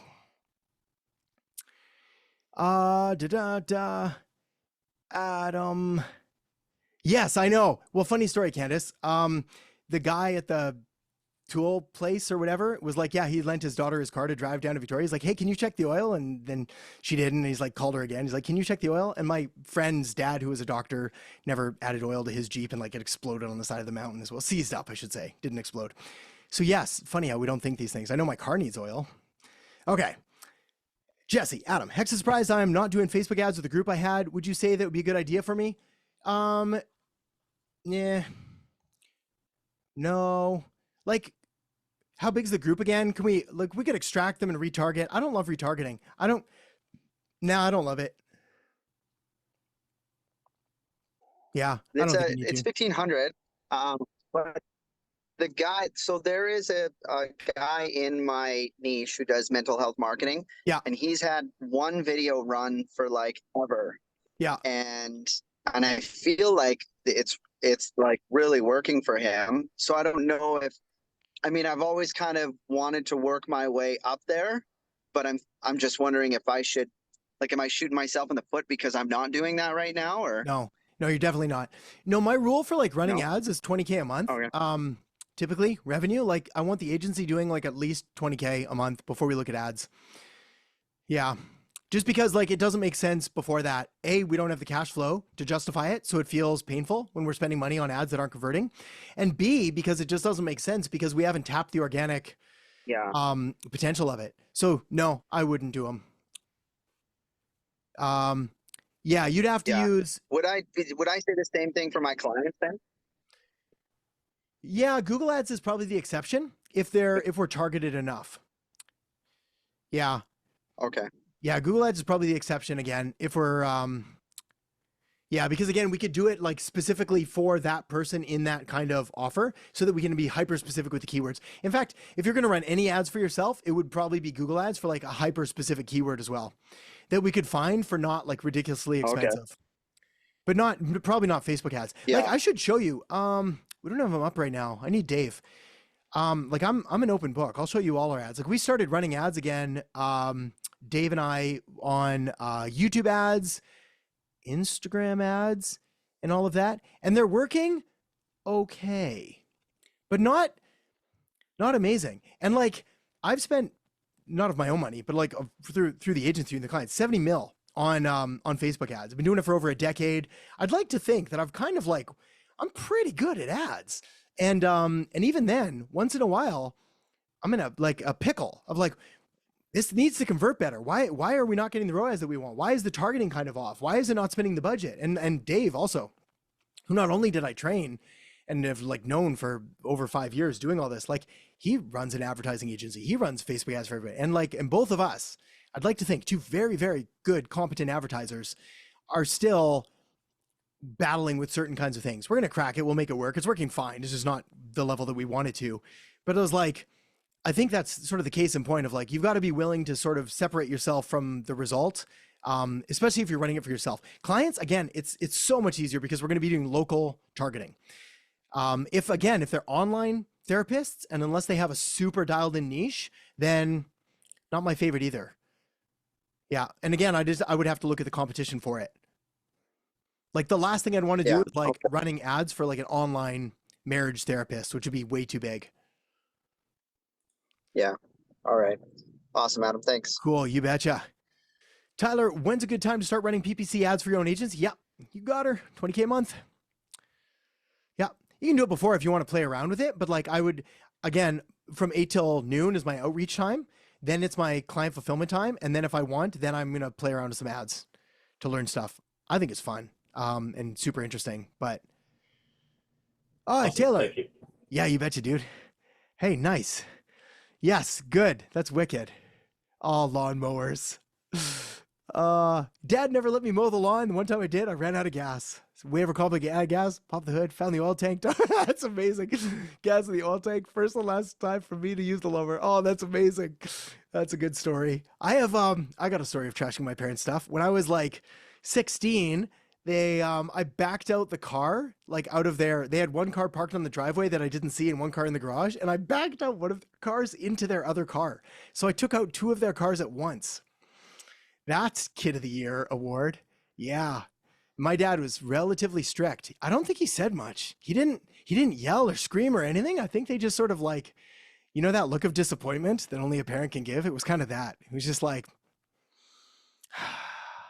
anyway, Liz, for those who are just wondering about pricing, just talked to a physical therapist clinic that paid $5,000 for the website, now paying $2,000 to $3,000 a month for website maintenance and SEO. They're locked into a 3-year contract. It can be done. We don't even use contracts for 3 years is insane. But yes, I appreciate that. Thanks for posting that, Liz. Yeah, I mean, again, what ends up happening is that like most people won't, right? So it's like most people won't answer, most people won't respond, most people won't have the budget. But like we find a few of those, and I've got, yeah, every client I've ever had has had the budget for it. So yeah, we just have to keep sending. Adam, quick question. What's the goal to keep your email inbox health score above 90%? Yeah, about that. I don't think there's like a hard and fast rule, simply because every different platform uses a different criteria for what they count it. But for me, it's funny you say 90%. That's kind of the number I shoot for. Like if it's starting to dip below that, I'll just cool it off for a bit, switch to a different domain or inbox, and let the warm up rework its magic on that one. All right. Adam, can I ask a really quick question? Totally. So with regards to cold email outreach, I was told by Hexa, the group, your third-party group, that Microsoft 365 and Google Workspace were better to buy the domains from versus Namecheap. Is that what you've seen as well? Because I know you love buying them through Namecheap, but was there a reason? Yeah, no, they're all the same. It doesn't. Okay. Yeah, it really doesn't matter. The only benefit of getting it, say through Google or Microsoft, would be that they might have easier integrations with the email. But like a domain is a domain is a domain. They're all the same. Like there's no difference where you buy it from, because what ends up happening is like we put the records on the domain. So it's like the DKIM, the SPF, the DMARCs, the other thingies, all the acronyms. It's like those are the things that influence the sending. So yes, yeah, it just doesn't matter. Okay. Easy. They were saying the acceptance was better, it was better, the delivery rates or something with those other two. Where did you hear that? I'd be curious to check it out. Well, so I had a chat with them about they're working on ads, Google Ads for one of my clients, and on the Slack channel, I was asking them, I had a question because I was setting up my Instantly stuff, and they're really friendly. They're really great with giving advice. So I asked them, I was like, well, I'm using Namecheap. And then he's like, well, you should probably get it from G Suite or Microsoft because it's better delivery. And you've never mentioned that in the training. So I was like, oh, I thought it was like Namecheap all the way. Yeah. No, I've never heard that ever. Okay. Yeah, it doesn't matter. In fact, like where you buy domains, there's a lot of other places that will, I think it's like Inframail that sets up a bunch. I don't even know where they get them from, some like other vendor or something like that. Again, like what matters is where the inbox is hosted. So that's maybe what they're saying is like, instead of using like the Namecheap private email inbox, which again, we've never had a problem with that either. They're suggesting maybe G Suite or Outlook. There's, again, caveats. I wasn't there for the conversation. It would have been an interesting one because like there have been times in the past where we haven't used G Suite for email because they were against cold email. And so it's like, we couldn't use it for anything. And the same thing kind of happened with Outlook for a while. Like we didn't want to use Outlook domains, inboxes, I should say, not domains. Because it was also messing things up. But anyways, no, very cool. I think I've never heard it. I don't think it matters either way, but I'm going to do some Googling after anyway, because I'm curious. Yeah, because I was trying to figure out my budget for investing in cold email outreach because I'm just starting to get it set up. Yeah. So I'm like, okay, I'm already paying for list kits and if I have to sign up for Instantly, what's that cost? Yeah. If I have to buy the emails, blah, blah, blah. So Yes, like, okay, ballpark. Yeah, if you were to, Yeah. if you do it through Instantly, I would just get the domains through Instantly, and they use G Suite to get them. They're working on functionality to be able to include Outlook, but they don't have it yet. But hopefully soon. But I say hopefully soon. I don't care. Who am I kidding? I don't care at all. It's all fine. They're all the same. Yeah. Okay. All righty. All right. Awesome. You betcha. All right. I got 2 quick ones and we'll bail. Jesse, you got a funny one. I'm going to come back to you in a second.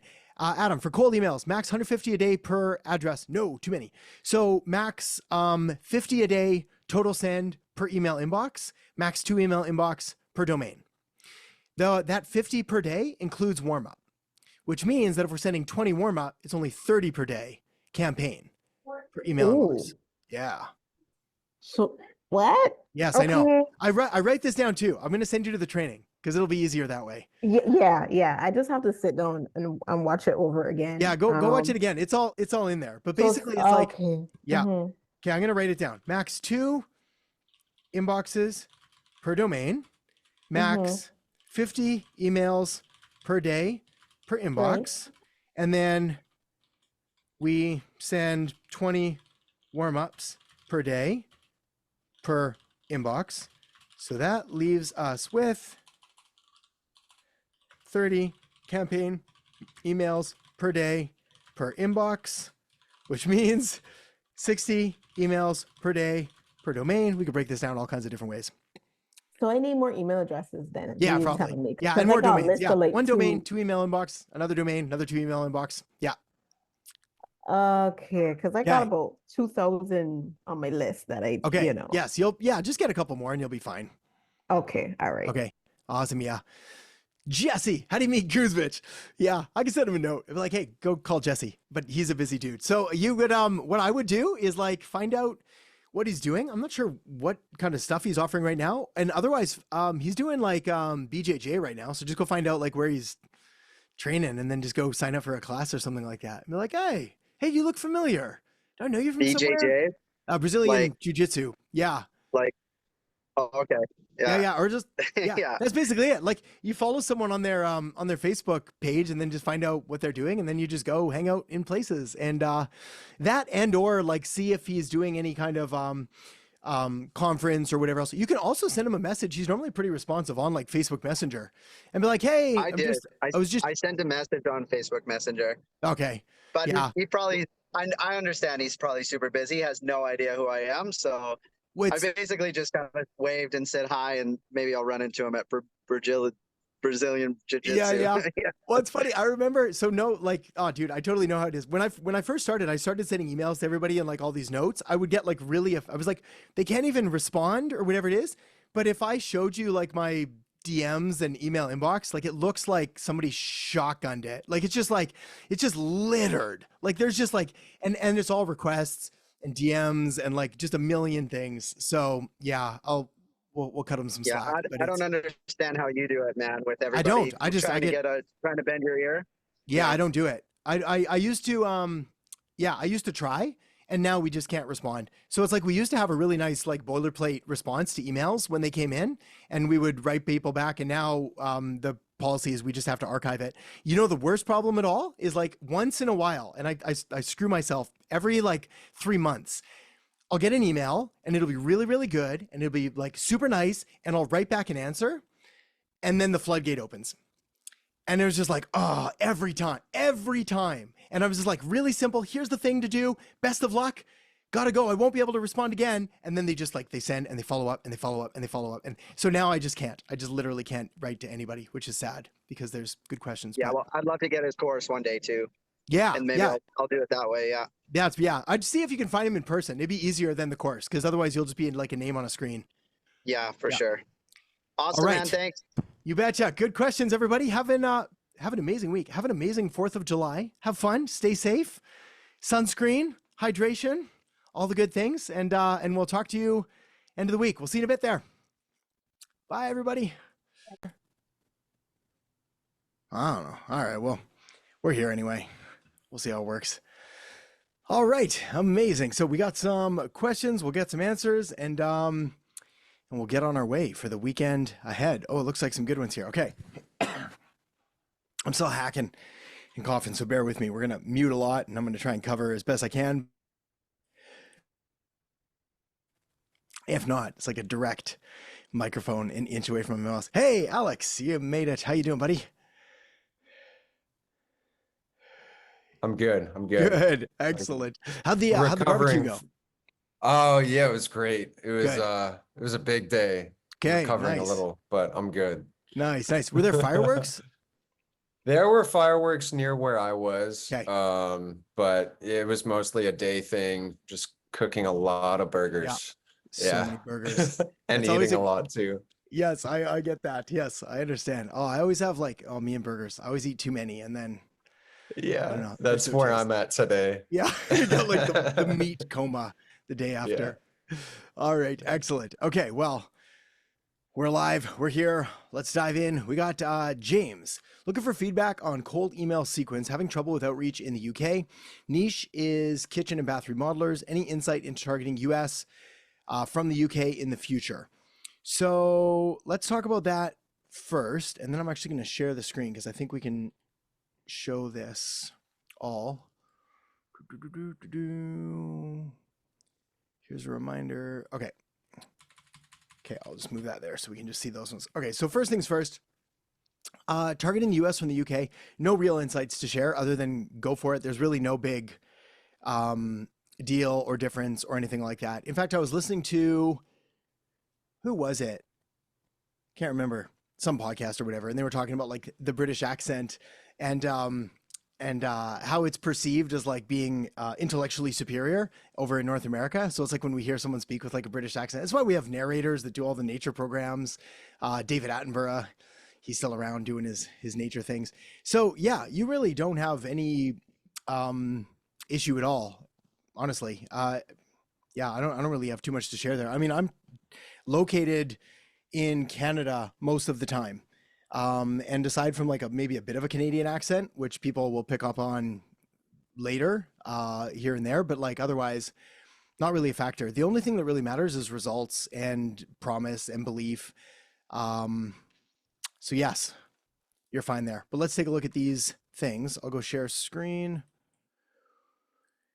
Chrome. All right. Email 1, subject AB. Yeah.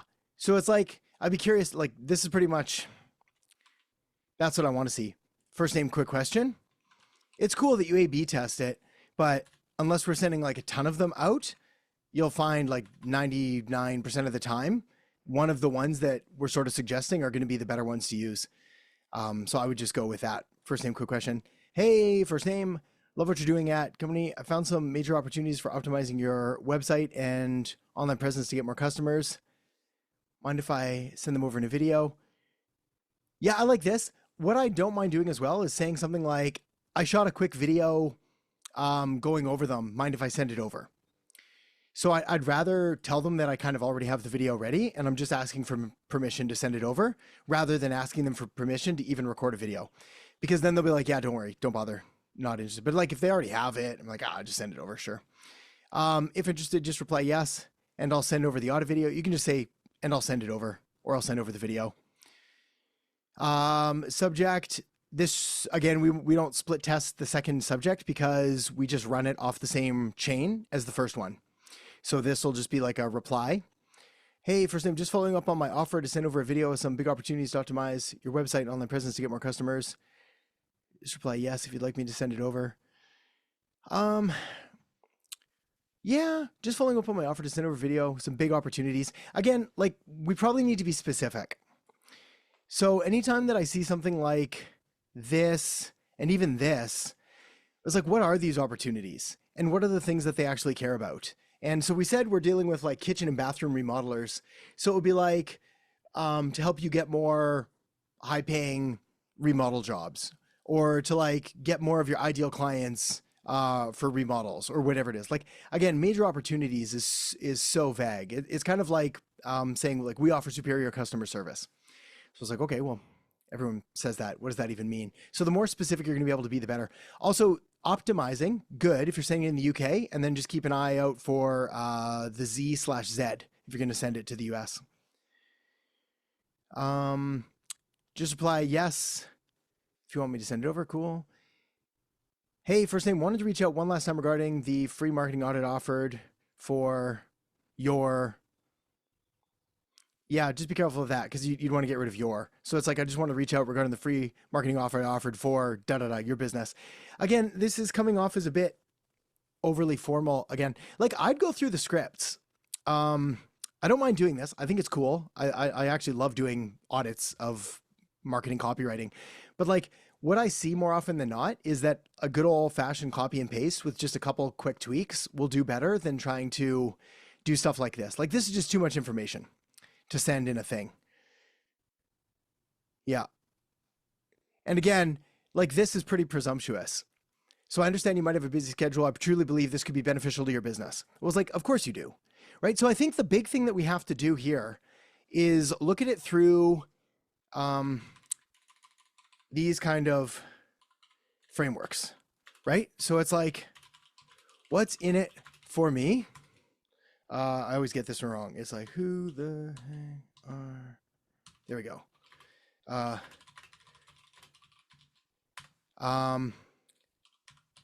That's it. This is the old way we used to write it, but like, I don't care.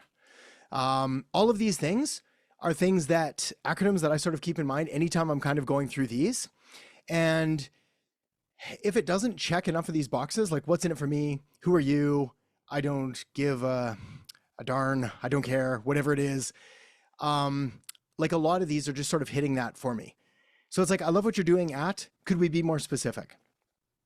So it's like, I love the reviews that you're getting. I love them. I love how your website's set. I like that you're in this industry that's growing really quick. Hey, I took a look at your website and found some, a few really easy opportunities to optimize it, to help you get more bathroom remodels, kitchen remodels, etc.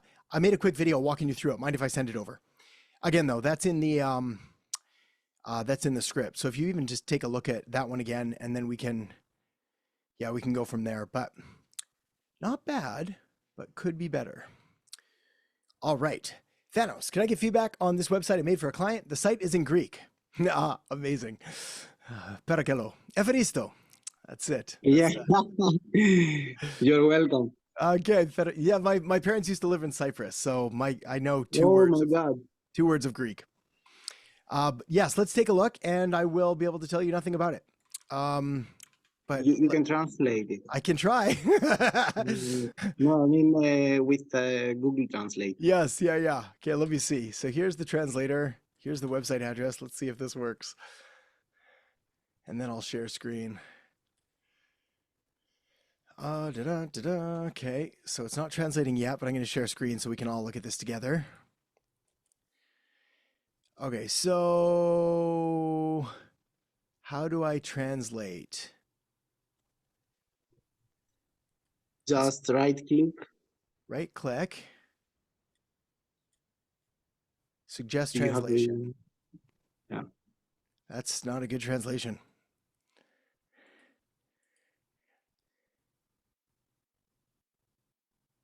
Okay. It ain't working for me, my friend. What is, let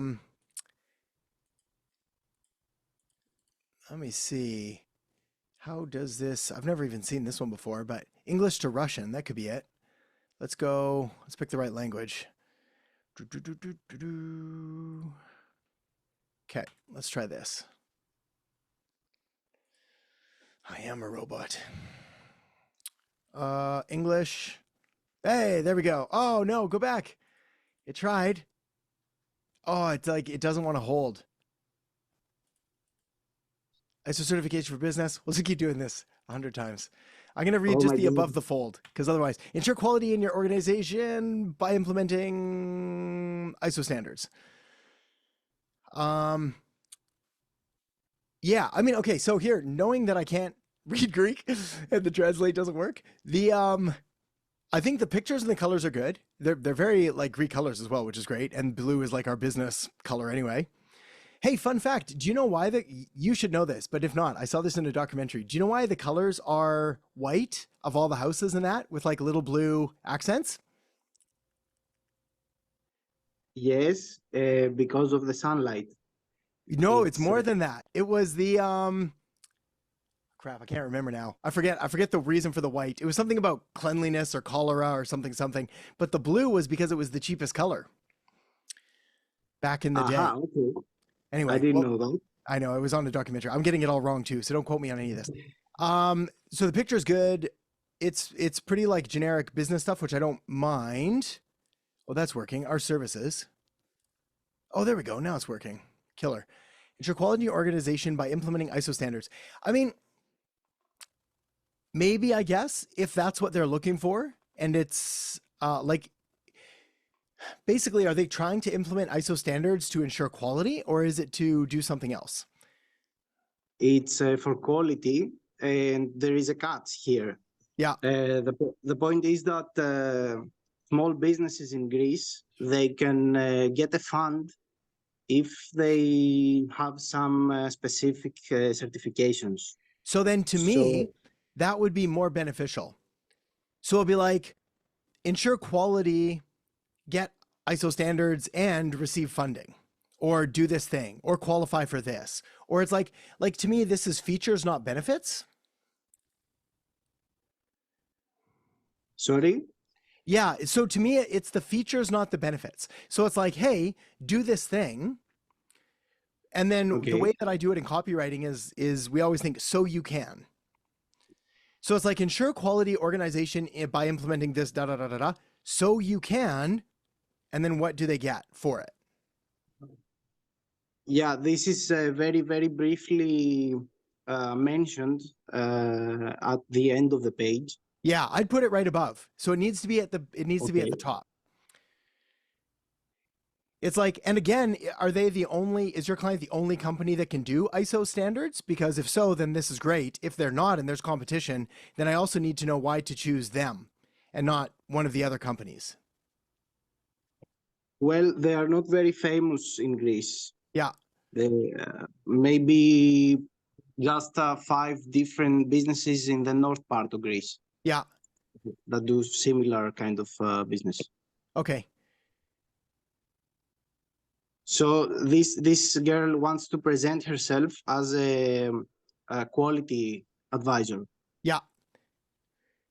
Because now she's able to provide them with the standards, with the certification. And if they got the certification, of course it's good for their business because it makes them look more reliable. Yes. Yeah. I'm with you. I think so. The site overall looks just fine. I think the big thing is,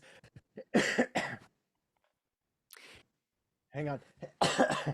The big thing is I'd probably go through that like magic pill exercise, like almost on behalf of them to figure out why them, what makes them better, why would I choose them, what are the benefits of it, what are the problems that they're solving, all of that kind of things. Because like right now, all we have is basically a brochure that says, hey, we can do ISO standards for you, which is fine. Again, if there's no competition and like nobody's ever heard of it.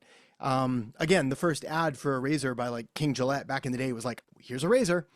And then they had to obviously pick it on. It's like, here's 2 blades, here's 10 blades, here's 1,000,000 blades, here's this thing, here's that other thing. So it's like, here's ISO standards. But if I am looking for why I would want it or who else is there that can offer it, then I need more. I need to know why. Cool. Yes. Okay. So I will send you to work on those then, Thanos, if that sounds good, my friend. Yeah. Thank you very much for trying to translate also. No problem. I'm glad it worked. Awesome. Okay. We've got Tyler. You've got, when having clients sign the agency agreement contract, do you use high level to accomplish this, or do you use a third party like DocuSign? Yes. So both. We use high level now to do it. And the way that we've done it is it's a bit of a pain in the neck, but we put it into a form. So essentially what we'll do is we'll like write everything out in Google Sheets so that we can optimize it and edit it and do everything like that. And then we have to copy and paste it into that tiny little text window in a Google form, in a high level form. And the reason that we do it that way is because then when we actually have the form with all the questions, they can sign it and date it, and it shows everything there. Before, what we were doing is we were building a form and we were just embedding it on a page. And then we could see that they signed a form, but it wasn't associating what they signed it with. So it was like client signed the agreement form, but it was like, well, what agreement form and where is it? So it's still not as good as I would like it to be, but it's included. So I would probably just use it. Otherwise, DocuSign's fine. Sign Now is the one that I used forever. There's Adobe eSign. They're all the same. Yeah, they're all the same. So okay, so we can use like the form builder under the Sites tab, and they can sign and everything off of that. Yes. In fact, if I let me see if I can open up a dummy account.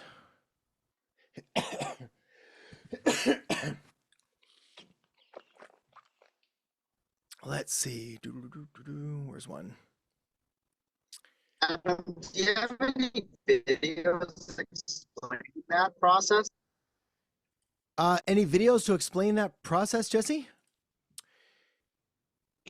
Yeah, on how you built that, like how you built that form. Yes, I don't think we do, but I'll show you. I'm going to show you right now. And then what I'll do, thanks to our new snazzy software, I can mark something. Mindset, sales, offers, client management. Let's go client management. So I'll flag it. Oh, rewinding. Oh, don't do that. It's rewinding now. End highlight. Hang on. I messed that up. I was supposed to do that at the end. We'll figure this out. Someone's going to go looking for it. Okay, so let's share this screen.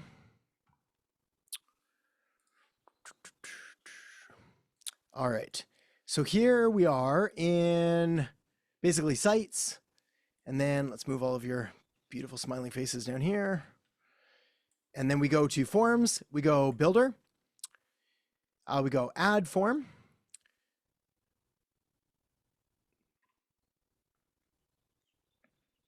Then, as you can see, this is all the easy stuff.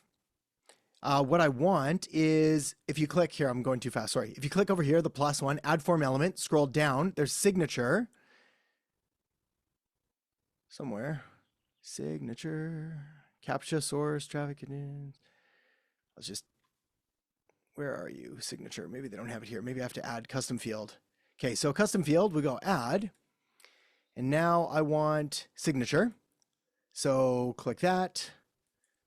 Go next. Field name. Signature, contact, group, contact. Good. And now if I search,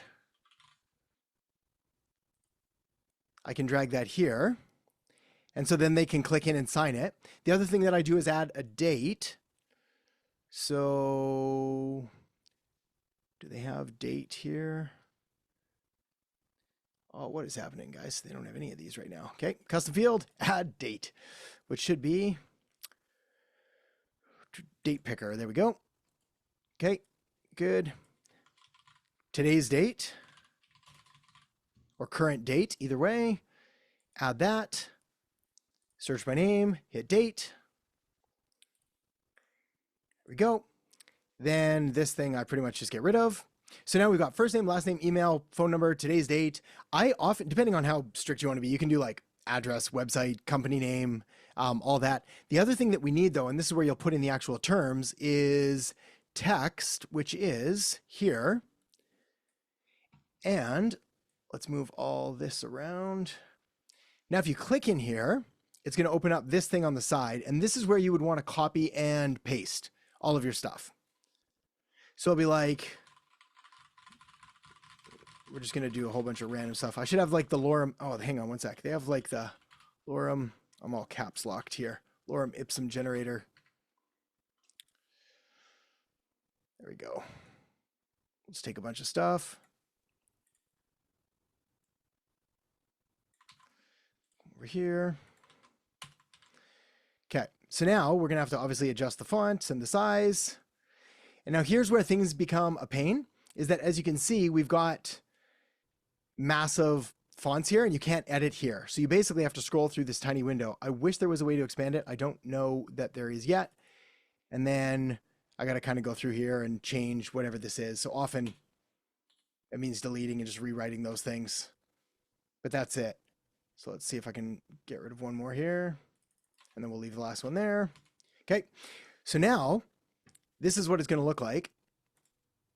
So that if we go preview, we can now send this to a client and the whole contract will be in there, and then they can just enter their information and sign it. So it makes it easy enough. Cool. And then we can add that, because I've seen that there's a place for contracts under high level. So we can take that form and add it in as a contract for the clients, correct? Yes, there is a place in contracts. I've not used it extensively. I've messed around with it a bit and I just never loved it. Let me see. Forms, surveys, funnels, websites. Do you remember where it is? It's under marketing, opportunities, contacts, calendars, conversation. Thought it was under sites back in the day. Client portal. I think it's under the agency view right now. If you go. Yeah, that I'm not sure of, Tyler, but I don't think it matters either way, because what you would do is you would send them the link to the form. Then when they fill out the form, you'd be able to find that under, I don't have to reshare, but it's like you'd go basically under forms and then submissions. And you'd be able to see all of the submissions and like who's agreed to the form. Okay. Awesome. Cool. Is a W-9 necessary for marketing agencies? This is where I gotta Google all the tax stuff, because we use W-8s and W-8 bends. Use form W-9 only if you are a U.S. person, including a resident alien, to provide your correct TIN. Caution: if you don't, return a form. Request for taxpayer information. I don't know. Alex, do you know? I can talk to my accountant about that one. I just seen that under the, what was it? The client onboarding checklist that the W-9 was under there. So I'll talk to my accountant about that. Yes. Yeah, that would be a good plan. It's, again, yeah, I won't even pretend to know what all those things are. My accountant does all of that stuff. Again, yeah, I just ask them for whatever they need, because in fact, it's probably better to do that anyways, regardless of whatever form, because at the end of the year, it's going to really help to sort of separate everything, and they'll keep it on track. Does Agency Accelerator provide any sample NDAs? Yes, I think we do. There should be one in the sample contract that you've got that is part contract, part NDA. Okay, so it's just all under the same form. It's all under the same. Yeah, again, it makes more sense to sort of include it all in one contract than it does to have like, all right, here's our NDA form, here's our this form, here's our other form. Knock on wood, like the odds of ever running into trouble with that are like just zero essentially. Like they don't, most business owners at least, they won't know what they're looking for. They won't have anything to tell or share. We don't really have too many secrets either as a marketing agency. Like when we're doing work for clients, like the real value is you. Like the information, it's good and it's helpful for them, and you can help a little bit, but it's like it's the fact that you're doing it and managing it that makes it valuable. Okay. Thanks very much, Adam. That helps a lot. You betcha. Mia, Adam, did you see that you can embed GHL's prospecting tool on your website? What are your thoughts? Should we consider implementing as a lead magnet? Yes, So I played around with those forever ago, not with high levels prospecting one, with like different SEO audits and plugin tools and things like that to use them as a lead magnet. Personally, and I might be biased here, they'd never worked for me ever, like ever. Oh man, like, I don't know. I may have gotten like the odd tire kicking lead or whatever it was, but it was mostly people that were, first of all, I barely got any. And of those that I did, it was people that were kind of just curious. Like they weren't qualified or whatever it was. They weren't as interested. So yeah, I would avoid it and just keep it straight to like, if you want to work with me, here's how. Okay. Because I did develop a lead magnet. It's like a checklist specifically for like clinic directors and managers. Like I think it was like top 10 things that you should look for when marketing or something like that. Yeah. So, but when I saw that come out, and I think they announced it today, and I was like, "Ooh, is this I know they look so cool and so neat. And I've wasted so much time. I had a custom one developed for my agency that basically, pardon me, basically embedded an SEO audit tool. So someone could come put in their website and it would just do like an immediate scrape of all of it. And it was, I thought it was the coolest thing ever, but I'm a marketer. And it was one of those big failings of like completely failing to understand my market and my audience and like what they were really going to do. And then what ended up happening is it was sort of like I blew my opportunity so they came to the site, they played around with this tool, they got some stuff they didn't really understand, and then they moved on. And so that was like my one opportunity where what I should have said is like, are you this kind of business with this problem? Here's how I solve it. Here's the proof. Here's the thing. Let's take the next step. There's no obligation. We'll have a quick chat, figure out if I can help you. Right. Which is what we obviously suggest, because then we're capturing the real qualified people. And then later, we can work on lead magnets and exit pops and all of that fun stuff. But yes. Okay. All right. I just thought it was a cool, neat thing that it's so cool. See what you think. It's so cool. Our job almost exclusively. I had this, actually, it's funny. I went in for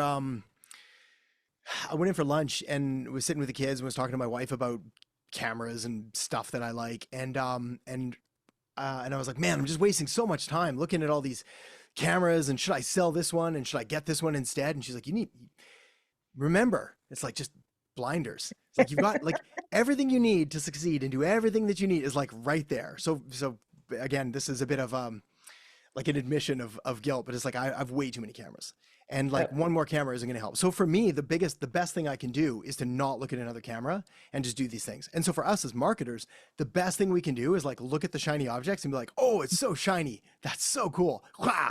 And then just like, and then like never look at it again, at least for like a year. What I find is that there is a shelf life for different strategies of like say 2 to 3 years where they tend to work really, really, really well. And then they start to fade, and it could be a different kind of ad platform or an email approach or a DM or whatever it is. But there's also like a good 6-month spool up time. And it's like, have you ever seen those curves of like the innovators, the early adopters, the maturity, and then the laggards, and then whatever it is? I try to be on like the maturity, late stage, early adopter phase as much as possible. Every time that I've wasted time and money, it's by being way too early on something and treating it more like a venture capitalist would, of like, look, I'm just going to take 10 bets and one of them is going to pay off and 9 are going to fail. Right. That's cool for a VC, but like as a business owner, that's a crappy proposition. It's like, we don't have 9 failures. So what I do is I sort of let those things go and let everybody else try them. And if I find out like all of a sudden the high level prospecting tools like generating crazy leads, then I'll use it. Now again, I've got, and I know I'll tell you, I've got a bit of so I've got my secret inside source, which isn't so secret, but like I chat with high level. I've got them on Slack, and I chat with them at least once a month, where it's like I'll get together with often the founder, Sean, but if not Sean, then someone else on the team, and I'll be like, what are the top agencies doing? What are they using? What are their lead magnets? What are their strategies? What are you guys seeing? And I'll be like, don't tell me their names and don't tell me the numbers. Just tell me like the strategies that are working, because they can't divulge a lot of information, and they have access to all of it.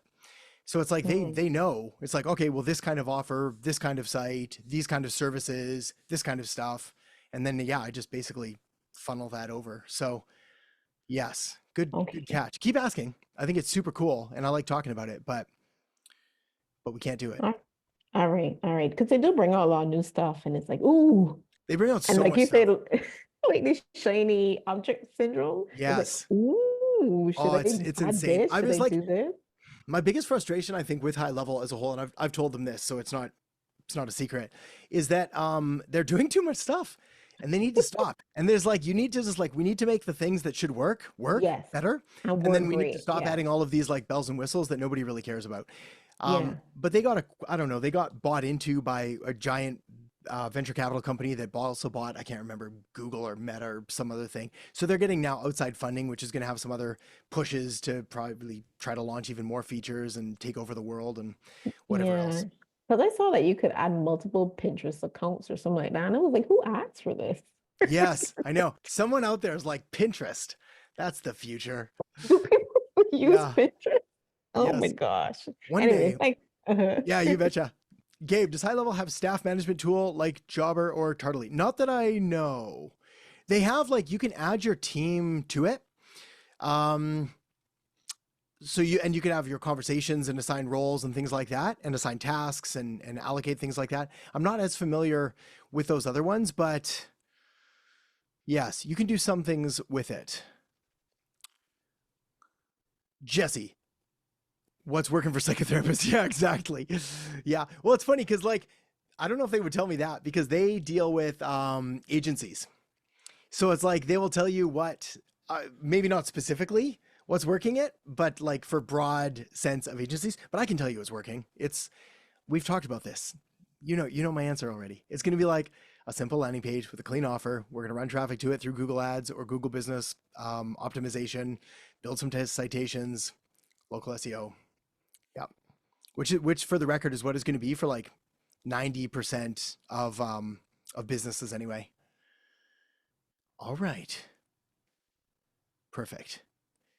Can you run your newsletter through High Level? Yep, you can. If you're just starting, and if you're starting small, just do that. Okay, because I just trying to cut the cost down. Yeah, and I'm also thinking of doing it instead of instantly. I'm still kind of like back and forth. Like you mean High Level, or you mean ConvertKit? Sorry, for ConvertKit and High Level with the newsletter, but I'm also thinking about it for the cold email campaigns. Because I haven't bought instantly yet. Yeah, well, we can't use ConvertKit for cold email. Right, but we can use Go High Level. Correct, totally. Yes. Right. Was the disadvantage of just using Go High Level as opposed to instantly? Is it like a huge disadvantage? Yeah. Yeah, it is. I mean, like, but again, like to start, like if you're going to get one domain and one email inbox, High Level's probably fine. Right. I have 3 emails. Remember, I was using Reach. It's still with Reach right now. I have to do the transfer. Yes. Or transfer or just get new ones as well. So let me show you the problem with High Level for this. How do I even do this? Hang on. Let me open up a random fake person here. Random fake person. And instantly it's doing some serious retargeting ads on me. Oh yeah, I see them everywhere now. Yeah, my ever since my lawnmower debacle, everyone's like Husqvarna everywhere. They need to find out. It's like, guys, we already got one. We're all set. Do you have an affiliate with Instantly as well, or what's that? Do you have affiliate? I do, yes, and I think it gets you something. So I'll try to find it for you. Okay. But like, here's the problem with High Level for cold email. Right. So this, I can't choose which account to go and like switch things from. So I basically have to set it at like different account levels. Dave and I were trying to work through this the other day, actually, because I was like, oh man, I really want to use High Level for more of this stuff. But like we couldn't figure out a really clean, easy way to do it. The other problem was the replies and like where they get set into conversations weren't as clean. Like the email chain is kind of a bit uglier and it's not as clear to see. But the big thing for me really is under that sending thing of like, I just can't choose which emails and how to send. Like, it's just not set up for it. Okay. I wish it was, but yeah. And then the other thing too is if I'm doing like a nurture sequence specifically through Go High Level, which email address then do I attach to that? Do I do one of those cold email addresses? Yeah, you would do just any one of the and cold not the email main ones. one. And not the main one, right? Yeah, the main one is reserved for people that are actively engaged and like have responded to you. Because they're the ones that are actually going to make sure that your email gets opened, and you'll make sure that it actually gets delivered and all of that. Because yeah, you don't want to jeopardize your main email. Okay. And again, you say you could buy them through instantly. You could buy the email addresses through instantly. Say that again, sorry, Mia. And you said you could buy the email addresses through instantly. You can, yes. You can get them through. Let me see if I can find the link here. You can get them through instantly. You can get them through all the other ways, ListKit and that. But yes, Instantly does have one. And I think we were just looking at this last week. Yes. It was like, I think Candice was asking, I think she said someone said it's better to get it to Instantly than Namecheap or something like that. Right. Yeah. That's right. Yeah, I asked to clarify deliverables. that, Adam, and they said it had something to do with the servers. So Interesting. going with like Microsoft and GoDaddy. So GoDaddy to get the Microsoft 365 email. Yes. They said in terms of deliverability, the servers with those guys versus Namecheap tend to perform better. Yeah, interesting. That would be the servers though from the email, not the domain side, right? You're right. Yeah. Yeah, cool. Yeah, that's all good. So essentially where you buy your domain from then almost like it's still irrelevant, but it would be the email that would be through Namecheap's email of private email or Gmail or Outlook, which is why Instantly, I don't even know where they buy their domains from. Actually, I have no idea where they get them from. I should go check that out, but it doesn't matter. But then they set them up through either Google Workspace or Outlook coming soon. Right. Okay, so it doesn't matter. Yeah. Like, so what doesn't matter? Let me just make sure we're clarified. We're on the same page. Where I get the emails from, where I get the Right. So it doesn't matter really where you get the domains from, but it does matter where the email inboxes are from, possibly. Okay. Yes. Yeah. Okay. Yeah. So I what got ends them up happening from with Google? Instantly, like if you do their guided setup or whatever, Right. they just do it all for you. In fact, I wonder if I can even Google it. Where does Instantly buy domains from?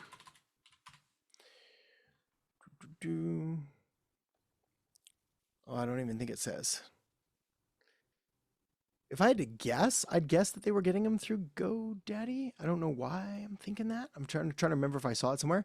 But yeah, either way, just do whatever's easiest. That's the secret. Okay. Okay. All right, will do. I'll just bite the bullet and do it. It's just that constantly spending the money. Oh, it's frustrating. I just want I to know. make sure that I'm going down the right path.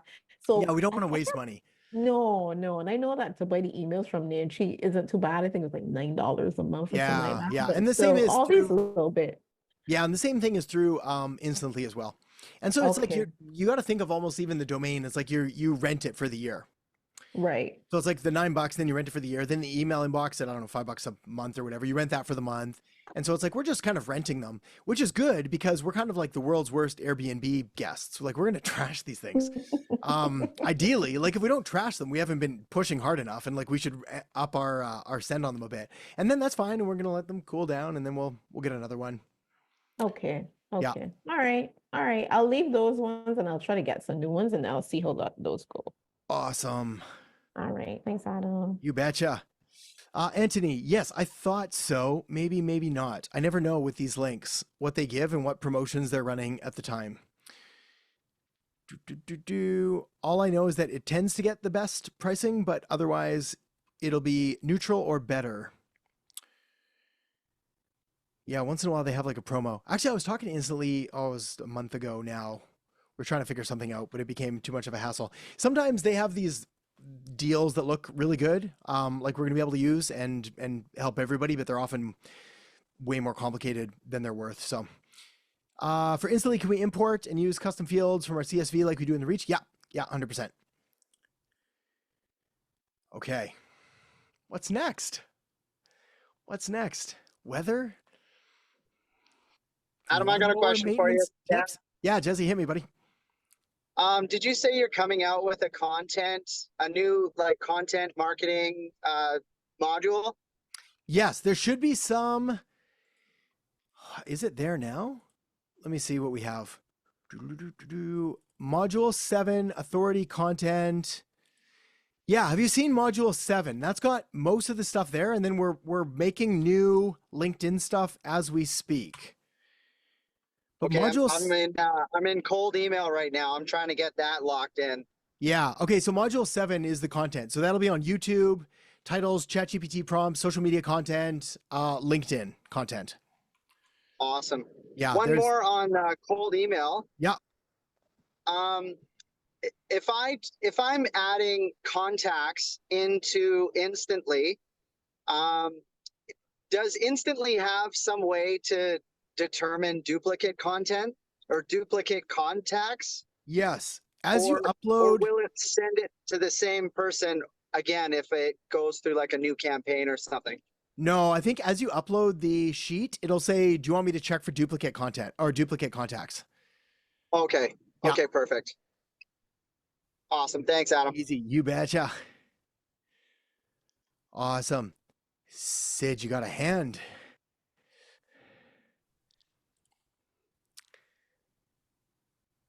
How's it going, Adam? Hey, good buddy. How you doing? All right. So I have a question. I have like a few domains that I could use. I've been currently using the same company name that I've used before I started joining the company, or started joining the program, but I don't know if I should continue using that one because that was more for freelancing. That was marketing in general. Yeah. I bought one that was, so originally the name was Darkroom, so I was using Darkroom BJJ Marketing. Yeah. And then I remember you put up a video and I took your suggestion. I got Jiu-Jitsu Consulting. Okay, But I'm nice. also having all of these people, these leads coming up to me that are either like wrestling or MMA. And I don't know if it's too targeted, if I should just keep the one, I'm kind of a little confused which one I should use. Yeah. What would be your recommendation? Well, if the other one's Darkroom BJJ, Yeah. so it's like, Yeah, but people are still coming to you for wrestling and stuff. Yeah, but they're people that I know. Yeah. Well then, okay. So if they're people that you know, it doesn't matter what you call it, because they want you. They don't care about your company name. So it's like you could do window washing, honestly, and they'd still be like, I still want you to do my marketing. So no, you're good there. Now, if other random people started coming up and they were like, yeah, do you do it for this? Do you do it for that? That's when I'd be like, oh crap, should I expand my market or should I change it because of all of this? But yeah, for the people that you know, that's sort of like a false positive. Yeah. Yeah. You want to stay focused and targeted with the other one. Darkroom BJJ or Jiu-Jitsu Consulting, or either way. I mean, they're both the same to me. Like they both have Jiu-Jitsu elements in them, like someone that knows. Yeah. Yeah.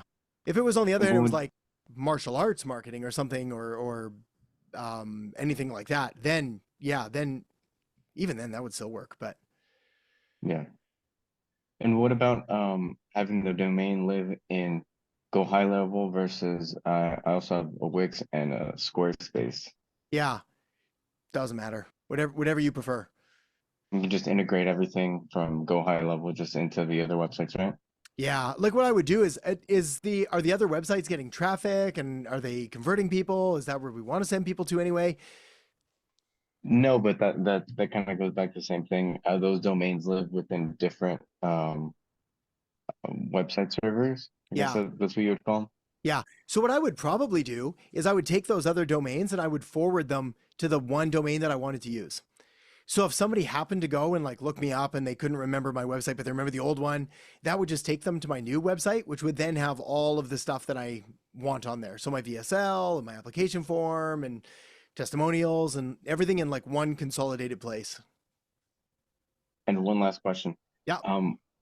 I also decided to buy like my Instagram handles like website to kind of create like my own personal brand depending on whatever I decide to do doing marketing if it changes. Yeah. And just kind of have all the links live in there.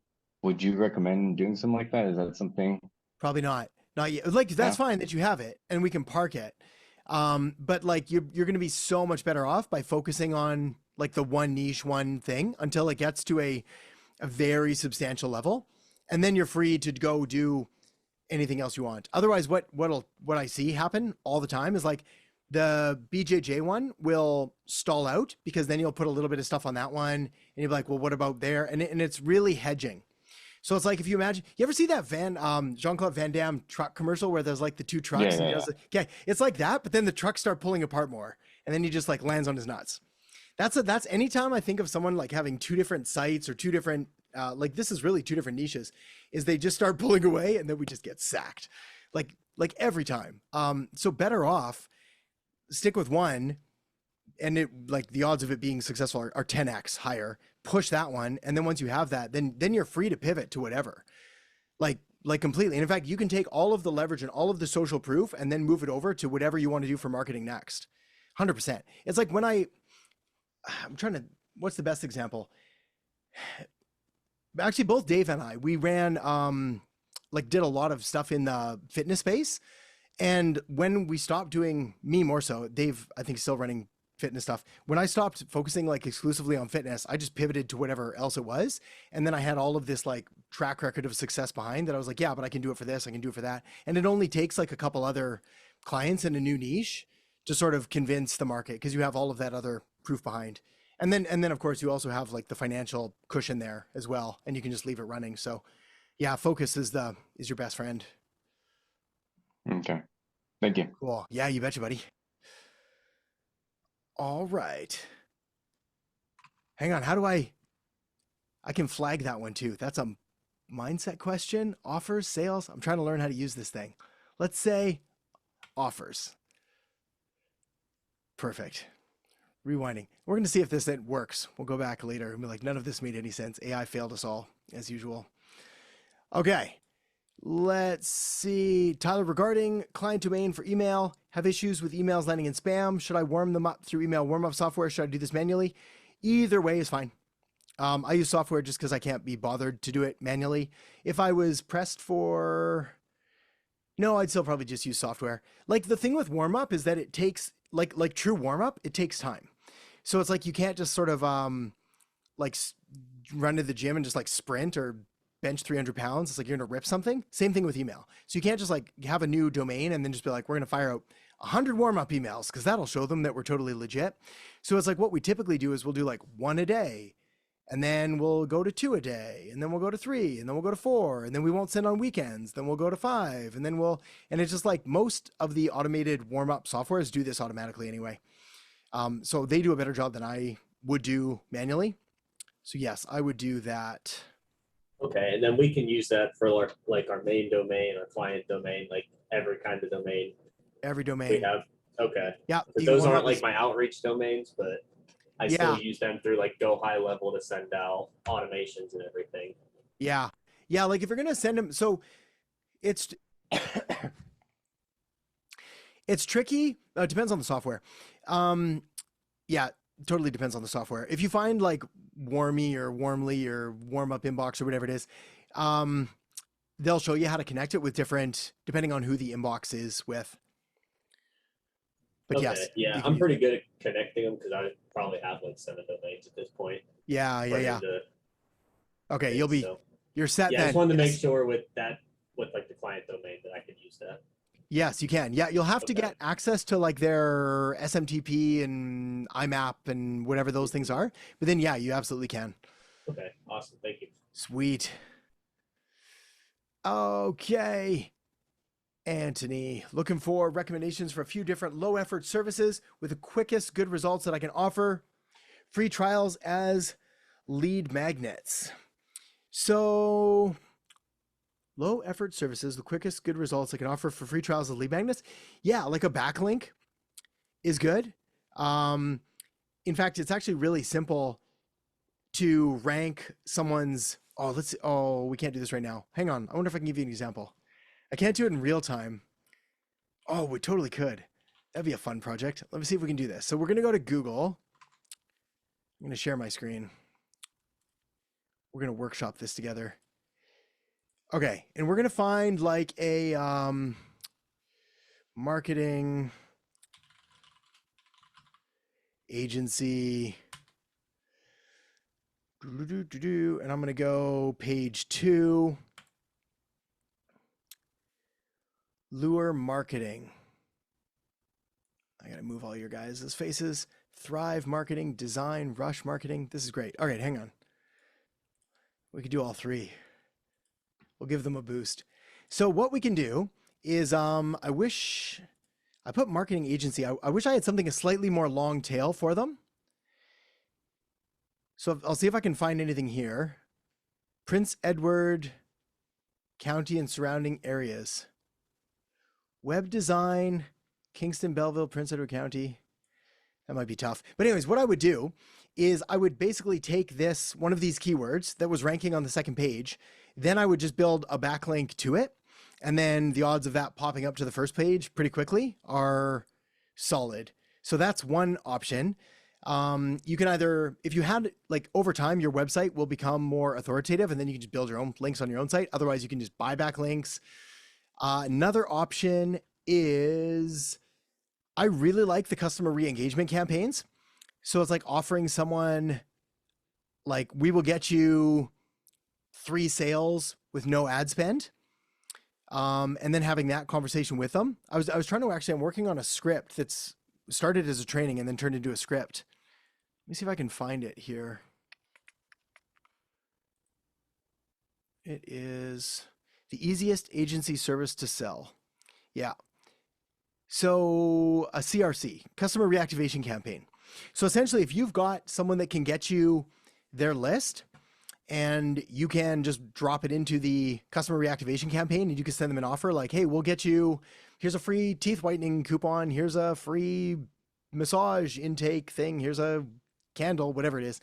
That works like crazy, like just absolutely like crazy. And then ideally you take a small portion of their list, you get them like 1 or 2 or 3 sales. And then they're like, would you like more with that? And then they say, yes, please. The other thing you can do is you can create an ad for them.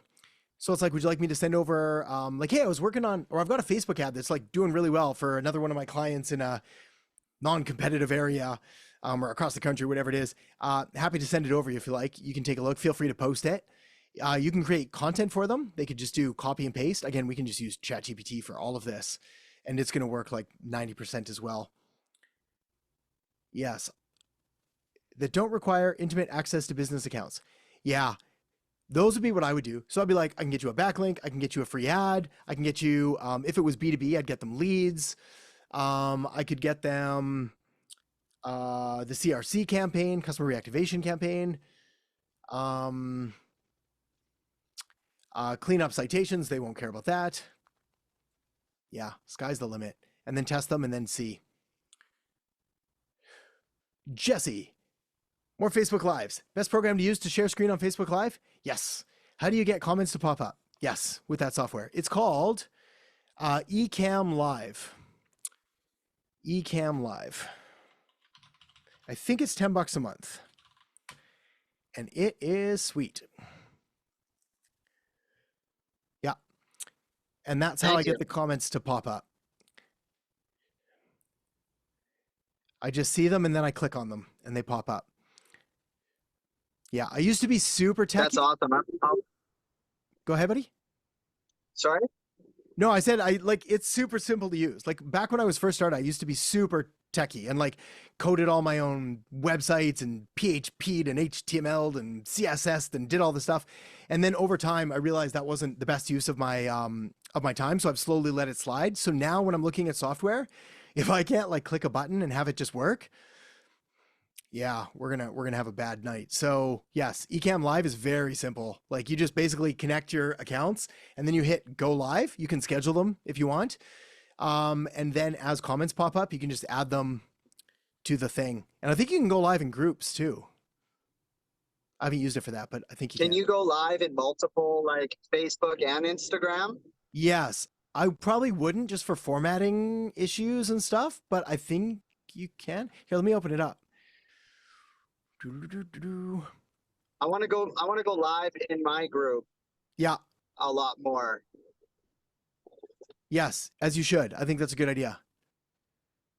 So if I go. Awesome. Thanks. I'd ask more questions, but I'm just driving. Yeah, no sweat. No sweat. Yeah. Can I go live in multiple places? Yeah, I think I can. I just add them to my thing here. Twitter Live. There's something I've never done. All right. Cool. Mia, techie question. Hit it. I'll be scared. If I can't answer, I'm just going to say Dave. Yes. Okay. So, okay. Well, this is using different email marketing people to send out a flyer, right?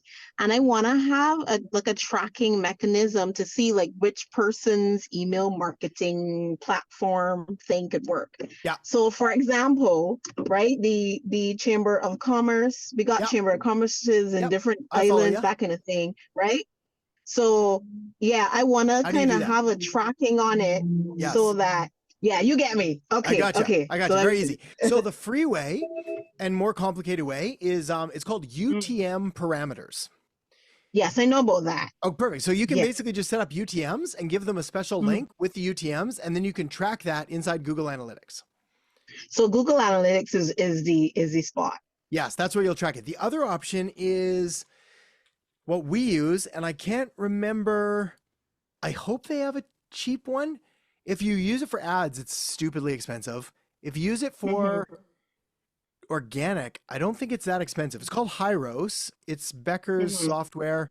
But I think, again, I'll just drop the link in. I'm not sure. You'll have to take a look at like whatever the organic tracking one is, but it's based on revenue. Right. And if you're tracking less than like, I don't know what the minimum is, say 20 grand a month. I don't think it's crazy expensive, but again, I'd probably just figure out UTM parameters and then track that through Google Analytics, which again, I cannot remember for the life of me how to do that since we've started using tracking software, but you'll set up like rules or goals or something like that. Again, a YouTube video will have the answers, like how to set up and track UTMs in Google Analytics. So you have to put the Google Analytics code, you got to connect it to your website though, right? Yes. Yeah. Because that's where they're going to be they're going to be going from. So they're going to click your link and then we won't really have any data there yet until they go to your site, and then it'll have all the UTMs show. Okay. Okay. Yeah, I was just trying to wrap my mind around how I was going to get that sort of data. Yeah, that's the secret. Yeah, and it's super powerful. Like leave and it's a pain in the neck. It's better if you start now, because like what we're trying to do now is we're trying to go through and add UTMs to like all our previous videos and things like that. And it's a nightmare, but it's so like we can now see which YouTube videos are leading to calls to sales, to which ones aren't, where they're going after that. Are they coming from Instagram or LinkedIn, or again, which it's phenomenally interesting because it shows down. Exactly. So I really want those kind of insights. Yeah. And then like the people who we use, they don't tell us, like they don't give us the results. They're like, no. I'm like, how many people clicked on this? And they don't even respond. So I'm thinking I would have to set up my own tracking code so that when I send out the flyers and stuff, then whoever clicks on that, then I get the data and see who are coming from and if they're actually good to use. Okay. Yeah. All right. Awesome. I'll test that out too. We'll let you know. You got her. All right, Mia. Thanks, Adam. You betcha. Okay. Oh, Candace, you got one here. A final. Let's bring us home with this one. I lost it. Hang on. I'm going to find it again. It is CRC. So you get a list of prior clients from them. And so an email retargeting campaign, is that what you mean? And send an email. Yes, very close. Very, very close. That's the answer is yes, but we do SMS almost always because SMS is going to have a way higher hit rate. So what ends up happening is any business that's been around longer than a year, ideally 2 years, but like any business longer than a year is going to have a customer list. And if they have a customer list, the odds of them doing like frequent promotions and follow-ups are like slim to none, non-existent, just never happens. So what we do is we come in with this CRC, we get the list, and then they sometimes have software that we don't even have to use high level, or we'll take the software, or pardon me, we'll take the list and we'll put it in through high level in a client sub account, and we'll send out this offer. And I'm sure this is in the training, but just in case it's not, I'm going to give you a few more. I'm going to copy and paste some into the chat that are like, these are ones that we use that work really, really well. I think those are the two that I really want you to do. Do I have another that I want to share? Probably those two. Yeah. The 10 free vouchers is my favorite, and the 9-word email is my backup. Yes. Do you have to work through developing an offer with the clients, trying to avoid them getting more work? Yes, you do have to get them to approve the offer. I go to the client with the offer and I get them to give me a thumbs up or thumbs down. So essentially I'll be like, or I'll ask them first normally, hey, do you have anything that you use? Like what's a really good tripwire, lead magnet, foot in the door, gateway drug, whatever you want to call it, that you get people and they just can't get enough of. And they'll tell me and I'll be like, cool, do you mind if we give that away and do this and that? And they'll say yes, no, maybe, etc. And if not, then I'll come through with something else. And if they just refuse to give something away, red flag, but regardless, sometimes stuff happens, then I'll use the 9-word email, which is, and I say 9-word email, but it'll be 9-word SMS, ideally. If they don't have an SMS list, I will send email. If they don't have email, I will do direct mail. If they don't have direct mail, I'll probably quit. But I'll like track everybody down, find their houses, knock on their doors. Yeah, something. Like there's a way to contact them. And if they don't have a way to contact them, then we just don't use this offer. But we should be able to use this offer. Okay. Magic. Good questions. It was a chill chat. We're doing good. 5th of July. That's not a holiday. It'll be a good weekend though. Is it a long weekend, Alex, or is it like just sort of everything went back to normal? I think it's just a regular Friday now. That's kind of a bummer, isn't it? Because you like go from this like super fun day to like a mini day and then weekend. Yeah, I mean, I don't know. I live right off a main road and it's usually very busy. It hasn't been today. So, okay, well, there's the sign. Yeah. In Australia, everybody would take sickies on Friday. Okay, that's it. Just make My husband's been working Eurocup all day and he says he's working. I'm like, you're not working. Yeah, working. I'm at the office. Yeah. They just make it a long weekend, even though it's not official. Yes, yeah. The unofficial long weekend. Everybody gets a flu. It's weird. It's really strange. Yeah. There's been statistics that have been showed, and it's like when weekends like this sort of happen in Australia, the amount of sick days is just exponentially way more than anything else. That's funny. You got to think like management's kind of cluing in a bit and being like, there's probably like it costs billions to the economy. Like it's insane. Oh, I don't doubt it. Yeah, I don't doubt it. I doubt it's helping anybody either with their careers. That'll be my chat with my kids one day. I'll be like, hey, if there's ever a day where everyone takes off sick, do whatever you can to be there. I was like, because people are making a note. Like they're finding out. I promise. So, okay, amazing. Okay, everybody, well, enjoy the weekend. Get some rest. Get some work done, and we'll catch you early next week. We'll talk to you in a bit. See you later. Yeah. Okay. All right. Weather. It's funny. The weather's like the biggest small talk thing ever, but I like talking about the weather. I had to take meteorology classes in college to be a pilot. So I learned all about like clouds and I don't know what else, really just clouds. I know a lot about clouds. If you ever need to know a cirrus from a stratus from a cumulus, I'm your man. Yeah. Fun story, actually. Okay, last story, then we'll get to it. We were flying once over like in the literal middle of the Swiss Alps, and we were on this like crazy pattern that you're not allowed to deviate from because there was mountains all over us, and we have weather radar, so it'll show you like where the horrible thunder cells are because you can't always see. You just see a big fluffy cloud and you're like, I don't know if this is going to kill me or just be fine. And so it has different colors, and like can't remember the colors, but yellow, not great, red, bad, purple. This like it can't get through to the other side, so it's like the black hole abyss. And we're flying into this thing and we're in the middle of these mountains, and I'm watching the radar and it goes to like red, yellow, purple, and just like black. I was like, oh no, what are we gonna do? And I'm like looking at my buddy and was like, this isn't gonna be good. And we're trying to like throttle the plane back because if you go in full speed, it can wreck things a lot more. Wings are super flexible. For anybody scared of flying, you're totally fine. They can bend a lot. But we went through there, and I remember going, and I'm like watching the radar go, and we're like watching this cloud, and we're fully strapped in, and we're strapping everything in, and as soon as we hit it, it felt like someone just went bam and just like slammed the top of the plane. And I don't know what happened for like the next, probably wasn't long, like maybe 30 to 60 seconds, but we couldn't even see like the instruments, and luckily autopilot's on and all that, but it was just doing like, they call it extreme turbulence, where you have no control of the plane, and it just went like this, and we're just like, cups are everywhere, and pens are flying, and clipboards and things. And we land, and I couldn't calm down for like 2 hours. He was fine. He's like, well, that was a scene. I was like, maybe this isn't for me. because you seem really okay. And I'm like, dude, I'm not okay at all. And that's how I knew. It was like, when did you know flying wasn't for you? It was like that moment. That was the one. I was like, yeah, everyone else is cool, but me. Had like a panic attack. I was like, I don't think I want to get back in the plane. He's like, well, you're kind of the only one that's going to fly us out of here. So anyway, I digress. Let's talk about things that won't kill us, and we'll answer some questions. It'll be good.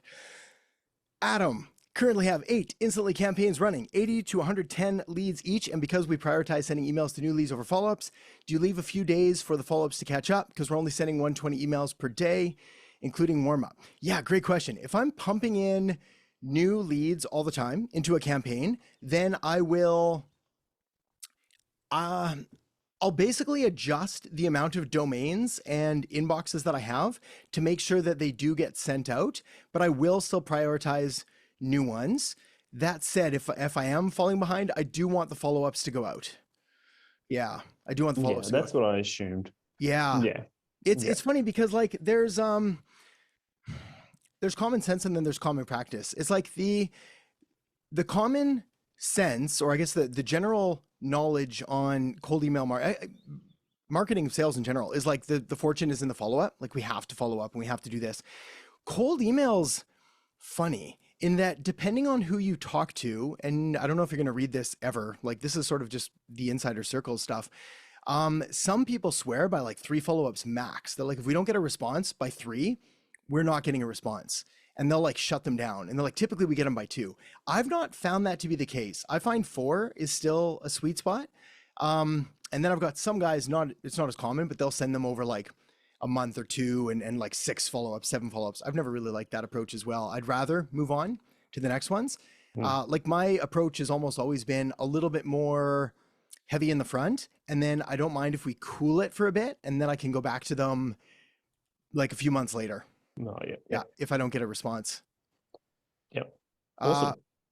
Because I've got lead lists. Oh, sorry, I've got lead lists piling up, and I just thought, maybe I should just leave them there for a little while and put them in later. Yeah, you can. What I would do is I'd probably just get another domain and inboxes for it, because like the incremental additional cost will be worth it to have those leads going out. Yeah. In fact, I like having additional domains anyway, for behind. So that way, if something goes south, or I can have others rotate. Also, we don't talk about this because I should put this in the training. It's not there yet. We'll have to make a mental note. Maybe I can make myself a note in this Fathom thingy. Try and highlight, rewind. That doesn't work. That's all right. We'll figure this out later. If you're starting to notice like deliverability things suffer, or you're getting less and less responses, then we will like cool those domains down for a period of like 2 weeks or 30 days. So we don't track open rates for obviously deliverability, but if we've got campaigns that are running and all of a sudden we're just getting a little lower response rate than we were getting, or our domain health is starting to suffer a little bit, I'll just kind of chill them a little bit and let them, re-get so healthy. even if the health score is fine, then that doesn't necessarily mean that it's all getting through anyway. No, they're just using whatever algorithm they are. The health score is pretty accurate though, because they're checking through different spam checkers and whatever else it is, and like how many they can tell thanks to the thanks to all the records. I think it's DMark that checks it, like how many people are marking it as spam and how many are returning this and whatever it is. So they're accurate-ish. Yeah, I use them normally. Because I've got them all back up to sort of 95%. Yeah, that should be good then. No, cool. you're be good then, Adam. I'd get a few more and blast them out. Yeah, awesome. Okay, wicked. Yeah. Finding a lot in your CrossFit niche that they're having trouble with people turning up to appointments, first class free trials. Would it be out of the question to be an appointment setter? So following up leads with phone calls if they show interest and we don't hear from them. Kind of already doing that in GHL with emails and texts, but leaving all the phone calls to the owners and expecting them to use the high level opportunity tab, which I'm finding myself asking a lot of owners. Yeah. Okay. Awesome.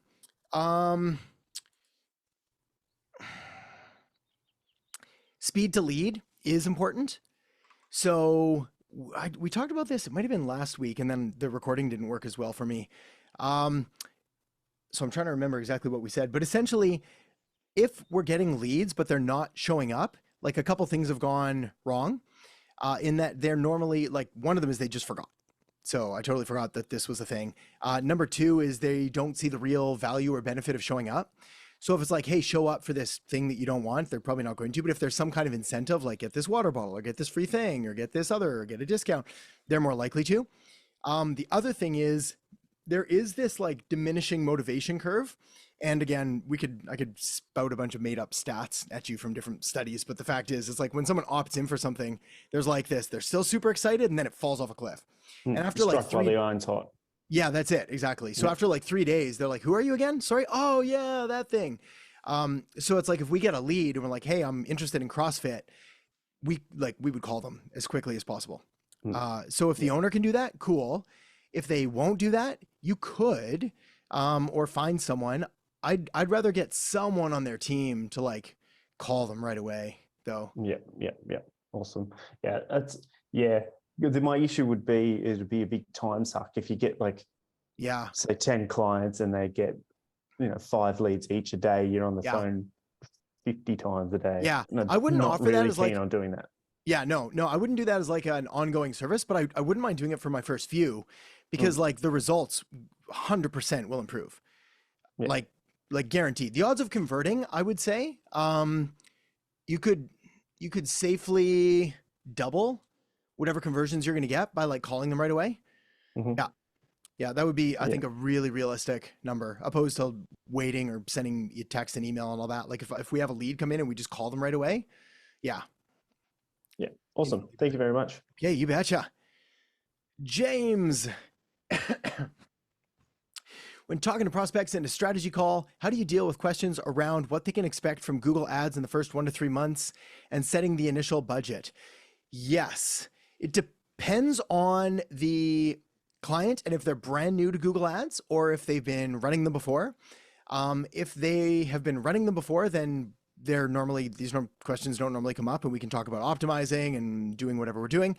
If they're brand new, what I like to tell them is that we are going to get, have leads coming in within about 14 days of launching the campaign. That's our goal.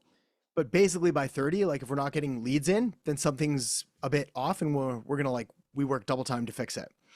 As far as results and ROI and things like that, that one becomes trickier because it's so contingent on their budget, speed to lead, like we just talked about, the price point of what they're selling, all of those factors. So yes, with a small enough budget though, which is what most people have, so say 500 to $1,000, yeah, we can definitely generate them leads. And then we just optimize and get them to follow up and have the calls and all of that. But yeah, it does take time. I would say 14 days is probably a safe bet to do it as well, to start talking about from the moment you launch the campaign. That's the other thing. We talked about this last week as well, where it's like, it's not from the moment that you start working with a client, it's from a moment that you launch the ads. So if they're slow to get you information or you don't have them approved or you write the ads, but they're not up yet, like obviously that's going to delay when those things start getting results. So yes, from 14 days. I mean, you could say 30 if you felt more comfortable with it because there is a learning phase involved with it, but the learning phase is, again, pretty contingent on budget. So I'm trying to think. Actually, I was just looking at our ads again this morning. Oh, I don't have them open. Doesn't matter. What did we do? I think it took like, I'm going to make these numbers. They're off within like 2 or 3 days, but they'll be close enough. I think it took us like a week to get Google to start spending the budget. Like it wasn't spending the budget. So we had to adjust basically the objectives that we were using. Then we had to raise the budget to get them to spend it. Then it took another few days where we ran 2 different campaigns. We finally got it to spend and we were running target cost per acquisition and just general impressions.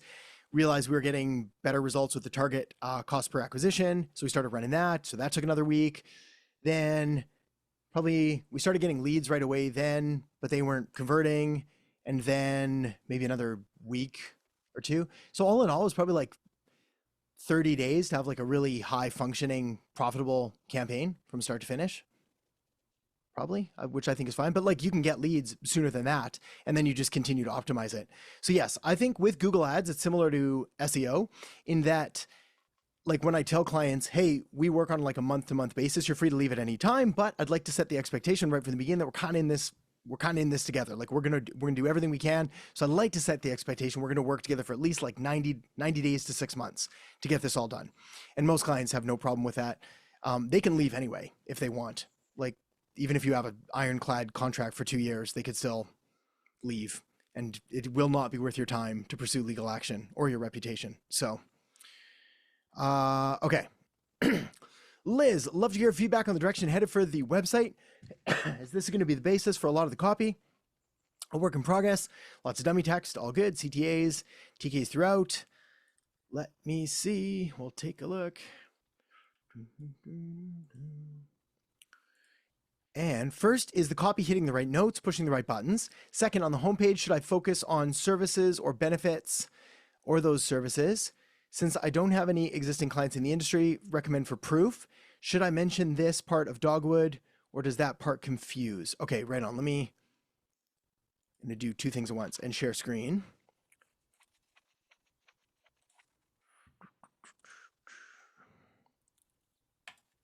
Okay.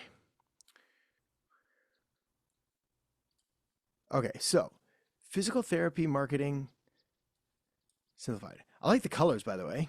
The like gray and the muted tones. Yeah. Tried to make it a little bit gender neutral. Yeah. Okay, let's see here. So physical therapy marketing simplified. Maybe.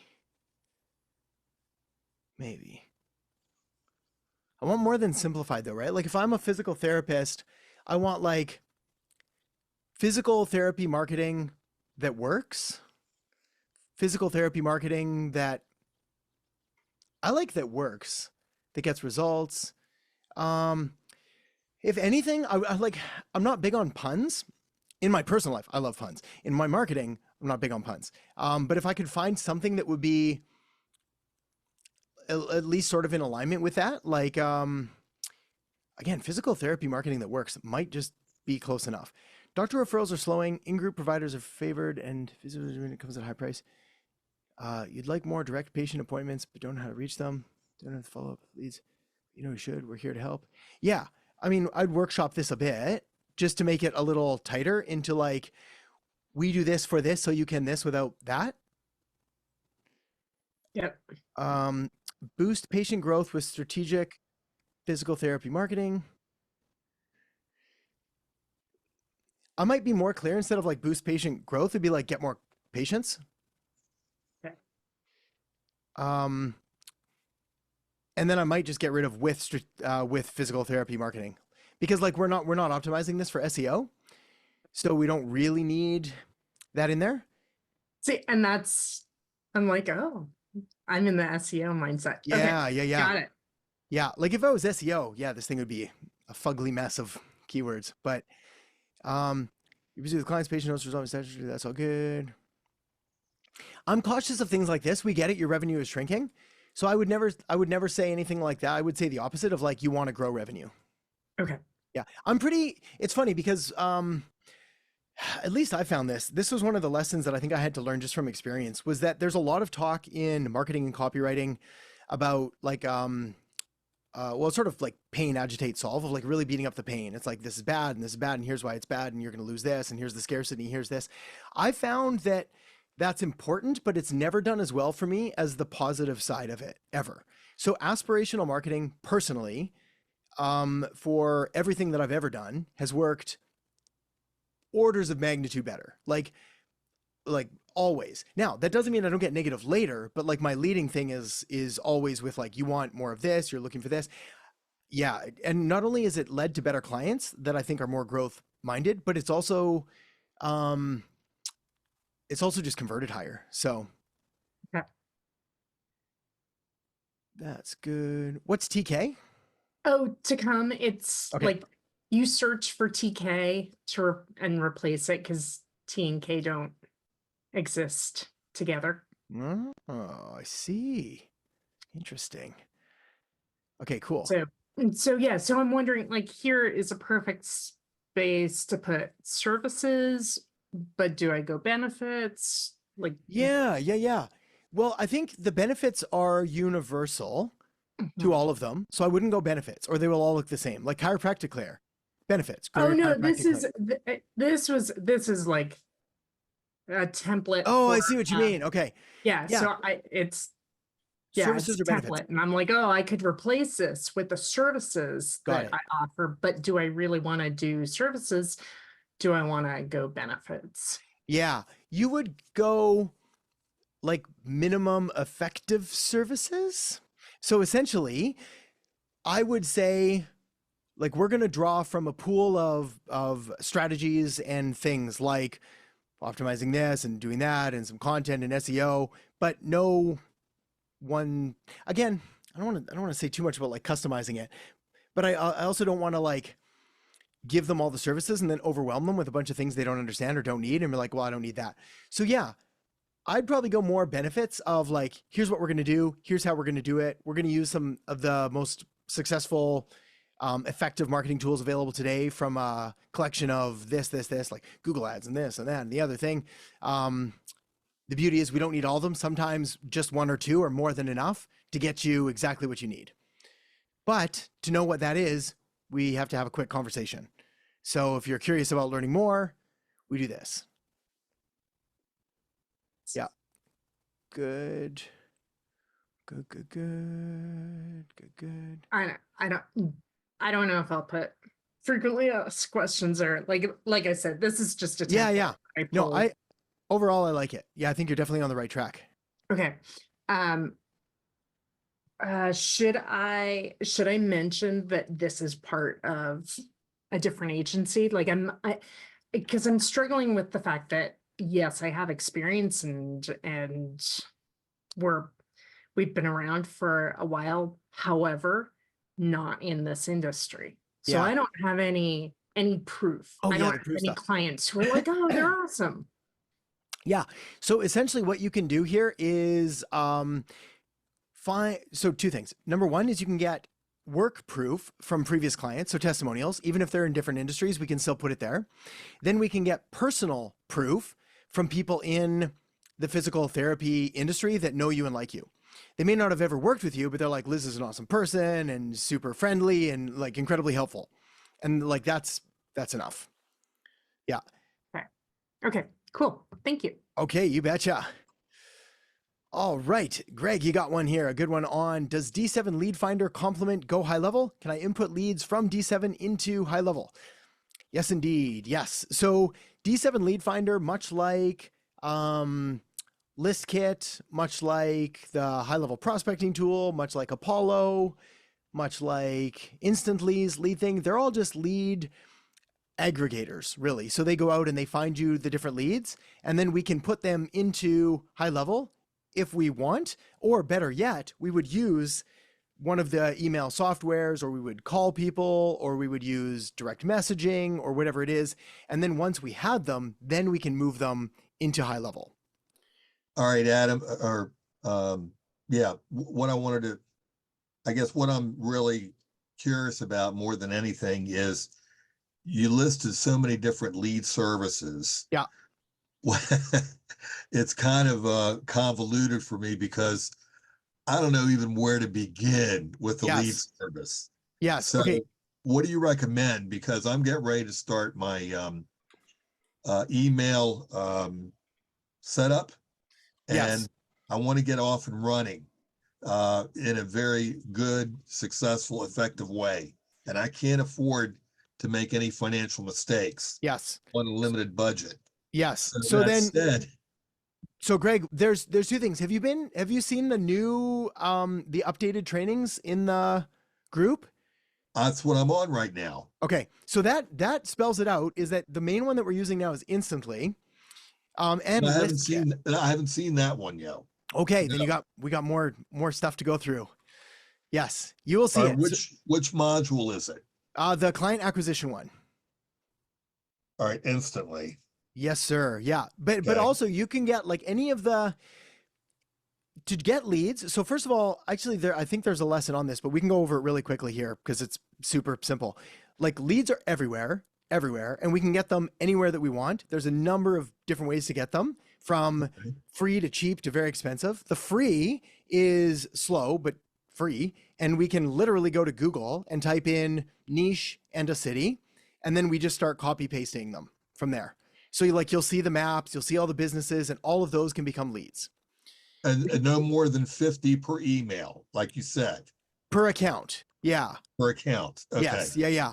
And then I don't really need to spend money on those because frankly, I'm not looking for them to be verified until I get off and running in a more experienced way or more down the road. Okay. I mean, I'm asking. Okay. Yeah. Well, you can verify them with ListKit anyway. So like we can use ListKit. I'm not sure what their entry level program is. But again, if you go to Google and you like find the Google map packs and you copy them, like they're probably fine. I wouldn't be overly concerned of them not being verified. Like verified just means that they've been checked. So someone's like sent an email and this like, yes, this is a legitimate, and verified is another, how verified, how long, how recently. So yes, that's the easiest, cheapest way by far is we just copy paste. The second thing is you can go into High Level and they have their prospecting tool, and that's almost identical. That sounds a lot easier because I got to carry everything over to our ledger. Yes. Right. Yes. Okay. Yeah. So yeah, exactly. Yeah. So High Levels works just as well as prospecting. Be like landscapers in Phoenix, and then it'll bring up a list, and then you can just be like copy paste, or you could literally call them from right there inside High Level as you do it. Okay. And should I concern myself whether or not I get a Loom interview at that point or not? No, I would just like, if I was going for the fastest, easiest, cheapest way, I'd be in High Level or Google. I'd put in pool cleaning companies, Los Angeles. I'd have my list and I would just call them. And I would just one by one. Just one by one. Okay. Yeah. All right. That makes sense. And keep it at 100 calls a day, or in my case, if I'm transferring over 50, I mean, yeah, anything is better than none. I would start with whatever you can and then just work your way up. Yes, for sure. Okay, now, another thing is this. I found on ChatGPT some, basically I asked for high conversion emails on ChatGPT. Can I go ahead and merge them with yours and see what we come up with, being I'm a kitchen designer, contractor, agency consultant? Yeah, absolutely. Yeah, I'd be cautious. Like I would merge them with mine and then err on the side of mine. Okay. So it's like if there was a battle between me and ChatGPT, I would want to win this fight, but I would absolutely use it. Yeah, for sure. Yeah, I would just like, what I found in the past is that if we don't give them, like the way that I would use ChatGPT is I would enter, like copy paste my email into it and say, make a version of this as close to the style and tone as possible, but with this target market, and see what it comes up with. And be like, can you make it shorter? Can you make it better? That's not very good. And then have a chat with ChatGPT. Okay. All right. Yeah. You got awesome. me. You gave me enough to work on. Good man. Okay. You've got more questions, so I'll keep going. You Please. Said, okay. Explain in detail the agency authority system, how to use it within the specific niche. So what that is really what the funnel is. So it's the webinar, the mini webinar. It's having the signature system behind it. What we're doing is we're showing that we actually know what we're doing by, honestly, it almost sounds silly to say it out loud, but like by giving it a name and by showing that we've put some thought into it. But that's it in a nutshell. So the whole funnel is designed to work people through that process. Okay. Okay. And then systems proof, that's the other side of it. So the systems proof, essentially we have two different kinds of proof that we can offer that are valuable social proof pieces. The first, social proof, being testimonials and case studies and all the things that we know. Systems proof is, again, it's similar to that agency authority system in that systems proof is just showing someone that you have a system, a process, a method, a framework to do what you're going to do. So for example, if I was going to do like local businesses, I can't remember what I used to call it. I'm pretty sure I didn't call it Google Trifecta, but I like it. I'm using that now. And it was like, here's what we're going to do. We use the Google trifecta system. So that way you have a listing in the Google ads. Then we work to optimize your Google business profile. So with citations and backlinks, so you show up there. Then we also work to optimize your website so that you show up on the organic listings. So what this means is that when everything works together, you don't just show up once on the first page of Google, you show up 3 times, which basically increases your odds of getting a lead by 300 to 600% based on XYZ. Now, I can show them a picture of Google. I can just explain it. All of that is systems proof. And the way it's systems proof is because I've explained what I'm going to do. Now, if I wanted to take it a step further, I'd probably put it in some kind of a flow chart or be like, first I'm going to do this, then I'm going to build citations, then I'm going to go there.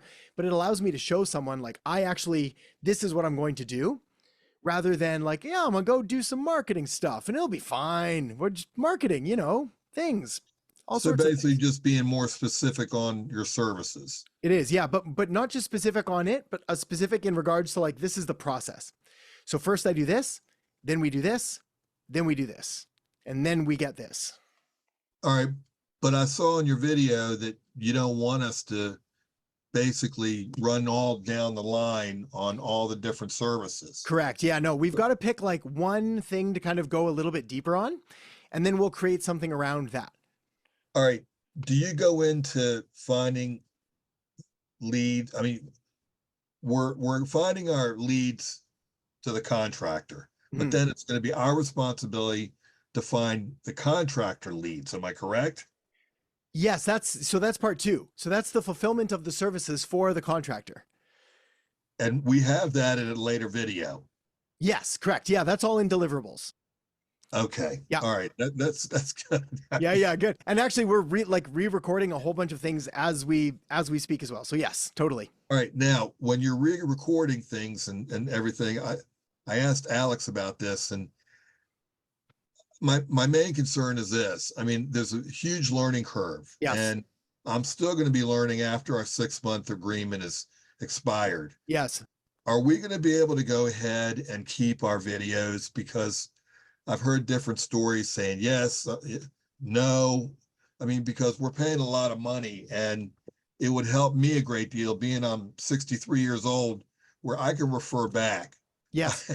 You know what I mean? So the best thing to do, Greg, is to have a chat with Alex, because we've got it all laid out and we're constantly trying to tweak and refine it to figure out the best way forward. I did have a chat with Alex. Okay. But in the same token, Alex basically said, once your 6 months is up, that's it. We take our license back. Yes, that is correct. We do have the option to carry on. And so we can have that conversation if that's something that's interesting, but otherwise, yes, it is not just like university. We can't go to university for 12 years. I understand. I mean, you young people, soak it all in, but me, what I'm concerned about is if I run into problems down the road, I should be able to go ahead and contact you with answers. Indefinitely though, Greg, because you wouldn't do that for your clients either, right? Well, you know what?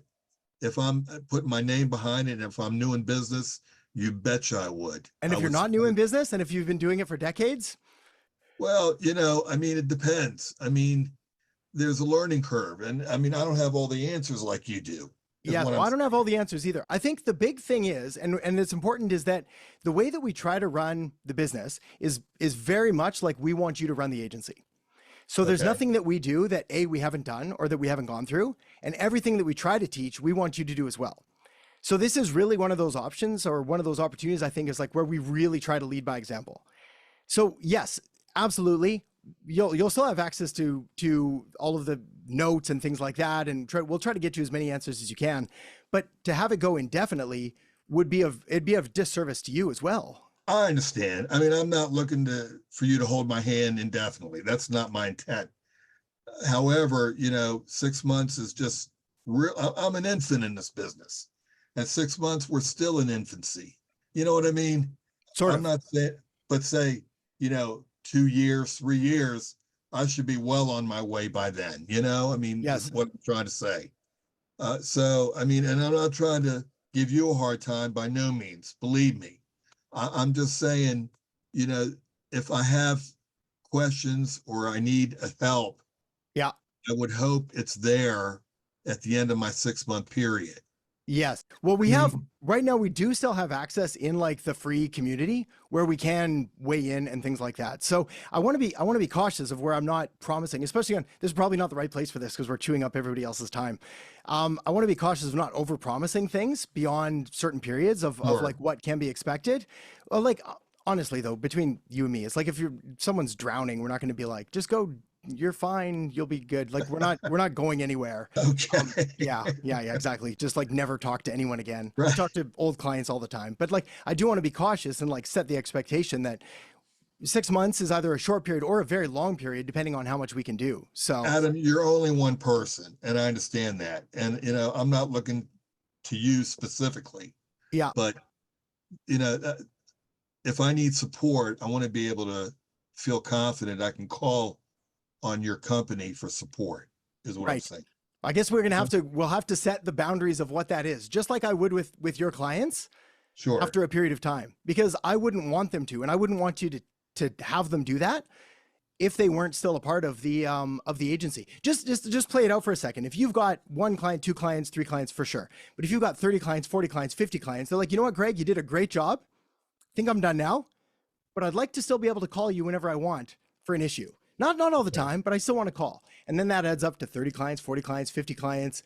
And now what ends up happening is you end up not serving your existing clients because you have to then take away time. And the other thing, that the reason that I'd caution you that, more not for me, but for other clients, is that every time you get a query from a previous client, it takes up mental bandwidth and space. And so it's not a 5-minute question. It's like a 30-minute question or an hour question, because then it starts to go over. But anyways, I understand. We're going to put a pin in this one for now, my friend, because I'm going to get some more questions, but then we can hash it out later.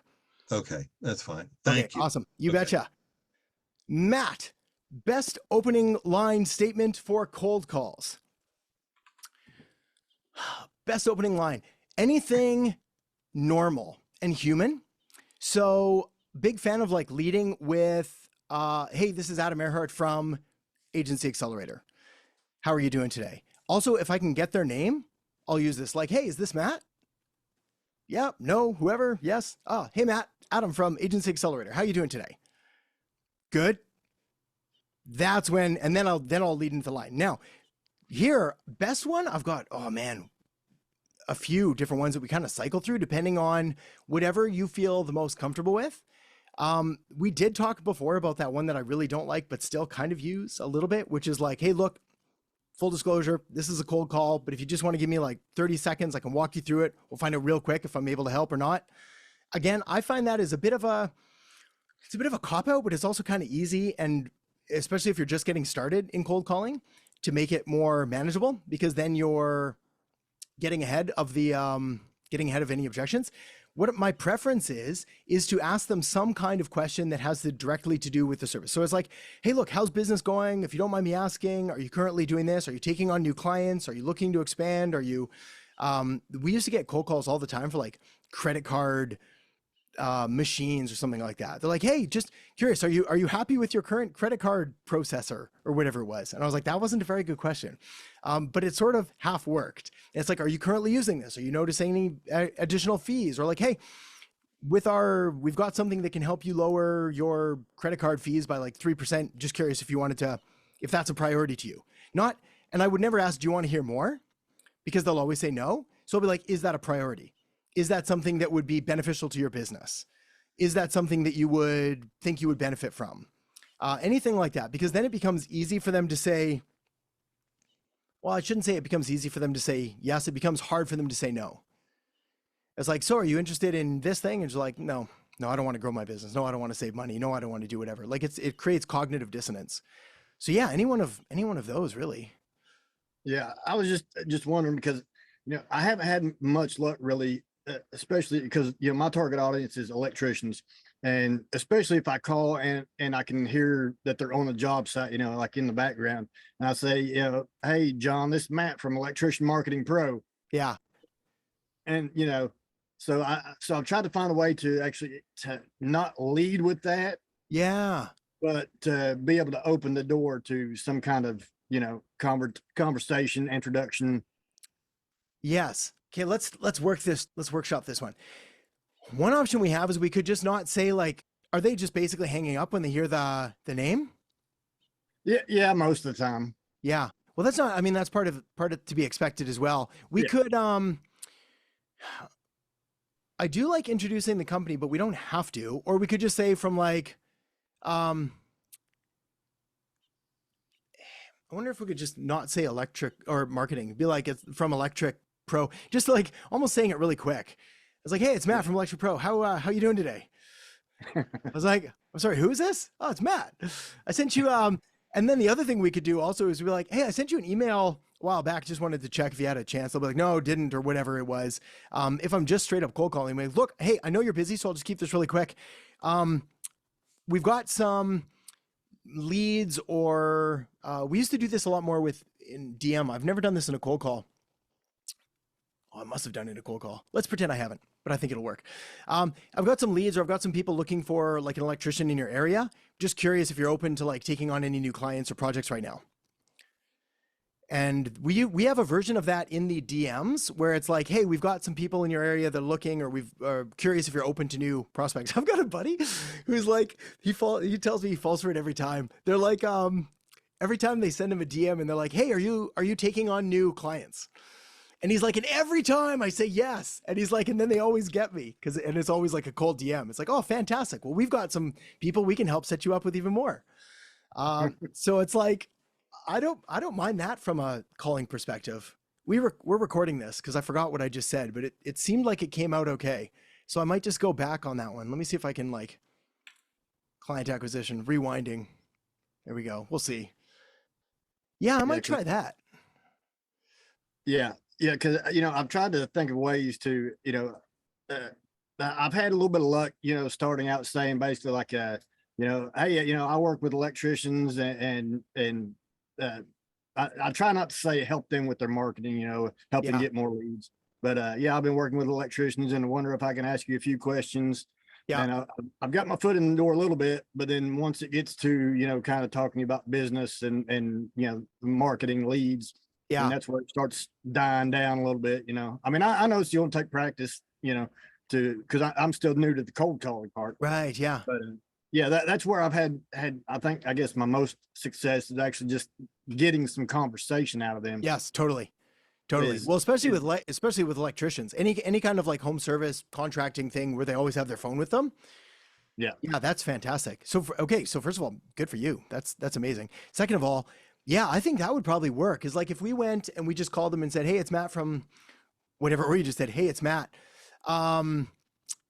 Hey, look, I know you're busy, so I'll just keep this really quick. Are you, I've got some leads, or I've got some contacts, or I've got some people lined up that are looking for this kind of work in your area. Just curious if you're taking on new projects right now. Is that something you're into? Okay, right on. Yeah, so essentially the way it works is we've got, again, we'd have to workshop this a little bit better, but I don't mind. I don't want to hide it from them, what I'm doing. I just want to try to get a bit more information on them first and get them a little bit more bought in. So I might even go like, hey, like, are you taking on more projects? Interested in taking more projects? And they'll say, yeah. I'll be like, cool. Well, hang on one sec, big plane. I don't want to flip this on them and make them apply, but I'll be like, hey, just a couple of real quick questions just to make sure this is right or whatever. I wouldn't say it like that because I don't want to come off like I'm the one that called them. But I'd like to get a little more information on like, cool, what kind of project you're working for? What would be the best kind? Are you looking for more residential or commercial? Are there any specific areas? Where most of your, like, how much availability do you have? How many would you like in a perfect situation? Like if we're able to get that many? And then they'll be like, yeah, then finally they're going to be like, all right, what's this about or whatever. It's like, oh, well, I work with electricians to, and we've got processes in place. We're generating leads. And I'm looking for someone. I don't have a partner yet in Austin or Dallas or San Francisco or whatever, to send these to, yet. So I'm just looking for someone that was interested in taking them. Ooh, that sounds good. Yeah. I like that. Yes. The are you taking on new projects approach. Yeah. And then I would go through, again, I'm glad we're recording this. whatever I said there was like, yeah, I've got these, we're looking for a partner in this spot, trying to find someone that'd be interested and has the availability to take them. Yeah, if you like, it can set you up. Yeah, and then basically what I'm trying to do there is get on the phone with them to have a proper conversation, like walk them through the process, like the proper sales one when they're more apt. Yeah, I like that. Yeah, that sounds good. All right. Yeah, I've got the notes here. I'll go back through the video too. Okay, yeah, I don't know what time it's at. It's at like 45 minute mark. There we go. Yeah. That's good though. Yeah, awesome. That's a good place to start. Thanks. Okay, Thanks, awesome, Matt. Eugene, what can I do when a potential prospect asks for case studies or, for example, asks me to show up my strategies made other businesses or help them? Yes, great question. Great question. Because, as starting, there's no current client that I'm doing. I'm trying to get my first client, but I've been following up with this prospect. Literally every time I'll call him, it'll be a 20-minute call, and I'll be talking and talking. Then he's like, all right, fine. Finally got time for him. And he's like, show me like this, what other businesses made out of it, Yes. So if you're just starting, honesty is the best medicine always. So it's like, if we do not have that proof or credibility, we just have to tell them. We have two options. One of which is we go get it. We get it for free somewhere else, or we go get it from him for free and be like, look, here's the deal. This is why I'm committed to doing this. This is what I'm going to do. I'm willing to do the first 30 days or 14 days. I'd probably do 30 for no cost, because I want to get you great results. And then here's what we can talk about then, or go from wherever. We can either part ways and I'll get a testimonial and a case study from you, or we can decide to carry on working together. But yeah, we need something to show. So we either do it for friends, for family, for ourselves, for something, or we do it for them. And then we transition that into a paid gig, ideally a paid gig and a testimonial and a case study, but at the very least a testimonial and a case study, which I try to get the second something goes right. So the second I do something good and they're like, that was great, that's when I can be like, hey, do you mind sending in case study? Yeah, Greg? The leads we give them from customers we provide, can't we give him maybe the first month for free to show good faith? Yeah, you totally can. And then that'll lend us credibility right there.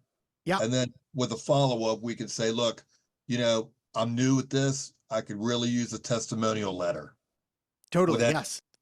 Okay. Yeah, absolutely. Yeah. I'm big on like getting your first 2 or 3 for free, cheap trial, anything I've got to do to show. And it's not just for the testimonial and the case study. It's also for the confidence. Sure. Cause it's like, I don't think it's ethical or psychologically smart to like come out of the gate swinging for like, it's $1 million for this. It was like, well, what if it doesn't work or go well? So if it's like, look, if we start with the bar really low and we're going to charge nothing or cost or whatever it is, and we've got, it just works out better. Do the leads that we're providing, we're going to be provided for the prospect. Yeah. On the flip side, we give to the client. Are they in themselves economical as well? Like depends. So that's going the lead. Yeah, that's coming later in the deliverables section. So we don't give them leads per se. We get them leads through different strategies. I understand that. Yeah. But my question is this: if we're working on a shoestring budget initially, and we got to show our customer, we mean business and we're going to deliver. Yeah. We got to do it economically. The leads that we provide them, okay, are they going to be economical for us? They can be if we use the right strategy. Yes. Yes. Do you discuss that in later sections? Yes, sir. You'll find it there. You got her. I Yeah. appreciate it. Okay. Eugene, cool? Cool enough? Oh, sorry, you're muted there, buddy. Sorry. So I can be kind of upfront and kind of tell them, maybe being honest, say you are my first customer, or yes, say give them a trial and then kind of go from there. Totally. Yes. Honesty is always the best medicine. It just otherwise it just doesn't work well for us. So yes, I'm just upfront and be like, hey, here's the deal. Here's what I'm doing. Here's why this is going to work really well. here's what I'm dedicated to doing. Here's why this is probably going to be the best thing that ever, again, I say this in your own words, but it's like, this is going to be the greatest thing for you ever, because it's going to be cost effective, because I'm going to do this first month for this.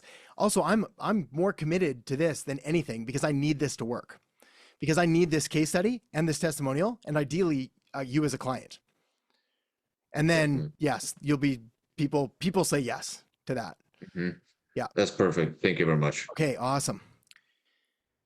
Candace, have I ever heard of or done this? Let's find out. You charge the client for the meta ad spend, then you use your credit card to pay for it. Yes.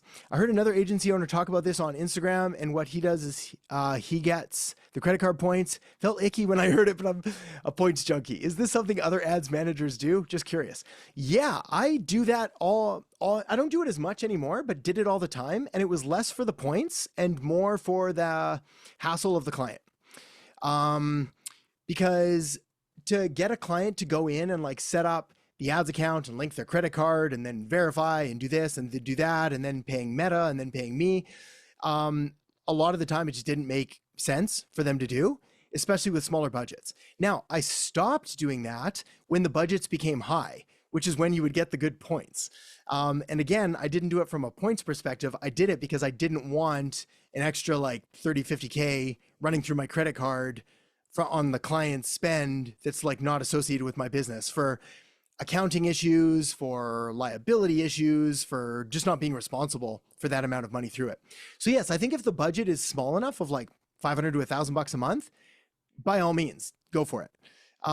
If it starts getting a lot higher, you still can. I don't think it's icky at all. Like if you're essentially you're providing an added service to them by handling that aspect of it that they don't want to do. I just think I don't like it because I just don't need another 30 grand running through my credit card, just on top of my already ridiculous credit card. It would just catch on fire. Oh, I'm so glad I asked. I thought it was a silly question, but yeah, okay. Because right now I don't have clients spending anywhere near 30 grand. Like at most it's 2,500 a month. Yeah. Which I can swallow that. So, okay, cool. I'm glad I asked. Yeah, no, there's no silly questions. They're all good questions. But yeah, no, I think yeah, that's probably the only way that I would do it, is if it was low enough, or they wanted me to. And then I would need to make sure that we were getting paid. Like we always get paid in advance anyway, but I would double make sure that was happening for the ad spend. Because the last thing you want to have done is like be on the hook for an extra $2,500 of ad spend that you get no benefit from. Exactly. No, I would make sure that's upfront. Yeah. Perfect. Yeah. Thank you. Cool. You betcha. All right. 8 minutes. 8 minutes to go. Drop them in the chat. Andrew says, like to tell people taking a survey on cold calls works really well for me. No one is scared of taking a quick survey, but pitching right away can turn people off. Start the question, survey to ask questions. How many customers closing is biggest sale? Then I pitch them a call to help them out. If survey answers, give me my criteria. That's a nifty idea. Yeah, I've never thought of that. I mean, it's not a bait and switch. I'm always cautious of just like bait and switch stuff. I don't want to be like, hey, I'm calling for no reason, and then, by the way, buy my stuff. But I think like just running a quick survey, that's not bad. I think I would have to workshop it a bit as well to make sure that I felt comfortable that it was going. But I mean, if they're happy with it and they're answering the questions, and then at the end you're like, hey, look, based on what you've told me today, I think we might actually have something that could help you if you're interested in hearing more. I think that's a pretty easy transition, actually. I do like that. Good share. Thank you, Andrew. Also published an article on my website about the responses as well. Yeah, that's neat. I like it more from like a lead gen perspective, but yeah, I've seen other companies do it with the survey aggregation. HubSpot does a lot of that. Jesse. Hey, Adam. Hello, sir. Want to get your advice. I feel like I'm kind of positioning myself now to be in a really good position to get a lot of leads. The marketing audits that I'm doing on Facebook, I'm doing them in 3 separate groups. I just was on a YouTube video with another online coach last week. Nice. Which was really great. He wants to do something every Wednesday. Nice. And he's promoting me like crazy. I just had another coach ask me to be part of her elite coaching program, to be the marketing and SEO expert, to do basically what you're doing now. Good for you. Yeah. So I'm excited. I want to go through the course, but I'm moving through the course, but I'm finding a lot of it is more like lead generation kind of ways. Mm-hmm. I'm wondering if you think I should just like full on do that, what I'm doing right now. My problem right now is that it's finding time to do the delivering of the projects. Yeah. And the other thing is that I'm finding that the lower budget is kind of what I'm playing with right now, between $500 to $1,000. Like anything after that is just kind of mind blowing for therapists. So I'm trying to structure what I can do for a therapist within that budget. And I'm also finding that hiring Hexa to do it for me is just going to leave me no profit at all. Yeah.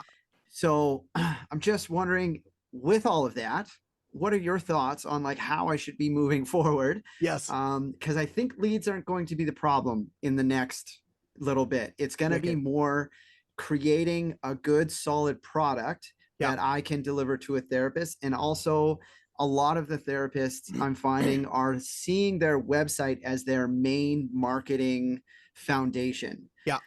And so that's what I'm basically becoming the expert in, which I've kind of have tried to get out of, but I feel like I'm getting sucked back into doing websites. So anyways, cool. Okay. So lots to unpack. Let's unpack it all. So the first thing is, the reason we choose our niche first before our services is because the niche dictates the services that we use. So it's like if we choose therapists and all the therapists are like, we want website stuff and we have $500 to $1,000. It's like, it's the writing's on the wall. Now we can we can try and change it, but that doesn't make sense. Why would we paddle upstream when it's like, this is where everyone's going? So yes, we do need to find something that fits in there, and there's tons of stuff there. You're one of the few exceptions that I'd be like, SaaS, maybe okay, a bit more, like letting them do a bit more of that, where they're going to have more of a system and a structure, and you're going to help provide some training, and then they're going to run the SaaS on their own and just do that, use that as their CRM. The other thing I wanted to mention is that my websites, like I've got a 10-page website that I'm kind of promoting as like an SEO foundation, where I'll build out all of their services and use those services as keywords in their local area to be able to be like more SEO focused. Yeah. That's a $5,000 website. So it's a big investment into that. What I was talking about, $5,000 to $1,000 is like monthly that they can invest into like Google Ads or something like that. Yes. So that $5,000 website I found to be like just enough for the ones who are really looking to invest into their like building their foundation. And so I'm also looking for people to be able to help me deliver that website as well. Yes. And like you should be able to get that website built for like $500. Yeah, I found a guy on Fiverr who's $200. Yeah. He'll build me out the shell of the website, and then I go in and I do all the messaging. So what I'm positioning myself is not only I'll do SEO, but I'll be like your messaging. I'll find out the pains and fears and frustrations of your target audience. And so I think that's what's separating me from a lot of other website designers is that I'm going to build like the foundation of your voice online. Wicked. Yeah, way better. So much better. Again, magic. Okay. Now, in regards to leads and lead gen, so I'm going to give you advice, and it's going to come with like the caution of it. The advice is like you strike while the iron's hot, like where it's hot. So if you are in groups and getting asked to do interviews and doing YouTube videos and getting access to all of these people's stuff, then you 100% do that to the maximum ability, knowing that like, A, nothing really lasts forever, and B, it's a chance to put in like a foothold and like get a massive amount of traction very quickly. So yes, by all means, you have to do that.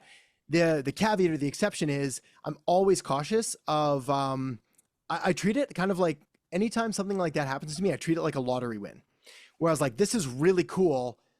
Let's still make sure that we like do all of our normal stuff, because like, I'm not sure if this is coming again, or I have no control over it. And the fact that if lead gen is never going to be like, that is the hardest part by far, like generating the leads and doing the calls and doing all of this stuff for the agent. Like that is the hard part. That's where you make all the money. So if that part's under wrap and you have just like leads coming to you on a platter, yeah, you're kind of set. I don't want to be like, we don't relax yet, but it's like, that's cool. We're going to be good. So then, yes, the next thing really just comes into like, all right, what's our offer? And it sounds like, especially with the budgets that they have, we put them into something that's 500 to $1,000 a month. And it's probably some form of like hybrid SaaS coaching consulting combination where it's like for $500 a month, you get access to all of this software that does all these things and your website's there and all your conversations. For $1,000 a month or $750 or whatever it is, you get all of that. Plus we meet either individually or as a group or whatever it is, once every 2 weeks or once a week or whatever it is. And we'll work through this together or separate. I did that for years. I think one of the people say like, well, you shouldn't do consulting or coaching because it's like, it's a cap. You can't scale it or whatever it is. I think that's nonsense. You can make $1 million a year doing consulting. So you can't make 100 million, but like, that's okay. We can do that later. So. Okay, so do you have any trainings on that? Yeah, on consulting. No. That's so to do consulting, it's like, I think the secret to do consulting is like to get really, really good at something and then you help people with that. Yeah. That's it. That's the trainings. Honestly, it'd be like to go through everything 10 times and then nerd out on it. And then you just go help people with it. Yeah. I've got my SEO Bible right here from Ahrefs too. So I'm perfect. Yeah. So yeah, no, that's the secret. But I think that's sweet. If it was me, that's what I would do is I'd give them something that was like 2 packages of the 500, maybe the 750 or 1,000 that would get them some kind of more access to you and to your brain and abilities to do all this stuff. But otherwise they can handle it all themselves. Yeah. Okay. In terms of message, sorry, I want to be cognizant of your time. One more that in terms of messaging, what would you find would be the best like training in like of like really finding out the target audiences like pains and then how to communicate that like beyond PAS or anything like that? What are the best stuff on that one?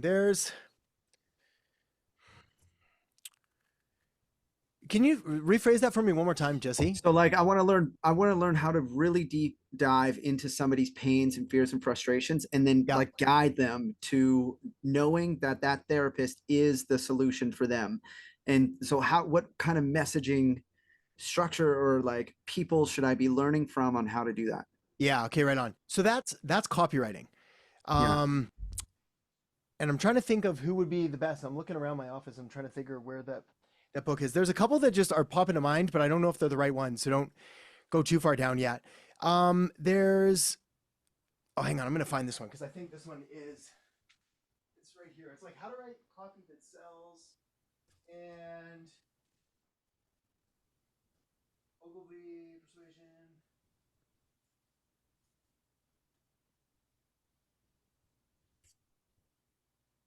Ultimate sales letter. Ultimate sales letter and how to write copy that sells. Okay. All right. I think the 2 books are The Ultimate Sales Letter by Dan Kennedy and How to Write Copy That Sells by Ray Edwards. Ultimate Sales Letter by Dan Kennedy. How to Write Copy That Sells by Ray Edwards. Those are both relatively like they're beginner friendly enough that they don't go ridiculous. I would probably start there. Basically anything, if you type in like Dan Kennedy's, I'd go to him probably first.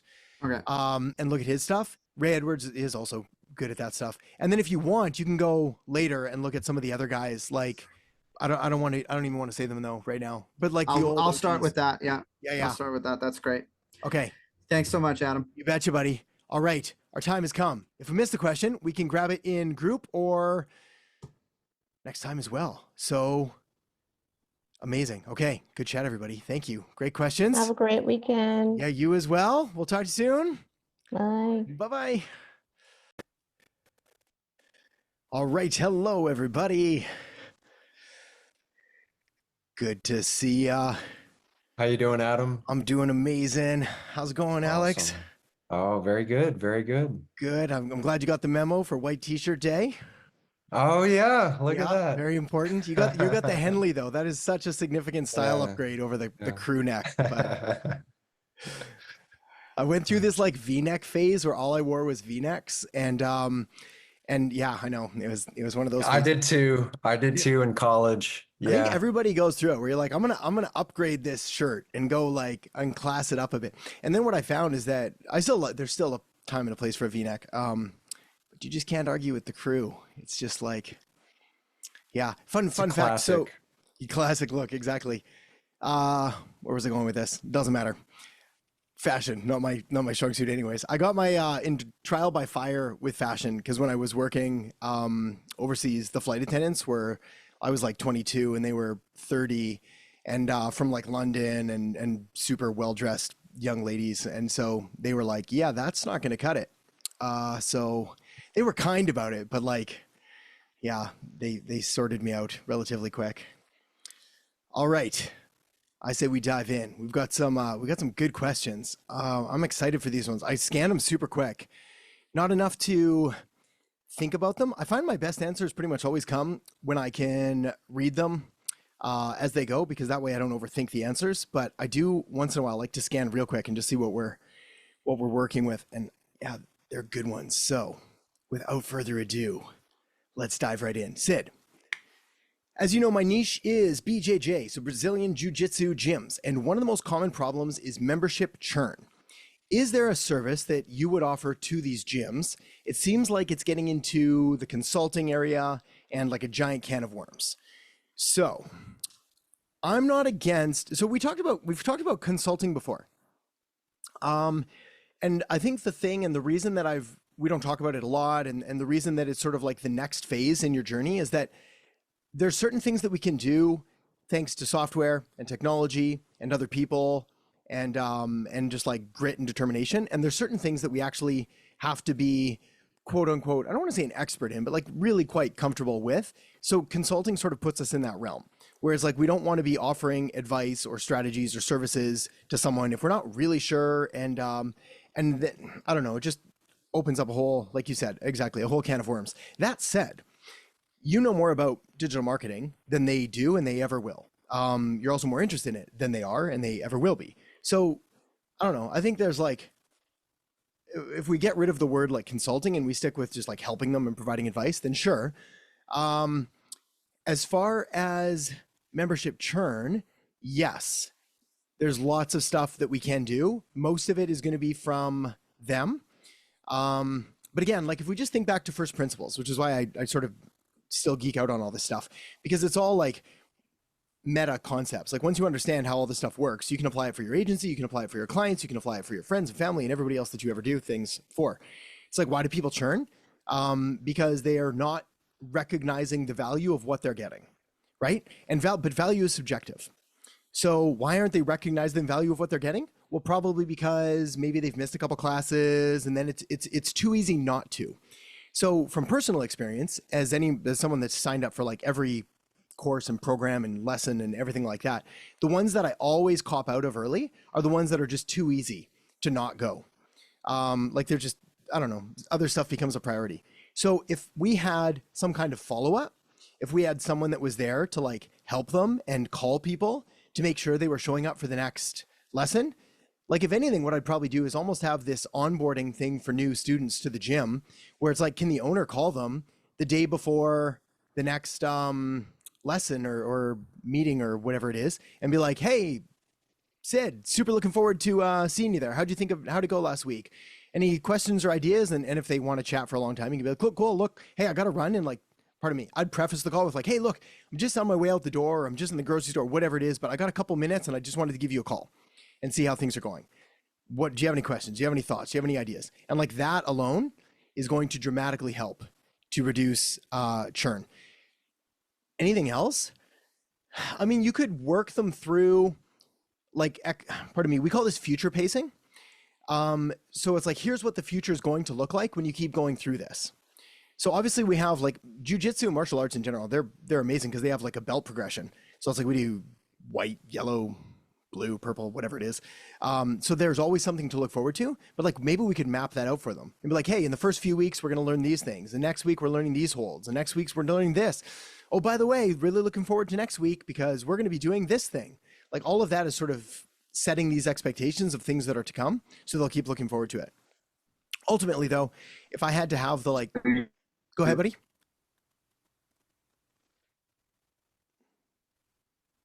Oh, you might be in a dead zone. I'll keep ranting. Cut me off if you come back. So you recommend some kind of I don't know, like structure? Yeah, I mean, the easiest thing to do, structure is fine. The easiest thing to do would to just be have someone from the gym call them. That's like literally it. Like, for example, in my situation, he's really understaffed and he's had the, I guess, bad habit. He's just like I forgot what the book is called. There's like the three parts of a technician, a manager, and an entrepreneur. Yeah. Like typical people, he's just a technician. He doesn't know how to manage business. He doesn't know how to run it. Yeah. And he's kind of understaffed, and he also has no sales procedures. I've helped him create some sales procedures that have helped lighten up his workload, but he's still very much involved in doing everything. Yeah.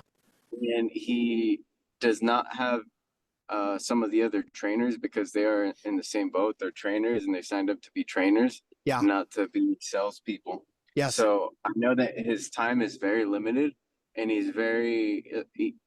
I'm always sending him notifications about leads and asking him how things are going, and he always has a hard time even following up on those. So I know that that might be a little bit of an issue. Yeah, it will be. I mean, what I'd probably do is find like a keener black belt and be like, hey, do you want to just reach out? Like, I'm sure. I mean, I don't know enough about jiu-jitsu, but like every martial art ever prioritizes teaching, helping, leadership, et cetera. So it's like, I'm sure there's someone there that can just reach out to someone really quick and have a quick call and be like 2 minutes, literally. Hey, how'd it go? Any thoughts, any ideas? Really looking forward to seeing you on Thursday. Will you be there? Can I look for you there? That's it. Like that alone would kill churn. Yeah. Everything else would just be more, I don't know, would be automated ways of trying to do that, which I don't think are the solution here. Like, yeah, no, I think it's just like good old fashioned outreach, just making a quick call, being like super friendly. Okay. Yeah, because going back to the consulting thing, I'm thinking about that would probably be my next step. Obviously not anywhere in the near future, but I think that I could structure something and help other jiu-jitsu gyms. But I also wanted to ask another quick question to follow up on that. There's a lead that I have that's another jiu-jitsu gym owner in town who my coach is friends with and he knows, and I know that I can help this guy, but I don't know if I guess it's more of a mindset thing. How would you go about having a conversation with my current client, who's my coach? Yeah. And not so much asking him, but letting him know that I can't only work with him, and like I want to make him sure that he's the person that I'm going to be looking out the most for because he's given me the opportunity and he is my coach. Yeah. And there's services that I'll offer him and I won't offer other people, but I also can't just help him, you know? Yeah. Because someone else is going to help the other people, so it might as well be me and get paid for it. Yeah. Was he like a referral from your coach? Are they in the same geographic area? They're relatively close, probably like in a 2-mile radius, and he's friends with the other gym owner as well. And he's mentioned him in the past, and I've looked at his stuff, and I know that there are a lot of things that I could do to help him. Yeah, I mean, unless it's coming from like unless you've had conversations with him, he's basically like a cold lead, and maybe worse because now he's sort of in direct competition. But if you've got like a warm intro to him, where your coach introduces you and is like, "Yeah, Sid's the guy who's looking after all our marketing," and that's a different story. Oh yeah, I've met him. I know that I could help him and I could convince him. It's Yeah. just a matter of you know, not dropping one client to get another one, also Yeah. because he's my coach. And Yes. I don't know, he'd be a little bit sour about it. Yes. Yeah. That unfortunately I'm going to do the best I can here, Sid, but like I need to know the guys and to see what they would say. And what I would probably do is I just have a chat with your coach and be like, "Hey, here's the deal. There's this other guy." Again, it depends. Like, I don't know if I'd want to ask permission to like reach out, but I certainly would before I started working with someone. And then if that's the case, then what I'd have to do is tell my coach, "Hey, here's what I'm doing for you. Here's what I think this is going to help with. He needs help with all these other kind of things. What do you think about me helping with that? It wouldn't hurt you in any way, wouldn't impact it, da-da-da-da-da. You'll still have first priority, but I just wanted to run that by you." Okay. Yeah, I was thinking something like that. I don't know. Yeah. Just really don't want to step on anyone's toes. And I know you obviously have a lot of experience working with a lot of clients and kind of massaging that down. Yeah. For me, like it depends on the egos of like the owners involved and their level of competition. I mean, like I can personally speak that if I owned a jiu-jitsu gym and I had a guy that was looking after my marketing and there was another one that was like 2 miles away, which is my area, and my marketer wanted to go do stuff there, I'd probably not be super pumped about it. Unless, like I said, unless I had a super in with this guy and this was what I wanted to do, I would treat it like just any other business. And in fact, maybe I'd take away a point because I was like, this is literally going to be in direct competition. Yeah, I'm not against it, but I would certainly tread carefully and I'd pursue other options if I could first. Okay. All right. Especially because they know each other. So they will talk. Yeah. Yeah. Okay. Awesome, dude. Okay. Onion. Okay. Oh, and added to the question. Okay. So this is about the funnel and the business growth strategy session that we give away as like basically kind of a lead magnet and enticing tripwire to get someone to actually do things to us. The video covering the video. Why am I even creating the funnel page? What's the purpose? What am I offering here for free? Okay, so high level overview of this funnel. So the reason we create the funnel is because people will go look at your website. And if they're going to go look at your website, we might as well send them to an optimized website that is designed to convert traffic into leads, into customers. So what most agencies have is a website that's like, this is my agency and here's all my services and here's about me and this is my dog and here's where I do on the weekends and here's how we can help. And it's like this overwhelming nonsense.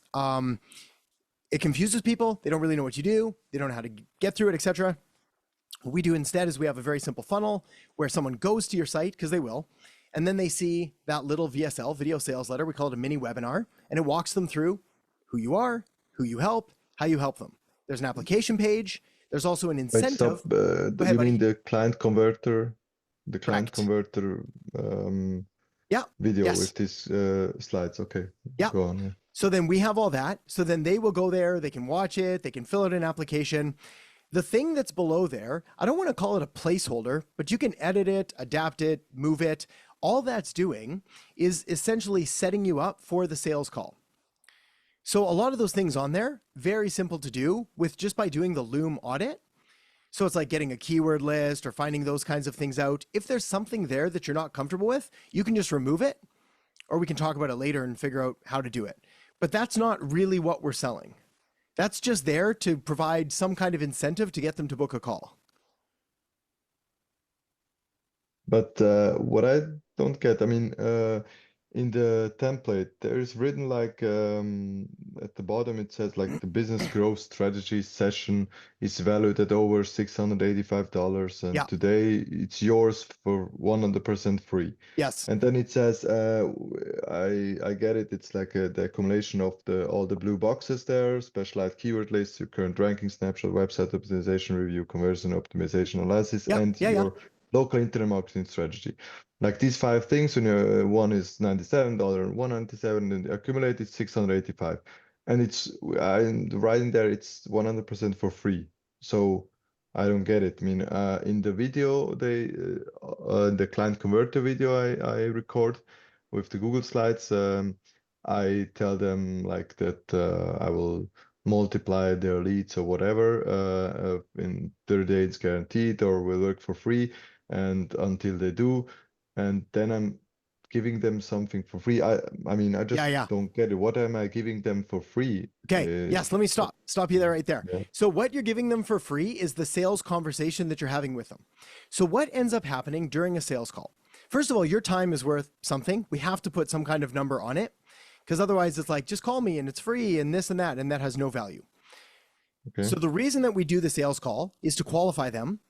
But during the sales call, it's inevitable that you're going to provide value to them, because otherwise you won't get a client. So we do put value on that call. And when we go through that call, typically we highlight all of these things that we've talked about. All right, so I've had a chance to review your website. I see that you're ranking for here. I see you're making this kind of thing. I see we don't have a chat widget, all the stuff that we talk about. So we can suggest all of that to them so that they leave with valuable strategies and ideas and things that they need to implement. Now we can be the ones to help them with that, or they can just run and do it themselves. But essentially, the goal isn't necessarily to overwhelm them with things, but it's to show them, look, here's all of the things that you can and should be doing right here. Like I said, here's this valuable thing that I'm giving you. And then our call to action, our pitch is, would you like help with that? And then this thing comes, my magic pill and stuff, where that's what I'm talking in the client converter video. Correct. Yes, exactly. So essentially what's ended up happening is we can adjust or remove, edit whatever we need to of those 5 bullet points. They don't have to be just that. Like, for example, if you were just doing Facebook ads, like we wouldn't have keyword lists and this and that and the other. We would have, look, we'll come up with the top performing ad angles. We'll do a complete competitor research to find out what your competitors are running for ads. Like, these are things that we have to do anyway. So actually, this is a really good question, Onion, because it sort of brings us back to this, again, the meta concept of churn, which is the reason that clients will leave is because they don't really understand or value what you're doing. And normally that comes from a lack of communication. So what ends up happening is the typical business owner will hire an agency, they'll give them their money, the agency owner will just like F off and do their work and like never talk to the person again, and then come back and be like, here I am, I did some stuff. And they're like, what is happening? What we do is we're like, hey, here's the deal.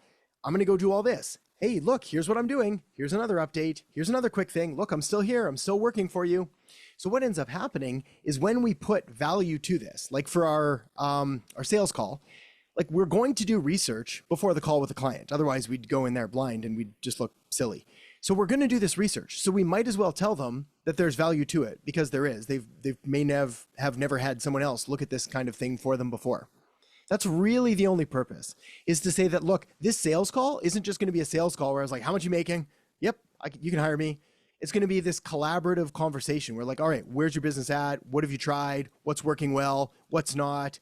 Here's some ideas. Here's what we found. What do you think? How's that feel? Would you like help with that? Little more clear? Yeah, it's more clear. And is then there was somewhere a script for like, or no, that was I think for the cold call. There was somewhere a script like what to ask and stuff. Yeah, totally. That's the sales script. And that's what I'm using then to like find out how their business is going and stuff, and how where the pain points are. Okay, so that would be the loom audit script. So many scripts. All these scripts. Yeah. The loom audit one. This, you know what's funny? These are really good questions, my friend, because it's almost like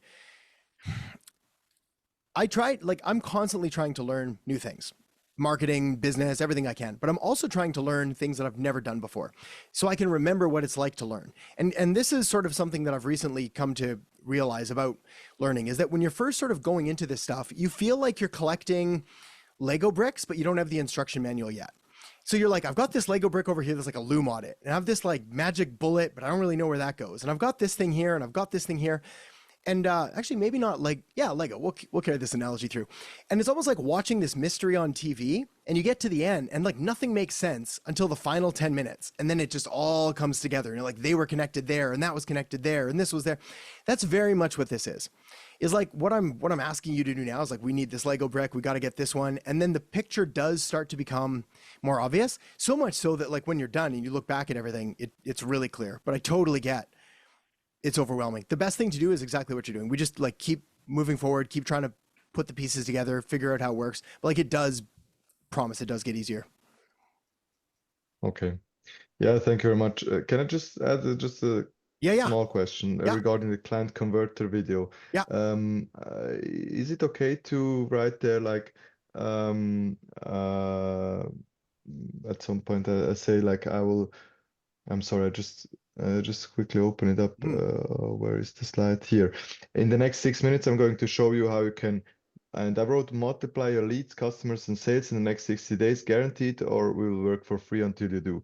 Yeah. Is that that's maybe multiply your leads? It's not measurable. It's not like I'm saying 50% more, but that's the problem is I have no idea what I really can do for them. And then I thought maybe best to say multiply their leads. So and I will be able to do that somehow. Yes, you're totally fine. Like I thought that maybe someone would say, but where's the like how can I measure the return on investment? Like I pay you $2,500 and $2,500 and you just gave me like 10% more leads and I don't know. Yeah. No, and again, a lot of that is going to come with like when you work with the clients in the niche, figuring out what they're doing, what they want. Then you'll be able to put a more concrete number on it. For now, that is absolutely fine. Yeah. Okay. Like in fact, I love being specific. Actually, I got so many ideas today. There's this concept of like good, better, best. So it's like best would be we can put in a specific number, we do all these things, and then better is like we put something in, and then good is just like this generic, we're going to do this stuff for you. Now, the reason that we want to be specific is because it sounds better, it's more believable, it gives them something to shoot for, but it's rare, if not never, that a client's going to be like, unless of course this is the thing, but like say multiply your leads. Most of them, most of the time, are not tracking their leads. They're not tracking anything. They don't know what they're getting. It's shocking and frustrating to me still that we're in like 2024 and like nobody knows what they're doing still. So again, this, I don't want to call it like, what's the right word for it? It's like we're using this almost as this foot in the door technique of like, look, just give me an opportunity to have a conversation with you because I can actually help. Yeah. And I have to say this. So it's like sell them what is it? It's like a hot dog broccoli that tastes like a hot dog. There's this weird marketing analogy. It was like, we need to sell them something that's tasty, but then is actually good for them. So it's like, look, here's all this stuff. We're going to multiply your leads. We're going to do all this. And they're like, yeah, I want that. And you're like, great, cool. Here's where we're at though. This is where we're starting. This is what we're going to do. Here's how we're going to make it happen. Yeah. Okay. Awesome. Yeah. Thank you very much. You betcha. Gabriel, given we have a video agency in real estate, should we continue to pursue that niche since I'm familiar with it? And if so, how can we integrate video within our offer? Ooh, great question. Okay. So many thoughts again. First of all, yeah, real estate's still awesome. Like it's amazing. And if you have experience in it and you've been operating in it, then yeah, stay with it. It's going to be good. I think the big thing to remember is that the clients don't care about video per se. They care about what the video does for them. So why do they want the video? Are there better ways of achieving that without the video? Are there ways of achieving what they want? And yes, still using video. Like video to me is this cool, sexy thing that clients want, but they don't often understand why they want it or what it's going to do for them. And this stems back to a conversation we have all the time here, which is on like content creation. Like, what should I make content? It's like, well, the clients don't care about content. They care about the things that the content gets them. So yeah, I think you can do it all and then keep the video in there. What kind of clients and what kind of video work is it?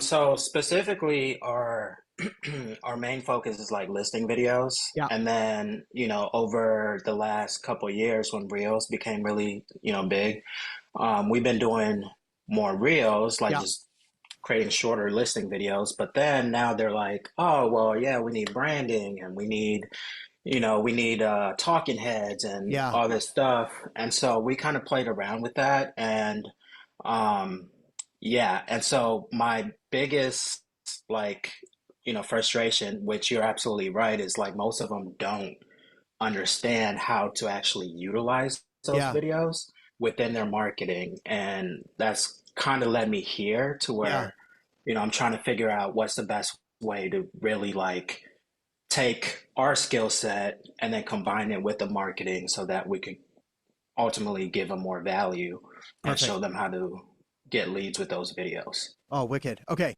Oh, that's really good. So to me then, we still use video because video is crucial and important and valuable and amazingly neat. But we dress it up with what they care about, which is like, get more, this is going to be terrible, so don't use this verbatim, but it's like, get more leads and listings and sales and clients and all of that with strategic video marketing, with proven video marketing, with video that gets leads, with video that gets listings, whatever it is. So it's like, we don't lead with the video. The video is the tool that we use to help them accomplish the goal. And then when that happens, we can start using other things as well. So if I don't care what we have to use to get in the door, like if they're just like, Gabriel, I want your video, like it's all video. And then you can have a conversation with them and you'd be like, Adam, that's great. Video sounds really good. But I think there's a bigger opportunity for you here, which would be this lead gen thing or this funnel right here or whatever. And then we can back that up with video to drive traffic to it. But like by not having this, we're missing like the biggest piece of the pie or whatever it is. Do you want to talk about that and see what that looks like? And they're like, yeah, fill me in. So anything that we can do to sort of build that client relationship and establish trust, that's what really matters. And then once you have that trust and they know that you're there to actually help them, then we can start to draw from like our toolkit and be like, well, this will be good with that. Or yes, video still, but like, why don't we run this reel as like a targeted Instagram ad? Or why don't we, and then we'll send it through a funnel so we can actually track the lead. And then why don't we have an SMS follow-up that goes out immediately so that when a lead fills out the lead form using our video reel that we made, now they get an SMS right away and then the realtor can call them and so on. So yeah, I think we've got some good options to play with there, but it just has to become, I don't want to say secondary, but not really what they're after. Right. Makes sense. Thank you. Cool. You betcha. Jesse, last week you mentioned you think it'd be a good idea to set up a SaaS model for you. Could you walk me through what that would look like? Yeah, basically it's what I've been sort of talking about the whole time. So what it would be is we have multiple packages and the lowest tier one is the DIY SaaS option. So it's like, we might have one at say $2,500 a month and it has SEO and some stuff. And then we might have one at $1,500 a month and it's very basic Google ads and a landing page. Then we might have a SaaS option, which is $497 a month. And that one is completely DIY. They can get access to you in your free Facebook group, so they can still ask questions. And that one's going to get them access to the funnel that you may or may not build, because maybe there's a setup fee, maybe there's not, depending on, your market better. It'll get access to the scripts and the templates and the posting, and maybe we'll make regular content that they can draw from because it's easy enough now, thanks to ChatGPT and things like that. But that's essentially it. And then they would be responsible for managing their own marketing. Basically getting access to all of your tools, but not you. So you don't need to do anything once you've created it. And in high level, we just make snapshots, they're called. So if you build it out in like one sub account, you can just copy over that whole snapshot and then just like put it into other people's accounts. Okay.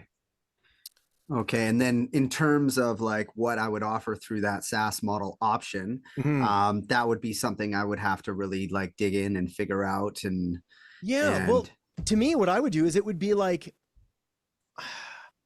what would I do? I would give them the funnel, maybe the website, where they could just go in and like enter their own content, but like the framework of it will all be there. So website, one of the pages will be a funnel, which we can use to run Google ads too. So like a landing page? Yeah. Well, yeah, I guess a funnel. Yeah. Yeah. Landing page. You got it.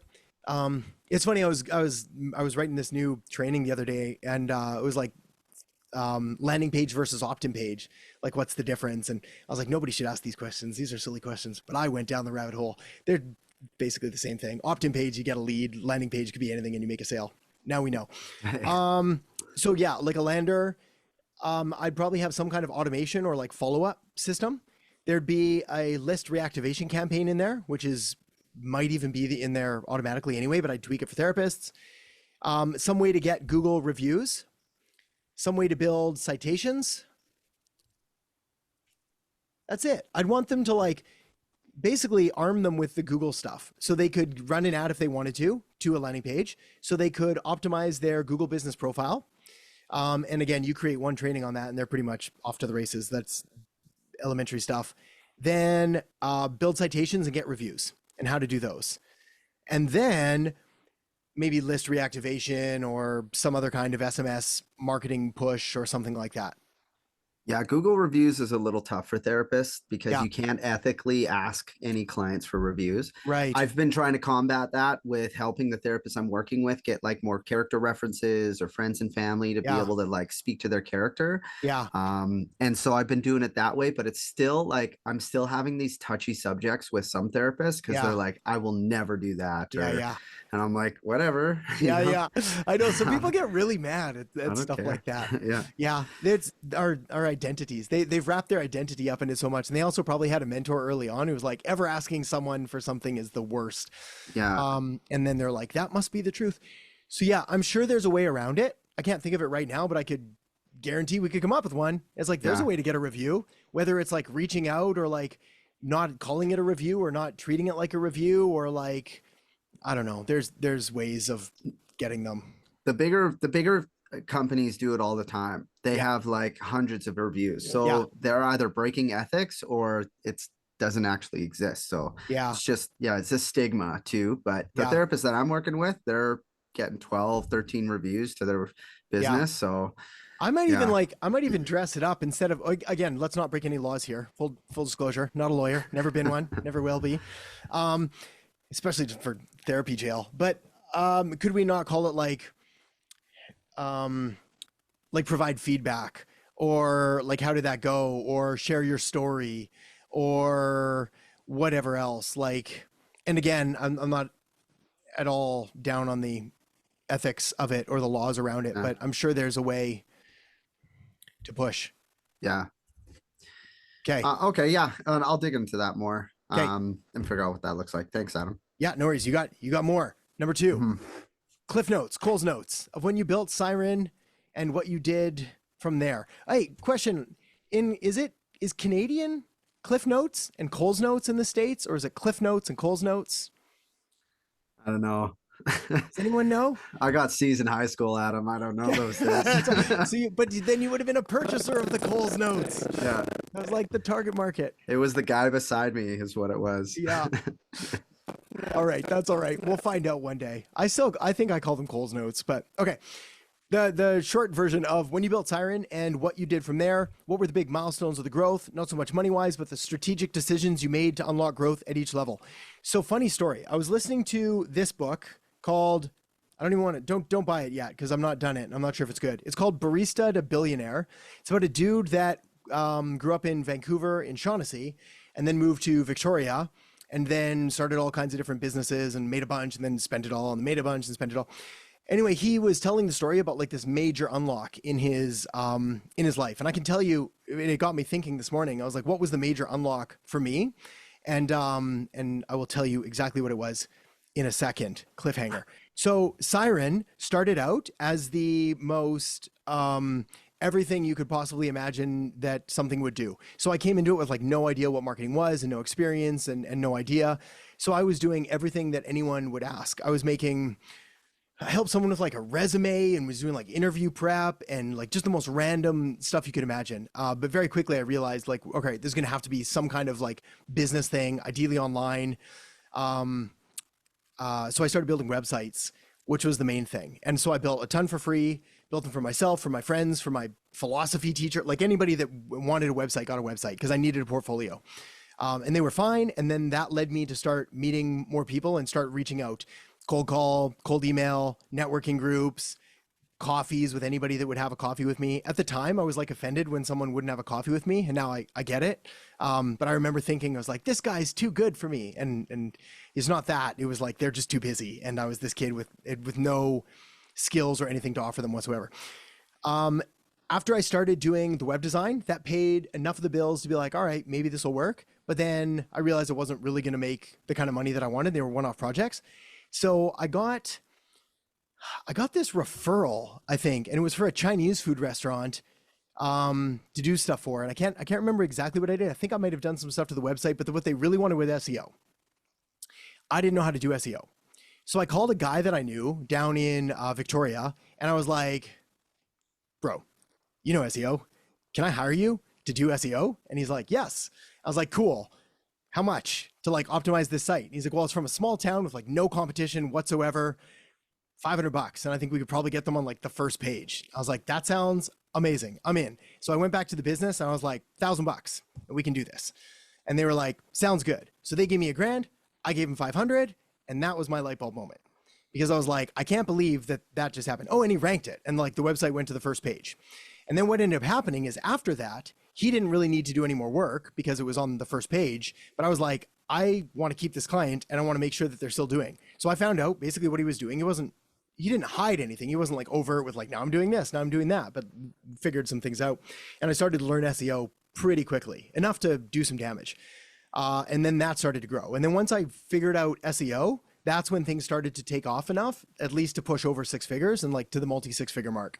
And then I just did it everywhere for as much as I could, for as many people as I could. I ended up signing a couple colleges and some big firms, and it was just through SEO and like my sheer nerdiness of it.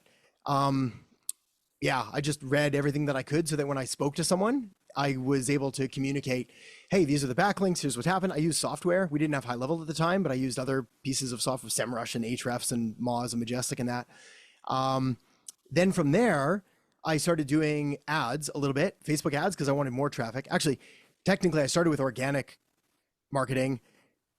We did Facebook a lot. And then Facebook came out with their ads platform, like, I don't know, 2014 or something, when it started to get more popular. And they like wiped everybody's reach off the planet if you didn't pay for ads. And I remember at the time, as naive as I was, I still had the foresight to know, I was like, this isn't bad, because everybody got really, really mad. And they were like, we just spent so much doing this and you can't take it away. And I was like, they can do whatever they want. You're not Facebook. And they're giving us access to the stuff that they took away, but for like $5. So we could just like pay $5 and get all of it back. And everybody that was too principled to how dare I do this, they just got wiped out. And so we just bought all the ads. And then that just took off from there. And then I was like, okay, well, if I'm better at ads, I'll make more money. And sure enough, that's exactly it. So the history of my agency is really just like skill acquisition, one at a time. That's it. Starting from like absolute zero and then being like, what's the next skill that I need to learn? And then I would learn that skill. And I would get to a competent enough level. If I was super nerdy about it, I'd try to master it. But for the most part, it was just like, what do I need to do to be dangerous? And then that carried on. I got more into ads, and that led in more into copywriting, and that led into more big clients, and then started making more content, mostly to get clients for the agency. Like if you look back at the old YouTube videos from forever ago, they're all aimed at trying to get agency clients, every single one. And it worked. So that's that. That's awesome, because that feels like the exact journey I'm on right now. Perfect. So that's good journey. That's so cool to be like, oh my gosh, I've had these moments, and this is the skill that I'm learning right now, and like that's really cool. So that's cool. Well, awesome.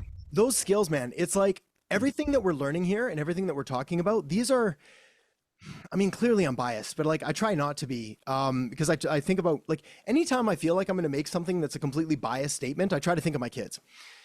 So I use them as the filter. It's like, I love you guys. I think you're all amazing. I love my kids more. So I try to think of like, what would I actually tell them and what do I want them to do? And I just can't for the life of me find a more valuable skill to learn than that around marketing, sales, communication. Like it's just more than history, more than science, more than music, more than math, more than this, more than engineering, more than everything else that I can think of. Because it acts as like a multiplier to anything else that you want to do, and it's valuable in and of itself. So it's just like, profound. Not to mention, you don't like use it or lose it a bit, I guess. But like as long as you keep learning and keep growing, like you can get really, really good. And you don't have to be the top 1% in marketing to change your life, like top 10 or 20%. And you're kind of set for life. Yeah, and then the better you get, the more fun it is. Okay, next question though, because you had another one. Your most popular 7 videos on YouTube are over 500,000 views. What is it about those videos that you think made them so popular? Probably time. Time, like the 22-minute mark? No, I bet they're old. I bet they're like 3 or 4 years old. Your first one's 2 years old. Is the it? digital marketing strategy for 2024. I'm assuming you redid it in 2023 and then called it 2024. Yeah, probably. I just changed the dates. Everything's changed. Let me it is a couple years ago, so okay, so let me look. I wonder, I can log into my stuff right now. I wonder if I can show people content. I'm going to give you more than that though, just time, because that's a bogus answer. But let's go views. Oh, hey, cool timing, Jesse. We just cracked a mil on it. Oh, nice. Let's go share screen. I'll show. These are my most viewed videos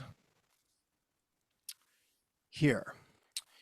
So 7 effective marketing strategies for 2024. Funny story about this video. I didn't want to record it. I didn't really have anything planned. I sat down with a paper and some stuff. I may have spent a bit more time. I can't remember if it's this one that I made like a little map for it or something like that. This was probably my least prepared for video, and it was the most casual. So I don't think that's the way to go. I don't know if I can replicate that every time, but it's certainly an outlier. This one, Digital Marketing 101, I just knew a lot about marketing and really geeked out on it and wrote what I thought people needed to know about it.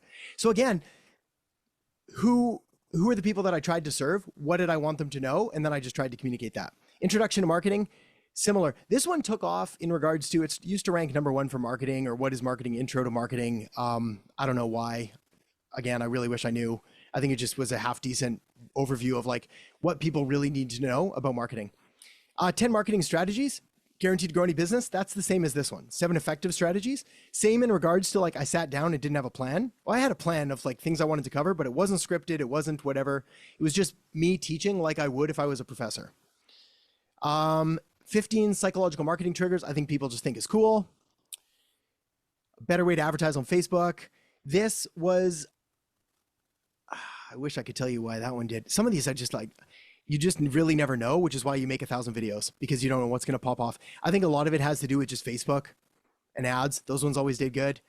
But if you look here, there's like a trend, right? Like look at the dates. 2022, 2021, 2019, 2022, 21, 22, 2019, 2023, 2023. Like a lot of them just take time to sort of build up and like get to that mark.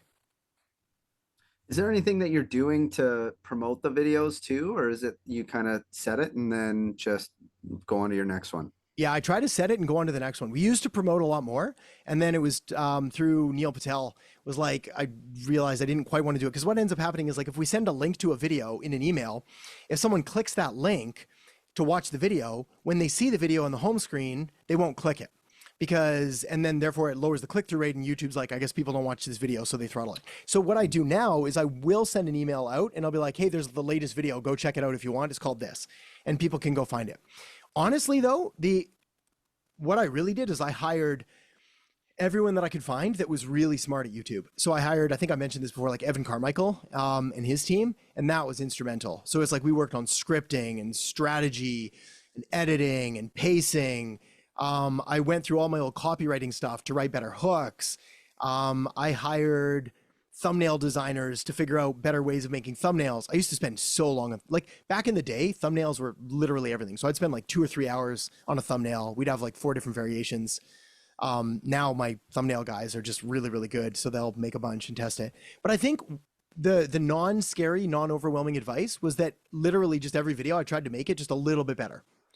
So I was like, okay, well, what can I do to make this next video? It needs a better title. Next, what can we do to make those thumbnails a bit better? Next, what can I do to make the hook just a little more interesting? Okay, next, how do I make this longer? Next, how do I make this short? Like anything else that I can do, to the point that now we just sort of play around with all kinds of things to see what's gonna click and not. What's interesting is that it's not always the ones with the most views though that make the most money or got the most clients, because they will appeal to, like, videos with lots of views have to be broad. because you've got to get a lot of people interested in something. And if it's broad and a lot of people are interested in it, you typically don't make any money, which is why, like, I've got friends that have YouTube channels with millions of subscribers and they make nothing from them. They have day jobs. And I've got like, one of my old clients, her channel just cracked 100,000. Mind you, she was making bank with like 3,000 subscribers, because it was like super targeted, exactly what it was. So it's like money in clients or money in from clients. YouTube? Yeah. Money in clients. Okay. Yeah, the money in YouTube goes like this. So it's like the highest month I ever made from YouTube AdSense was 30 grand, which was like, this is amazing. Paid for all my editors and paid for everything. And like, but then YouTube took it all away. Every penny, just wiped it out. Zero, whomp, just like that. And they were like, there was a glitch that was going around, and they called it invalid traffic, and it had to do with some weird algorithm thing, and hundreds, if not thousands of people were affected, just wiped everyone's ads out. And then it brought them back, but it brought them back like this. So it was like, okay, hang on, this is important to remember. This is like the conversation I was having with business owners back in the day about Facebook. I was like, we don't own the platform. This is not ours. They can do what they want. The ads to me were always like a really nice bonus. That's all it was. It was like, this is a really nice thing, but it is not my business. I cannot rely on it. Can't rely on them for really anything. I'm channel platform agnostic. Like, I think YouTube's great because of the video aspect, but if they went away tomorrow, I would just do the next thing. Yeah. Good advice. Thanks, Adam. Cool, buddy. Okay, Aiden. I've sent out some emails using no loom strategy, got 2 replies back. With one, I already made a loom to send them. However, the other lead that replied back, I really couldn't find anything I could do. Everything they're doing is on point, including ads, websites, social media. Should I just move on to another lead? Probably. Yeah. We've talked about this a lot before as well. And I think it's a good conversation that if you're doing something like an audit or you're looking over a client's stuff and you have nothing else to add, you just let them know. Be like, I think you're doing everything amazing. This looks really good. I really have nothing else to add here. I would strongly suggest you keep doing what you do. I'd probably still leave some kind of call to action, like, look, in the future, if you'd like a second opinion, or you'd like help scaling this up, or you'd like to do even more, I'm happy to help. But for now, I think you're doing really good work. Yeah. First of all, honesty is always the best medicine. Second of all, the compliment will go a long way. And third, that level of transparency just builds just a huge amount of trust. I don't know if this is in the mindset module, but like one of the key aspects, Jesse, almost to go back and answer your question more about like a big milestone for me was I read Jay Abraham's theory on like the strategy of preeminence. And his claim of like, you should adopt a fiduciary responsibility to your clients. So what ends up happening is that a fiduciary responsibility means that you have a legal responsibility to act in your client's best interest. As marketers, we do not have that. That does not exist. Lawyers, I think, have it. Financial advisors don't, but certain financial some do. Like again, you gotta be careful. But like, do you actually have an obligation to act in your client's best interest? And I just adopted it based on Jay's advice, and it made all the difference. Oh, you're cutting out there, Paul. Oh, planners. Oh, you're super. That's okay. I heard you though. For certified financial planners. I can lip read. Yeah, good. Yes, exactly. So what ends up happening is that if you adopt that attitude when you're talking to a potential client, just like you can't really fake caring, like you can't really fake that. So one of my lines, I probably practice it a bunch, but like, I would never suggest anything to you that I wouldn't do for my own business or for like my mom's business. My mom doesn't have a business, but if she did, it's like, there's nothing that I'm gonna be like, you should go do this crazy, sketchy thing that might work and destroy your reputation. And also I don't know. I think the beauty of our group here is that we've got all like really good ethical people. So if anything, we need to push a little bit harder, because most people just push and they have no desire of making things better. Okay. So yes, Aiden, answer there. Okay. Let's keep going. Connor, start in module 5, client acquisition. Heard this can be very challenging. Any advice on what to do that will ensure I am successful? I've done everything from the agency launch. Wanted to know if you'd recommend keeping the landing page how you have it from the program, or should I change it to seem less salesy and in your face? Yeah, it totally depends on your market, but just want to make sure the outreach I do won't be in vain. So yes, you can change it to match your style and personality 100%. Like I literally just said though, ethical, honest, good people, we have a tendency to be less salesy than we need to be because we don't want to push. which means that the people that are, I need a nicer word than sociopath, but like, you know what I mean? Like the salesies, I have no fear and no anything like that. They say anything they want. And 9 times out of 10, they get away with it. So that's the competition that we're trying to beat, which are the scuzzy people. So we have to push a little bit harder. But yeah, absolutely. Like change it so that you feel comfortable saying it and put it in your own words. As far as client acquisition, the one thing that I can suggest that will guarantee you success, I promise, is volume. That's it. Like this is the ultimate volume game. I was listening to Dr. Mike Israetel from Renaissance Periodization. He's a bodybuilding fitness dude. And what he was talking about was, aside from many things, he's not very safe for work, but he's a pretty funny dude, is consistency or persistence basically beats everything. He's like, I have a hard time believing like you show up to the gym 5-6 days a week and you put in like even a moderate amount of effort and you're not completely changed in 6 months. He's like, it just doesn't happen. He's like, what typically happens is you'll have a guy that goes in and he'll like kill himself on Monday, fried on Tuesday, can't go in. Wednesday goes in maybe, then skips Thursday, Friday, Saturday, Sunday, and like wonders why nothing's working. That's client acquisition. It's like, we don't need to just like murder ourselves, but we are trying to build up a muscle of outreach. We're trying to build up a muscle of courage, which is acting despite the fear that we feel by having to do it.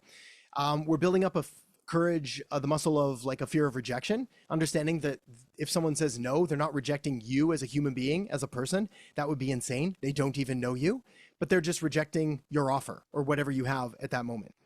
All of these are 100% muscles that can be built up, and everybody in the program that is doing good numbers, great numbers, you can measure it just in regards to like the amount of outreach and volume that they're sending. It's linear.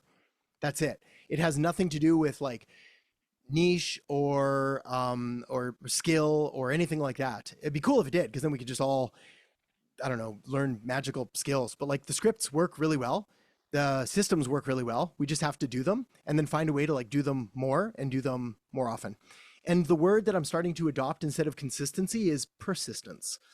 So it's like, we don't want to be consistent and like keep doing the wrong things or keep doing bad things. We want to be persistent so that we just keep going. Little engine that could. That's it. There's, who else was it? I'm going to butcher another quote. I think it was Warren Buffett or whatever. It's like literally the only way to fail is like if you quit. That's it. Like there's almost no conceivable way in my mind that you cannot send thousands of emails, make hundreds of calls, send hundreds or thousands of DMs and like not get positive results back. And a lot of them and very quick. And if you want them faster, you do them more. That's really it. So if someone's like, how do I make this go faster? I was like, you just send more. That's really it. Which is kind of the cool thing about outreach is that like fitness, you can't speed up your fitness that much more. You reach a point of diminishing returns where like 3 workouts a day, you're going to go backwards instead of forwards. Whereas like outreach, we can triple it or 10x it or 100x it, and your results will come there. All right. That was some great insight. Thank you. Okay, my pleasure, buddy. Yeah, it's a good question. Paul, question about the converter video. Should the landing page be changed away from the strategy session because we aren't giving that in a call? Seems different from the promos and copy. You can. It depends on where they're going through, like when they look it up. So when we're doing cold outreach, we're booking a call and they'll go look at the page or whatever it is, but unless they book through that page, less important. Like the page is designed to convert, whereas but the cold email is designed to convert in a slightly different way. Same with the call. So the answer is you can for sure, but you don't have to, unless like we were sending all our traffic there. Yeah. So right now it's saying like, hey, there's this strategy that we'll do, the strategy call, whatever, but the emails are going to be targeted towards the audit. Yeah. And the audit, we're not giving them on a call, right? We're looming a video, Correct. sending to them, hoping that it will turn into a booked appointment. Correct. You got it. Where are we sending the booked appointment? Say that again. So like, where do we have them book? Are we booking it, or how are you handling that? Oh, right on. Yeah, I haven't yeah. gotten that far. Any way that I can, whether that means sending them an email, like depending on how they respond. So if they respond, they're like, yes, sounds good. Or again, I think this is in the script as well. It's like when we send the loom, we'll send a follow-up and be like Tuesday at 3 or this or that or whatever it is. Ideally, they write back and give us a time, and then I'll call them or I'll email them or I'll confirm it. So the landing page and the funnel is almost this, it's really just there to act as like a piece of authority, like a tool that we can use on the side for if they want to go check it out. And they'll be like, oh, this person's legit and they're doing these things. Gotcha. So you wouldn't drive like Facebook traffic or something else to that? Nope. No, normally not. Yeah. I mean, the only way that I might do that is if I had a really big list and I was running retargeting traffic to it. Yeah, I probably wouldn't run cold traffic to it just because we're going to have to spend way too much to get a lead compared to other methods. Yeah, like list building on Totally. Yeah, 100%. Yeah. Yeah, it's because I have a list building strategy that I want to implement too, but I'm just starting on the cold email. Okay. Yeah. No, that like your ROI will be much higher by list building and cold email than it will with Facebook ads. Awesome. Okay. Let's see how we doing. We're still good. This one let me see if I can read this. Gyro. Hey, Adam, I bought 1,400 leads. Cold called 50 and no one answered. Sent 400 SMS, only got replies to unsubscribe. Ran ads, 160 visits to my funnel, not a single appointment. And sent 246 email, only got answers to unsubscribe. So to me, that sounds like just a bad list of leads. That said, there's a couple things here that like, if you buy 1,400 leads, I'd call all 1,400. So not 50, but like all 1,400. I would never send an SMS without anything first, because that's just a guarantee for an unsubscribe. 100%. Like I get those all day, every day, cold SMSs. And it's like, I block and report junk immediately. And it doesn't matter how many times I change my phone number, they find me. They always find me. So I wouldn't do that at all. Run ads. I also wouldn't run ads to it. And send 246 email. Again, I'd send 1,400 emails. And then I would look at the quality of the list, if it's verified and so on. So yeah, good for you for taking action. I think what we've got to do though is we've got to make sure that our foundation is built solid, which typically starts with the list. So there's this rule in marketing called the 40-40-20 rule. That sounds right. Where the success of your offer comes down to 40% your list, 40% your offer, 20% your copy and creative, which means that 40% of the success of your entire campaign is contingent on having a decent list. Oh, you bought it from ListKit. Oh, should have been fine. Yeah, I don't know then. Maybe go through again and like relook at the criteria, make sure they matched fine. We could take a look, maybe post it in school or something, like a screenshot of what the filters were. Also, when you generate the leads, before you say buy them and export them, go into like a dozen or so and make sure that these are actually people in your target market. So that's step one. Where was I? Yeah, 40% list, 40% offer. So what's the offer I'm making? Again, if I'm sending an email or I'm making a call or anything like that, what's the offer that I'm leading with? Again, we have scripts for this that are like proven. So I would just copy those directly with a few tweaks. Same thing goes with the email. Like what I've been seeing a little bit lately, and while I praise the initiative, I want to say punish the other thing, but it's like, let's get creative after we've done the proven formula first. So I've been seeing a lot of people send in emails for like, how about this cold email? How about this cold email? Or I sent this cold email, it didn't work. I was like, well, why didn't we send the ones that we know work, like based on the scripts that you've got access to? Let's start with those, and then we can tweak, and then we can modify, because at the very least, we have a starting platform to go off of. So people ask me all the time, they're like, yeah, it depends how snarky I'm feeling, but like, Adam, is this a good ad? And my answer is always like, compared to what? Like I need a benchmark, and who's your market, and what's it about, and what's the offer, and what's this? So it's like, send the cold emails that we give you first, send them all out. Then we've got a benchmark, and then we can beat it. And that would be amazing. If you can beat it, oh man, steak dinner's on me. Like that's sweet. And then we all benefit, and everyone can share, and we can change the niche and all that. But like right now, these are the highest performers. By the way, I learned a long time ago to not tie my ego to my marketing results. Like the numbers just say what they are. I consider myself an excellent chess master now. I just move the pieces, smart little pieces of copy and people that have better ideas than I am, and put them in the right spot. So yes, don't give up. You're doing the right things. Okay. 1 minute left. Connor, I'm going to see if I can answer this one super quick. What profit margin should we be trying to hit? How much should we be outsourcing to freelancers? What amount of time per week should we usually spend on each client? Understand the 5 or 10K a month, maybe the revenue goal, but are we hitting these numbers with 30, 40% profit margin? What is the average? Okay, these are so many questions all at once. Hang on, I can do this. We'll get through this together. The answer is that profit and revenue doesn't scale linearly. So what ends up happening is that an agency with 10K a month can be 95% profit margin. You just do the stuff. In fact, oh man, don't hold me to this, but like I was running probably 40 or 50K a month with very high profit margins because I didn't outsource, which was dumb. Don't do what I did. Like, cause I was exhausted all the time, but like kept all the money. So that was okay. That said, as you scale up, so it's like a 7-figure agency, what's the average? 70% profit margins, probably good. 60% would be good. 50%, 40%. Like a lot of it depends on the offers that you're doing, the team that you have in place, and like how big and how quickly you want to grow. Because the other thing is like we can spend more money to get people to help us and that'll kill our profit, but it'll free back time and energy and things like that. So I think the big thing for me is I don't want to say like a 50% profit margin is good because it's not great. But like my SEO example, if I can get an SEO client for $1,000 and I can pay someone 500 and I have to do nothing, I can then just go get another client and then I can put another 500, another 500. So again, probably not the safest plan. I think those margins are too thin, but the biggest mistake I made in scaling was not doing that soon enough, which probably just came from fear, just like fear of like, I don't know if I can repeat this or if it's going to keep going. Yeah, I didn't have anyone else that I could call and be like, is this normal? Is this happening? So yeah, I would say strike while the iron's hot. Like if you have the opportunity to grow and scale. I was reading another interesting article this morning talking about like opportunity and lead flow. We get these questions sometimes too, where it's like, hey, I've got all of this opportunity. Jesse, we talked about this. All this opportunity. What should I do? Should I like slow down or should I push through? And my advice is like, you always strike while the iron's hot. Make hay while the sun shines. Other cliches and tropes. It's like because we don't know when it's going to come again. And let's end this on a spiritual note. The universe is giving you stuff.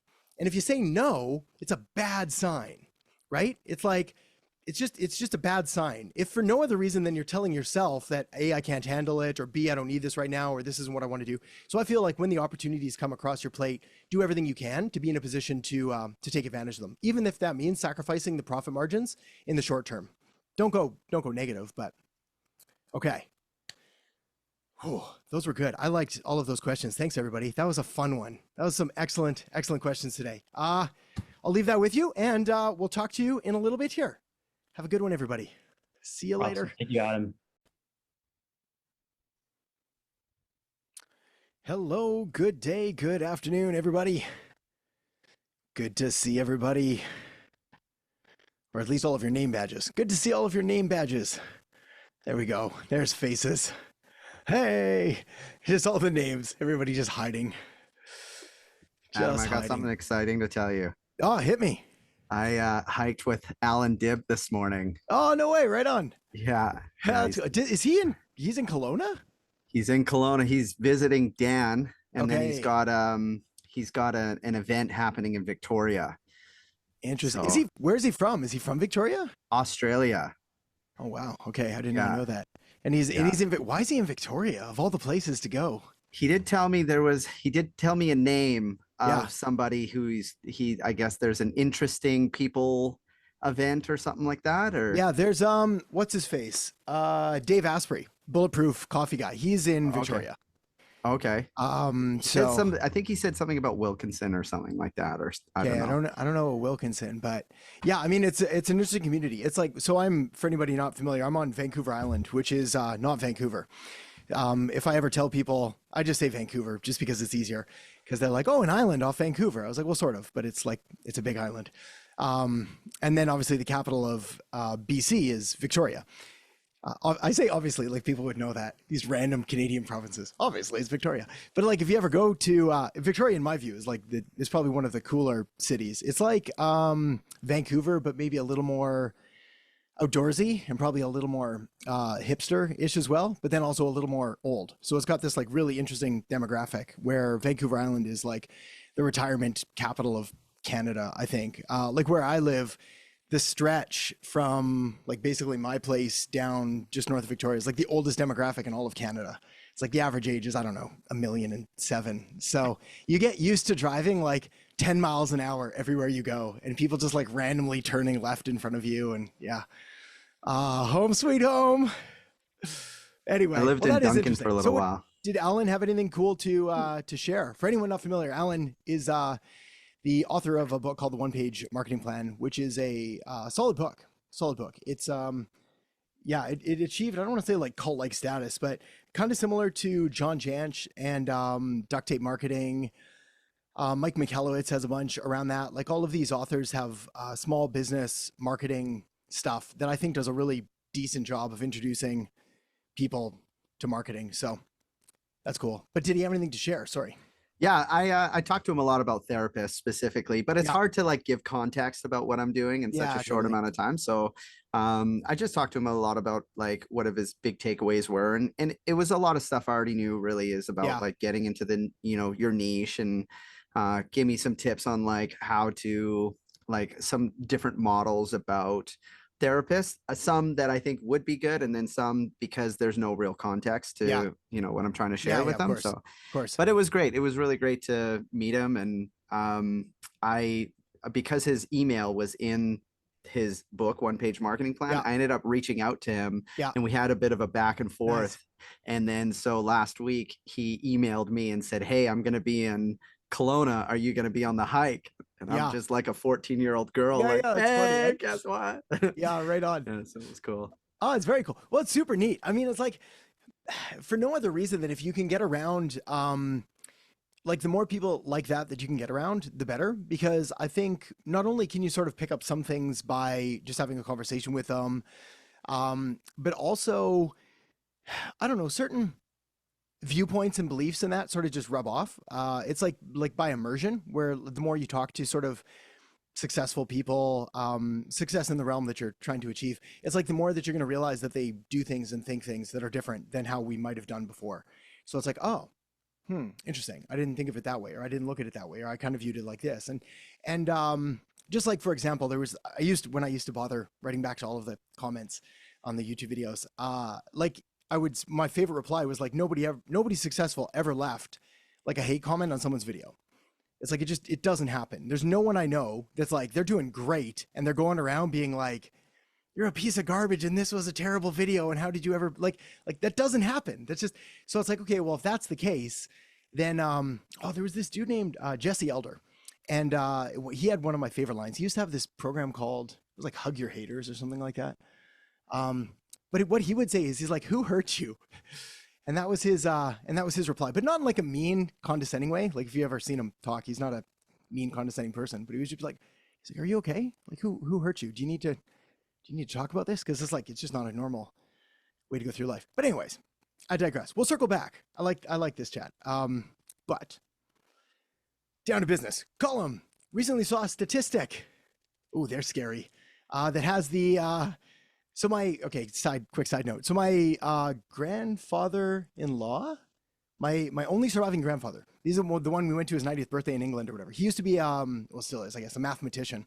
And so he taught at some college, Weymouth, something, UK. And he has this big thing against like statistics. He's like, we can make the numbers say whatever we want. He's like, we just move them here and there. So I love statistics. I use them all the time. I'm just aware of what I use them as like marketing tools rather than math. But saw that the highest converting ads are proof ads. Would you recommend getting clients in solar to collect video testimonials through Video Ask and using the content for ads with permission from the customers, of course, maybe incentivized to do so with a gift voucher? Okay, so as far as the highest converting ads being proof ads, yes, sometimes no.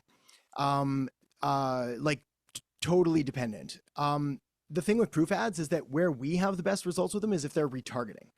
So it's like cold traffic ads, maybe, but it's not enough of a hook. So yes, they're more believable than like any other ad, because instead of me being here like, I'm the world's greatest solar panel person ever, it's like, hey, Column's the world's greatest solar panel person ever. And then like someone else says that too. And then someone else says it. And then they're like, oh, this guy is legit.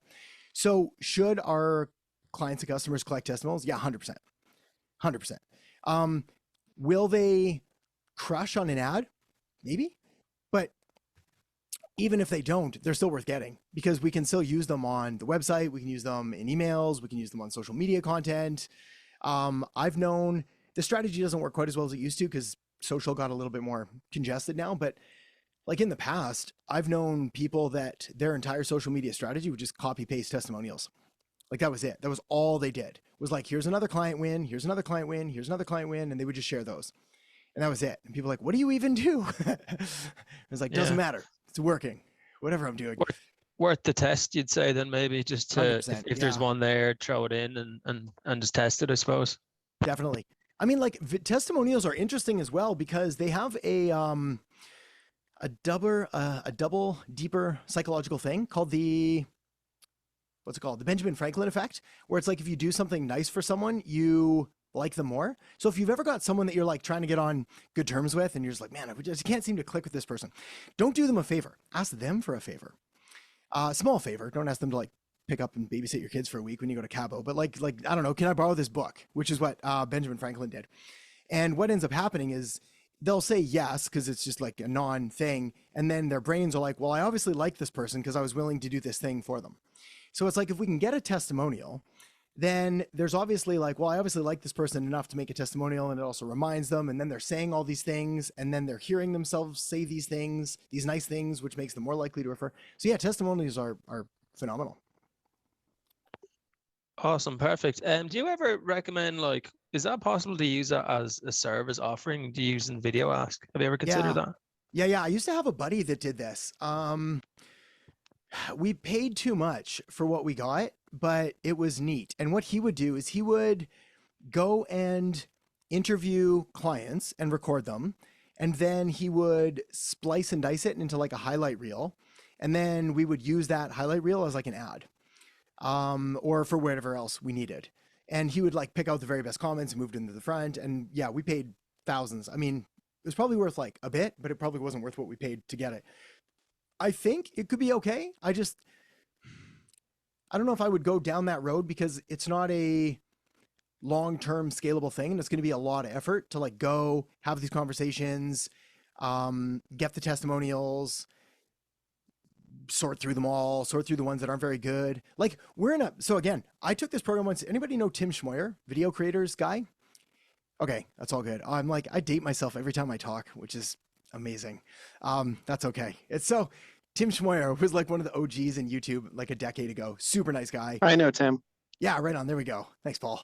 So not alone. I went, I've got so many thoughts. I went to this conference once with Todd Herman, and he was talking about Pick-a-Pop, and he's like, anybody know Pick-a-Pop? And I knew it, but I didn't raise my hand. I don't know why. And then at the end I told him, he's like, dude, you left me hanging. I was like, up there, nobody knows Pick-a-Pop. It's like this soda thing in the prairies that we had. Regardless. Oh God, it's been one of those days. Where even was I on this one? We were talking about, someone please refresh my memory. You were talking about testimonies and using video. Thank you, Paul. Oh man, you're saving the day today, Paul. Thank you. So what we would do is we would go get these testimonials. You're going to find that, okay, that's where I was at. Tim Schmoyer, he was teaching stuff on YouTube. So everybody there that he was getting video testimonials from was good on video, and they had no problem doing video. Similar thing with us here. We're doing marketing. So when I was like, hey, do you guys mind shooting a video testimonial? All of you know the value, even if it's uncomfortable, even if we don't really want to do it, we know that it's like video is important. I'm going to do this anyway. I'm going to find a way to get through it, and we do it. Outside of our fields, it's tricky to get like regular everyday people to shoot a video testimonial. So to get them to do something like text, a lot easier. Text with a picture that you can maybe get from their social media, easier still. What I'll typically do is I would even write some for them and be like, feel free to tweak it or customize it or just let me know. Is this okay? Is there anything you want to add? Is there anything you want to remove? Because then it removes all of the barriers. I've had people do that to me as well. It's kind of my approach now. I don't do testimonials as much unless I've like literally taken like a program or something, just because I'm more cautious of sort of where I put my name. But I had someone once where I asked for one and they're like, yeah, can you write it and then give it to me? And then I'll just review it and let you know if it's good and like what I want to say and put my name on it. And I thought it was genius because otherwise it'd be like, writing testimonials is really hard. Speaking them out is a little easier, but I guess that's where Video Ask comes in. So anyways, yes, holy moly, tangent and a half, but regardless, video testimonials, good. Written testimonial, next best thing, with full name, with picture, then start removing things. Like maybe we have to remove the picture, maybe we have to remove the full name, maybe we go first name and last initial, whatever we can do, but they're always good to have. In fact, I was thinking of this literally this morning of like, if I could go back, and I don't know where to put this in the training, so bonus points for anybody that's here on this call or watches the replay. One of the things that I should have done a lot better when I first got started was like screenshot every win, every testimonial, every time I did anything. Hey, look, I just ranked this one random keyword to the #1 spot. Screenshot, put it in a Google Drive folder. Because like going back after the fact and being like, where was that? What did I do? What did they say? Who are even my clients? Like once in a while, I'll find on like an old storage drive of mine, like clients from forever ago. And I'm like, I forgot all of them. Like I forgot I even did stuff with them. And it was dozens and dozens. And they all had testimonials and case studies. And so I was like, but I don't have any of those. So yeah, save everything. Whew. Okay. Perfect. Thank you. Good stuff. Got there in the end. Got there in the end. We always do. It's a group effort, but we'll make it. You got another one. Have a first meeting with a high profile client tomorrow. Currently doing Facebook ads. Still not sure what sort of ROI I can achieve for them. Is €1,000 too much of a lowball offer for what seems like a relatively successful company? Yeah, that's a good question. There is, so to answer it first, before I go off on another tangent, I don't think it's too much of a lowball, but I might put in a couple different packages. And the reason is because charging too little, especially for a really established company, makes you look like you don't know what you're doing. And therefore you're really unsure of your prices. Because that's just not the price range that normal agencies charge. So if you go in and you're like, I'm $20, and they'll be like, well, I'm not doing that. Because to them, and again, let's get psychological here for a second. People would rather go with the boring, safe bet than the like risky, but new and exciting bet, like 9 times out of 10, especially in business. So it's like, we want to prove, how do I say this? I don't mind going with them and be like, we have a new strategy and here's and that, but I'd rather have the words like proven and profitable. This has worked before. This has done this. Now, if we're just starting this and we're not sure, then yes, I'd rather err on the side of less for 2 reasons. One of which is because the expectations will be lower, which mixed feelings on that one, but regardless. And the second is like, if all goes to total hell in a handbasket and it just like doesn't work and everything goes, it's less painful to be like, look, here's the money. I'm going to keep working or do whatever it is, and you can return it, and then you can sleep easy and they leave you alone, and yeah, everything's fine there. So that's why I like that. It's a lot harder when it's like $5,000, $10,000. And then the expectations are higher as well. So yeah, if you're just, again, I think like just you're self-aware enough to know it's like, all right, cool. I'm not sure exactly how this is going to go. I'm committed to making it work, but here's my contingency plan or my backup. But yeah, I think you're cool with that. Yeah, I was just gonna say maybe do the whole work for free until it works thing. Maybe throw that in if there's an objection. Maybe. Yeah, but... I answered this maybe it was yesterday, today on that question. Who was it? I think it was Eugene had that one on like charging after basically. Or no, that's right. The client was like, yeah, that's right, Liz. It was like the client was like, hey, I'll pay you if it works and when it works. Like prove it to me first. And I really dislike that approach. What the approach that I don't mind though is, look, it works. I'm willing to give you 30 days for free, or I'm willing to cover 30 days. Like I will pay that out of my pocket. I'm going to cover my team. I'm going to cover this. If you just cover the ad spend, I'm going to look after that to show you because I'm confident that it'll work. And then after 30 days, we can have a discussion at which point you'll see the ROI, you'll see this, at which case the rates start. We don't have to talk about it. We could, just so we don't totally catch them off guard of like, then the rate started at 1,000 or 1,500 and you can decide then if you want to continue. Yeah. Anytime that we give anything away for free, I always want to be cautious of the word free. Kuzmich actually is the one that taught me this one. What was it? It was like, I'll cover it for you or something like that. So sometimes what we would do is like, if we had an offer that was, I don't know, well, let's use this as an example, like for the ad spend. Hey, here's the deal. I'm willing to cover my end and like, I'll pay for my team and I'll pay for this and I'll pay for all my software and all of this. If you'll just meet me by covering just the ad costs alone, just that, because that's going to Facebook and that, it looks a lot better than like free. Sounds better too. Like you're running a proper business. Again, I think these are these attitudes that we need to adopt from the beginning. It doesn't mean that we don't make sacrifices and do things that aren't scalable, but it means like a business owner knows that, or is going to respect you more, that you don't just like give everything away. Like, yeah, work hard and like over deliver and do all of that stuff. But it's like how serious is this guy if like everything's free and this is how it's kind of like, what's wrong? What's going on? It's like the free car. Would you like a free car? What's wrong with it? Would you do some sort of cost per lead or like sale per lead or something like that? Or yeah. I don't mind it, but you better know your cost per lead and they better know as well. Because if we don't know, then it becomes tricky. So it's never been my favorite model at all. Just because the accounting and the tracking became too much of a nightmare. I just didn't like it. Because it got so hard. What I have done in the past that worked okay was like we would do, and again, this is like literally like 3% of the time. So I wouldn't run with this method. The retainer method is solid, but like 3% of the time. If the client really knows all of their metrics, they know their CPLs, their CPAs, their conversion rates, their close percentage, they know the LTVs, their CACs, like they know everything about their business. And they're like, we're willing to pay $27.33 per lead because it's worth $270. I'd be like, cool.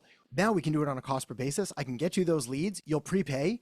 And then if at the end of the month, however many leads that I don't deliver, I'll refund you the difference. But I always want to get paid upfront. And then I'm tracking the leads and I'm going through everything and then I'll refund them the different if I don't meet quota. And if I go over, I just go over. If I go over crazy, then I stop them and let them know, hey, do you want more? Do you want to keep going? Whatever we need to do. did they ever argue with you that the leads weren't good and then try to always? Oh yeah.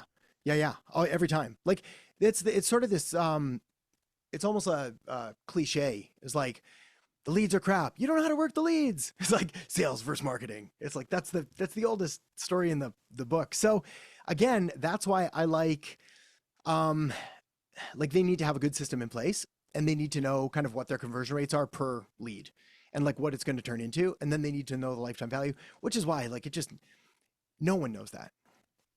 Like, oh man, there's a few guys I know that sort of preach that strategy and behind closed doors, I'd be like, you guys don't do that either. Like no one does that. It sounds really good, but like how many people know all of their numbers, especially like a plumber? Hey, what's your current CPL through Google Ads and your LTV and like which CAC is delivering the lowest CPA? And they're like, go away, leave my plumbing office immediately. Okay, we got another one. You mentioned during a kickoff call after signing clients. Pardon me, you mentioned doing a kickoff call after signing clients. What would be involved in the contents of this meeting, onboarding checklist, setting up Facebook managed business permissions? Yes, so anything that we need to get the information that we need and then sort of set things up for success. So it's going to be different depending on the services that you're offering and the kind of things. But yeah, normally what it comes down to is I will give them a document ahead of time and they will not fill it out and then we'll meet and then we'll fill it out together. That's it. And that way I'm able to have like all of the logins that I need and all of the data and all the details, but at least then they'll know, like they don't have that, but they'll know who to get it from. I'll put that in. I'll be like, look, if you don't have access to this, here, maybe reach out to this person or this person. I try to keep it as little as possible. I can always get more stuff later, but if I ask them for everything in the kitchen sink right in the beginning, it's going to overwhelm them and they're not going to do it. And I know that because people send those to me and I don't do them because they're overwhelming. Like every time I get an onboarding document or something, investment accounts are a really good example. I have to start we had this long story about investment accounts and accountants moving things over and holding companies and all kinds of stuff that's way above my pay grade. And so they sent me all these documents and I just sent them back. And I said, I can't do anything with any of this. Can you guys fill this out and bill me and then tell me when I need to come in and sign? And now they know automatically and they just do that every time because they're never going to get it from me. What's your RTIN number? And what's line number 200 on your T5? I'm like, I don't know where any of these even are. Anyway, okay. Paul. Thank you. You betcha, buddy. Oh, here's a fun one. Paul, what does Adam think about the upcoming election and how the economy will react if another COVID or other thing come out and how that will affect marketing? And then a follow-up. Did the last election and COVID affect his business? Oh, right on. Okay. So what does Adam think about the upcoming election? I have no thoughts. That is my policy. And it's not even because, no, for real. And it's not even because I'm like hedging, because I'm a centrist and I'm not right or left.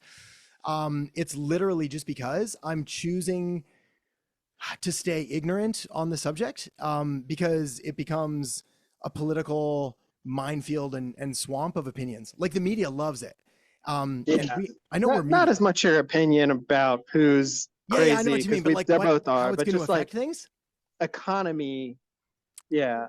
Yes. So very, very much the same is that okay, let me answer that one a little better. The reason I lead off with the, like, I don't have an opinion is because what's going to happen is unless you're like staunchly working in like a specific state or with a specific segment of the market, like you're going to find like clients are going to have different views and they're going to be very strong. Like some are going to be like hardcore on the right and some are going to be hardcore on the left, and they're not going to like each other. And then it's our job to be like, and we just don't offer an opinion because it just becomes really tricky. So it's like sex, religion, politics, dinner table stuff, unless you're willing to die on your sword for it. That's my view. So someone's like, well, Adam, I actually strongly believe in this one thing. And like, this is what I believe in. I was like, then go for it. Run with it. That's you then. Like, defend your beliefs if that's actually the case. But what most people have is like they parrot responses that they hear that sound really good, and then they end up in hot water. So how's the economy going to be affected? I don't think it's going to. So better context, did the last election and all of that affect the business? No, not even a little. COVID grew the business significantly because like more people came online than ever before. And I wasn't doing work with restaurants, which made things easy. So there was a few like local kind of businesses that got crushed, and it was super depressing. And I lost my favorite restaurants, and I felt bad for them and bad for me because I like schnitzel. But anyways, regardless, everything else just grew. Yeah. So it like, and I think with politics as well is that we like to imagine that everything's going to change. But again, this is about as political as I'm going to get. They're kind of like presidents, prime ministers, leaders. They're kind of figureheads in that like there's so many policies and people and cabinets and ministers and all these people behind them. It's like it changes really slow, like really, really slow. Big thing in Canada is they've just raised like capital gains tax on something which boosted it, and just again like a huge tax. And I remember freaking out and being like, am I literally going to lose every dollar in taxes? And then everybody calmed me down. I was like, all right, that's why I bite my tongue and don't say too much, because it's really not going to change that much and there's ways around it. So yeah, I think I don't get involved, and then I think the economy just grows kind of no matter what, barring some kind of nuclear war. Yeah. Oh goodness. Oh, so basically keep going straight. Yeah, exactly. Keep going straight. Trust the process. It's going to be fine. 100%. Yeah, 100%. Yeah, you know, buddy. Okay, awesome. Hi. Hello. Awesome. Eugene, how to actually get SQL, more direct offer outreach? So how do you actually get sales qualified leads? So yes, good question. So we've got our marketing pyramid, right? We've got like MQLs. No, by the way, nobody outside of marketing ever uses this, so don't use this with clients. MQL is a marketing qualified lead, which is someone that's like a lead, I guess is a good way to say it. Like a cold, quasi-interested, marketing's had their chance, etc. Sales qualified lead is a hot lead. So they've sown some kind of initiative, they've gone through some kind of hoop, they've done something to make them more qualified. How do we do it? Two ways, one of which is we can take MQLs and turn them into SQLs by content, by funnels, by segmenting, questionnaires, surveys, things like that. The other way is we can just get more SQLs by asking for more SQLs by making SQL style offers. Hey, do you have this problem? We have this solution. Would you like it? And then the people that raise their hands are sales qualified leads. That's really it. The secret that I found, is, yeah, absolutely more outreach for sure. It doesn't mean don't do the other things, like don't put in some content and don't do anything to convert the MQLs later. But like, I'm pretty sure I have this in the training, if not somewhere, everywhere. But like, if you imagine that pyramid again of the top 3% of the pyramid, then 10% in the middle, then like 87% of the bottom, top 3% are like your SQL, even higher than that. And they're ready to buy right now, but it's like 3% of them. And they're the ones that we're trying to get. And then 10% are like the buy soon people. And they're the reason we have follow-up, and they're the reasons we touch base a little bit. And then the 87% of the bottom is the leads basically. And they will buy at some point in the next like 4 to 18 months, we found in like agency space. And that's where content comes in. That's where follow-up comes in, where the mistake that I made originally, and I think a lot of people still make today, is that they look at that pyramid and they look at the like 87% of people at the bottom and they're like, if I could just have those people, I would have all of the money in the world. I was like, yes, but maybe, but also they're not buying right now. So you can wait around, but like the phone's ringing with all of the people that want help right now. And we, I think, underestimate how big the market is, like with those people at the top. Like there's a lot of them. Okay, groovy. Okay, we got chat questions. Feel free. Oh, here, Sid, I'm going to copy and paste this one. If you ever send a chat question, make sure to put it in general. There we go. Just because otherwise I often don't check it. And then Alex can't get it. Or you can send it to Alex if it's super secretive. But if it's super secretive, don't put it anyways. All right. Doo-doo-doo. Yeah, Paul, they wouldn't do their business for free. Why would you? Yeah, exactly. It's sort of like, yeah, bad business practice.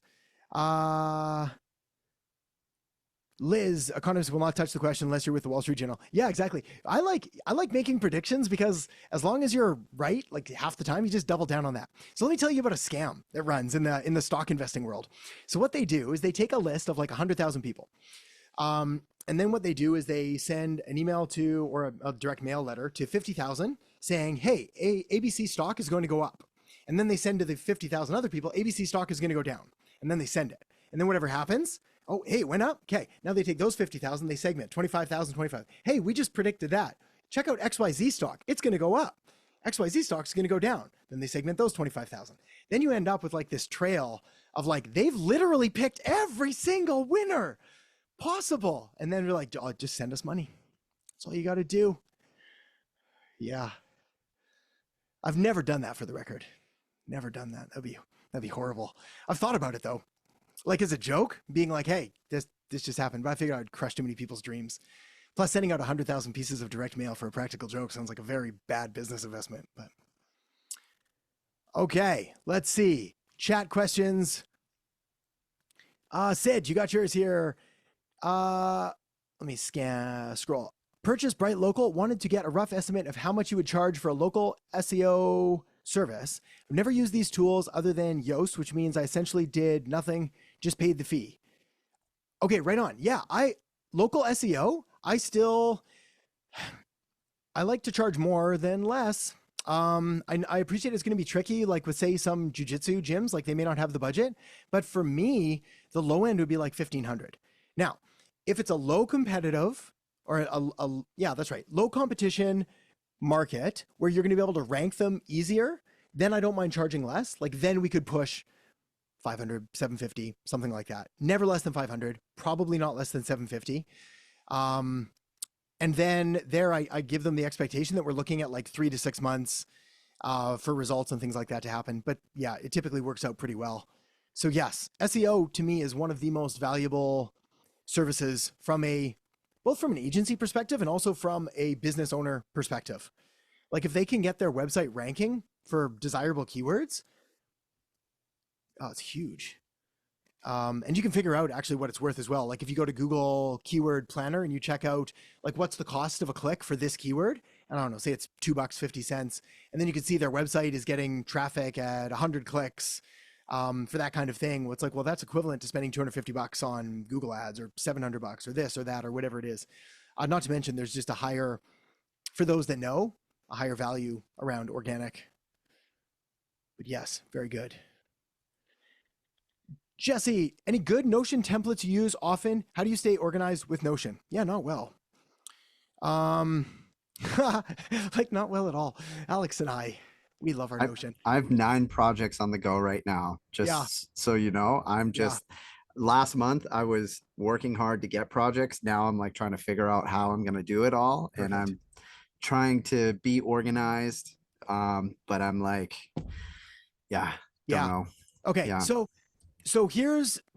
this is hard for me to admit. I've tried them all and I'm like a bit of an addict with project management tools because I keep thinking they're all going to save my life. And none of them ever do. And then I spend like, talk about sunk costs. Like I know the back end of most of the project management tools out there, like nobody's business, and they all suck, and they're all good depending on what you want. So I've determined the problem isn't the software. The problem is me. So I'm going to give you practical advice first, and then we're going to figure something out. Practical advice is, Amazon Basics, yellow legal pad, pen and paper. Like for real. Like this is my, I don't know what you want to call it, holy Bible of project management. It's like I write everything down. I consolidate it. I put it on other. Oh, you got a whiteboard? Good, Liz. Yeah, so whiteboards for me don't work as well as my legal sheet. But once I'm done getting everything out on my legal sheet, then I can condense it to my whiteboard. In fact, I wonder if I can show you that. I'm going to take your whiteboard and I'm going to raise you to corkboard status. So that's a corkboard, which was the worst idea ever. Never get a corkboard.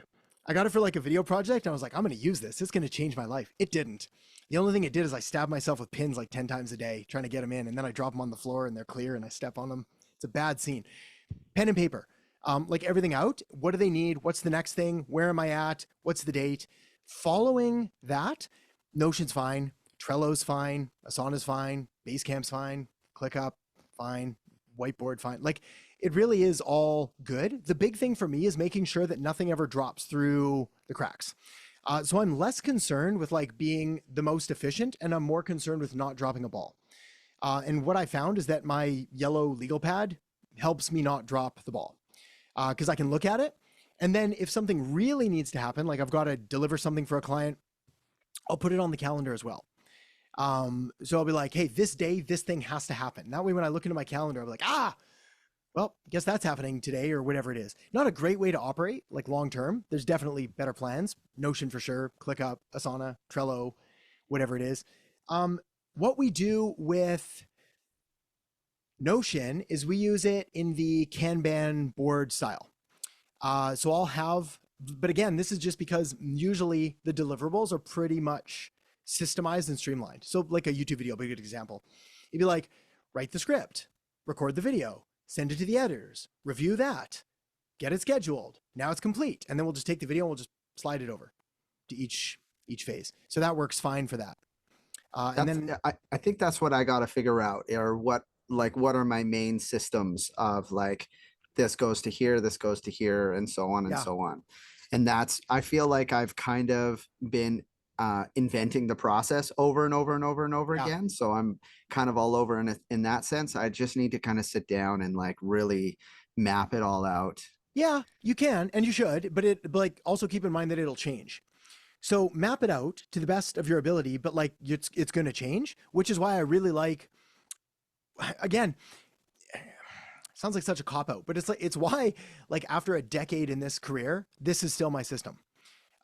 Because every time it just changes. And I know people would argue but like I've had all the systems built and spent thousands, custom Notion templates and custom ClickUp dashboards. And like, I had one through some other thing that we're using, Evernote of all places. Like I've paid all of the consultants, all of the things. And every time it just never works with what I want. That said, there is one tool that I'm kind of liking right now, called Heptabase. Yeah, I'm using Heptabase. It was basically, I started using it as a alternative to Obsidian, which is like a note-taking app, but it also has a half decent task manager thing in there. And then it's got mind maps and cards and all kinds of other stuff. I mean, I wouldn't worry too much about that. The big thing for me is like, it's got a really easy journal thing. So I can just write in, all right, here's what's on today. Here's what's going on. And then I can add to-dos, which all appear in the task thing. And I think it's free. I don't know. I think I probably have some version of it that's like $8, but it's not crazy. Cool. Yeah, it looks good. It's like Miro almost. Yeah, similar. Miro's better for like, if you're going to be making only mind maps, it's better, but Miro's doesn't have any of the other functionality. And I want to be able to like type and write and do all those things. Yeah. Awesome. Thanks, Adam. Yeah, you betcha. All right. Column recently found more success on social media such as LinkedIn and Facebook and have intended to start producing some content. Can you expand a little more on your pillar post piece strategy from the content framework? Yeah, absolutely. And yeah, LinkedIn, we're starting to go more to, or I should say we will be going more to soon. Yes, LinkedIn. Also Instagram again. I had a big chat with everybody on Instagram yesterday. It's like my least favorite platform of all the platforms, but worth doing. So yes, pillar post piece. So the way it works, really quite simple. We start with one piece of content that is a long form piece of content, and it can be whatever, like pick your poison. So for me, everything starts with writing. So I'll write out like article, blog post, whatever it is, and that becomes the basis of a script, whether it's read directly or it's picked apart and built out from there. So everything starts with like one really long piece of content. And then in that long piece of content, there's typically 3 to 5 like points, teaching points. First, we need to do this, then we need to do this, then we need to do that, or here's 5 tips, or here's 3 things, or whatever it is. And each of those become, in your case, like really good LinkedIn posts, really good Facebook posts, anything like that. And then from there, we can strip it even more. We can send it as emails. We can use it as ad copy. The more you make, the more that you realize like what strikes a chord and what is good and what isn't. So it's like, as you're going through things, you're like, oh, that's actually a really good hook. Like maybe I can't use it right here, but I'm going to copy and paste it over there. But yeah, that's basically what we do. So now the way that I do it is everything starts with a script, and I'll write out about 2,000 words, give or take. And it takes time. It's not fast, but it's probably one of the highest leverage activities now from a content perspective. From growing your agency, worst thing ever. Don't do it. Like make the calls, send the emails and all that. But like once all that's done, scripting is probably the highest leverage content activity. Once that's done, then I will record a video from it. Then we will get an email out of it, typically just one. Then we will extract, I don't even know, 5 or 7 different kind of like social media posts from it, including some that are often edited with video from it. We used to extract the audio from the video for a podcast, but we're doing it a little different now, but I would still do that. What else do we do? We used to do more tweets if we wanted, but I don't care as much anymore. So yeah, sky's the limit. But it all starts with that like one piece of stuff. Yeah, it was just always connecting with people on LinkedIn there, and then I decided to throw up a post for the crack. And then literally an hour after I put it up, someone texted me and said, let's do a meeting during the week. So I was like, okay, maybe I should do more of this. Yes. Well, it could be a once-off, like kind of fluke type of thing, but yeah, but that's a positive indicator. And it's certainly like the thing with posting on LinkedIn, especially once a day, like a post, which really shouldn't take long once you've got that other thing, is that there's basically no negative effect. Like it's going to be positive. Yeah. How positive we'll see. I think it's valuable to do for sure. Yeah, maybe I'll just stick to LinkedIn, maybe. Yeah. And maybe just keep doing blog posts. The videos could be time consuming. I imagine probably better attention and probably higher converting, but yeah, you can always do those later as well. Like for me, again, it's sort of like good, better, best, but it's also done is better than perfect. So it's nice. And I've done this to myself where I've just like paralyzed myself with like, I'm going to make this the best thing ever. And then it doesn't get made. So what's the like smallest action that I can take that actually leads to something getting done? And then I do that, knowing full well, just like we were talking about with Jesse and the project management, knowing full well, I'm going to change it. It's going to get better, and then pivot, and then do this, and then do that. And then it's going to try this. Then we're going to do this. Then we're going to throw that out. So it's this ongoing iterative process. So yeah, I think a big thing is finding it's like, what can I actually do? And then do that. Because you can absolutely do it on LinkedIn. Like YouTube's nice, but yeah. Perfect. Thank you. Awesome, buddy. Jesse, more on SEO. What is your whole service for local SEO? What are all the activities you would do for those 6 months? So funny story or funny explanation. What I tell the client is, I'm going to do SEO. Like, that's kind of it. Honestly, I'm not even joking. Like that's basically what we're gonna do. We're gonna optimize it. Here's what we can do. Here's how it works. We do it through some links and we on page but like, it's a very short pitch. What actually happens behind the scenes? It's also really, really simple. Like for local, it's all citations, like tons of citations, and we build them regularly and consistently. And we often don't flood the page, but like we make a plan over the next 2-3 months to like get more citations than the competitors have. It's just the easiest low hanging fruit. Reviews, for sure. Reviews absolutely help. We need more reviews. We always need reviews. Again, more reviews is better. Optimize the page. That's like a one-time thing. Takes like a 4-hour chunk of time. Make sure everything's there. Make sure we have consistent NAP, name, address, phone number across everything. For the actual organic website, once the on-page optimization is done by making sure like we have keywords in the relevant places and we've got thick content, so it's not just like one headline and nothing else on the page or whatever it is, 90% of the effort is like link building. Yeah. And then we'll just, depending on who we're using and what contractor we have, they've got their system and policy. They know that we want fewer but better links. And they try to go out and get them. Occasionally we'll do more outreach for it, but now we often like buy links, see where we can get them. Link building. That's it. I've looked into the Hoth and for link building. Yeah. I've just found like what I would need to get for somebody. It's just that a therapist is not going to pay me to pay them to do it. Yes. I've worked a little bit with Liz on Quoted, which is kind of like Haro. So I've sent a couple pitches, but I need to get more, like I need to get more regular with it. Yeah. I'm trying to figure out a way to do link building that is a lot more cost effective, I guess, or Yeah. like, Yeah, I know what you mean. Like cost effective, it's citations. yeah. Yeah. Like, and so you would use Bright Local or Yext for that, just to build the citations. Yeah. Bright Local, Yext, Whitespark. Would you hire like a Fiverr person to go on citation, or just to go and have like your list of citations and say, here you go, I've got a client, build these for me? I've done that before. Well, I shouldn't say I've done that before. I've done that like almost all the time. What my preference is to use the big guys like Whitespark. Whitespark, Bright Local, whatever, and have them build out the main ones. Okay. And then there's like all these other random obscure ones that I can have a freelancer go and do, and I care a little bit less about, and I have to check their work a lot in the early days to make sure that like name, address, phone number is all consistent. But I would just like, I don't even know, what is Bright Local? What's Whitespark charge for a citation? If I thought it was a monthly plan, like you had to be on a monthly plan for a certain amount of time. Yeah. See packages and pricing, $20. Yext replacement. I mean, yeah, Yext. I would just use Yext. What's Yext charge? We talked about this so many times and I never remember. It was like $2, $3, $4. Yext citations cost.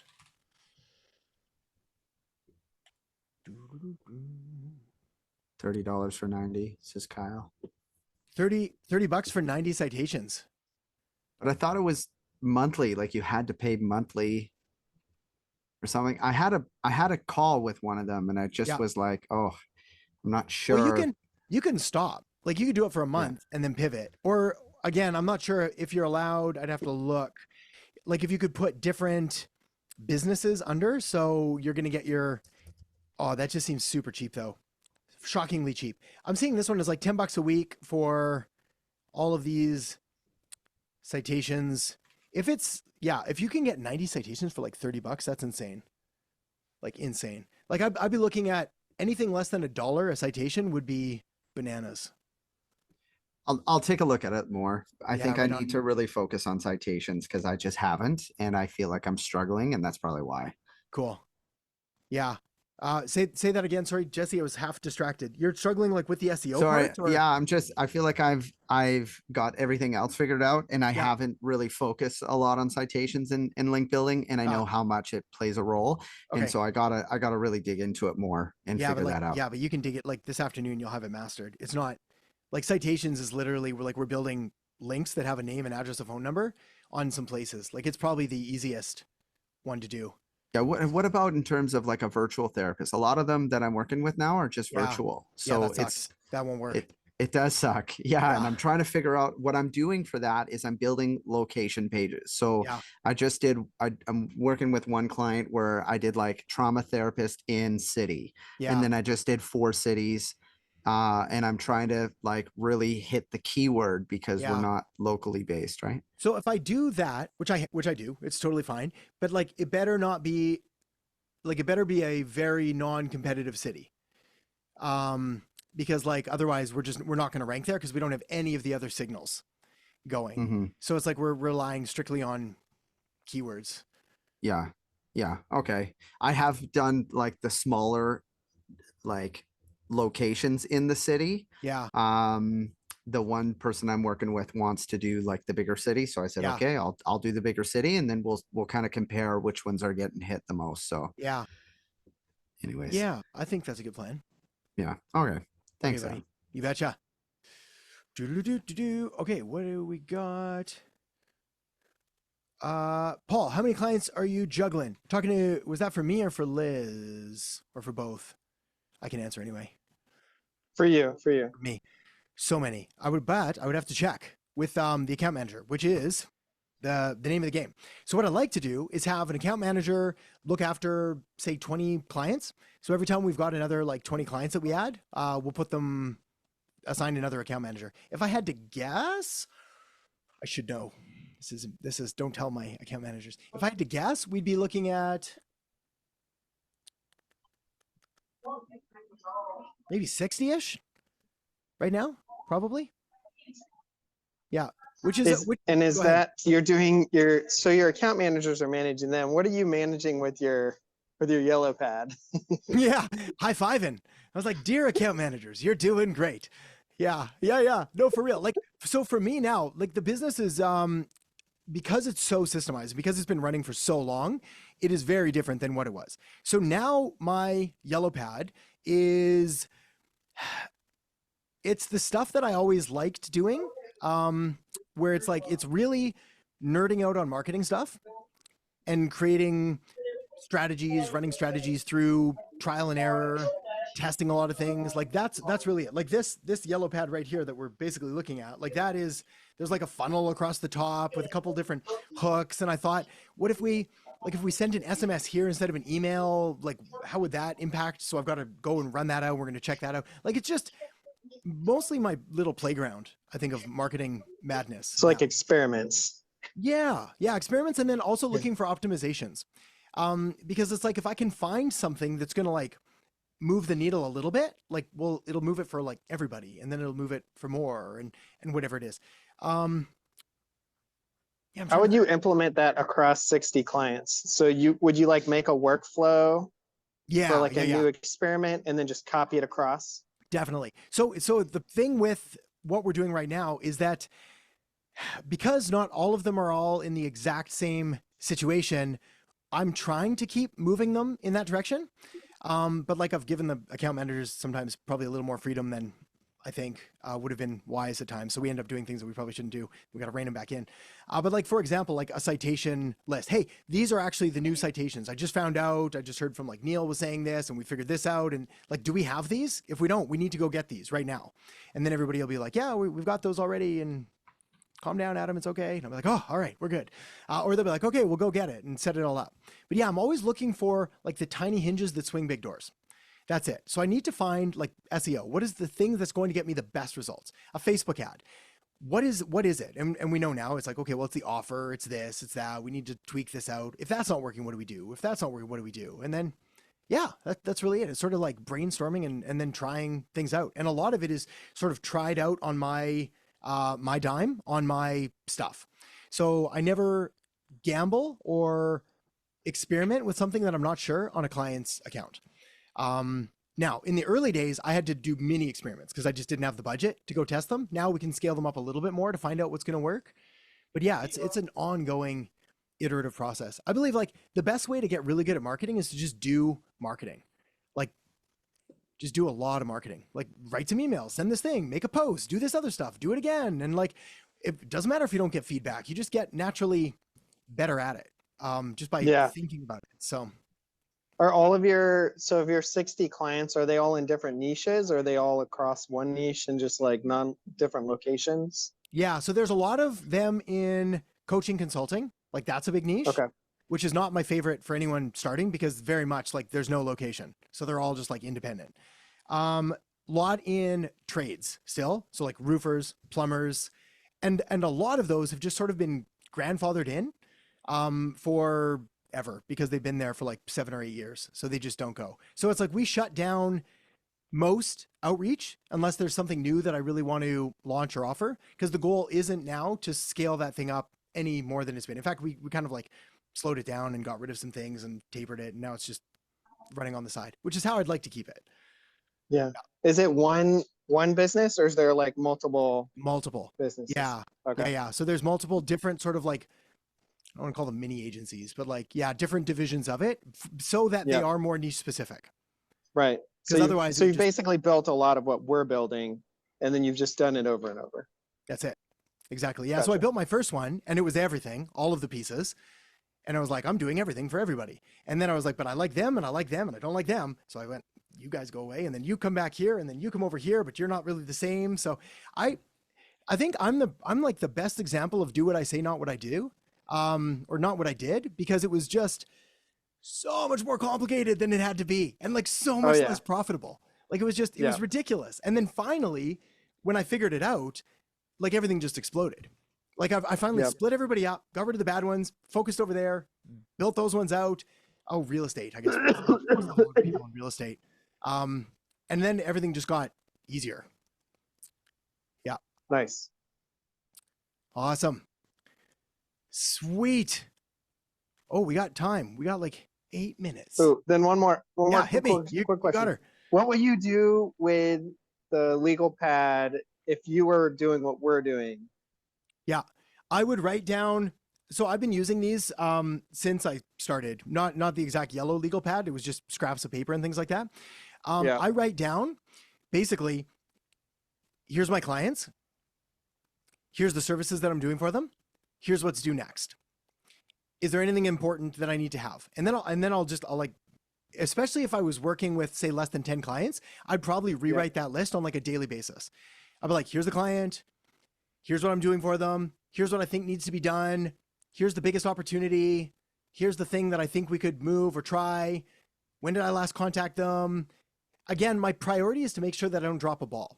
So it's like if they send me an email on Wednesday night at like 9 p.m., I'm not going to write back at 9 p.m. on Wednesday night, but I'm going to be like, okay, mental note, we're going to answer this by like 10 a.m. tomorrow morning. We're going to send them a Loom video. I send Loom videos to everyone. My account managers do now, but like I still send them to a lot of people. Like Loom videos just work really well, and they allow me to send a ton of words out. So that's it. What needs to happen next? What do I need to do?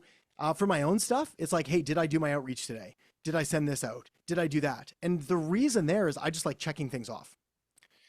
So it's like, I'll be like, I need to make 100 calls. I need to send 100 DMs. I need to do 100 emails. And then I write that in. And then if I check that off, I'm good. Yeah. And then the beauty of stuff like that, I do the same thing. I have white pieces of paper with the same stuff. Powerful. There's I learned that from Brian Tracy, where he talked about like every day, write out your goals, like all 10 of them. Power list. The power list, Andrew Frizella, that also works too. But like Brian Tracy was talking about like literally hand write out your goals every day. I don't do that anymore. But I still write a lot of stuff out by hand and then check it off and cross it off. And there's certain activities that, what is it? I think it's James Clear's, like you don't rise to the level of your goals, you fall to the level of your standards. 100%. Yeah. So it's like, if I know of your habits, atomic habits, you got her. So it's like, I know for a fact. And in fact, we like nobody would argue with this, and everyone here knows, and everybody in the agency world knows. Like we know for a fact, if we make 100 calls, we send 100 DMs, and we send 100 emails, and we do that consistently 5 days a week. We do it. It's like you cannot not make money. Like it cannot happen. You might get like 100 no's in a row, and be like, man, what am I? But eventually, like we're not dumb. Like we're gonna figure out: is it my tone? Is it my time? Is it when I'm calling? Is it who I'm calling? Is it same thing with emails? Like I'm sending all these emails, I'm getting all no's. It's like, is it this? Is it that? It's like, we figure it out. And we just can't not succeed. So I need to make sure that I'm doing those things. It's the power of scale. It's the same with like social media. If you make one post a week and you're like, how am I going to get better? But if you do 30, then you can start to see the pattern much faster. Yeah, 100%. Yeah. And not to mention there's this, so I'm in, so I like photography is a huge, fun, passion thing of mine. I really like film photography. But what's interesting about film photography is that when I take a picture, I can't see that picture for like 2 weeks. Unless I develop myself and scan it, which is such a pain in the ass that I don't tend to do it as much anymore. But like, regardless, I don't get to see these pictures. And yet I'm getting progressively better. And it doesn't make any sense, because it would be like writing a post on social media, posting it, and then never looking. It doesn't make sense. But it's literally just by constantly, I'm always thinking, okay, what does the aperture need to be? What's my shutter speed? What's the ISO? Where am I at? Where's the sun? Where's this? Okay, so I'm always thinking about it. Then the next thing, think about the composition, think about the rule of third, think about the focus. Next thing. Yeah. So I'm just always thinking about it. Even if there's a fun story. There's a photographer by the name of Vivian Mayer.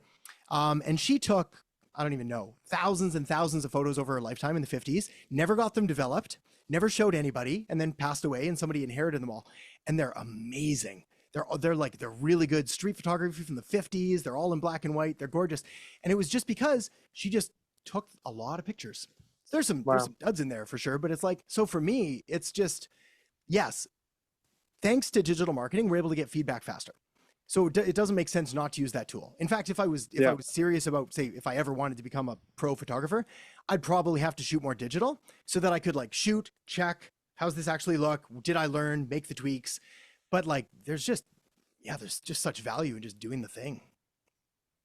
Yeah, there's that story about the teacher who had 2 sets of students doing photography. Yeah, and photography. One, he just said, take as many photos as possible. They have to take 10,000 photos during their class. And the other one could only take 1 photo per class or week or whatever. And then obviously the ones who took thousands of photos, their photos ended up looking amazing. Yes. Yeah, they did the same thing with pots, clay pots. It's you get 1 clay pot and then, or you have to make 10,000. They weighed them, based them on weight or something like that. And yeah, it was just, and it's funny because I think a lot of it obviously has to do with the actual doing of the thing, but I think a larger percentage of or I shouldn't say a larger percentage. There's such power in visualization and imagining. Again, another study, they had people go to the basketball court and either shoot free throws, visualize and shoot free throws, or just visualize shooting free throws and not throw anything. And the people that just visualized and didn't throw any free throws still did pretty good. Shocking improvements, about the same as the people that were practicing. The people that visualized and practiced did the best. But it's so by constantly putting yourself in this marketing state of mind, who's my client? Who's my customer? What do they need? What do they want? What's their problems? Would this be a good offer? Would I respond to this? Would I go to the, always oh man, I can't, it's almost a downer is that I can never turn my brain off. Everywhere we go, everything that I see is always, and I shudder a lot because I see really, really good people just killing themselves with bad marketing. I was like, that nobody wants that. And that's not how you say it. And you shouldn't talk like that. And maybe change that color so it's a little brighter, and just you see it everywhere. But again, your brain just starts tuning into all of these things. And it's just by immersion. Yeah. Awesome. Well, thanks. You betcha. Oh, yes. Oh yeah. Pots. That's right. Pottery. Okay, Liz, final thought. High level stuff.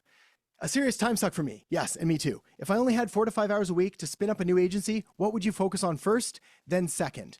If I only had 4 to 5 hours a week to spin up a new agency, the first thing, this is a cool question. Hang on, I want to see if can I flag this? Client acquisition, sales? I'll just hit it. Rewinding. Oh, it always does the rewind. I always do this backwards. I think I need to do it when I'm done talking about it. Okay, never mind. What would I do first? I'd go through the basics. I need a niche because I'm going to have to focus. Once I have my niche, I'm going to probably then spend a good couple hours talking to them as much as I possibly can. That's going to be the best use of my time for week 1. I'm going to probably divide this into weeks. So it's week 1, 5 hours. It's niche selection, doing all the market research I can into talking to them. Because again, if I had unlimited time, I'd read the books, I'd watch listen to the podcast, watch the videos, but it's I need to go straight to the source. What are your problems? What do you need? What are you going through? What do you not like? What have you tried? What would you be open to? Anything like that. During those conversations, I would say, after they told me everything that they did, I would say, cool, would you like help with that? If that sounds like a lot of stuff, could I maybe help you with that? Yeah, I'd probably just keep doing that. Then I'd do it again the next week, and then the next week, and then the next week. Yeah, I'd probably just do that. I'd have conversations. I'd get them to tell me all their problems. And then I'd be like, hey, if I was able to help you with that, would you be interested in having that conversation? Here's what this might look like. And then I would be making offers that would offer to solve the solution or offer to solve the problem they just said to me. That's it. In fact, that's literally what I did. Now that I think about it, how would you get them on the call? I would hunt them down. I would find them. No, I'm not even kidding. I would do everything I could. I'd start local so that I could show up in front of them. So it's say I'm going plumbers. I'd find my plumbers in my local town and I'd go call them all, visit them all, maybe break a toilet, have them over, have a chat, be like, what do I need to do? Maybe not break a toilet. That's expensive. Like clog a drain, house calls. Then I'd go to the next town over. Like I'd try to do it in person if I could, because I'm going to get more feedback faster. And then when I ran out of that, which wouldn't take that long, then I'd start calling. And like a plumber would be a really easy one. I'd just call and be like, hey, look, here's the deal. Got some marketing stuff. Not going to try and sell you at all, but like I'm starting up this new agency. I've got a couple things, want to run by you. They might be able to help. You open a hearing it. Can we have a chat? Again, I'd refine my offer to see what they would actually say yes to. Be surprised how many people have that conversation with you, especially if they think that you're going to be able to offer them something of value, because they don't know marketing. No one knows marketing. Yeah, then I'd make those offers and I would just keep making them. I think that's literally what I did. Probably less streamlined than that. I think I faffed around a lot too and was like, you know what I need? Better logo. That's what'll change it. People look at this logo and they're like, that guy's Mickey Mouse. He needs a logo. And then I probably need like an automated answering service just in case they call and I'm not there. So I should look into that. And then I need a script for my automated answering service. I wasted so much time. And then finally I got the ultimatum of like, this should make some money or you should probably go get a job. And I was like, okay, well, I guess we'll go talk to people then. And then it started working. Oh, so dumb, but like human nature. We know. So I think like a large portion of this and this support in this community is to sort of remind ourselves of what we already know and to be like, yeah, we know this part's tricky and hard and challenging, but it's where all of the money is made, all of it. Everybody here that has the most clients is doing more of that. That's it. That's the secret. Oh, okay. Thank you. Amazing. All right, everybody. Good chat. Good chat. We'll talk to you all soon. Have a great rest of your week. Make some things happen. Keep me posted. Thanks, Adam. All right, we'll see you guys. Bye-bye. Bye. Bird. And we're off to the races. Mia, you're there. Good to see you. I've got questions for you first. So let's start right there. All right. Question regarding Reach Inbox. How do we know when the emails are fully warmed up? They will show you like the little green thingy will look good. So it'll give you like a health score. Right. And then basically it. I don't know if they have like a timer on it though. That's a good question. I mean, I've always given pretty much any email warm up system like 2 weeks. Okay. Yeah. Because when I clicked on it, it said I was doing it from Let me open March mine. 11th. Yeah, that should be. It said 70 warm-up emails received, 98 warm-up emails sent. Yeah. That to me sounds more than sufficient for what we need. Okay.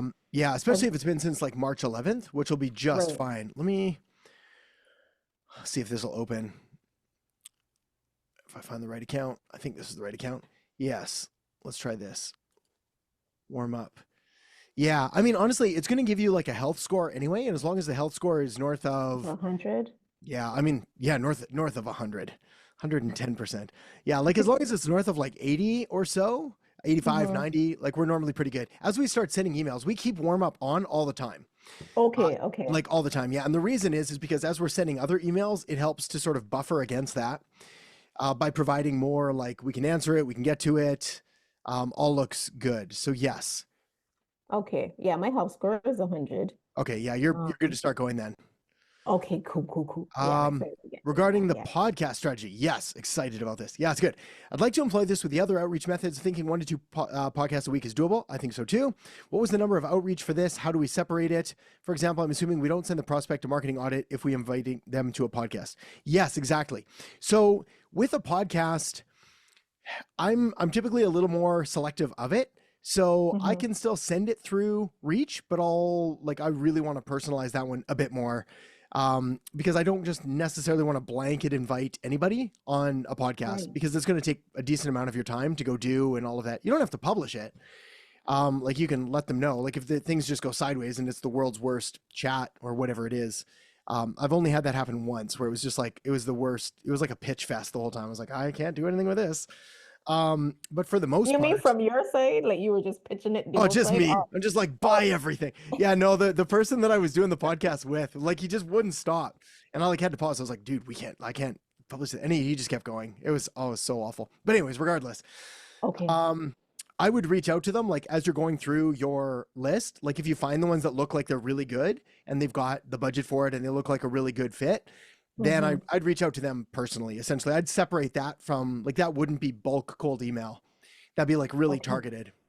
Right. And I had a follow-up question, I guess, to that, which was, do I send that out then from my main email domain? Do I send that outreach out from that? Yeah, that one matters less. But and like the reason that we use the outreach email is because we're planning on getting ignored for most people. With a podcast one, we're like less planning on getting ignored. So I'm less concerned with it, especially if I'm sending out only like 1 or 2 a day for it. So then I could send it from either, but I'm happy to send it from my main domain. Okay. Yeah, I could do that then. Yeah. Yeah, that's a good question. And then I think that was it. Yeah, draft to the podcast. Perfect. I'll scan it real quick, but I mean, honestly, it looks good even on first glance there, Mia. It's like, yeah, we're just having a chat with them. In addition, do I upload my full leads list to region? Okay, we talked about that. Perfect. Podcast emails. Perfect. We talked about that. Do we set up another calendar for this purpose? Yes, probably. Okay. Yeah, so that one would be worth it. And it would be like podcast interview. And it could be 45 minutes, 60 minutes, whatever it needs to be. I'd probably set it at 60 minutes and I could just let them know. It's like we normally talk for 30, 45 minutes. If it goes a bit longer, that's fine, etc. Yes. And perfect. And something to do in high level? Yes, also. Yeah, that's the easiest way. I mean, you can literally use any calendar thing or manually, but it's easy enough to do it in high level. And then we just have a podcast calendar that they can book a spot on, or we can talk to them then. Right. And how do we organize all this stuff? Yes. Yeah. I know we've talked about this before with like project management tools versus CRMs. So there's like PMs and CRMs. So a CRM is high level, and I would still have my lead in high level, but I would have a tag on them, probably like podcast - invite, something that I could quickly find them again if I needed to, like, who did I talk to? Who did I want to do? Then from there, if you're going to be doing the strategy, let me back that up. How I typically design systems and SOPs is first I do everything manually and however I can do it. So I'll write it on pen and paper, I'll put it in whatever. Then once I'm clear on like, all right, this is how it's going to work and this is how I'm going to do it repetitively, then I'll build out the system. So for high level, I've not done this, but like you could create a pipeline for it for like invited the guest. Actually, that's probably a good idea. I'd create a pipeline. Invited the guest. Guest said yes, recorded the podcast, edited it, uploaded it, sent them a thank you, sent a follow-up, whatever needs to be in those steps for you. Okay. Yeah. And then I would tag the people that I reached out to with like a podcast tag. Okay. Yeah, because I don't want to mix them up with anybody else, obviously. Yeah. So I would just have like podcast. You could, again, it depends how fancy you want to get. Like the easiest way would just be to slap a podcast tag on them. The other thing you could do is you could like, we could get into the automations around this later, but you could have like podcast invite. Then when they become a guest, it would switch to like podcast guest. And then that could switch to like podcast client, which means that we then got a client from it. So whatever's going to help you keep it organized. For now, I'd probably just start with podcast. But like you can always add podcast and podcast invite. And then if you decide I don't want to use those tags later, you can get rid of them. It's a lot easier to like make a few too many tags in the beginning, not tons, but like a couple, than it is to try to like retro add them as like, I think I talked to that person and like put a tag in and yeah. Right. Because that was my second question for the people who we send the marketing audit to. Yeah. I'm assuming the best strategy is to do a follow-up call as opposed to a follow-up cold email. Is that right? Both. I like both. Yes. Yes. And so there's a lesson in the training as well. It's on like Lucky 7 or whatever the follow-up is. There's a few different names for it, but essentially it's like email, call, email, voicemail, email, SMS, email, whatever. Like we just keep following up however we can. Oh, found them on LinkedIn. Hey, just let you know, I just sent this over. Wanted to make sure you got it. Found them on Instagram, found them on Facebook. Kyle asked a good question once about like, is it okay to sort of hit them from different angles? Like if I send them an email, can I follow up on LinkedIn or Instagram? The answer is 100% yes. 100%. Yeah. Like, and in fact, the more that you can, the better. The only reason that I don't really teach it or talk about it a lot is because it tends to blow up our lead list creation time. Thinking it's like, okay, well now I need their Instagram and I need their LinkedIn and I need their phone and I need their like mother's maiden name and I need all of this other stuff. And it's like, well, no, but it's helpful the more we have so that we can reach them in different spots. Yeah, yeah. On a random note, I remember when I was trying to get photos of this restaurant from my previous job. Yeah. And I had to track down like the restaurant owner. So I Yeah. like found out their Facebook like account and I messaged them on there, called the restaurant, message on Instagram. Yeah. And did you get a hold of them? No. I got hold of them once. I got hold of them once, right? Okay. Yeah. And you know, so and I thought that, you know, she was gonna fulfill her entity deal, but then she just blanked me after that. Bummer. Yeah. Okay. Well, that's a sad end to it. And otherwise it could have been a good story. But yes, no, but that's why we have to have many of them. Yeah. So it's like knowing, and also side note on restaurants, that's a bit of a interesting one because you'll often have like a silent partner or silent owner in the restaurant. So they're not involved in a lot of the day-to-day, depending on the restaurant, but yeah. Cool. And it's really, really strange because I was just trying. So the main thing is that, well, the company I work for installed some shades in their restaurant. And, you know, the pitch that we usually do is that, hey, look, if you give us the permission to come and take the pictures, or if you have pictures that you can send us, then we do the write-up, we put it on the website, we give you all the props. Yeah. So like in my mind, it's like a really great deal. You don't have to do anything, right? But most people still kind of like blank you. Like, I don't know if they think it's a scam. I don't know. But most people just usually still blank you. Yeah. It's the weirdest thing. Well, that's another conversation for another day on offers, but like sometimes even free is too expensive if there's too much risk involved. So it's like I get for example, I get a lot of people that email and offer all kinds of things for free, but like we literally don't have the time to do it all. And then I have to vet them, and then I've got to find out if the work's any good. And then so it's like it's way too expensive. Yeah, it's just like I'd rather have them have like a proven track record or like show me that they know what they're doing, etc. So yeah, it depends. All right. Yeah. All right. Well, thanks, Adam. I think Okay, that's all my questions. What's that? I think that's all my questions. Okay, that's all good. Well, if you got more, we'll have time. Okay. Because we've got next up is Column, and Column's got one here that says, my client's most common pain point is lead quality. Yes, many people's. Do you think customer re-engagement campaigns and email marketing would be valuable services to offer to nurture leads that aren't as late in their buying decision? And what services do you think would be beneficial to clients suffering from this issue?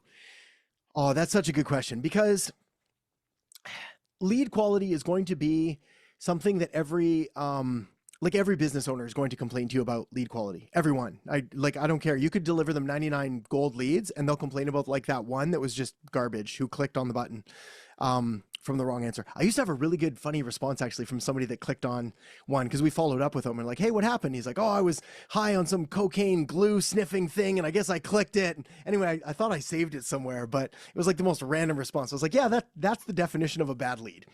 So if you're getting those, something's gone wrong. But like for most part, they're just like, it's a mismatch between the offer that's being presented and the speed to lead that's being followed up with them, and the irresistibility of the offer and how relevant it is. Like there's so many factors that go into like what makes a bad lead. And for me, it's like, well, they're just not interested. That's a bad lead. So then, well, how do we stop someone from not being interested? Well, number one, we have to make sure that we're targeting the right people. So that's step one.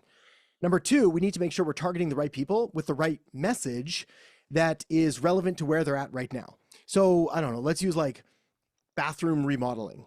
See if we can figure this one out. So it's like, now I need to target people that have bathrooms or people that have dated slightly bathrooms or whatever. But I could just target bathroom owners. So people that have, obviously not renters. I'm going to need homeowners because no one's going to, like nobody washes a rental car type thing.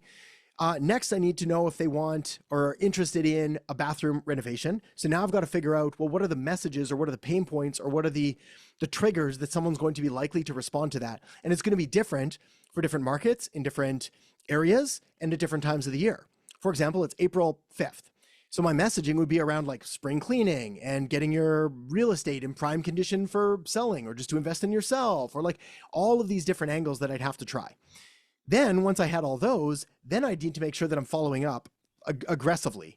I used to say like strongly, and I think I need to just replace that word with just aggressively because it gets lost. If I'm like, make sure to follow up, people are like, yeah, I followed up and I called like a week later and they didn't answer. Remember clicking on an ad? I was like, exactly.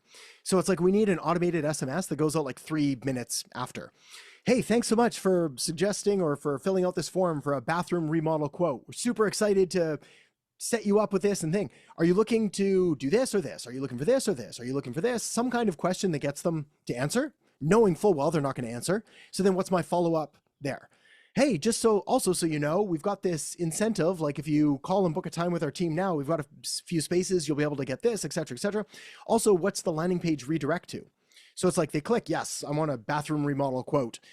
Do I then take them to a landing page that provides some kind of incentive for them to book now? So is there a calendar on there? Is it like, look, get 20% off, get 10% off? Is there something else?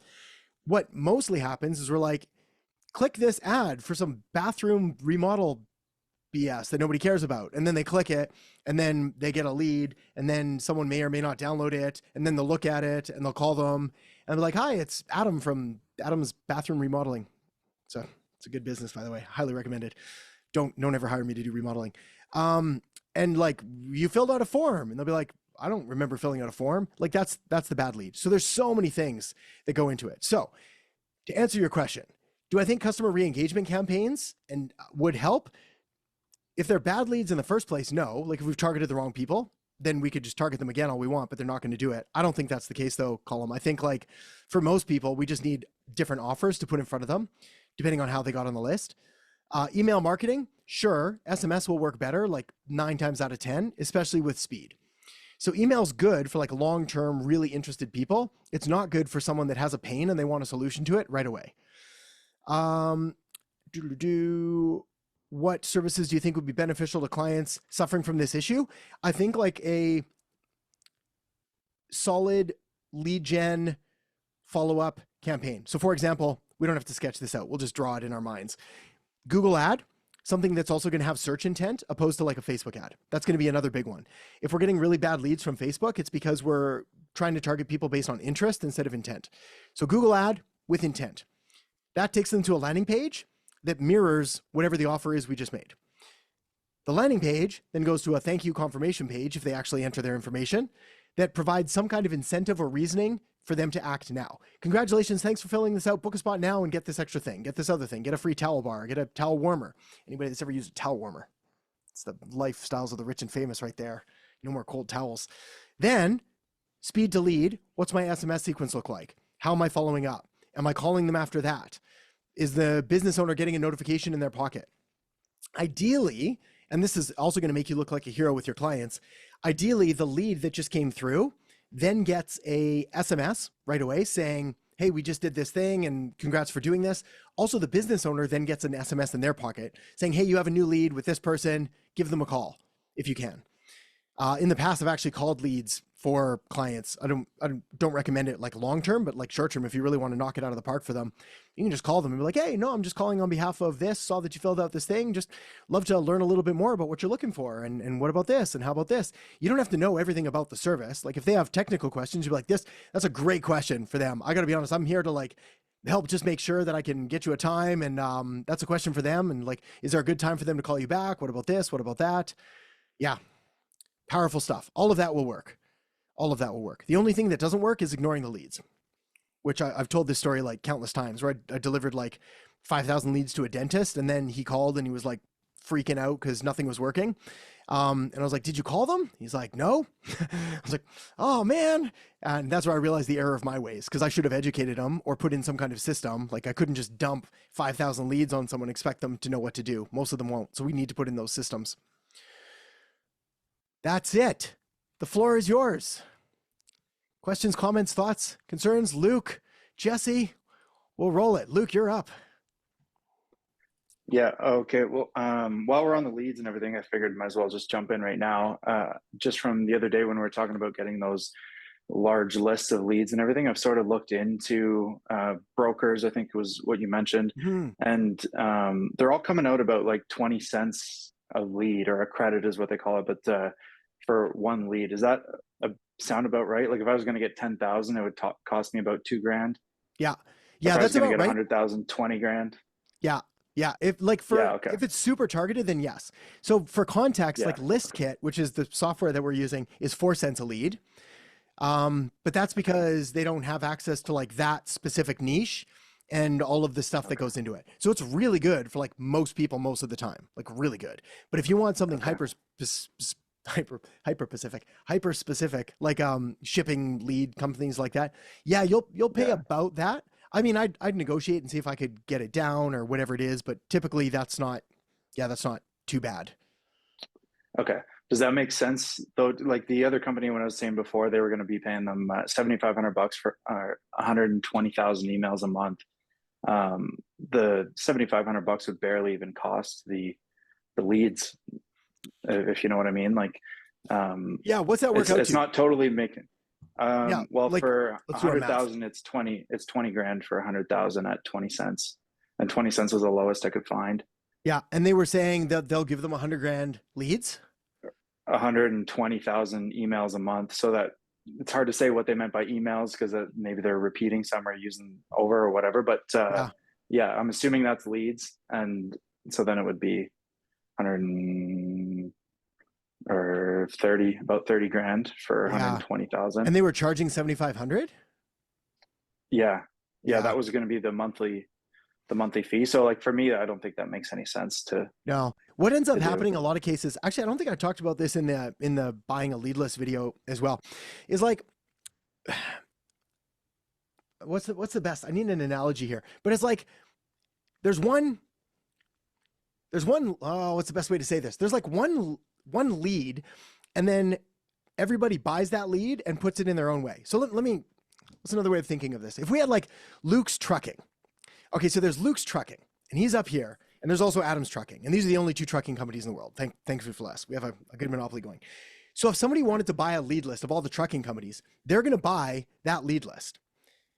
Now, if another company comes by and they're like, we'll get you a lead list. Well, there's only these trucking companies. We can't make more of them appear, which means that once Adam and Luke have been identified, we can't like just make up new leads.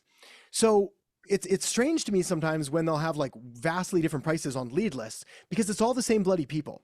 It's not like they have access to new trucking companies that we've never heard of or new whatever it is. Now, what ends up happening is we can get them super cheap because somebody will go out in the effort and they'll like personally track you down. They'll track me down. They're like, here's Adam and here's Luke and here's all their details. And we'll spend a fortune for that. And then we'll get that list for 7,500 for 120 grand of them. Then I'm going to resell it because I was like, I've contacted everyone. I made my money from it. I can't contact them again. You can buy this list. And they're like, cool. Well, now instead of 7,500, it's 5 grand, but it's also like 6 months old. So when you're doing list buying, well, we're going to get nerdy here for a second. When you're doing like old school list buying, there's 3 metrics that we're looking at. It's called RFM, recency, frequency, and monetary. And essentially the quality of a lead has to do with like how recently they bought, how frequently they tend to buy, and how much money they've spent. And the less of those factors, the cheaper the lead's going to be. Now, different algorithms and software pieces will go through and scrape different lead lists and get different brokers. But like typically, the more that it's gone down, the cheaper that lead's going to be. So I'm like, the reason that they're probably able to charge that little is that they've either got a mass deal with it or they've got a list and it's God knows how fresh, and they just like keep pumping it out. Now, at 120,000 leads a month, like after a year, that's 1.4 million leads or something like that. Like that's just an obscene amount of leads. Like you need a really big operation to go through that kind of volume. And like how fresh are those and how validated and how verified? Those would be the questions that I'd have for them. Cause I was like, but anyways, no, it's that, again, if you talk to the business owner and you're like, well, what's more important to you, quality or quantity? Like, do you want 120,000 leads a month and we don't know where they're coming from or if they're any good or this or that? Or would you rather have like a selected list and a targeted list? And then maybe we can build it that way. And if they're like, I just want volume and I need to give my sales guys anything and they're paid on commission anyway, so I don't care who they call, then we just wouldn't want to get into bed with that offer. Yeah. Okay. And I think it can only really be one or the other because they were looking for anyone making over 25 million a year up to 100 or over 100. I was talking to Zoom Info earlier today. I had a call with them. Nice. And they're basically able to guarantee that. Yeah. But based on all the information I found, I think they only had like 400,000 to 500,000 leads in that whole category at all. Yeah. So you'd be through those in 4 months basically. Yeah. So I think this other company was just that just wasn't true, that they're also 25 million or whatever, you know what I'm saying, to it couldn't have been both. if you know what I mean. Like they couldn't have had that number and those qualifications. So yeah, okay. Because I did look at Apollo as well. ListKit, what are the other cheap ones I could go to and just check out? D7 Lead Finder is the other one. Between like basically D7 Lead Finder and Apollo, Instantly actually has their own leads built into it, but I don't love them. I think they just use Apollo actually. And then ListKit gets their own. They're getting better, and their price is right. How much did Zoom Info say it was per lead? Like out of their 400,000? They can get down to 20 cents. And see, like Apollo, they're $120 a month, but you only get 48,000 for the whole year. Yeah. No, you need to like keep credits. Yeah, you need to like upgrade and super upgrade and like buy the extras and yeah. Yeah. So this is going to be thousands and thousands of dollars. So I don't know if I'm even going to be able to do this, but yeah, just might as well look at the other cheap ones just in case there's an option there. Yeah. And then ask them if they want to like either pay for the expensive ones that are more specific or just get a mass amount of they want the ones that are more specific and better. Yeah. Like I'd push them in that direction. Otherwise it'll just burn them out and it's depressing. Like what I'd rather do, especially like if they have the budget and they have the time and clearly they're doing the revenue to support it. Well, actually, let's do the math on that one. Let's like 20 cents times 400,000. So 0.2 times 400, 1, 2, 3, 80 grand. So it's like for 80 grand, they could then theoretically have a list of every potential client that they would want for the next forever. To me, that would be kind of like a no-brainer investment. But again, I wouldn't start by buying like 400,000 names. I'd be like, can we start with 20,000, 50,000? Like, can I test these, see what the offer is, see if they actually are the people that I need? But like, if someone would give me a list of my ideal buyers and like, here's all of them. Oh man, like yeah, it's like heaven. So, but say that cost me like 20 grand or something, like, can I mark that up at all basically? Because they could just go to Zoom Info and buy that themselves then if I'd rather they buy the list. And well, actually, you've got two different thoughts. First of all, if this was like your niche and you're like, I'm all in on shipping forever, then what I would do is I'd find a way, I can't think of it on the spot, but I'd find a way where I would get to own that list as well. Because I'm like, I'm going to want this to either resell it or use it or like knock it out of the park for another client or whatever it is. But like, I need this list, which technically you would have anyway, just by them buying it and you getting access. Again, I'm not sure of the legal, ethical, moral standards of like, we can't just steal someone's lead list, but like once you have the list, whatever that works out. That said, I also don't mind flowing that cost through because it's like a direct cost, but then knowing what to do or how to set things up or making the outreach or split testing the emails or all of that, like that's where you would be able to come in. So for example, it's like if we're testing, again, I'll whip out my iPad here in a second, but it's like if we're split testing that many emails, we need to split test all kinds of different things. Like we need different hooks and offers and messages and calls to action. And we need to find where on the chart, like we're getting the best results. And the beauty of cold email is that it scales linearly. So if we can unlock as like this subject line with this body copy, with this call to action dominates, well, if we're getting like a 5% response rate and we're closing 3 sales for every 1,000, we could just literally put a 0 on the end of that. Now we'll close 30 sales or 300 sales or like it goes, whereas ads and everything else starts to fall off. Okay. Yeah. So would you recommend maybe start with like 5,000, talk to them, like see if I can he already told me he could give me a couple grand to get started. So like I could take $1,000, buy 5,000 of them and try a few things, like go from there sort of. Yeah, totally. Yeah. If you set it up right and you got like 5,000 leads and we set up a test of running like a few different variations for like 1,500, 1,500, 1,500, we'll figure out pretty quick, like which message is going to work. And then I'll be like, all right, these are good. These leads work. I need more. Give me all of them. Yeah. Okay. All right. Yeah, that's exciting. Okay. That's fun. Lots more questions, but that's enough for now. I'll let everybody else get in there. Beautiful. Yeah, we can circle back too. Yeah, you betcha, Luke. Okay. Jesse, you're up. Hey, how did your equipment go? Oh, dude. Oh, not well. Yeah, so not well. It was like 3,000 pounds of stuff got dumped on the driveway and I had to haul it in. No. And fun fact, they sent a bunch of stuff, which they should have. They also sent 10 90-pound dumbbells of like the exact same one. So it was Oh, like no. 900 pounds of extra weight that I had to like schlep through because I couldn't leave it outside. I was like, oh, I was just dying at the end. So, yeah, I like washed my face. I didn't have time for a shower, but yeah, Wow. it worked. I'm exhausted. So I want to go back to what you were talking about, Google ad landing page. Thank you, speed to lead. You said maybe I heard this wrong. You mentioned booking on the thank you page. Yes. Wouldn't booking be on the landing page? No, good question. Okay, we're gonna have to map this out. We're gonna do that now. Maybe you can speak in terms of building a funnel for a therapist. Yes, yeah, exactly. Well, it's funny why I don't mind ever doing that, Jesse. Like, and for anybody else, like I really don't mind being specific, because again, it's like the specific is in the universal or whatever it is. I wrote it down and I still forget it. Like it applies the same. Trust. Let me know. Can you see the pad? Yeah. Wonder what happens if I turn it sideways. Oh, that's even better. Right on. All right, let's do it this way. Okay. So first things first, we'll do the quick funnel across the top just to make sure that we're all on the same page. So essentially we've got like Google ad or actually, no, we're going to stick with just Google ad for now, just to keep it simple. Then we go to landing page. Then we go to thank you page.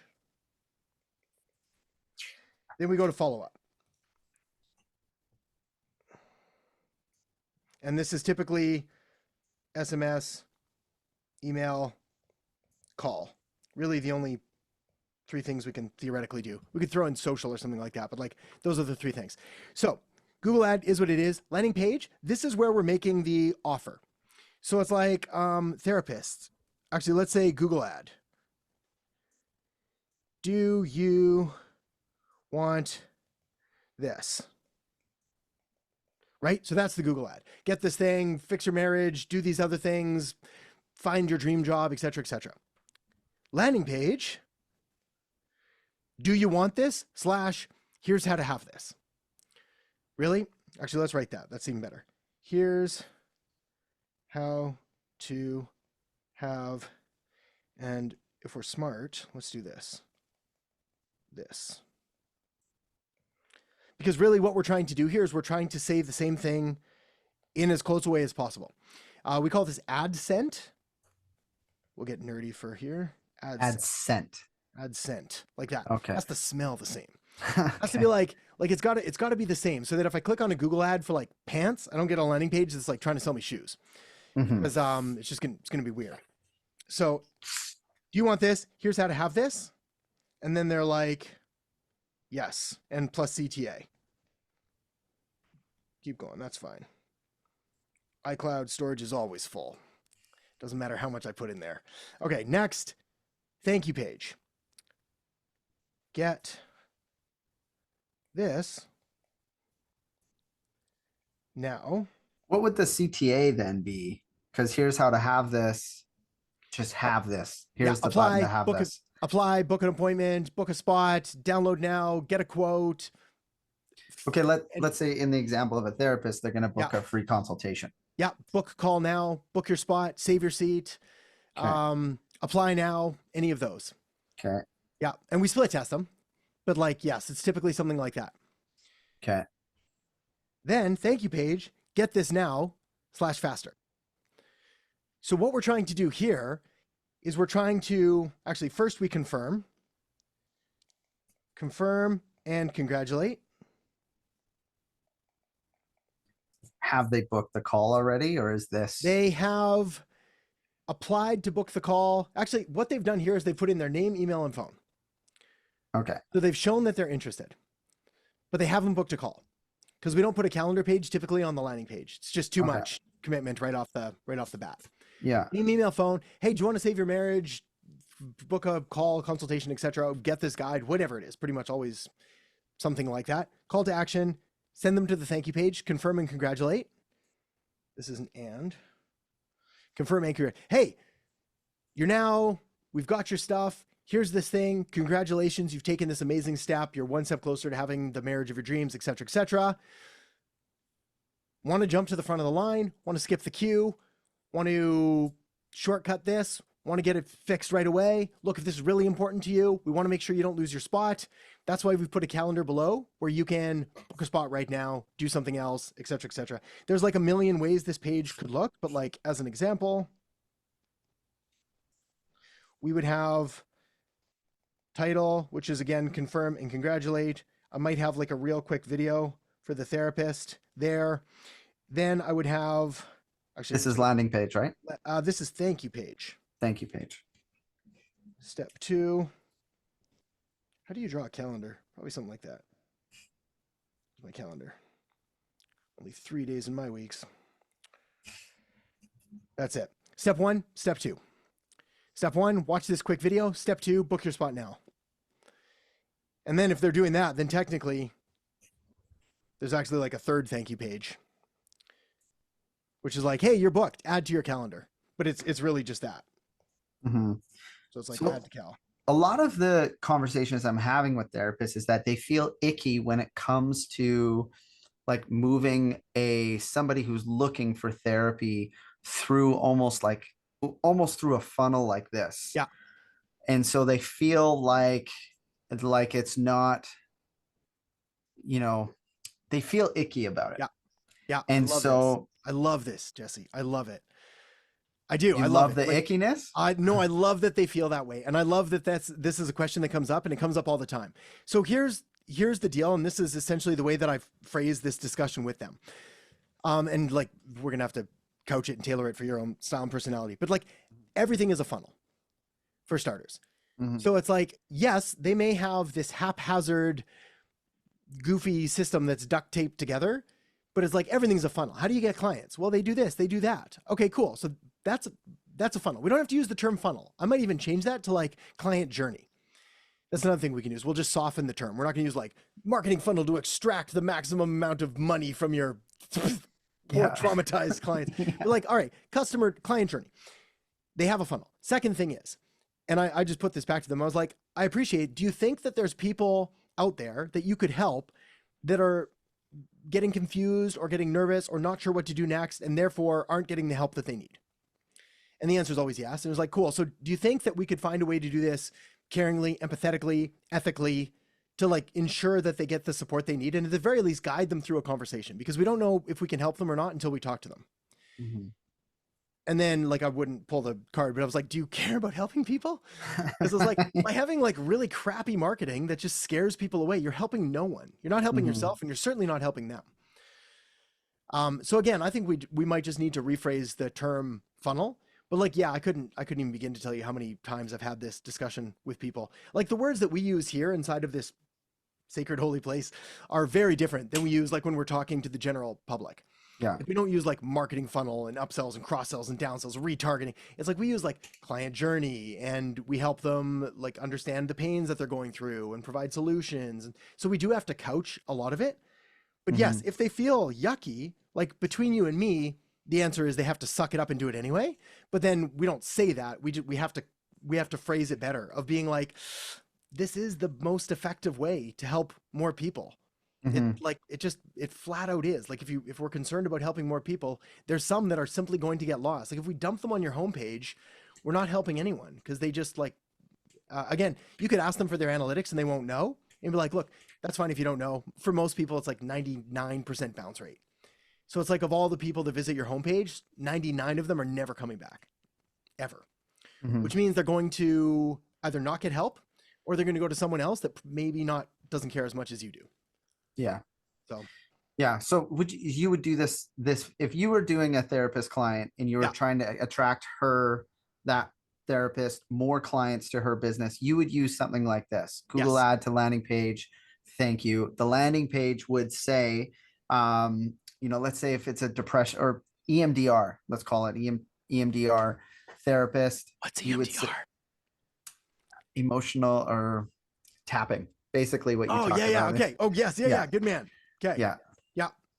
And so yes, I would use this. So you would have a landing page that says like, I wouldn't use these words, but like, hey, Mr. Mrs. Traumatized. Yes. Are you wanting to get help? Here, like, give me your name, email, and phone. Sort of thing. What was the do you remember that other site that we looked at last time? Let me go Yeah, stop share. Save My Marriage. Save my is that what it Save was? My Marriage through conversation.com. Save my marriage through conversation.com. That's a mouthful, but we remembered it. So you know what? It worked. All right, let's go back. I usually tell myself I have a bad memory, but then I'm like, I pull things out of my head quite often. Yeah, we gotta be surprise me. Careful of the stories you tell yourself. Yeah. This is it. Like, again, we're going to use this almost as like a case study. We can transform your marriage. Let's forget this part, but whatever it is, we can transform your marriage. Now, ideally, they'd offer something slightly more, say, specific and tangible or whatever it is. Like transform is a very fluffy word that I don't really know what it means. But they double down on it. So we can transform your marriage. That's what it is. So if I'm like tapping, the question is, and pretty much there are two sides of the same coin of like pain and pleasure, miracles and miseries. So it's like, well, what is the pain that the tapping is there to cause? Because nobody's like, I just want to tap on my face a bunch. It's like, what am I trying to get over? Mm-hmm. So what's like a typical one that say EMDR? Just trauma, childhood trauma, maybe? Okay, childhood trauma. So it's like, we can transform, erase, mitigate, save, solve, improve, erase childhood trauma. So a lot of therapists can't say that. Like you can't say, I can solve this for you because. Yes. So what we can say then is like, back to the pain. Are you needlessly suffering from childhood trauma? Is childhood trauma holding you back? Is like, we can't say these in a Facebook ad, by the way, which is where sort of Google ads comes in a little bit better. But it's like, get unstuck from past childhood traumas. Is childhood trauma doing this thing? Da, da, da, da, da. Take the next step in a healthier version of you. Take this thing, figure this out, figure out if we can help. Let us introduce you to our system, whatever it is. And that's going to be my call to action.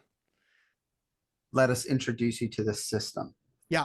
That has helped countless others live fulfilled lives, have healthy relationships, do this other thing. Like, what are the bullet points, the benefits that it's going to provide? And then I forget what happens when PAS, basically. Yeah. Well, not even PAS, but like just benefits. Okay. Like, what are the benefits of it? Yeah, but you start with the pain and then you talk about that and then. Yeah, less so for here, because what we're trying to do here is like just call out a headline around something to do. Okay, let's go back to my whiteboard of truth and justice. Where are you?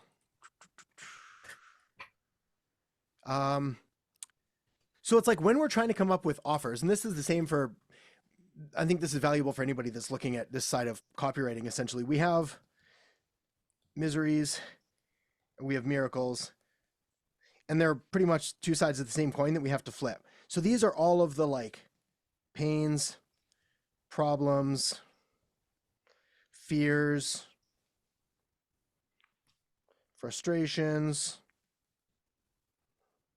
nightmares, wants. The writing is going to get sloppier as I go faster, but wants, dreams, goals, desires, needs. We need to identify what these are with the target market that we're going after. There's going to be overlap, but the miracles are going to be like the flip side of the miseries. What we have to do is first we have to identify what they are. Then we have to show why this is a problem. I'm going to give you an example here in a second, if I can make one up off the top of my head. How it's affecting you. Let's see, impacting you, and then how it's impacting others. Then 5, cost of inaction. Then 6, if we really want to go down here, we could go like, how do I phrase that? It was like ELF, emotion, logic, fear. Yeah, that's right. ELF, emotion, logic. Apple Pencil's failing me. Hang on. Emotion, logic, fear. All right, we're going to walk through this in lightning fast order. Childhood trauma.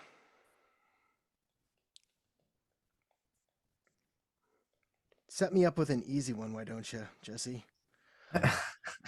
Childhood trauma. Well, not something easy like being scared of spiders. There is a specific client that I'm trying to map this out for. So I'm just trying to like. Okay. So first of all, childhood trauma. Well, like a woman aged 40. Yeah. Okay. Yeah. Or men. Yeah. I've got woman. I've got a friend who's a therapist who's who deals with trauma victims, women, adults around age 40, which is why I sort of have a slightly unfair advantage with my memory of it. Okay, so miseries, pains, problems, fears, frustrations. So what are all the things that happen to a victim of childhood trauma when she's 40 and she's successful and she's got a family of her own and this and that?